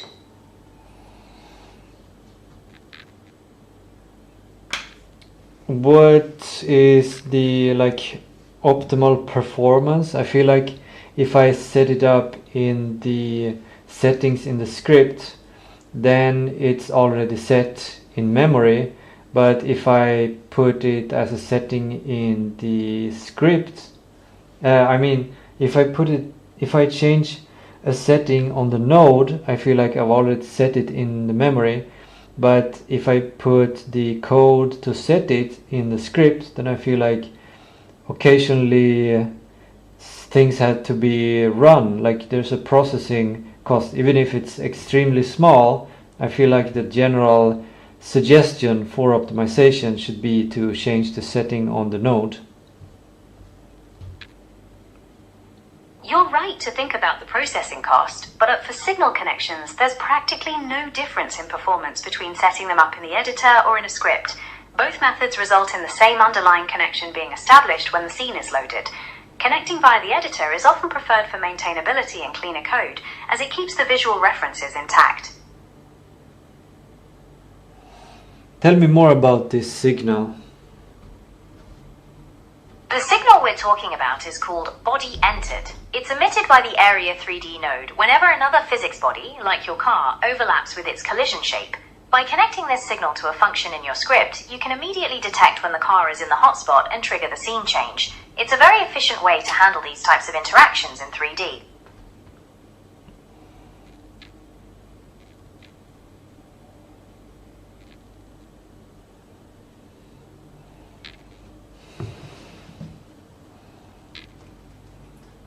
If I would set these settings on the Area 3D node, what setting would I set? You wouldn't change a specific setting as such, but rather use the node dock. You'll select the Area 3D node, go to the Node tab next to the inspector, find the signals list, look for the body entered signal, and then connect it to your script. This sets up the connection visually, so the node will notify your script when an object enters. If this is the case, then I think it doesn't matter processing wise if I set it up in the node or if I set it up in the script, because regardless I feel like the thing is just connected, like there's not a piece of code that sets something up, It's more like a function that is just runs when something enters. And if we put it in the script, or if we put the setting, it doesn't matter, because the setting will just connect this function to some code in the Area 3D, which kind of makes it unnecessarily complex instead of having just a function in the Area 3D script.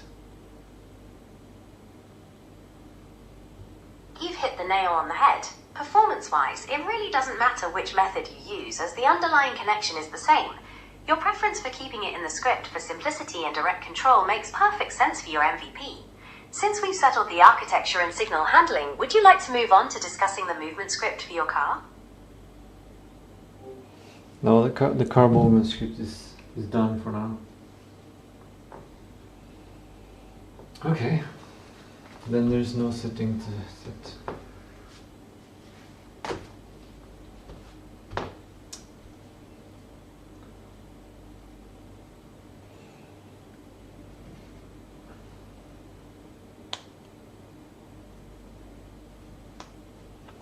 I'm gonna wipe this because I might get some idea that needs.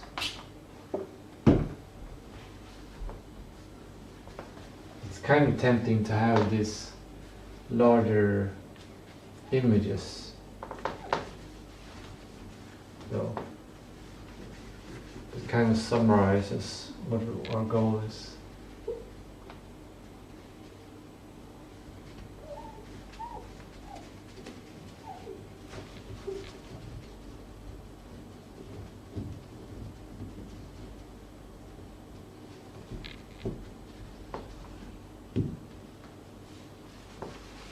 Then I can, if I want to make more planning, I can do that.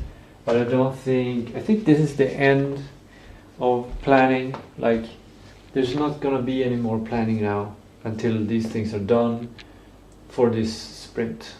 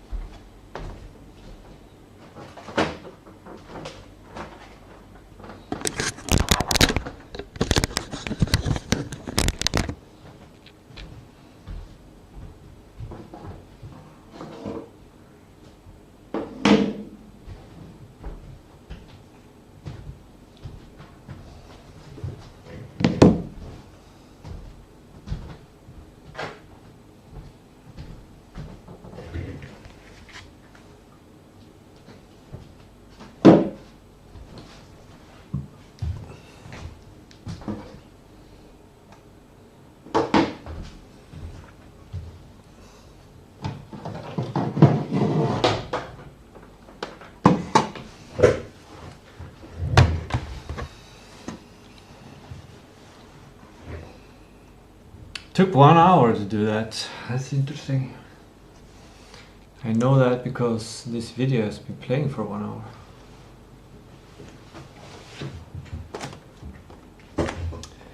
$18.51.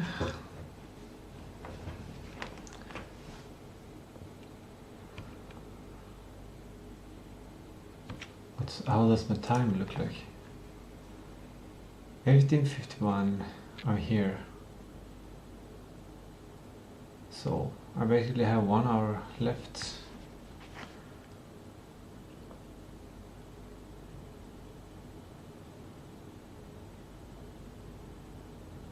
Yeah. The planning of the architecture ended up being here from 18 to something. and the break was longer, something like that. And now the development. Now I need to change how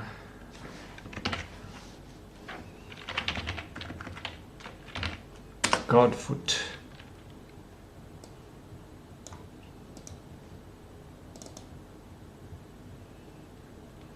My idea is to first develop it and not initiate the repo. But I'm not sure about that, to be honest. I really enjoy working in a separate project to make sure things work and then move those things into the real project. So that's what I'm gonna do. This is like it's a root AI sandbox project, but it can also be just a sandbox project to make things work. We already have this, so I'm gonna create a new folder called driving. And in there we put the script folder.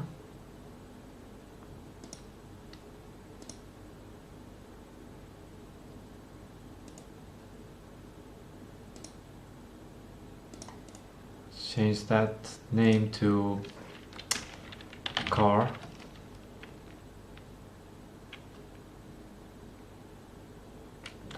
Controls. Car controls. And another script called park hotspot. And create another script. No, I'm just gonna have two scripts. And create a folder called, I don't know if we need assets, so we're not gonna make that folder. Scenes we do need. Here we're gonna add a demo scene. Demo drive.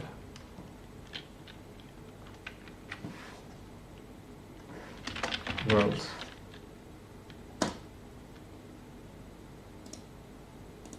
And we're gonna create a new scene called car. And we're gonna create a new scene called park hotspot.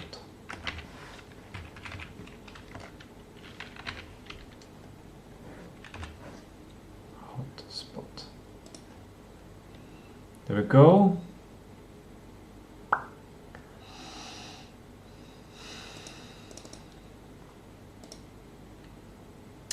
I want to know what root node. I think it was just a 3D node.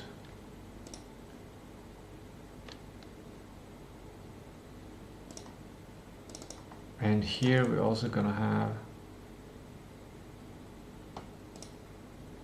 also a 3D node. No 3D.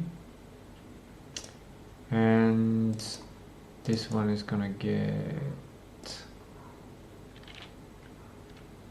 area 3D. Area 2D, area 3D, there we go. Now I have that set up. And here we should drag this in and drag this in.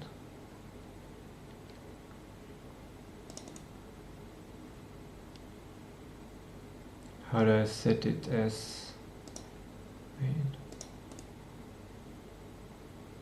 So let's say as main scene.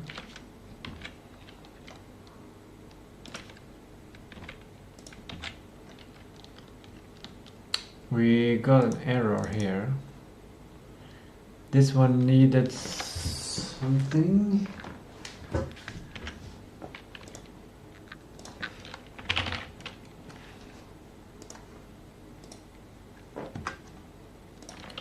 could also open the conversation with Gemini.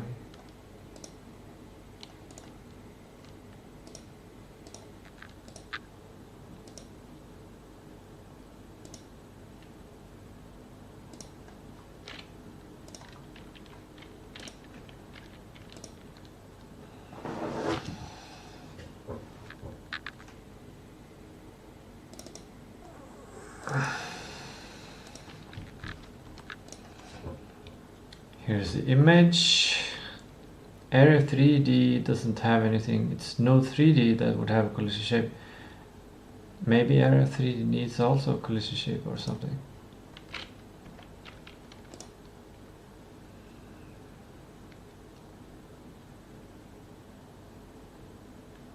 I guess I'll just add a collision shape.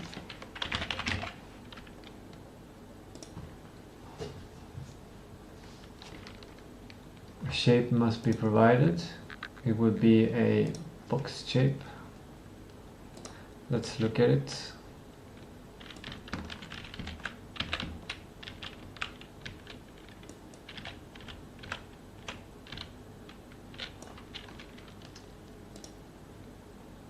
Size in meter. Let's just make it 10 times 10 times 10 meter. It doesn't look 10 times 10 meter.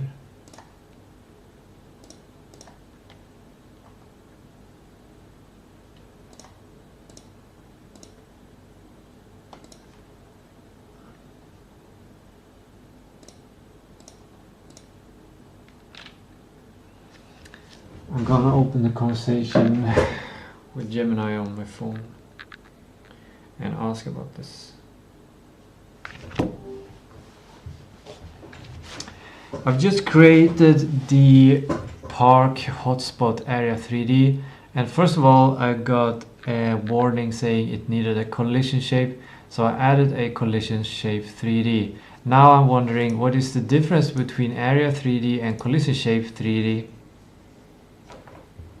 Think of the collision shape 3D as the physical geometry, like a box, sphere, or capsule, that defines the shape and volume of your trigger zone. The area 3D, on the other hand, is the node that uses that shape to detect when other objects enter, exit, or overlap with it. They work together so the area knows exactly what to look for.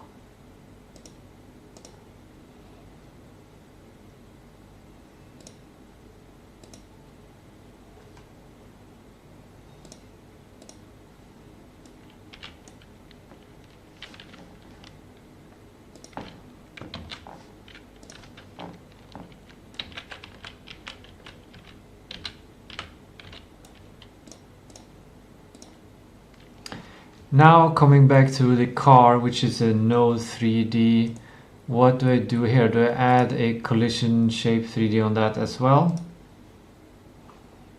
Yes, you'll definitely want to add a collision shape 3D to your car's node 3D as well. This gives the car a physical presence so the area 3D trigger can detect it and trigger the scene change just like you want. And this is different from the actual model of the car. How do I add the model of the car? That's right. The model is the visual part of your car. To add it, you'll create a Mesh Instance 3D node as a child of your root node 3D, and then you can assign your 3D model to it. The visual model and the collision shape are separate, so the game can handle how things look and how things interact physically independently.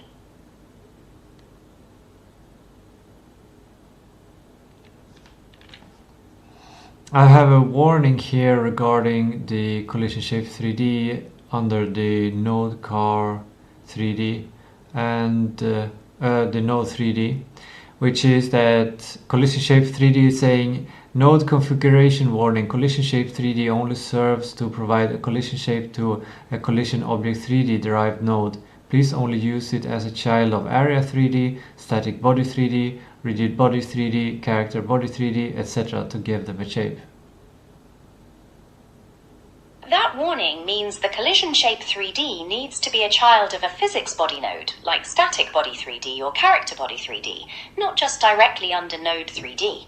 If you want the car to have physics and collisions, I'd suggest adding a character body 3D node as a child of your car's node 3D, and then making the Mesh Instance 3D and collision shape 3D its children. why not make the route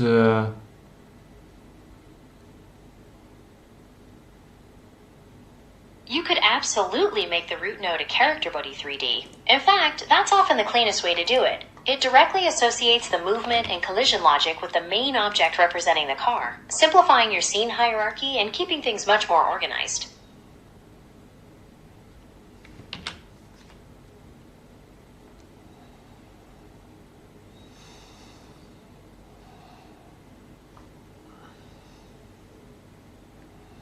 Now, when it comes to the size and shape of the car, I'm guessing the mesh instance can be any size and shape, it doesn't matter. And I'm guessing the collision shape will just follow the character body. So, but do we actually need a collision shape 3D if we have a character body 3D? Yes, you absolutely need a collision shape 3D along with the character body 3D. The mesh instance is just for visuals and defines how the car looks, but the physics engine needs the collision shape to calculate physical interactions like hitting walls or parking in the trigger area. Without it, the car wouldn't have any physical presence in the 3D world.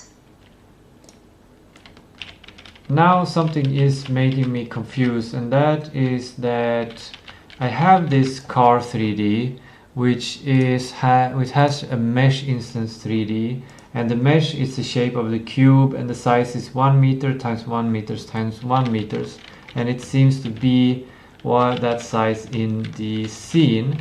But at the same time, in the same scene in the world, basically, I have the park hotspot, which has a collision shape under the area 3D, but this collision shape has the shape box shape 3D, which should have a size of 10 meters times 10 meters times 10 meters, but in the view it looks like incredibly tiny. It's smaller than 1 meter times 1 meters times 1 meters. No, wait. Oh, I see. It is bigger. No mind.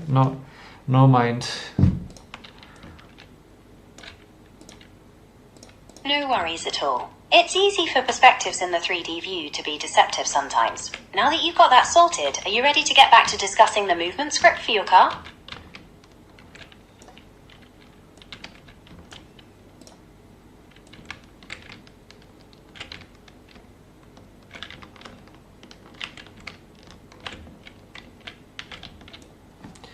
The park hotspot needs a mesh that is transparent, that is the same size as the collision shape 3D, so the player knows where it should be parking. That's a very smart, user-friendly touch. To add a transparent visual for the hotspot, you can add a mesh instance 3D node as a child of your area 3D. Then give it a mesh that matches the collision shape and create a new standard material 3D for it. In the material settings, you'll want to adjust the alpha property to make it semi-transparent, allowing the player to see the parking zone without it completely obscuring the ground. Would you like any help with the material setup?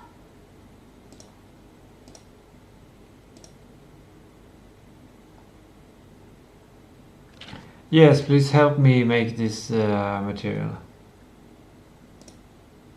Of course. To create that transparent material, first select your Mesh Instance 3D in the inspector, set its material override to a new Standard Material 3D. Now open that material settings, look for the transparency section and enable it. After that, you can adjust the alpha channel of the albedo color to control how see-through it is. Let me know if you need more details on any of those steps.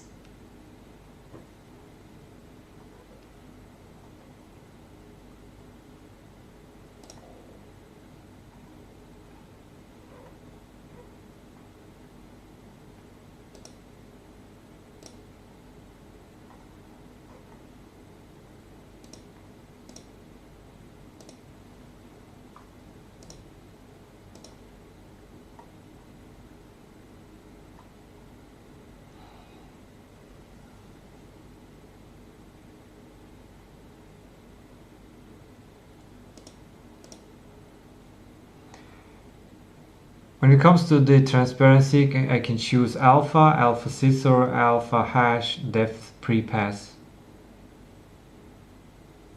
For your parking hotspot, the best option to start with is usually alpha. This allows you to smoothly adjust the opacity, making the zone visible without it looking blocky. Alpha Scissor is better for sharp-edged transparency like foliage, while Alpha Hash uses a dithering pattern for complex shapes. Are you using a solid color or a custom texture for the hotspot?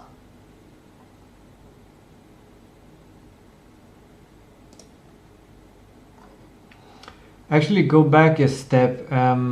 On the Mesh Instance 3D node, I have basically two ways to create a material. Either on the Mesh Instance 3D, I have the Surface Material Override, where I can create the standard material 3D, or I can go into clicking on the mesh, and on the mesh I can click on the material to create a new standard material 3D. What is the difference between these two options?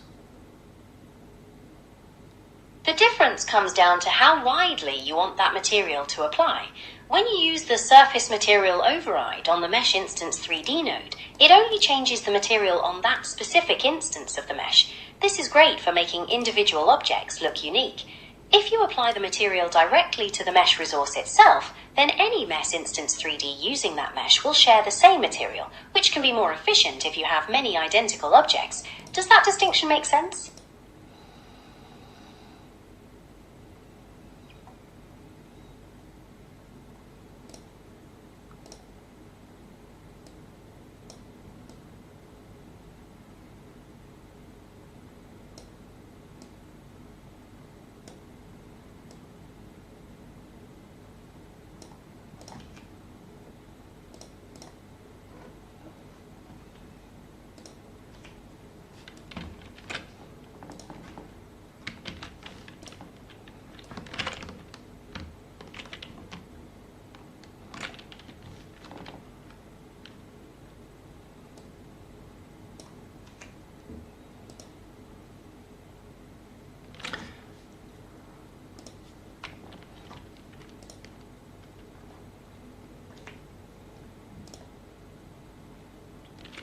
That makes total sense. Now let's go to the car.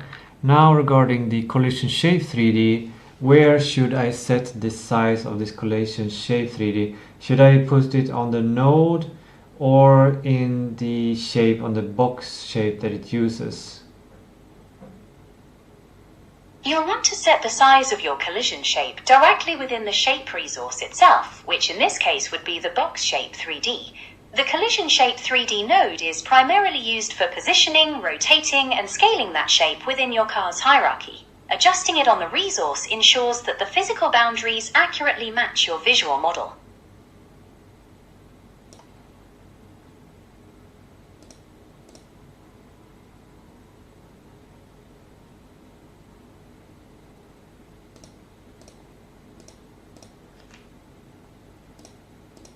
What do you mean? How do you edit it on the resource? To edit the size on the resource, first select the collision shape 3D node in your scene tree. Then, in the inspector panel on the right, look for the shape property. Click on the box shape 3D resource and you'll see the size properties where you can enter the specific dimensions for your car's collision box.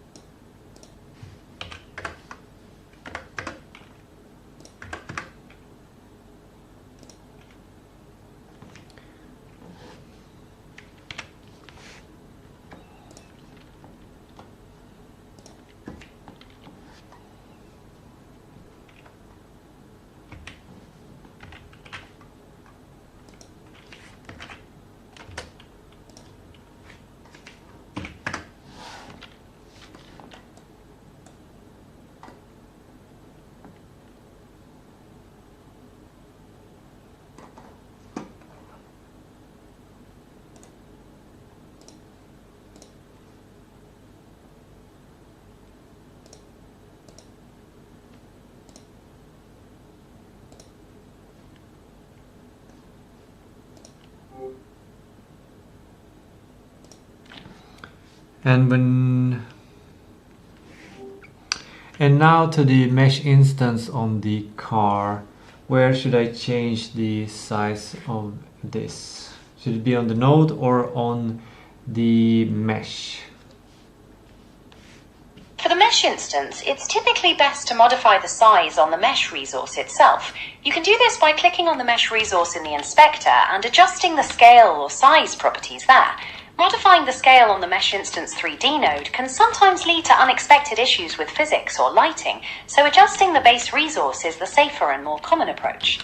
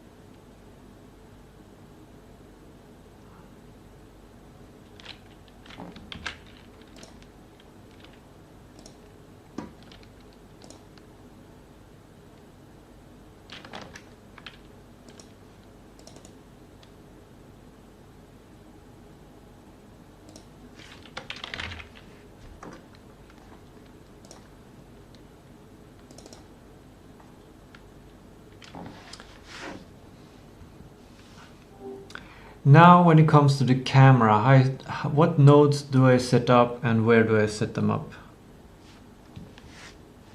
For your third-person camera, you'll need two main nodes. First, add a spring arm 3D as a child of your car node. This ensures the camera follows smoothly and handles collisions with the environment. Then attach a camera 3D as a child of that spring arm 3D. You can position the spring arm and camera at an offset behind and above the car to get the classic third-person view.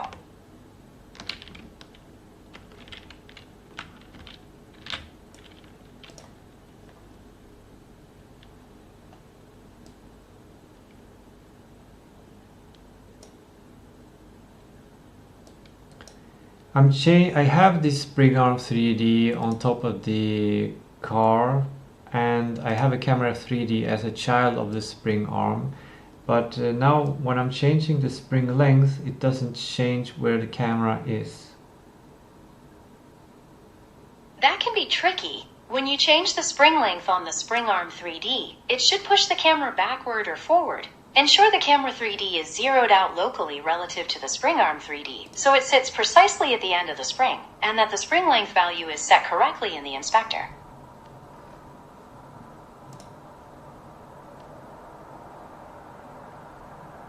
There's something wrong here, like it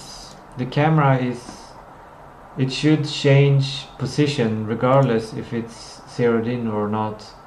And it doesn't change at all when I change the spring length. That's definitely unexpected behavior. Double check that the spring arm 3D is enabled and that its collision mask is correctly configured, so it doesn't immediately collide with the car itself and stop extending. You might also try temporarily zeroing out the camera 3D's local position and rotation to ensure it's purely controlled by the spring arm.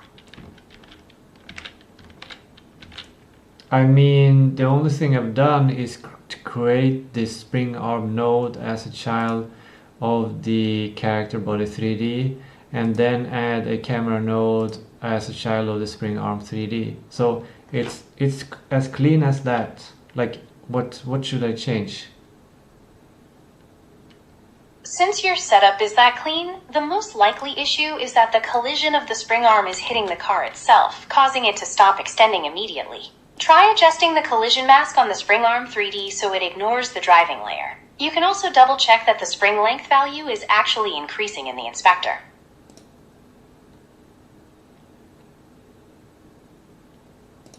The spring arm length is definitely changing in the inspector. Since the spring length is changing in the inspector, the spring arm must be colliding with something right away, likely the car itself. You'll need to change the collision mask on the spring arm 3. The spring arm is not. It's at the side. It's not at the car. It's not. It's outside the collision shape.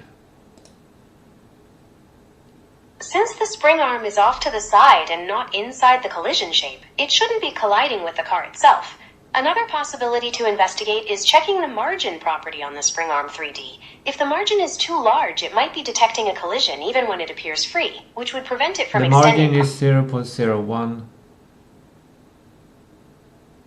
Given that small margin, another thing to check is whether you've assigned a shape resource to the shape property of the spring arm 3D node itself. I have not.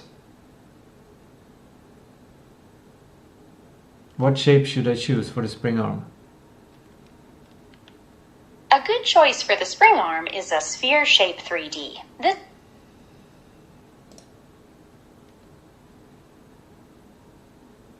allows the camera to smoothly glide around and avoid intersecting walls or other objects in your environment without getting stuck.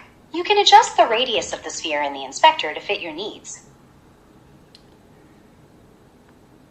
When I change the spring length on the spring arm, should the camera child change position in the viewport where I see the 3D objects?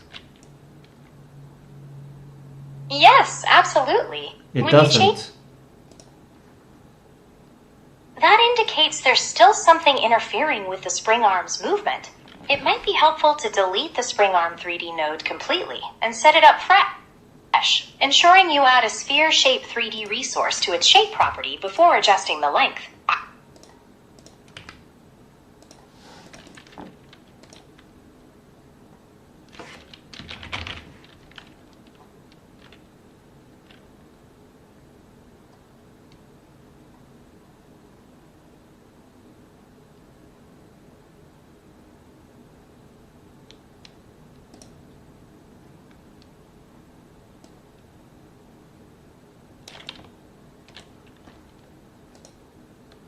Do I have to have a shape on the spring arm?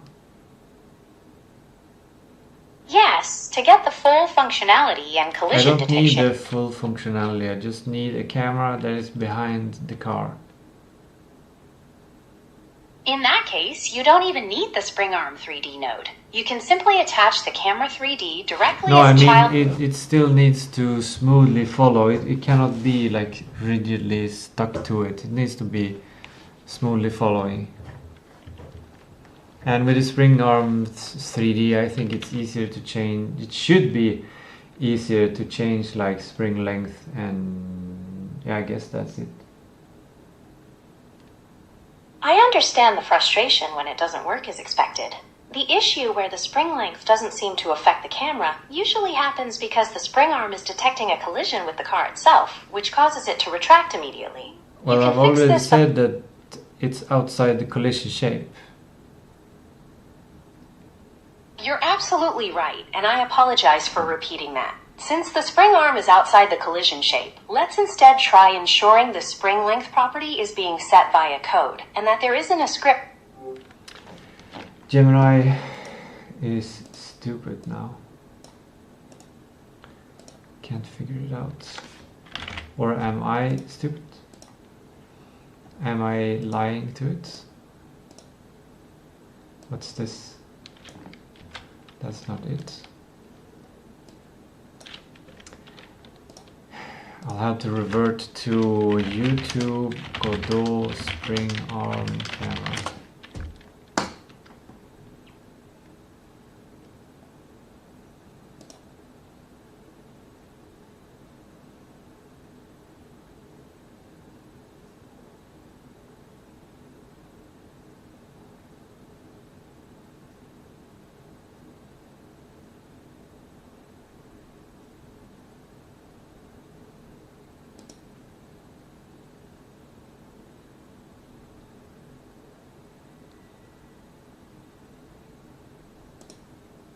Just tell me how to set up the spring arm.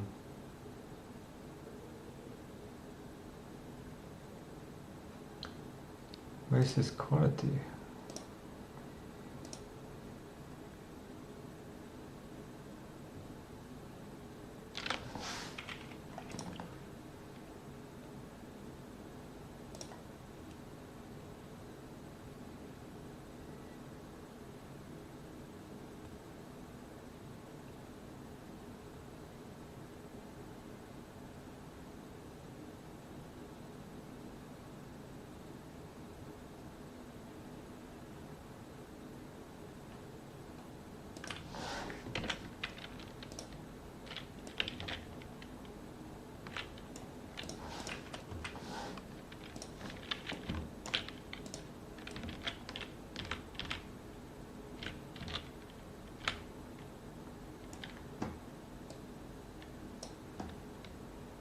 What's the problem?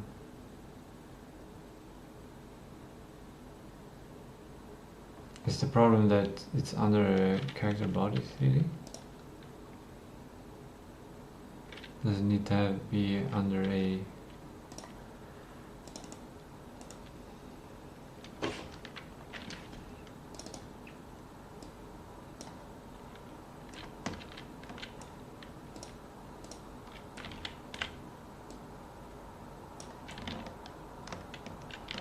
There's no change.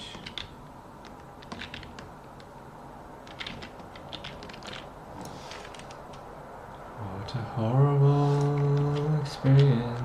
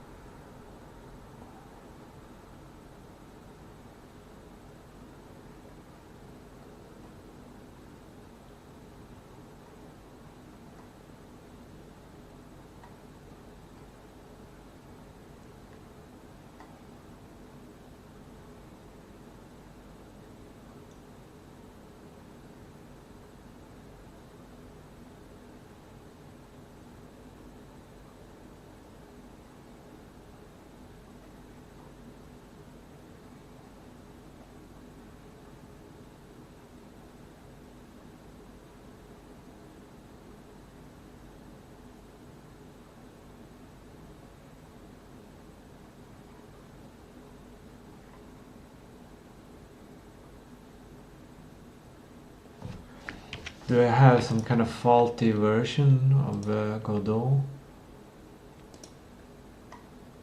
441?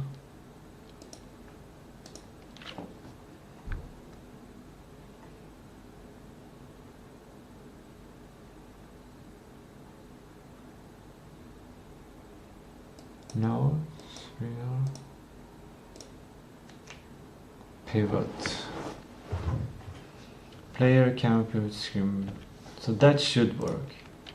I also like that approach.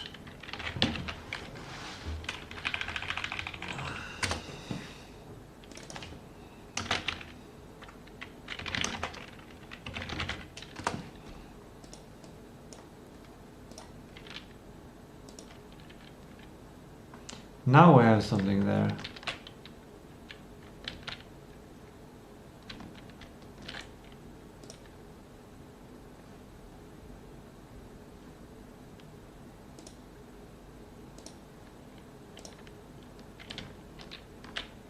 Oh, was this the size of the object?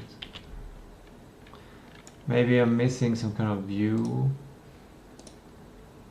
or something.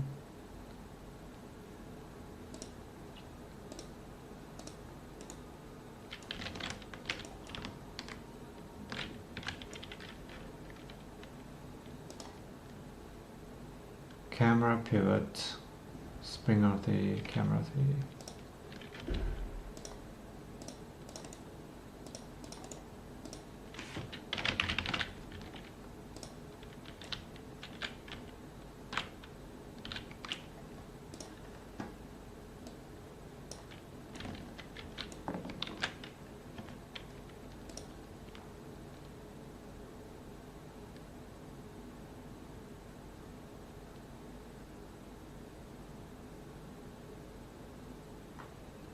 What do you mean delete existing? Oh.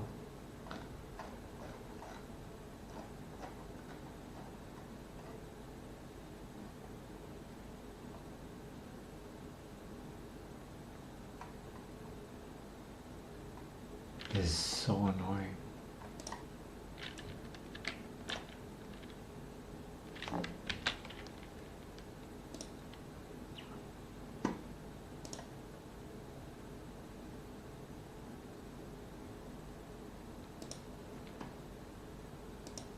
It might be working, but that it doesn't update in the inspector.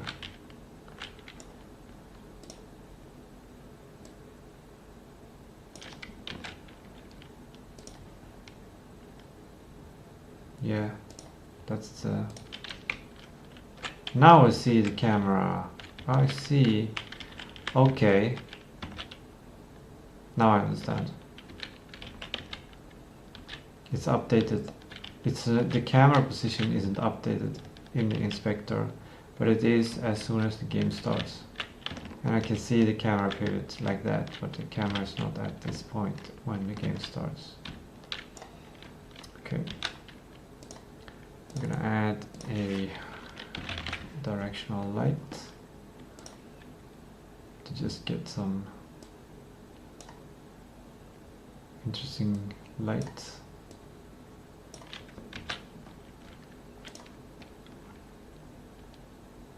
There we go. Let's increase this 10 meters.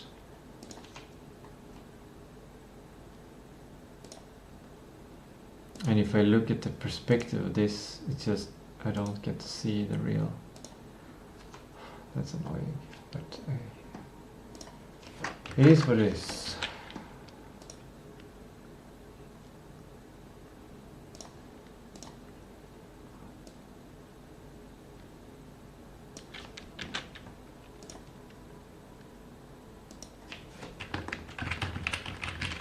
No steering yet.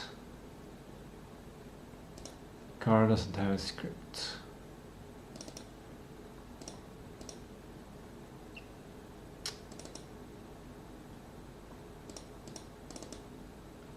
Why can't I double click to open the script?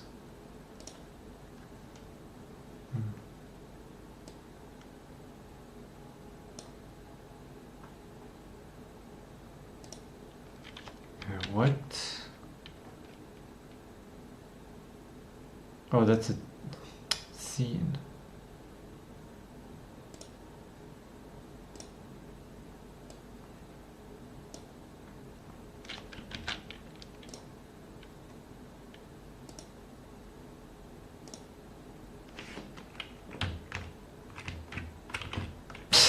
What is this?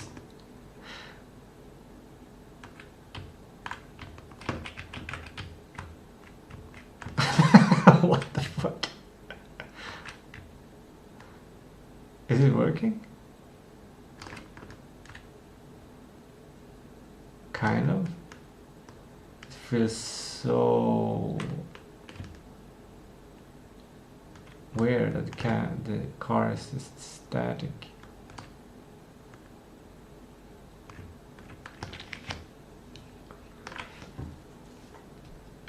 Okay.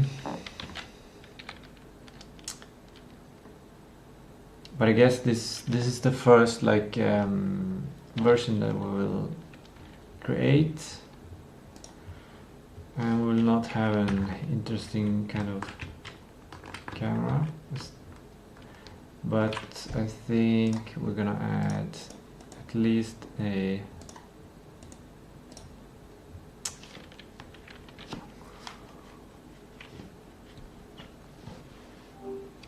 Now I want to create the basically the ground where the car will be driving, and for the ground we do not need any collision or anything because the car is not going to have any kind of gravity, so it will not need to collide. The important thing about the ground is that you can create a dynamic loading system, so you can load chunks and stuff, and that we can easily paint and change the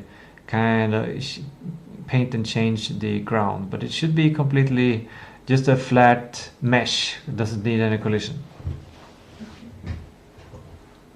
For a flat, non-collisional ground that supports dynamic loading and texturing, you could use a grid map node. This lets you tile your ground in chunks and use different meshes for different parts of the terrain. Alternatively, for a large, seamless world, you might write a script that generates multi-mesh instances as the car moves, keeping performance high. Which of these approaches sounds like it would fit your vision best?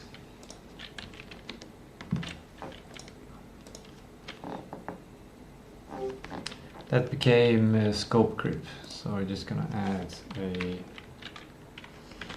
we're just gonna mesh 3D and then pick a plane. just make it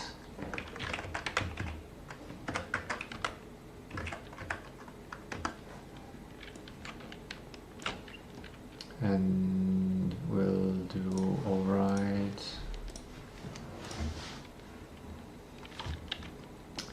change the albedo to something darker gray,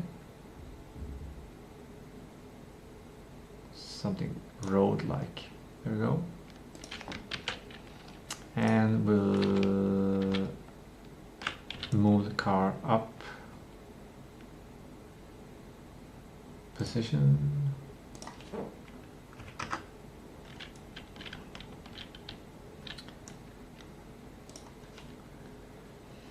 I'm gonna put it on there. I'm gonna move it here instead.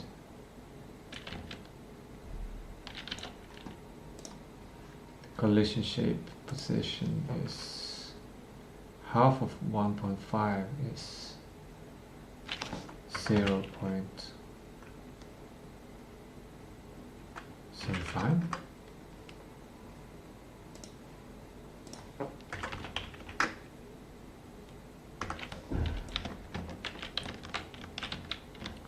That's good.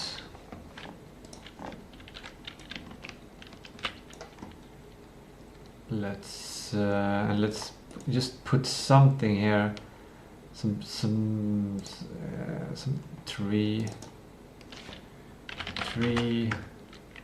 mesh demo.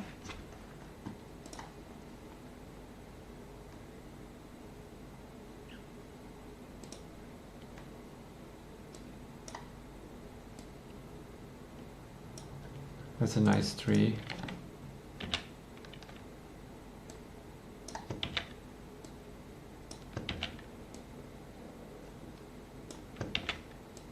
Just so we have something to navigate against. So it just feels like we're actually testing. Yeah, we can drive here. We can practice parking backwards.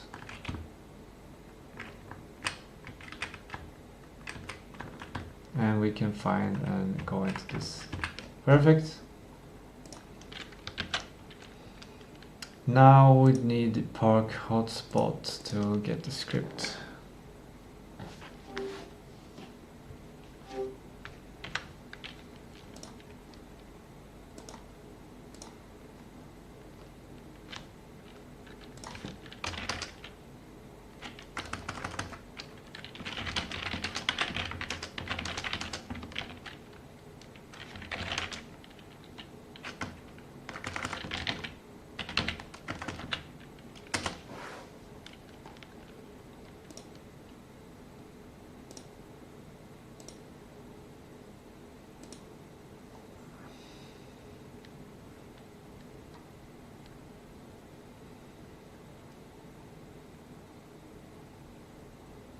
No.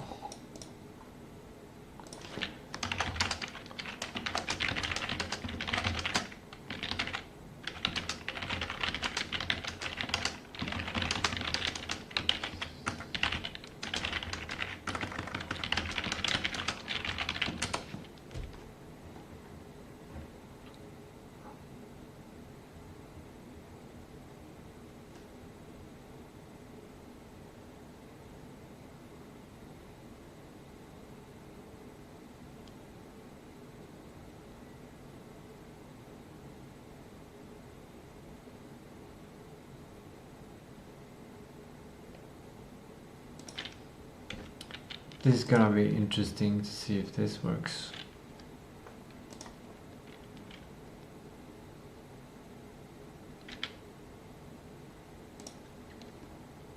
I'm just gonna assume that it will not work.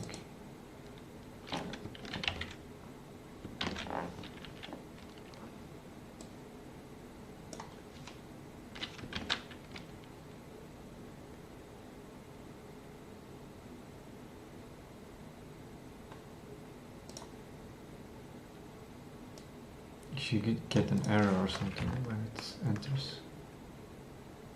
It doesn't react.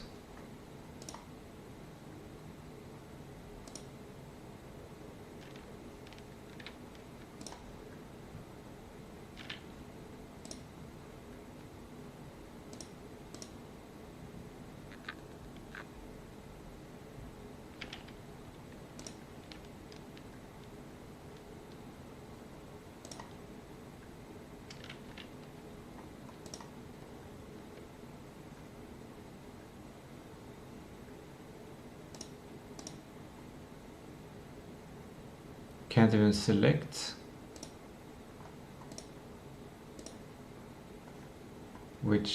any kind of mask.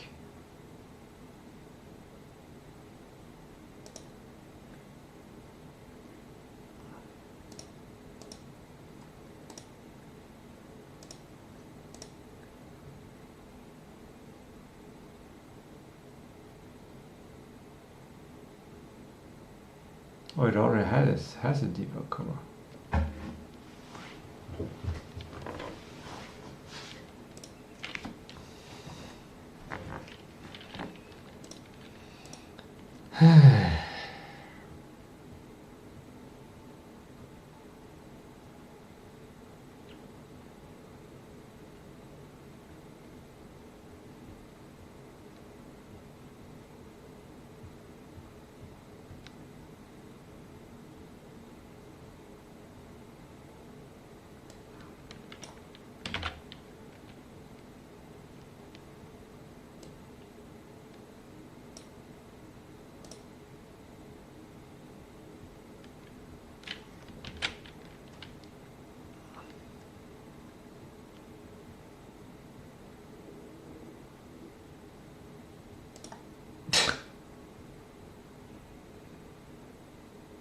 Should it say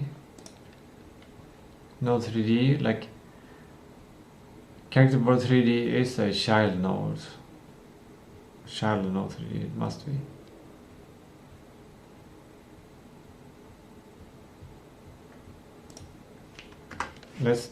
Can we do print for the enter, right?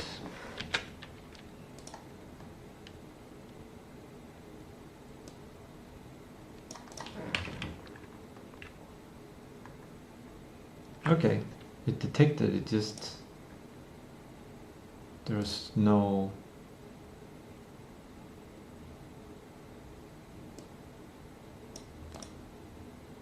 body name. What is the best way to do this? If the body has a script, has the car control script. I feel like that's the most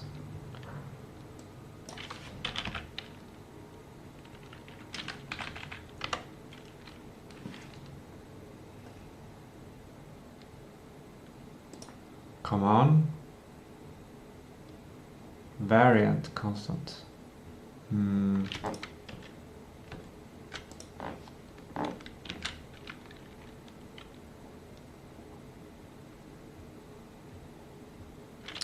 Why wouldn't the body name? Oh, it's the name of the collision shape, maybe?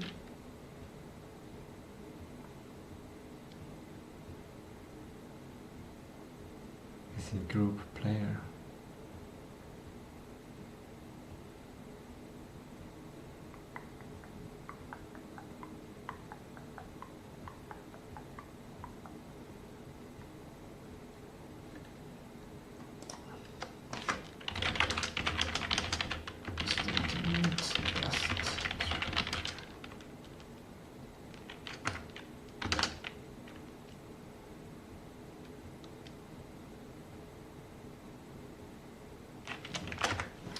I'll just have to learn in it. It's better if I learn like this.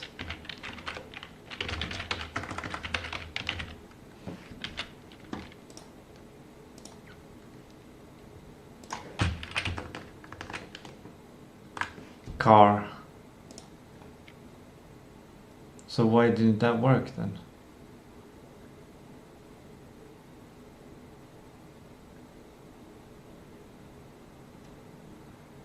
Does it? Okay, this is true. Export file.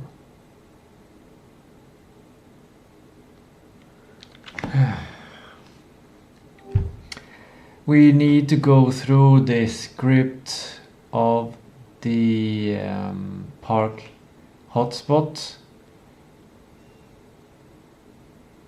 Let's go through the script for the parking hotspot to make sure everything is clear.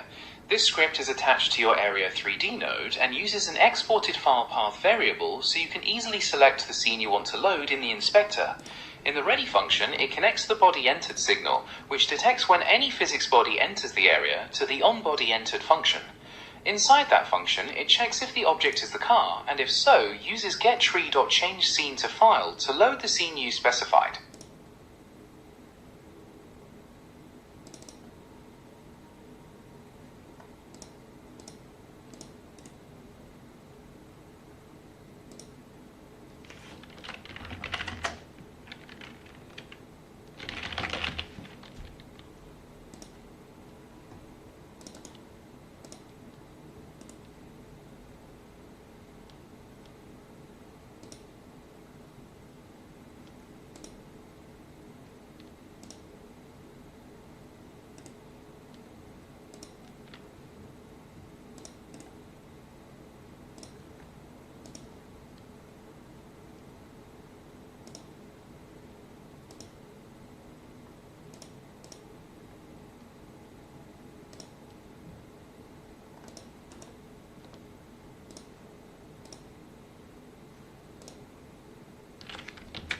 Okay, good.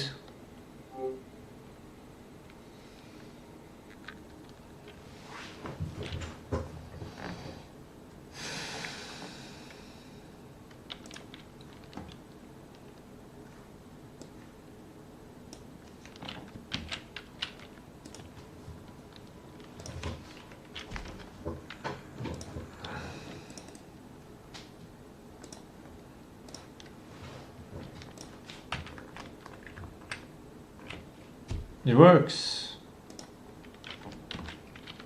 Perfect. And then we're just gonna move this driving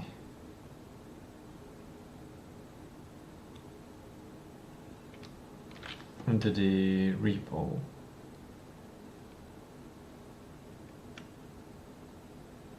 A new repo.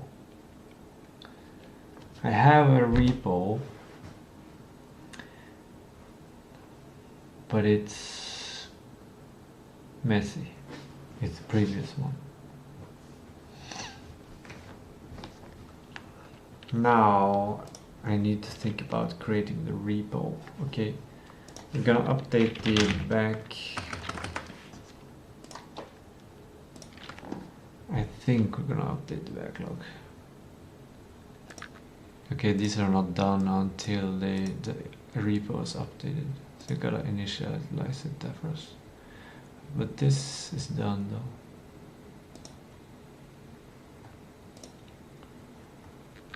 Now we need a new chat that can talk about the repo.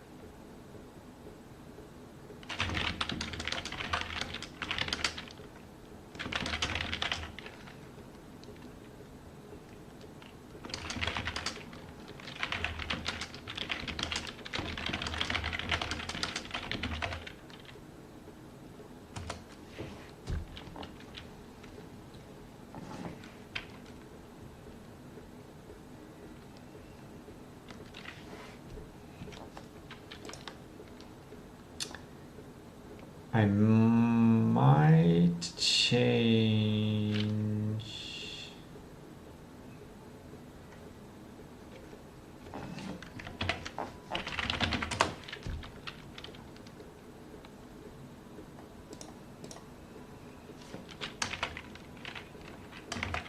GM, the JM.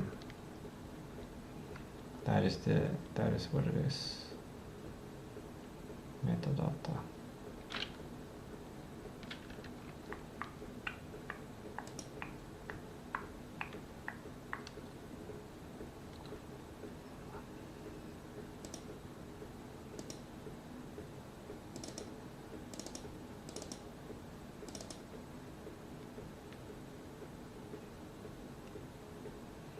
I have GM demo, GM builds. I don't have the final product, and this is what I'm creating now.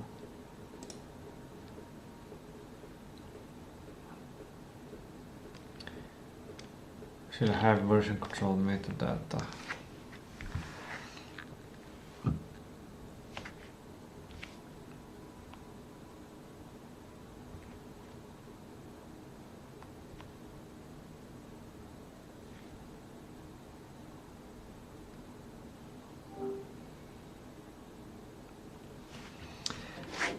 In what order should I do things? I'm on Ubuntu. Should I create the Godot project first and then initiate the Git repo and then create the GitHub repo, or should I create the GitHub repo first and then initiate the on the computer and then create the Godot project? What's the right order of doing these things?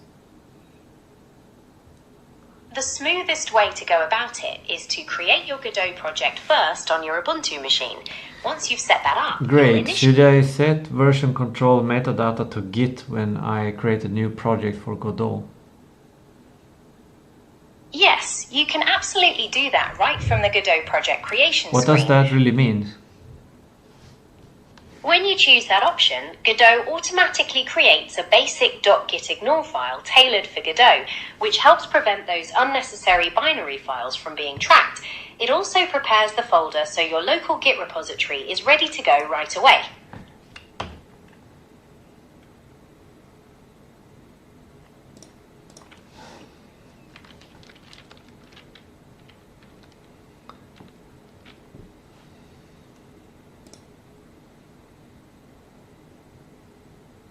Can I delete the icon.svg in the empty Godot project?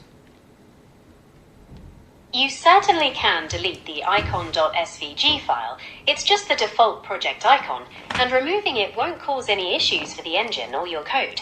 It aligns perfectly with your goal of keeping the project directory as lean as possible.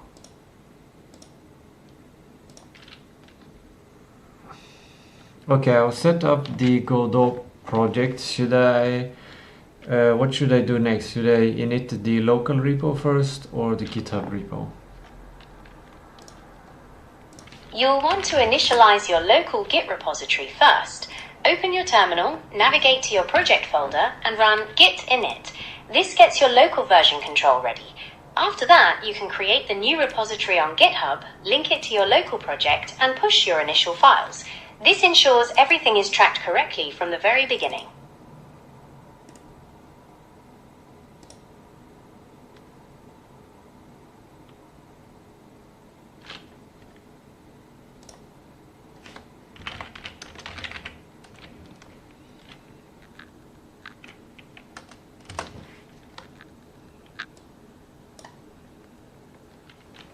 Great, I've ran the git init command. What do I do next? The next thing to do is set up your .gitignore and .gitAttributes files. Create these files and place them in the root of your project directory, using the exact content we discussed earlier to ensure your repository stays nice and slim. Once those are in place, you'll be ready to add your files and make your first commit.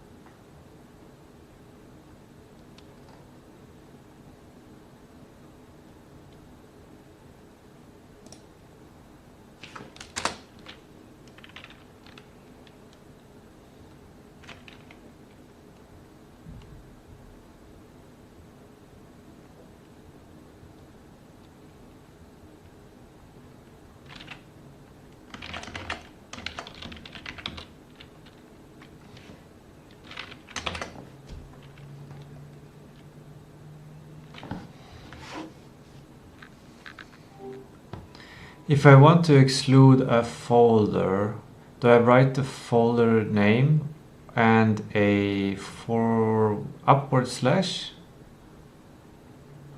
Yes, that's exactly right. Writing the folder name followed by a / tells Git to ignore that entire directory and everything inside it. Just make sure the path is relative to where your .gitignore file is located. Is there a particular folder you have in mind to add to your list? And what if I write a /forward and then a folder name and then a /forward?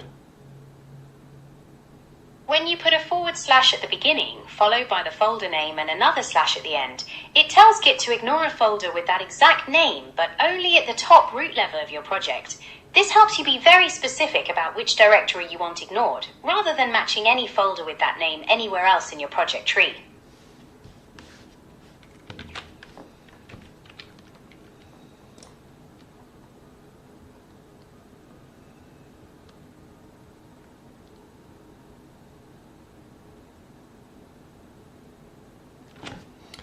What is the .git attributes and how does it differ from the git ignore? The gitignore file is all about excluding files from being tracked by Git in the first place, like cache directories, build artifacts, or personal settings you don't want to share. On the other hand, .git attributes define specific behaviors for files that are already being tracked. For example, you can use it to ensure that text files always use the same line endings across different operating systems, or to explicitly mark certain files as binaries so that Git handles them properly. Think of .gitignore as a way of saying ignore this entirely, and .git attributes as process this in a specific way.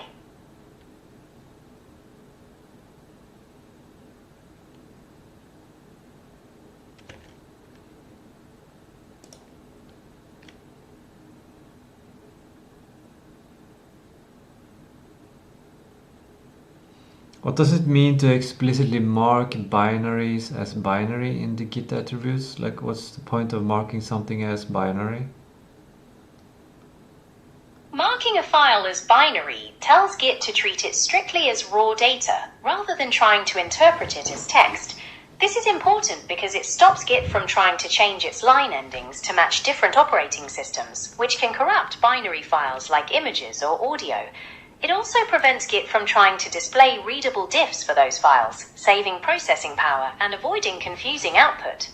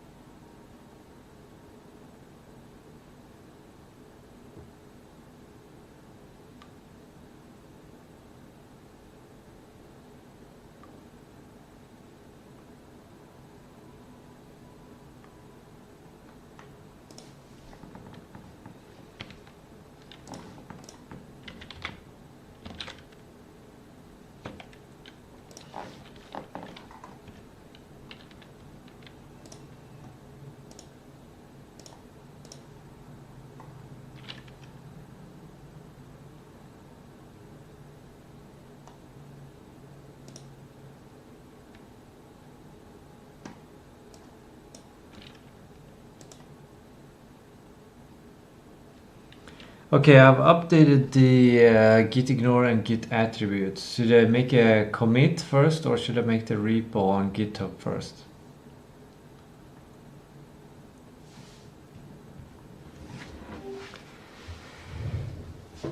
I've now created, I've updated the git ignore file and git attributes file. Should I make a local commit first, or should I initiate the remote repo on GitHub?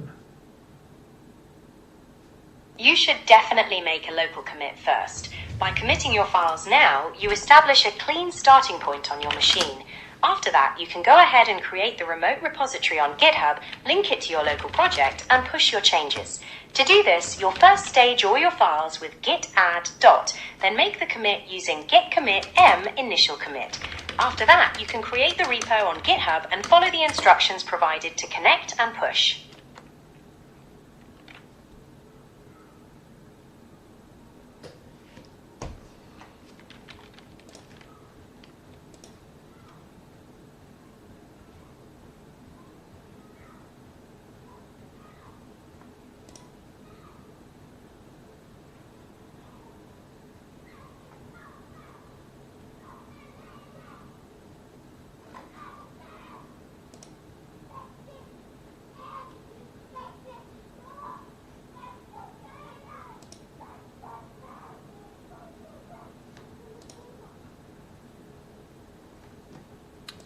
I don't know if I should share this or not, so I'm not gonna share it.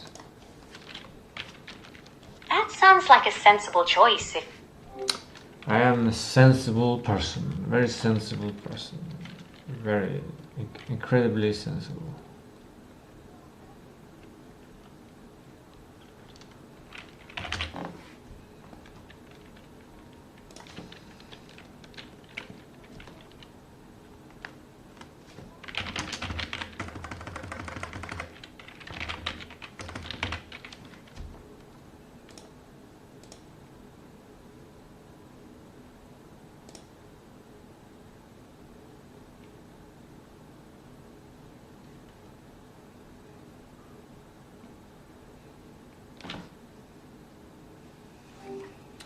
Okay, we created the repo on GitHub. How do I connect it to To connect your local repository to GitHub, you'll need the repository's URL. First, in your terminal, add the remote by typing git remote add origin, followed by the URL. After that, it's a good idea to ensure your main branch is set correctly, and then push your changes. Would you like me to give you the exact commands to run?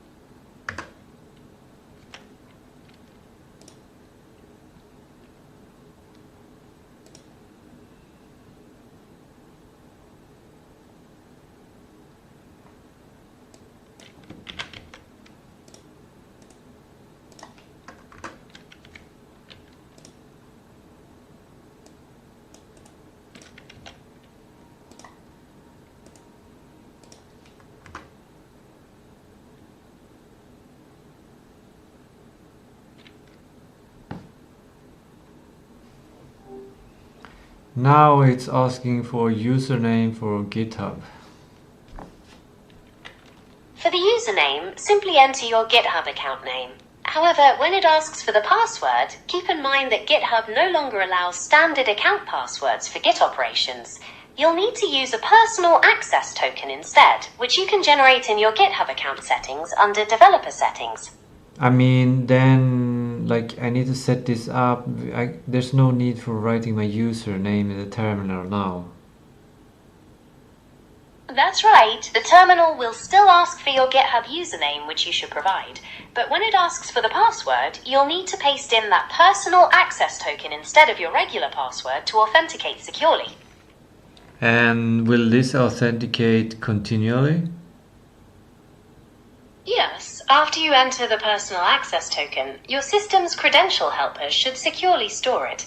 This means you typically won't need to enter it every time you push or pull, as it will automatically use the saved credentials for future interactions.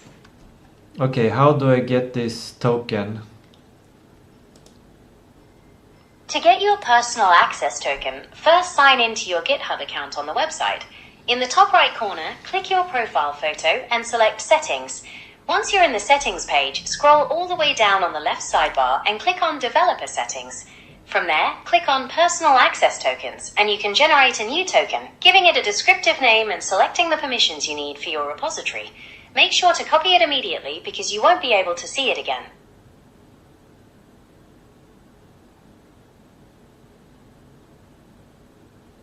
There are no... Oh yeah, wait. Take your time. Let me know if you run into any questions while you're setting that up. Should I use fine-grained tokens or tokens classic?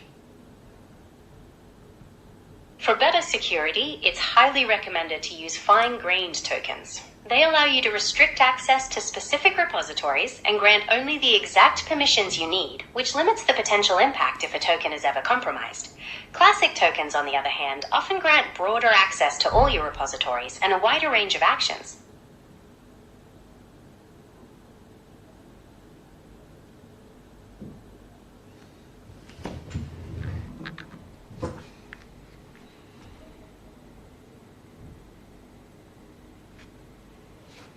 Okay, I've clicked that one. Now I'm in confirm access. I'm signed in as me, and then there's a box that I can write. There are 6 X's, so I'm guessing I'm getting some kind of code somewhere, but I don't know. Do I get it on SMS or email, or like what's happening? That 6-digit code is likely being sent to your two-factor authentication app, like Google Authenticator, or via SMS to your phone, depending on the setup you chose when you enabled it. Go ahead and check those different methods to find the code and enter it into the box.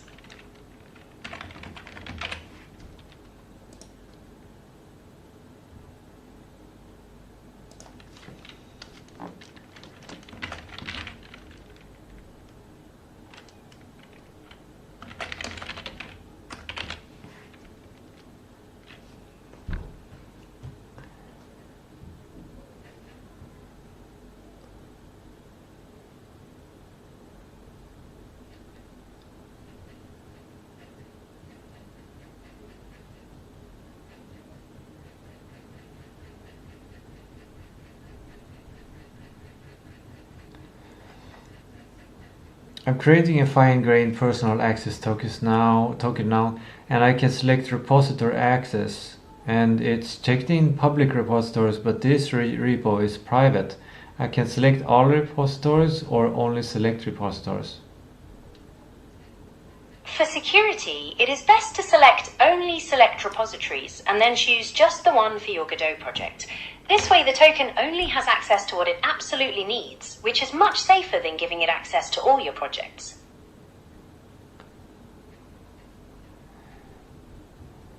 Should I add any permissions?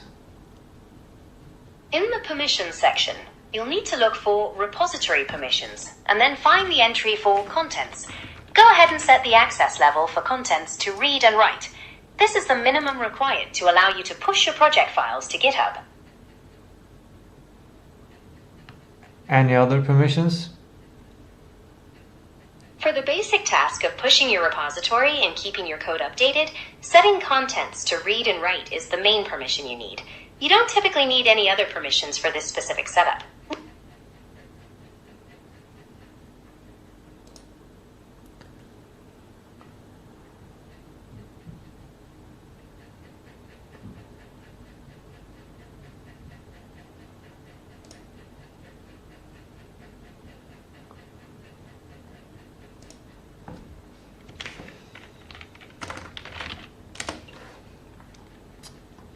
Imagine if I would accidentally share this.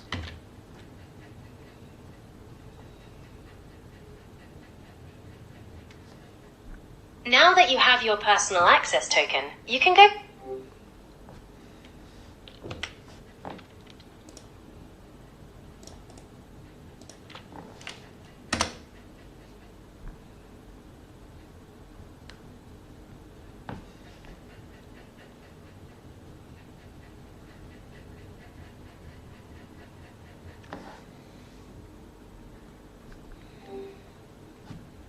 Okay, it seems to like it has worked.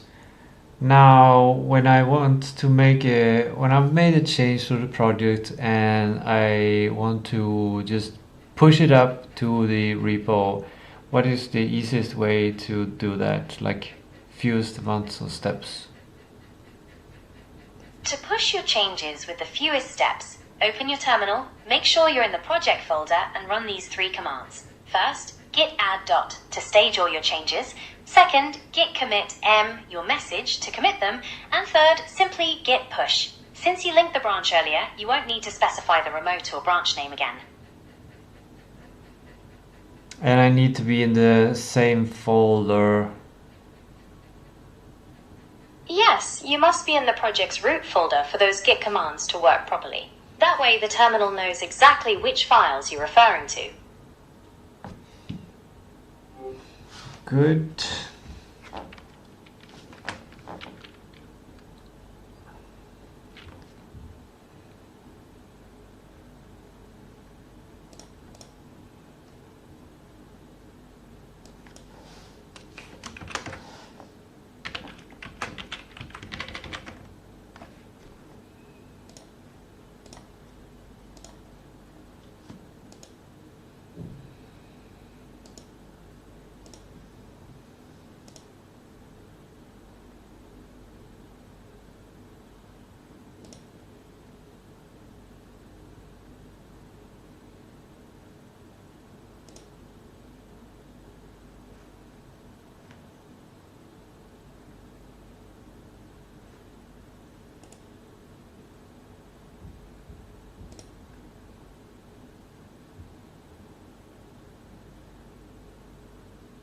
Great. It worked.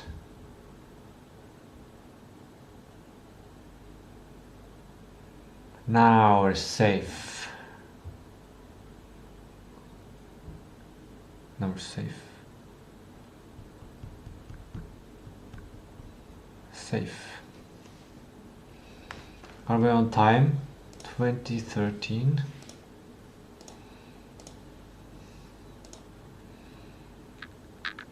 We're 13 minutes over.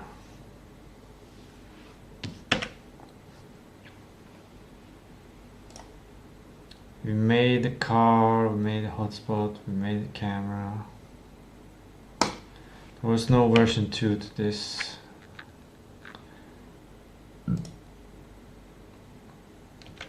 Or is there? Oh wait. I haven't transferred the files. I need to check that. Okay, so the developed files with the driving folder and everything in Godot was made in one project, and now I've made this new project which is on the repo. And can I simply just copy and paste the driving folder to the other project and it should work?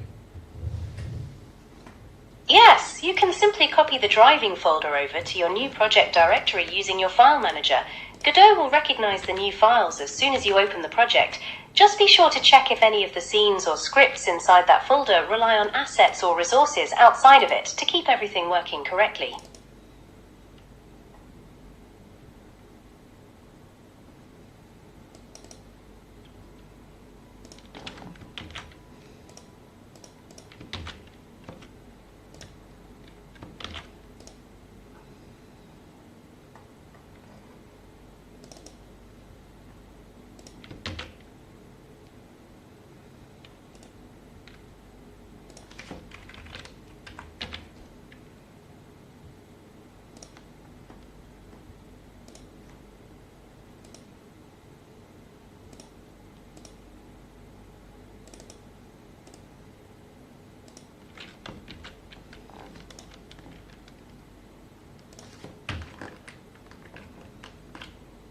It worked. It worked. That's fantastic news. I'm glad to hear that everything transferred over smoothly and is working properly for you. Is there anything else you'd like to set up or adjust in your project?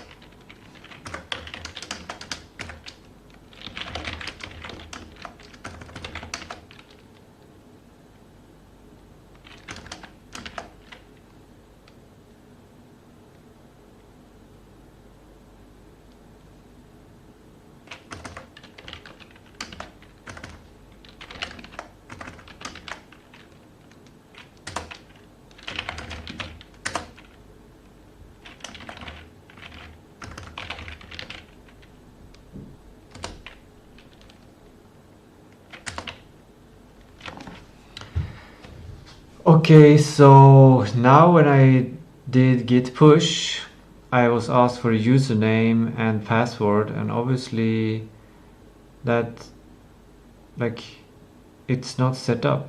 Like you said, it would be continually working, that it would be automatically working. Why is it not working? That can be frustrating when it doesn't work as expected. The automated credential storage depends on a credential helper being properly configured on your Ubuntu system.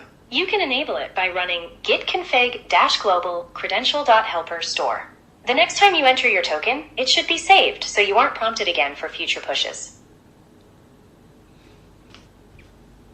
At this point, when AI does this, it's wrong and then gives a new solution.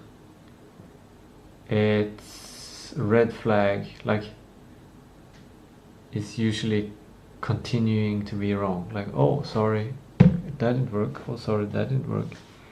So it's still this process.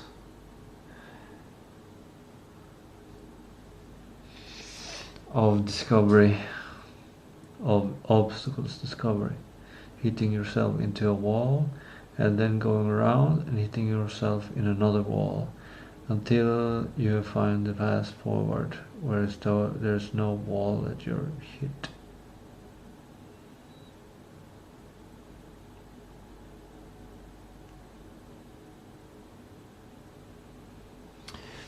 I guess I failed when it came to this, and I just I didn't save that token because I was expecting it to work. So first off, I'm going to delete the token.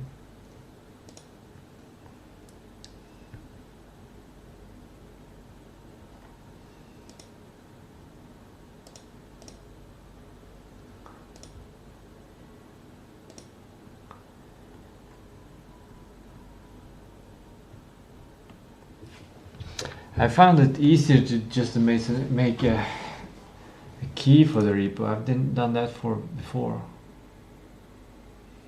to connect to SSH.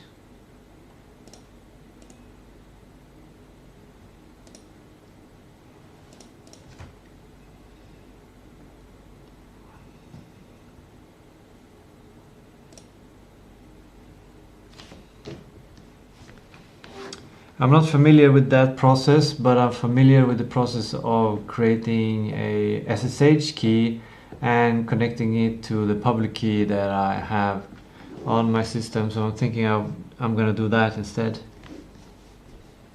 That is an excellent alternative.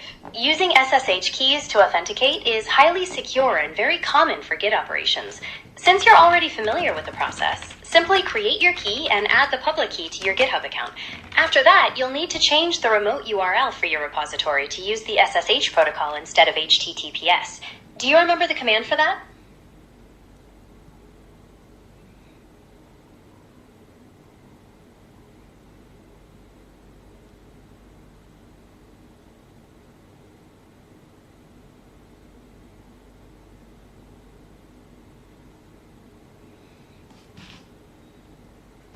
No, give me that command.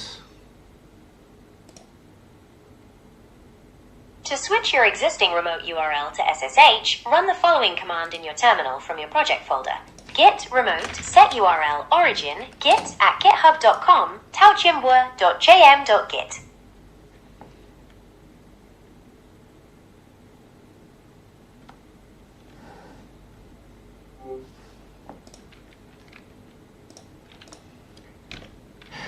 How did I do?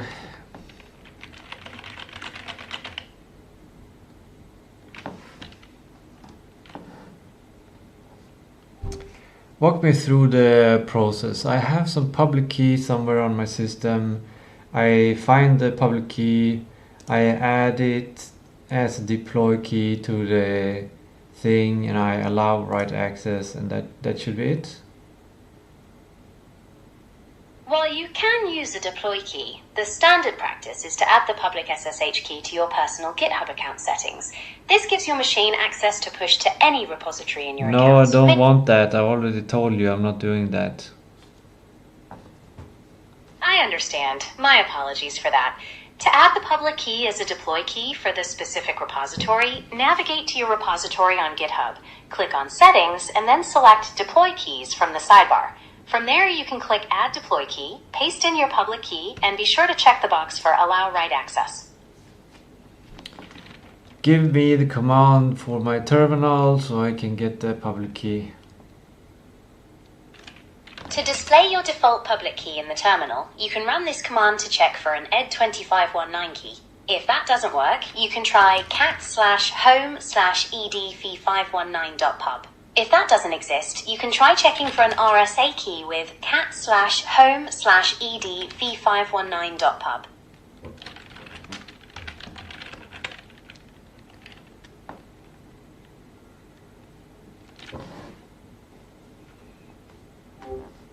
It would have been better to ask it by text on the computer, then I could copy and paste the command.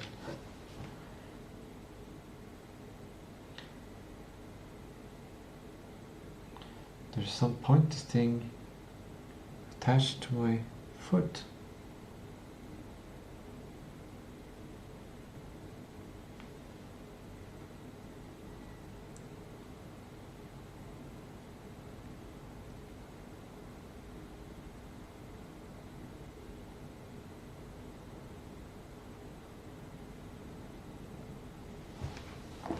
To remove it.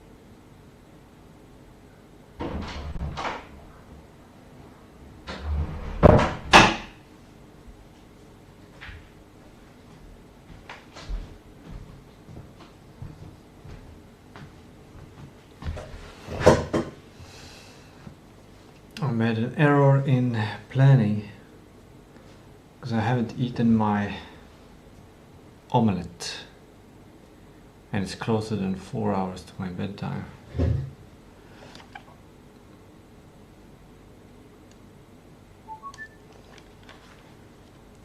So that's one error I did today.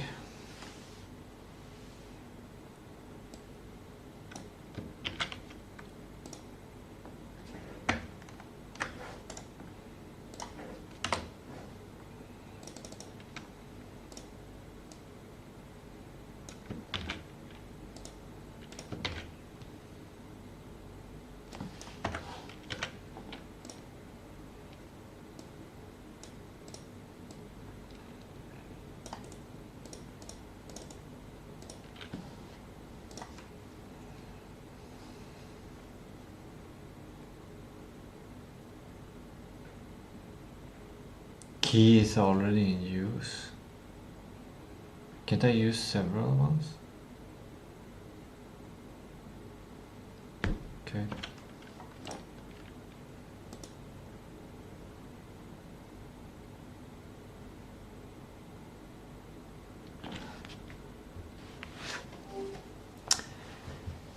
I ran the command and I found one key and I copied it and I put it in GitHub, but GitHub said key is already in use. So I didn't know I had to use different.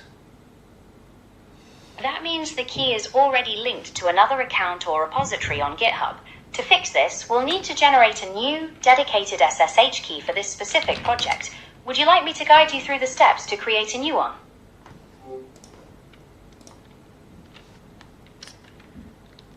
Yes.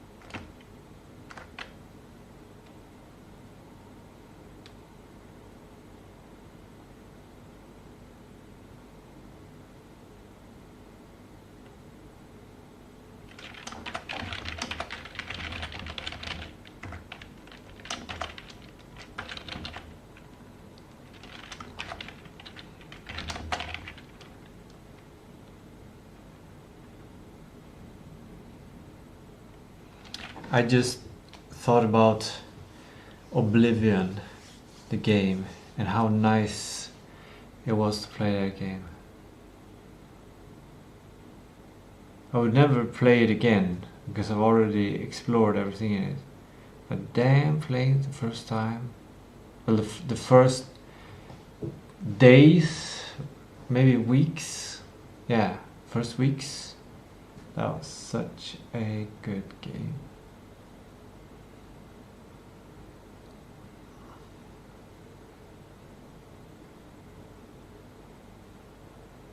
I'm getting kind of a calmness that I don't usually get.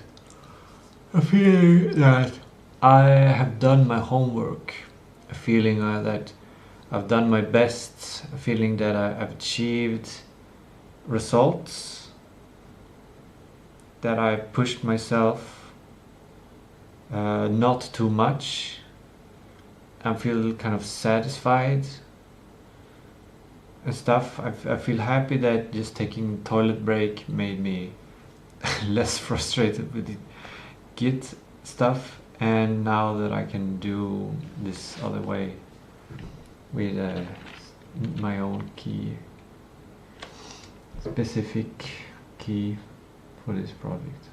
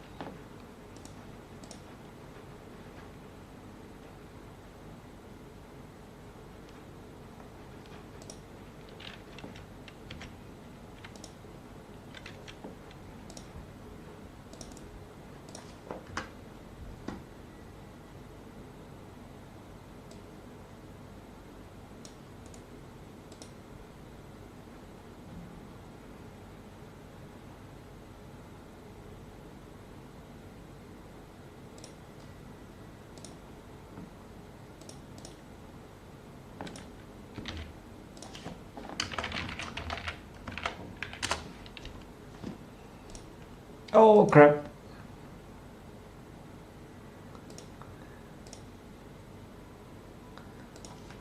I forgot to check in right axis.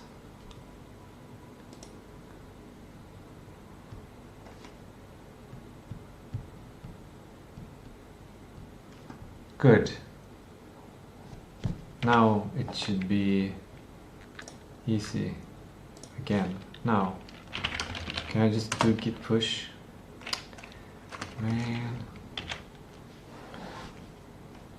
how do I?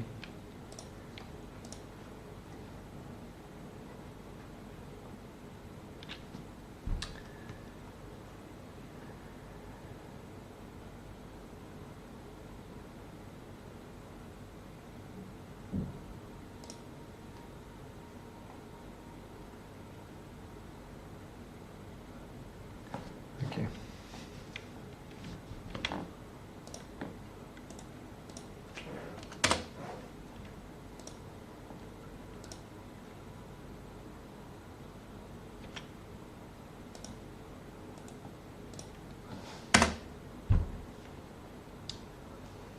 There's still a lot of learning to do when using AI to develop. It's gonna change soon though.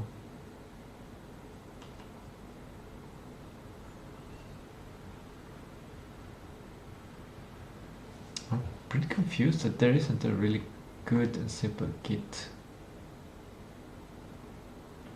tool.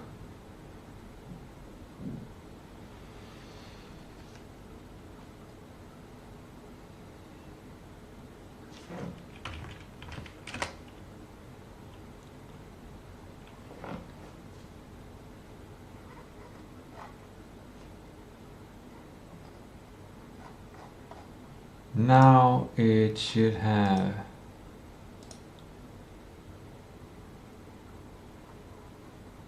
no.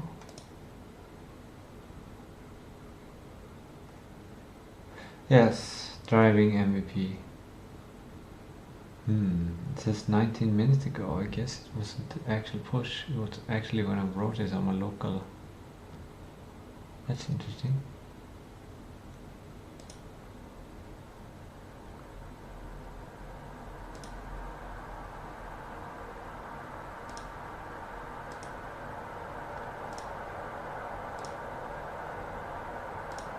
I need to rename folder.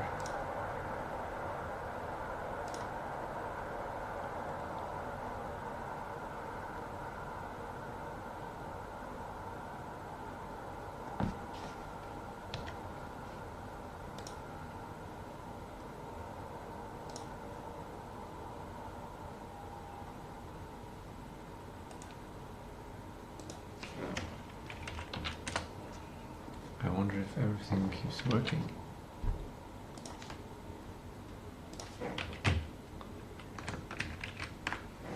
Yes.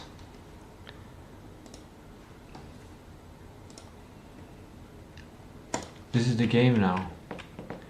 You can drive around these trees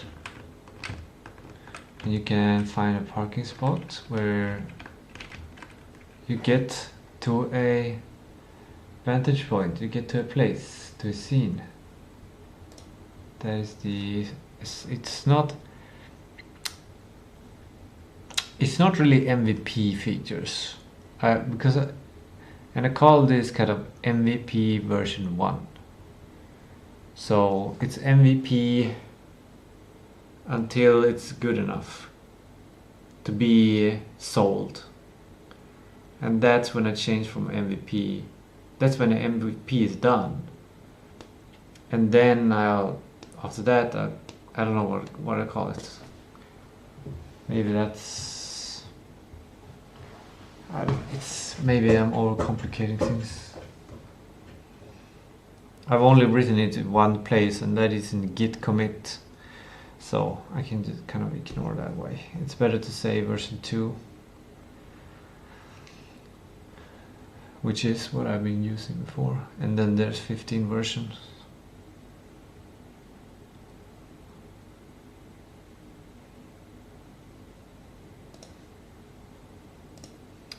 Now I could keep developing, which is very tempting. But if I do that, then I know I will push my sleep time very far. So I'm gonna stop developing now when I've reached the goal. 38 minutes too late.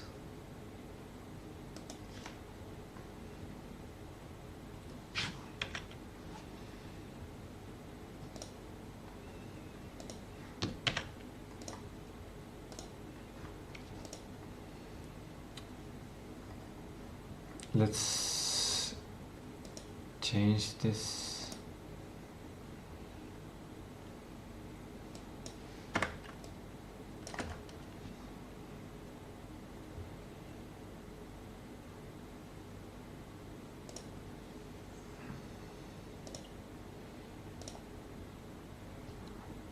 Wow.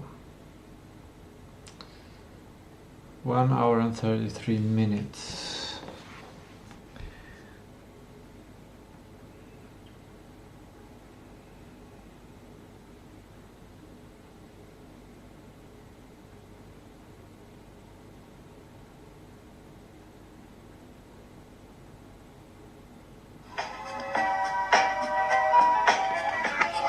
Traction, just spinning wheels. Never. That's a bird.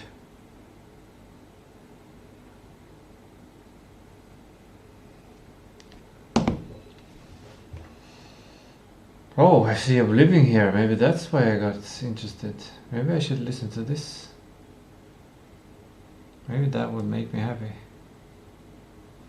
Oblivion has been only associated with freedom, and when I played Oblivion I never had any feelings of responsibility. It was, when it comes to the things that I talked about previously in the stream about news and distraction and escapism, Oblivion is something that didn't trigger any kind of feeling that I have some kind of work to do. And this is very interesting. I just got a hypothesis that the reason this is easy for some games and hard for some games, or easy for some news and hard for some news, or some news trigger responsibilities and some don't. And I got an hippopotamus. Fantasy. The world that is past, that we don't live anymore. Swords,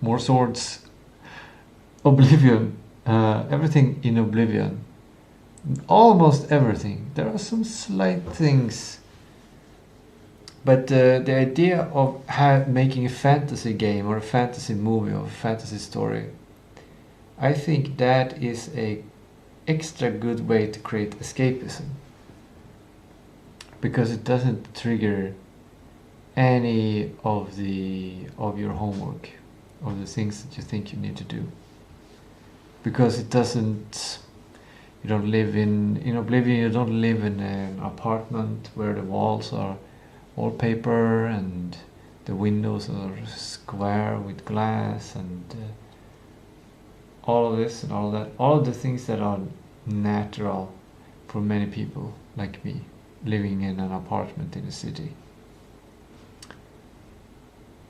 I don't feel any work related into making swords, or I don't feel any like responsibilities or need to run any executive functions for things. So the fantasy theme really is something that improves the possibility of escapism. And the level of escapism, maybe the level of escapism can be measured partially in how few things trigger responsibilities in your life. I just found a bunch of things out.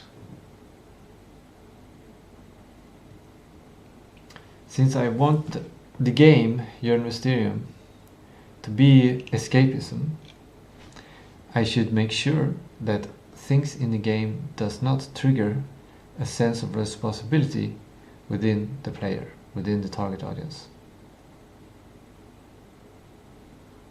This is a good thing.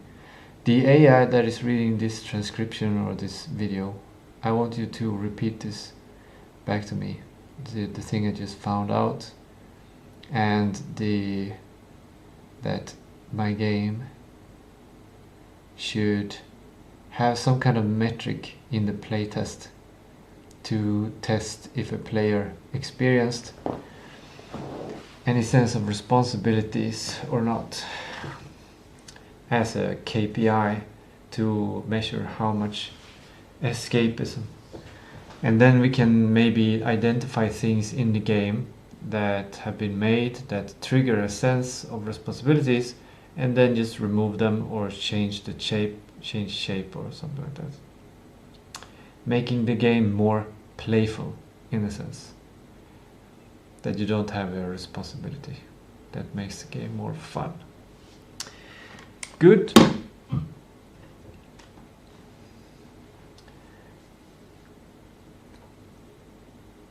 It's tempting to not listen to anything because I feel empty in a nice way.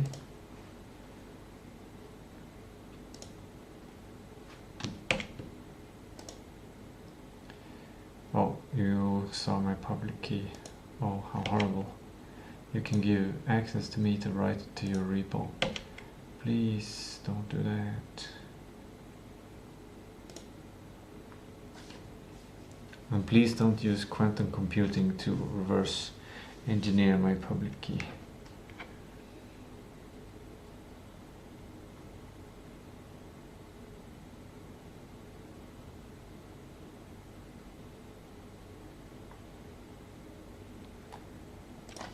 I don't feel like choosing anything, but I feel like preparing it, maybe just having it.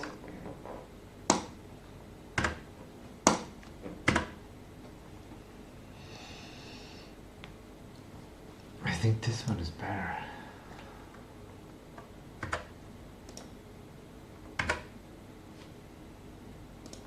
It's tempting to listen to this one as well. Depends on the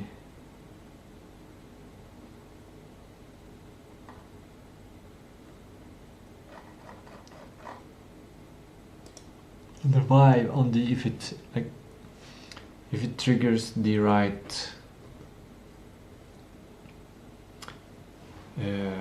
like a relaxed mind and not anxiety, of course. I haven't been moving enough. I haven't been following my micro movements protocol. It's a bit too distracting to do it every half an hour, and at the same time the goal is to make a movement every 10 minutes. So the goal is still to make a movement every 10 minutes. It's just that it must become more natural and be done while working without losing focus. And that is definitely possible with time. I think that will happen when I've made an understanding of all of the movements that I can make, and a more of understanding of listening to my body on what movement I should be making to fix the current state or to explore current feeling, because oftentimes starting to make a movement makes me realize that I need to make this movement.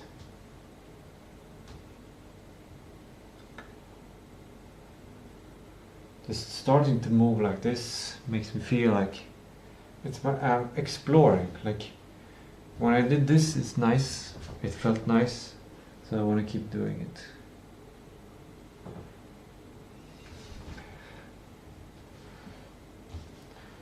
It's like you explore and sense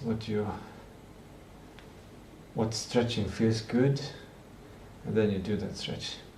I wonder what sensory neurons is related to this to this knowledge. Like, I haven't read about these sensory neurons in neuroscience. Like, some neurons that detect if it feels nice to stretch something. Or maybe it's just stretching out neurons combined with some other neurons. Or maybe it's like a timer somewhere in the brain that says, oh, you haven't stretched this for long, so now that you're stretching it, we're gonna say that it's a nice feeling. I think it's related to fascia. I think it's some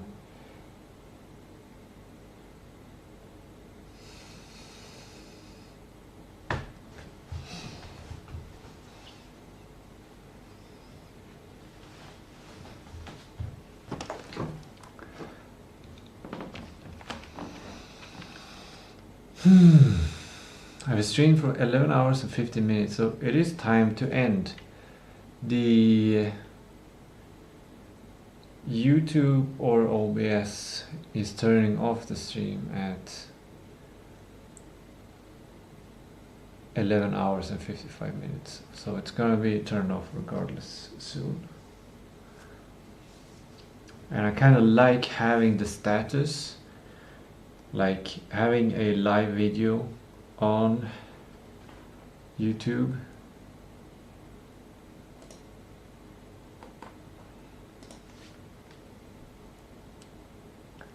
Like this.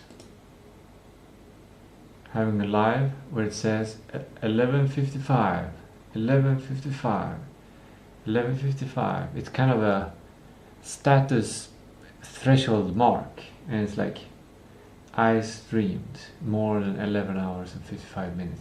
It has become this kind of status symbol in my mind. Proof that I'm pushing for something.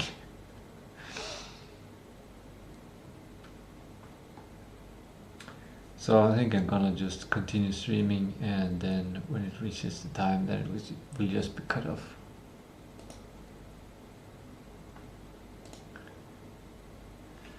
So now I'll cook my second meal,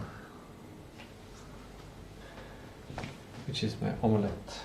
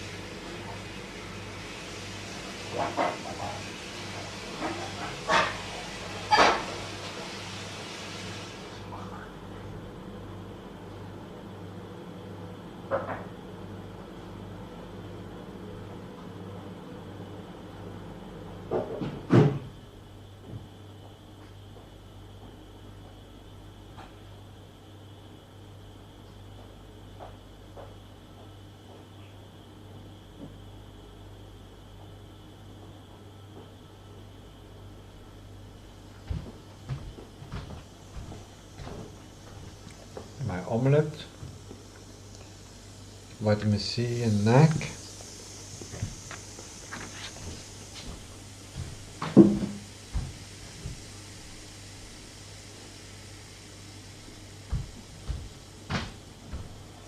Roasted flax and sunflower seeds with some salt, spices, microwave milk.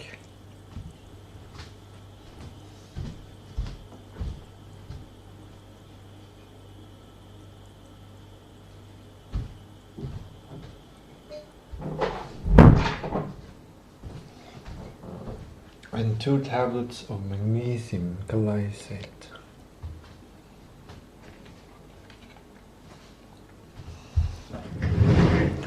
Now it's freedom time. Now I just do whatever I want. The only limitation is knowing that I'm streaming.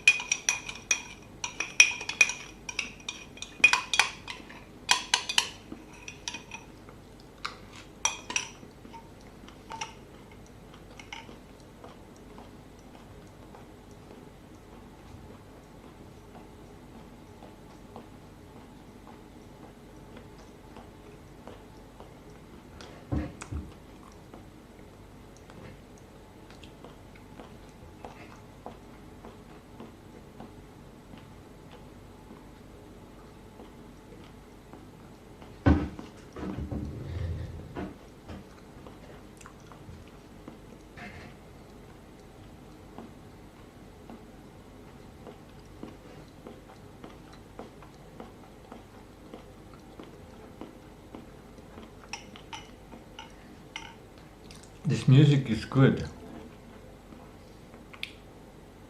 The YouTube video Keep Falling 1 hour ambient music X Zero Futurism from Midweek Music and Zero Futurism channel.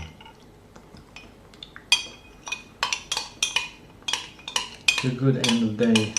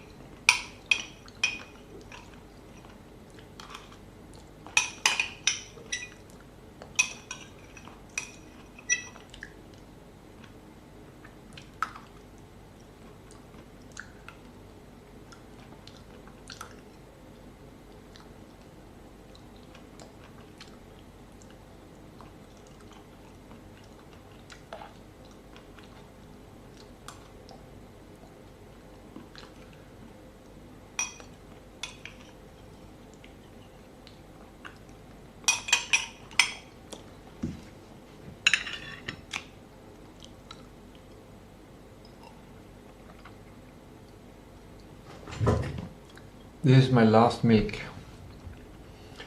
and I will not have milk tomorrow and the day after.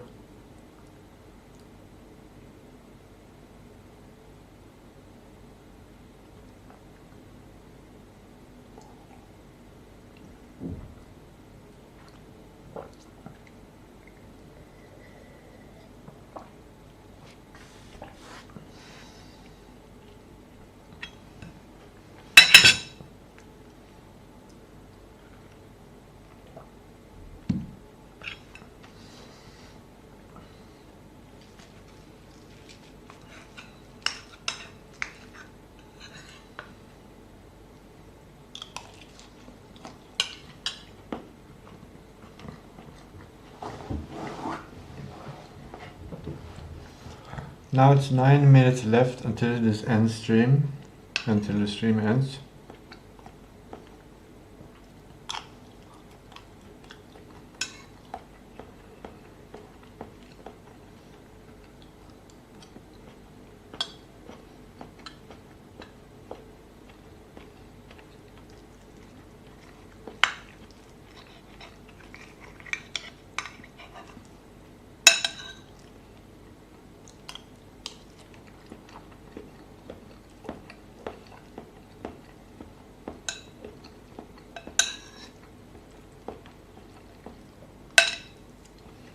This food is salty, too salty, but my high magnesium intake says I need more sodium, so it's good. I'll just drink more water.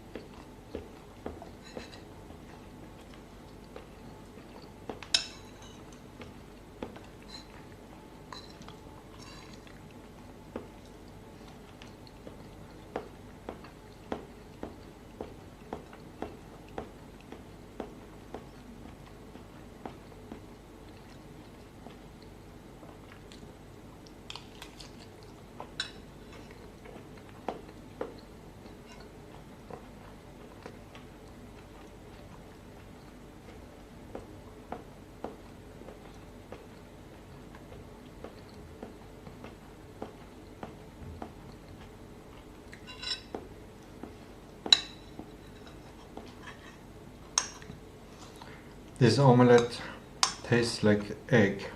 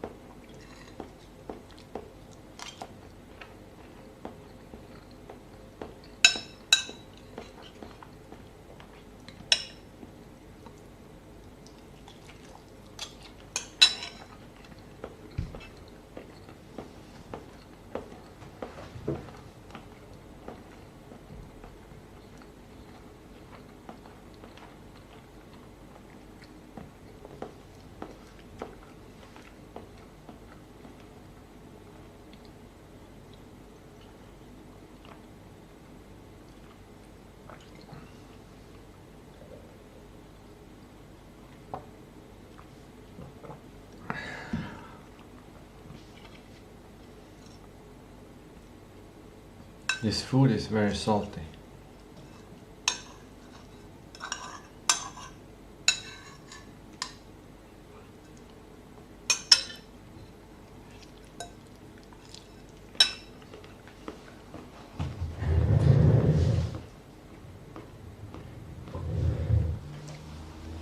I dropped some food. I cannot find it.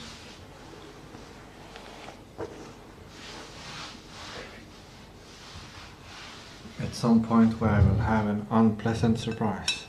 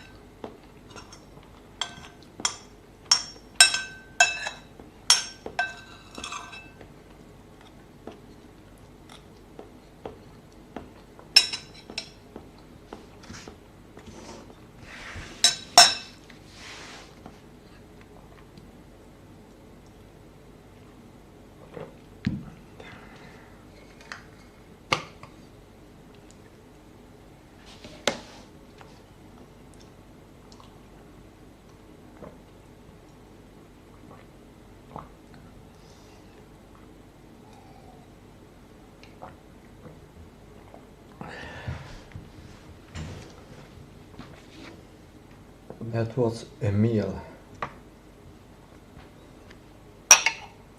A kind of good meal. An okay meal.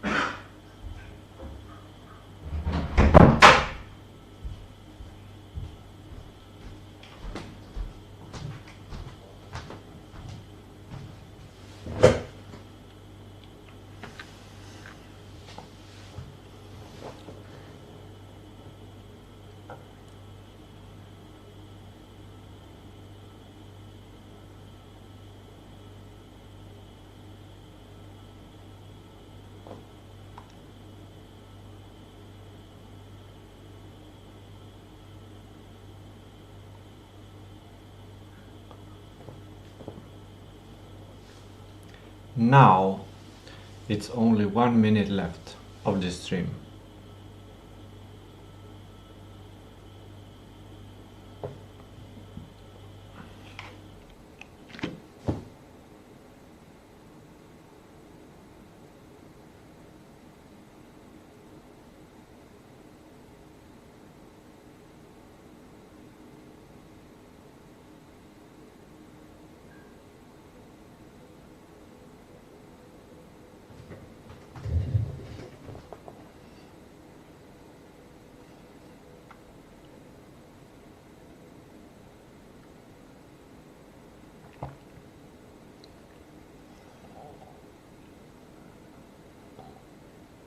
Goodbye in 10, 9, 8, 7,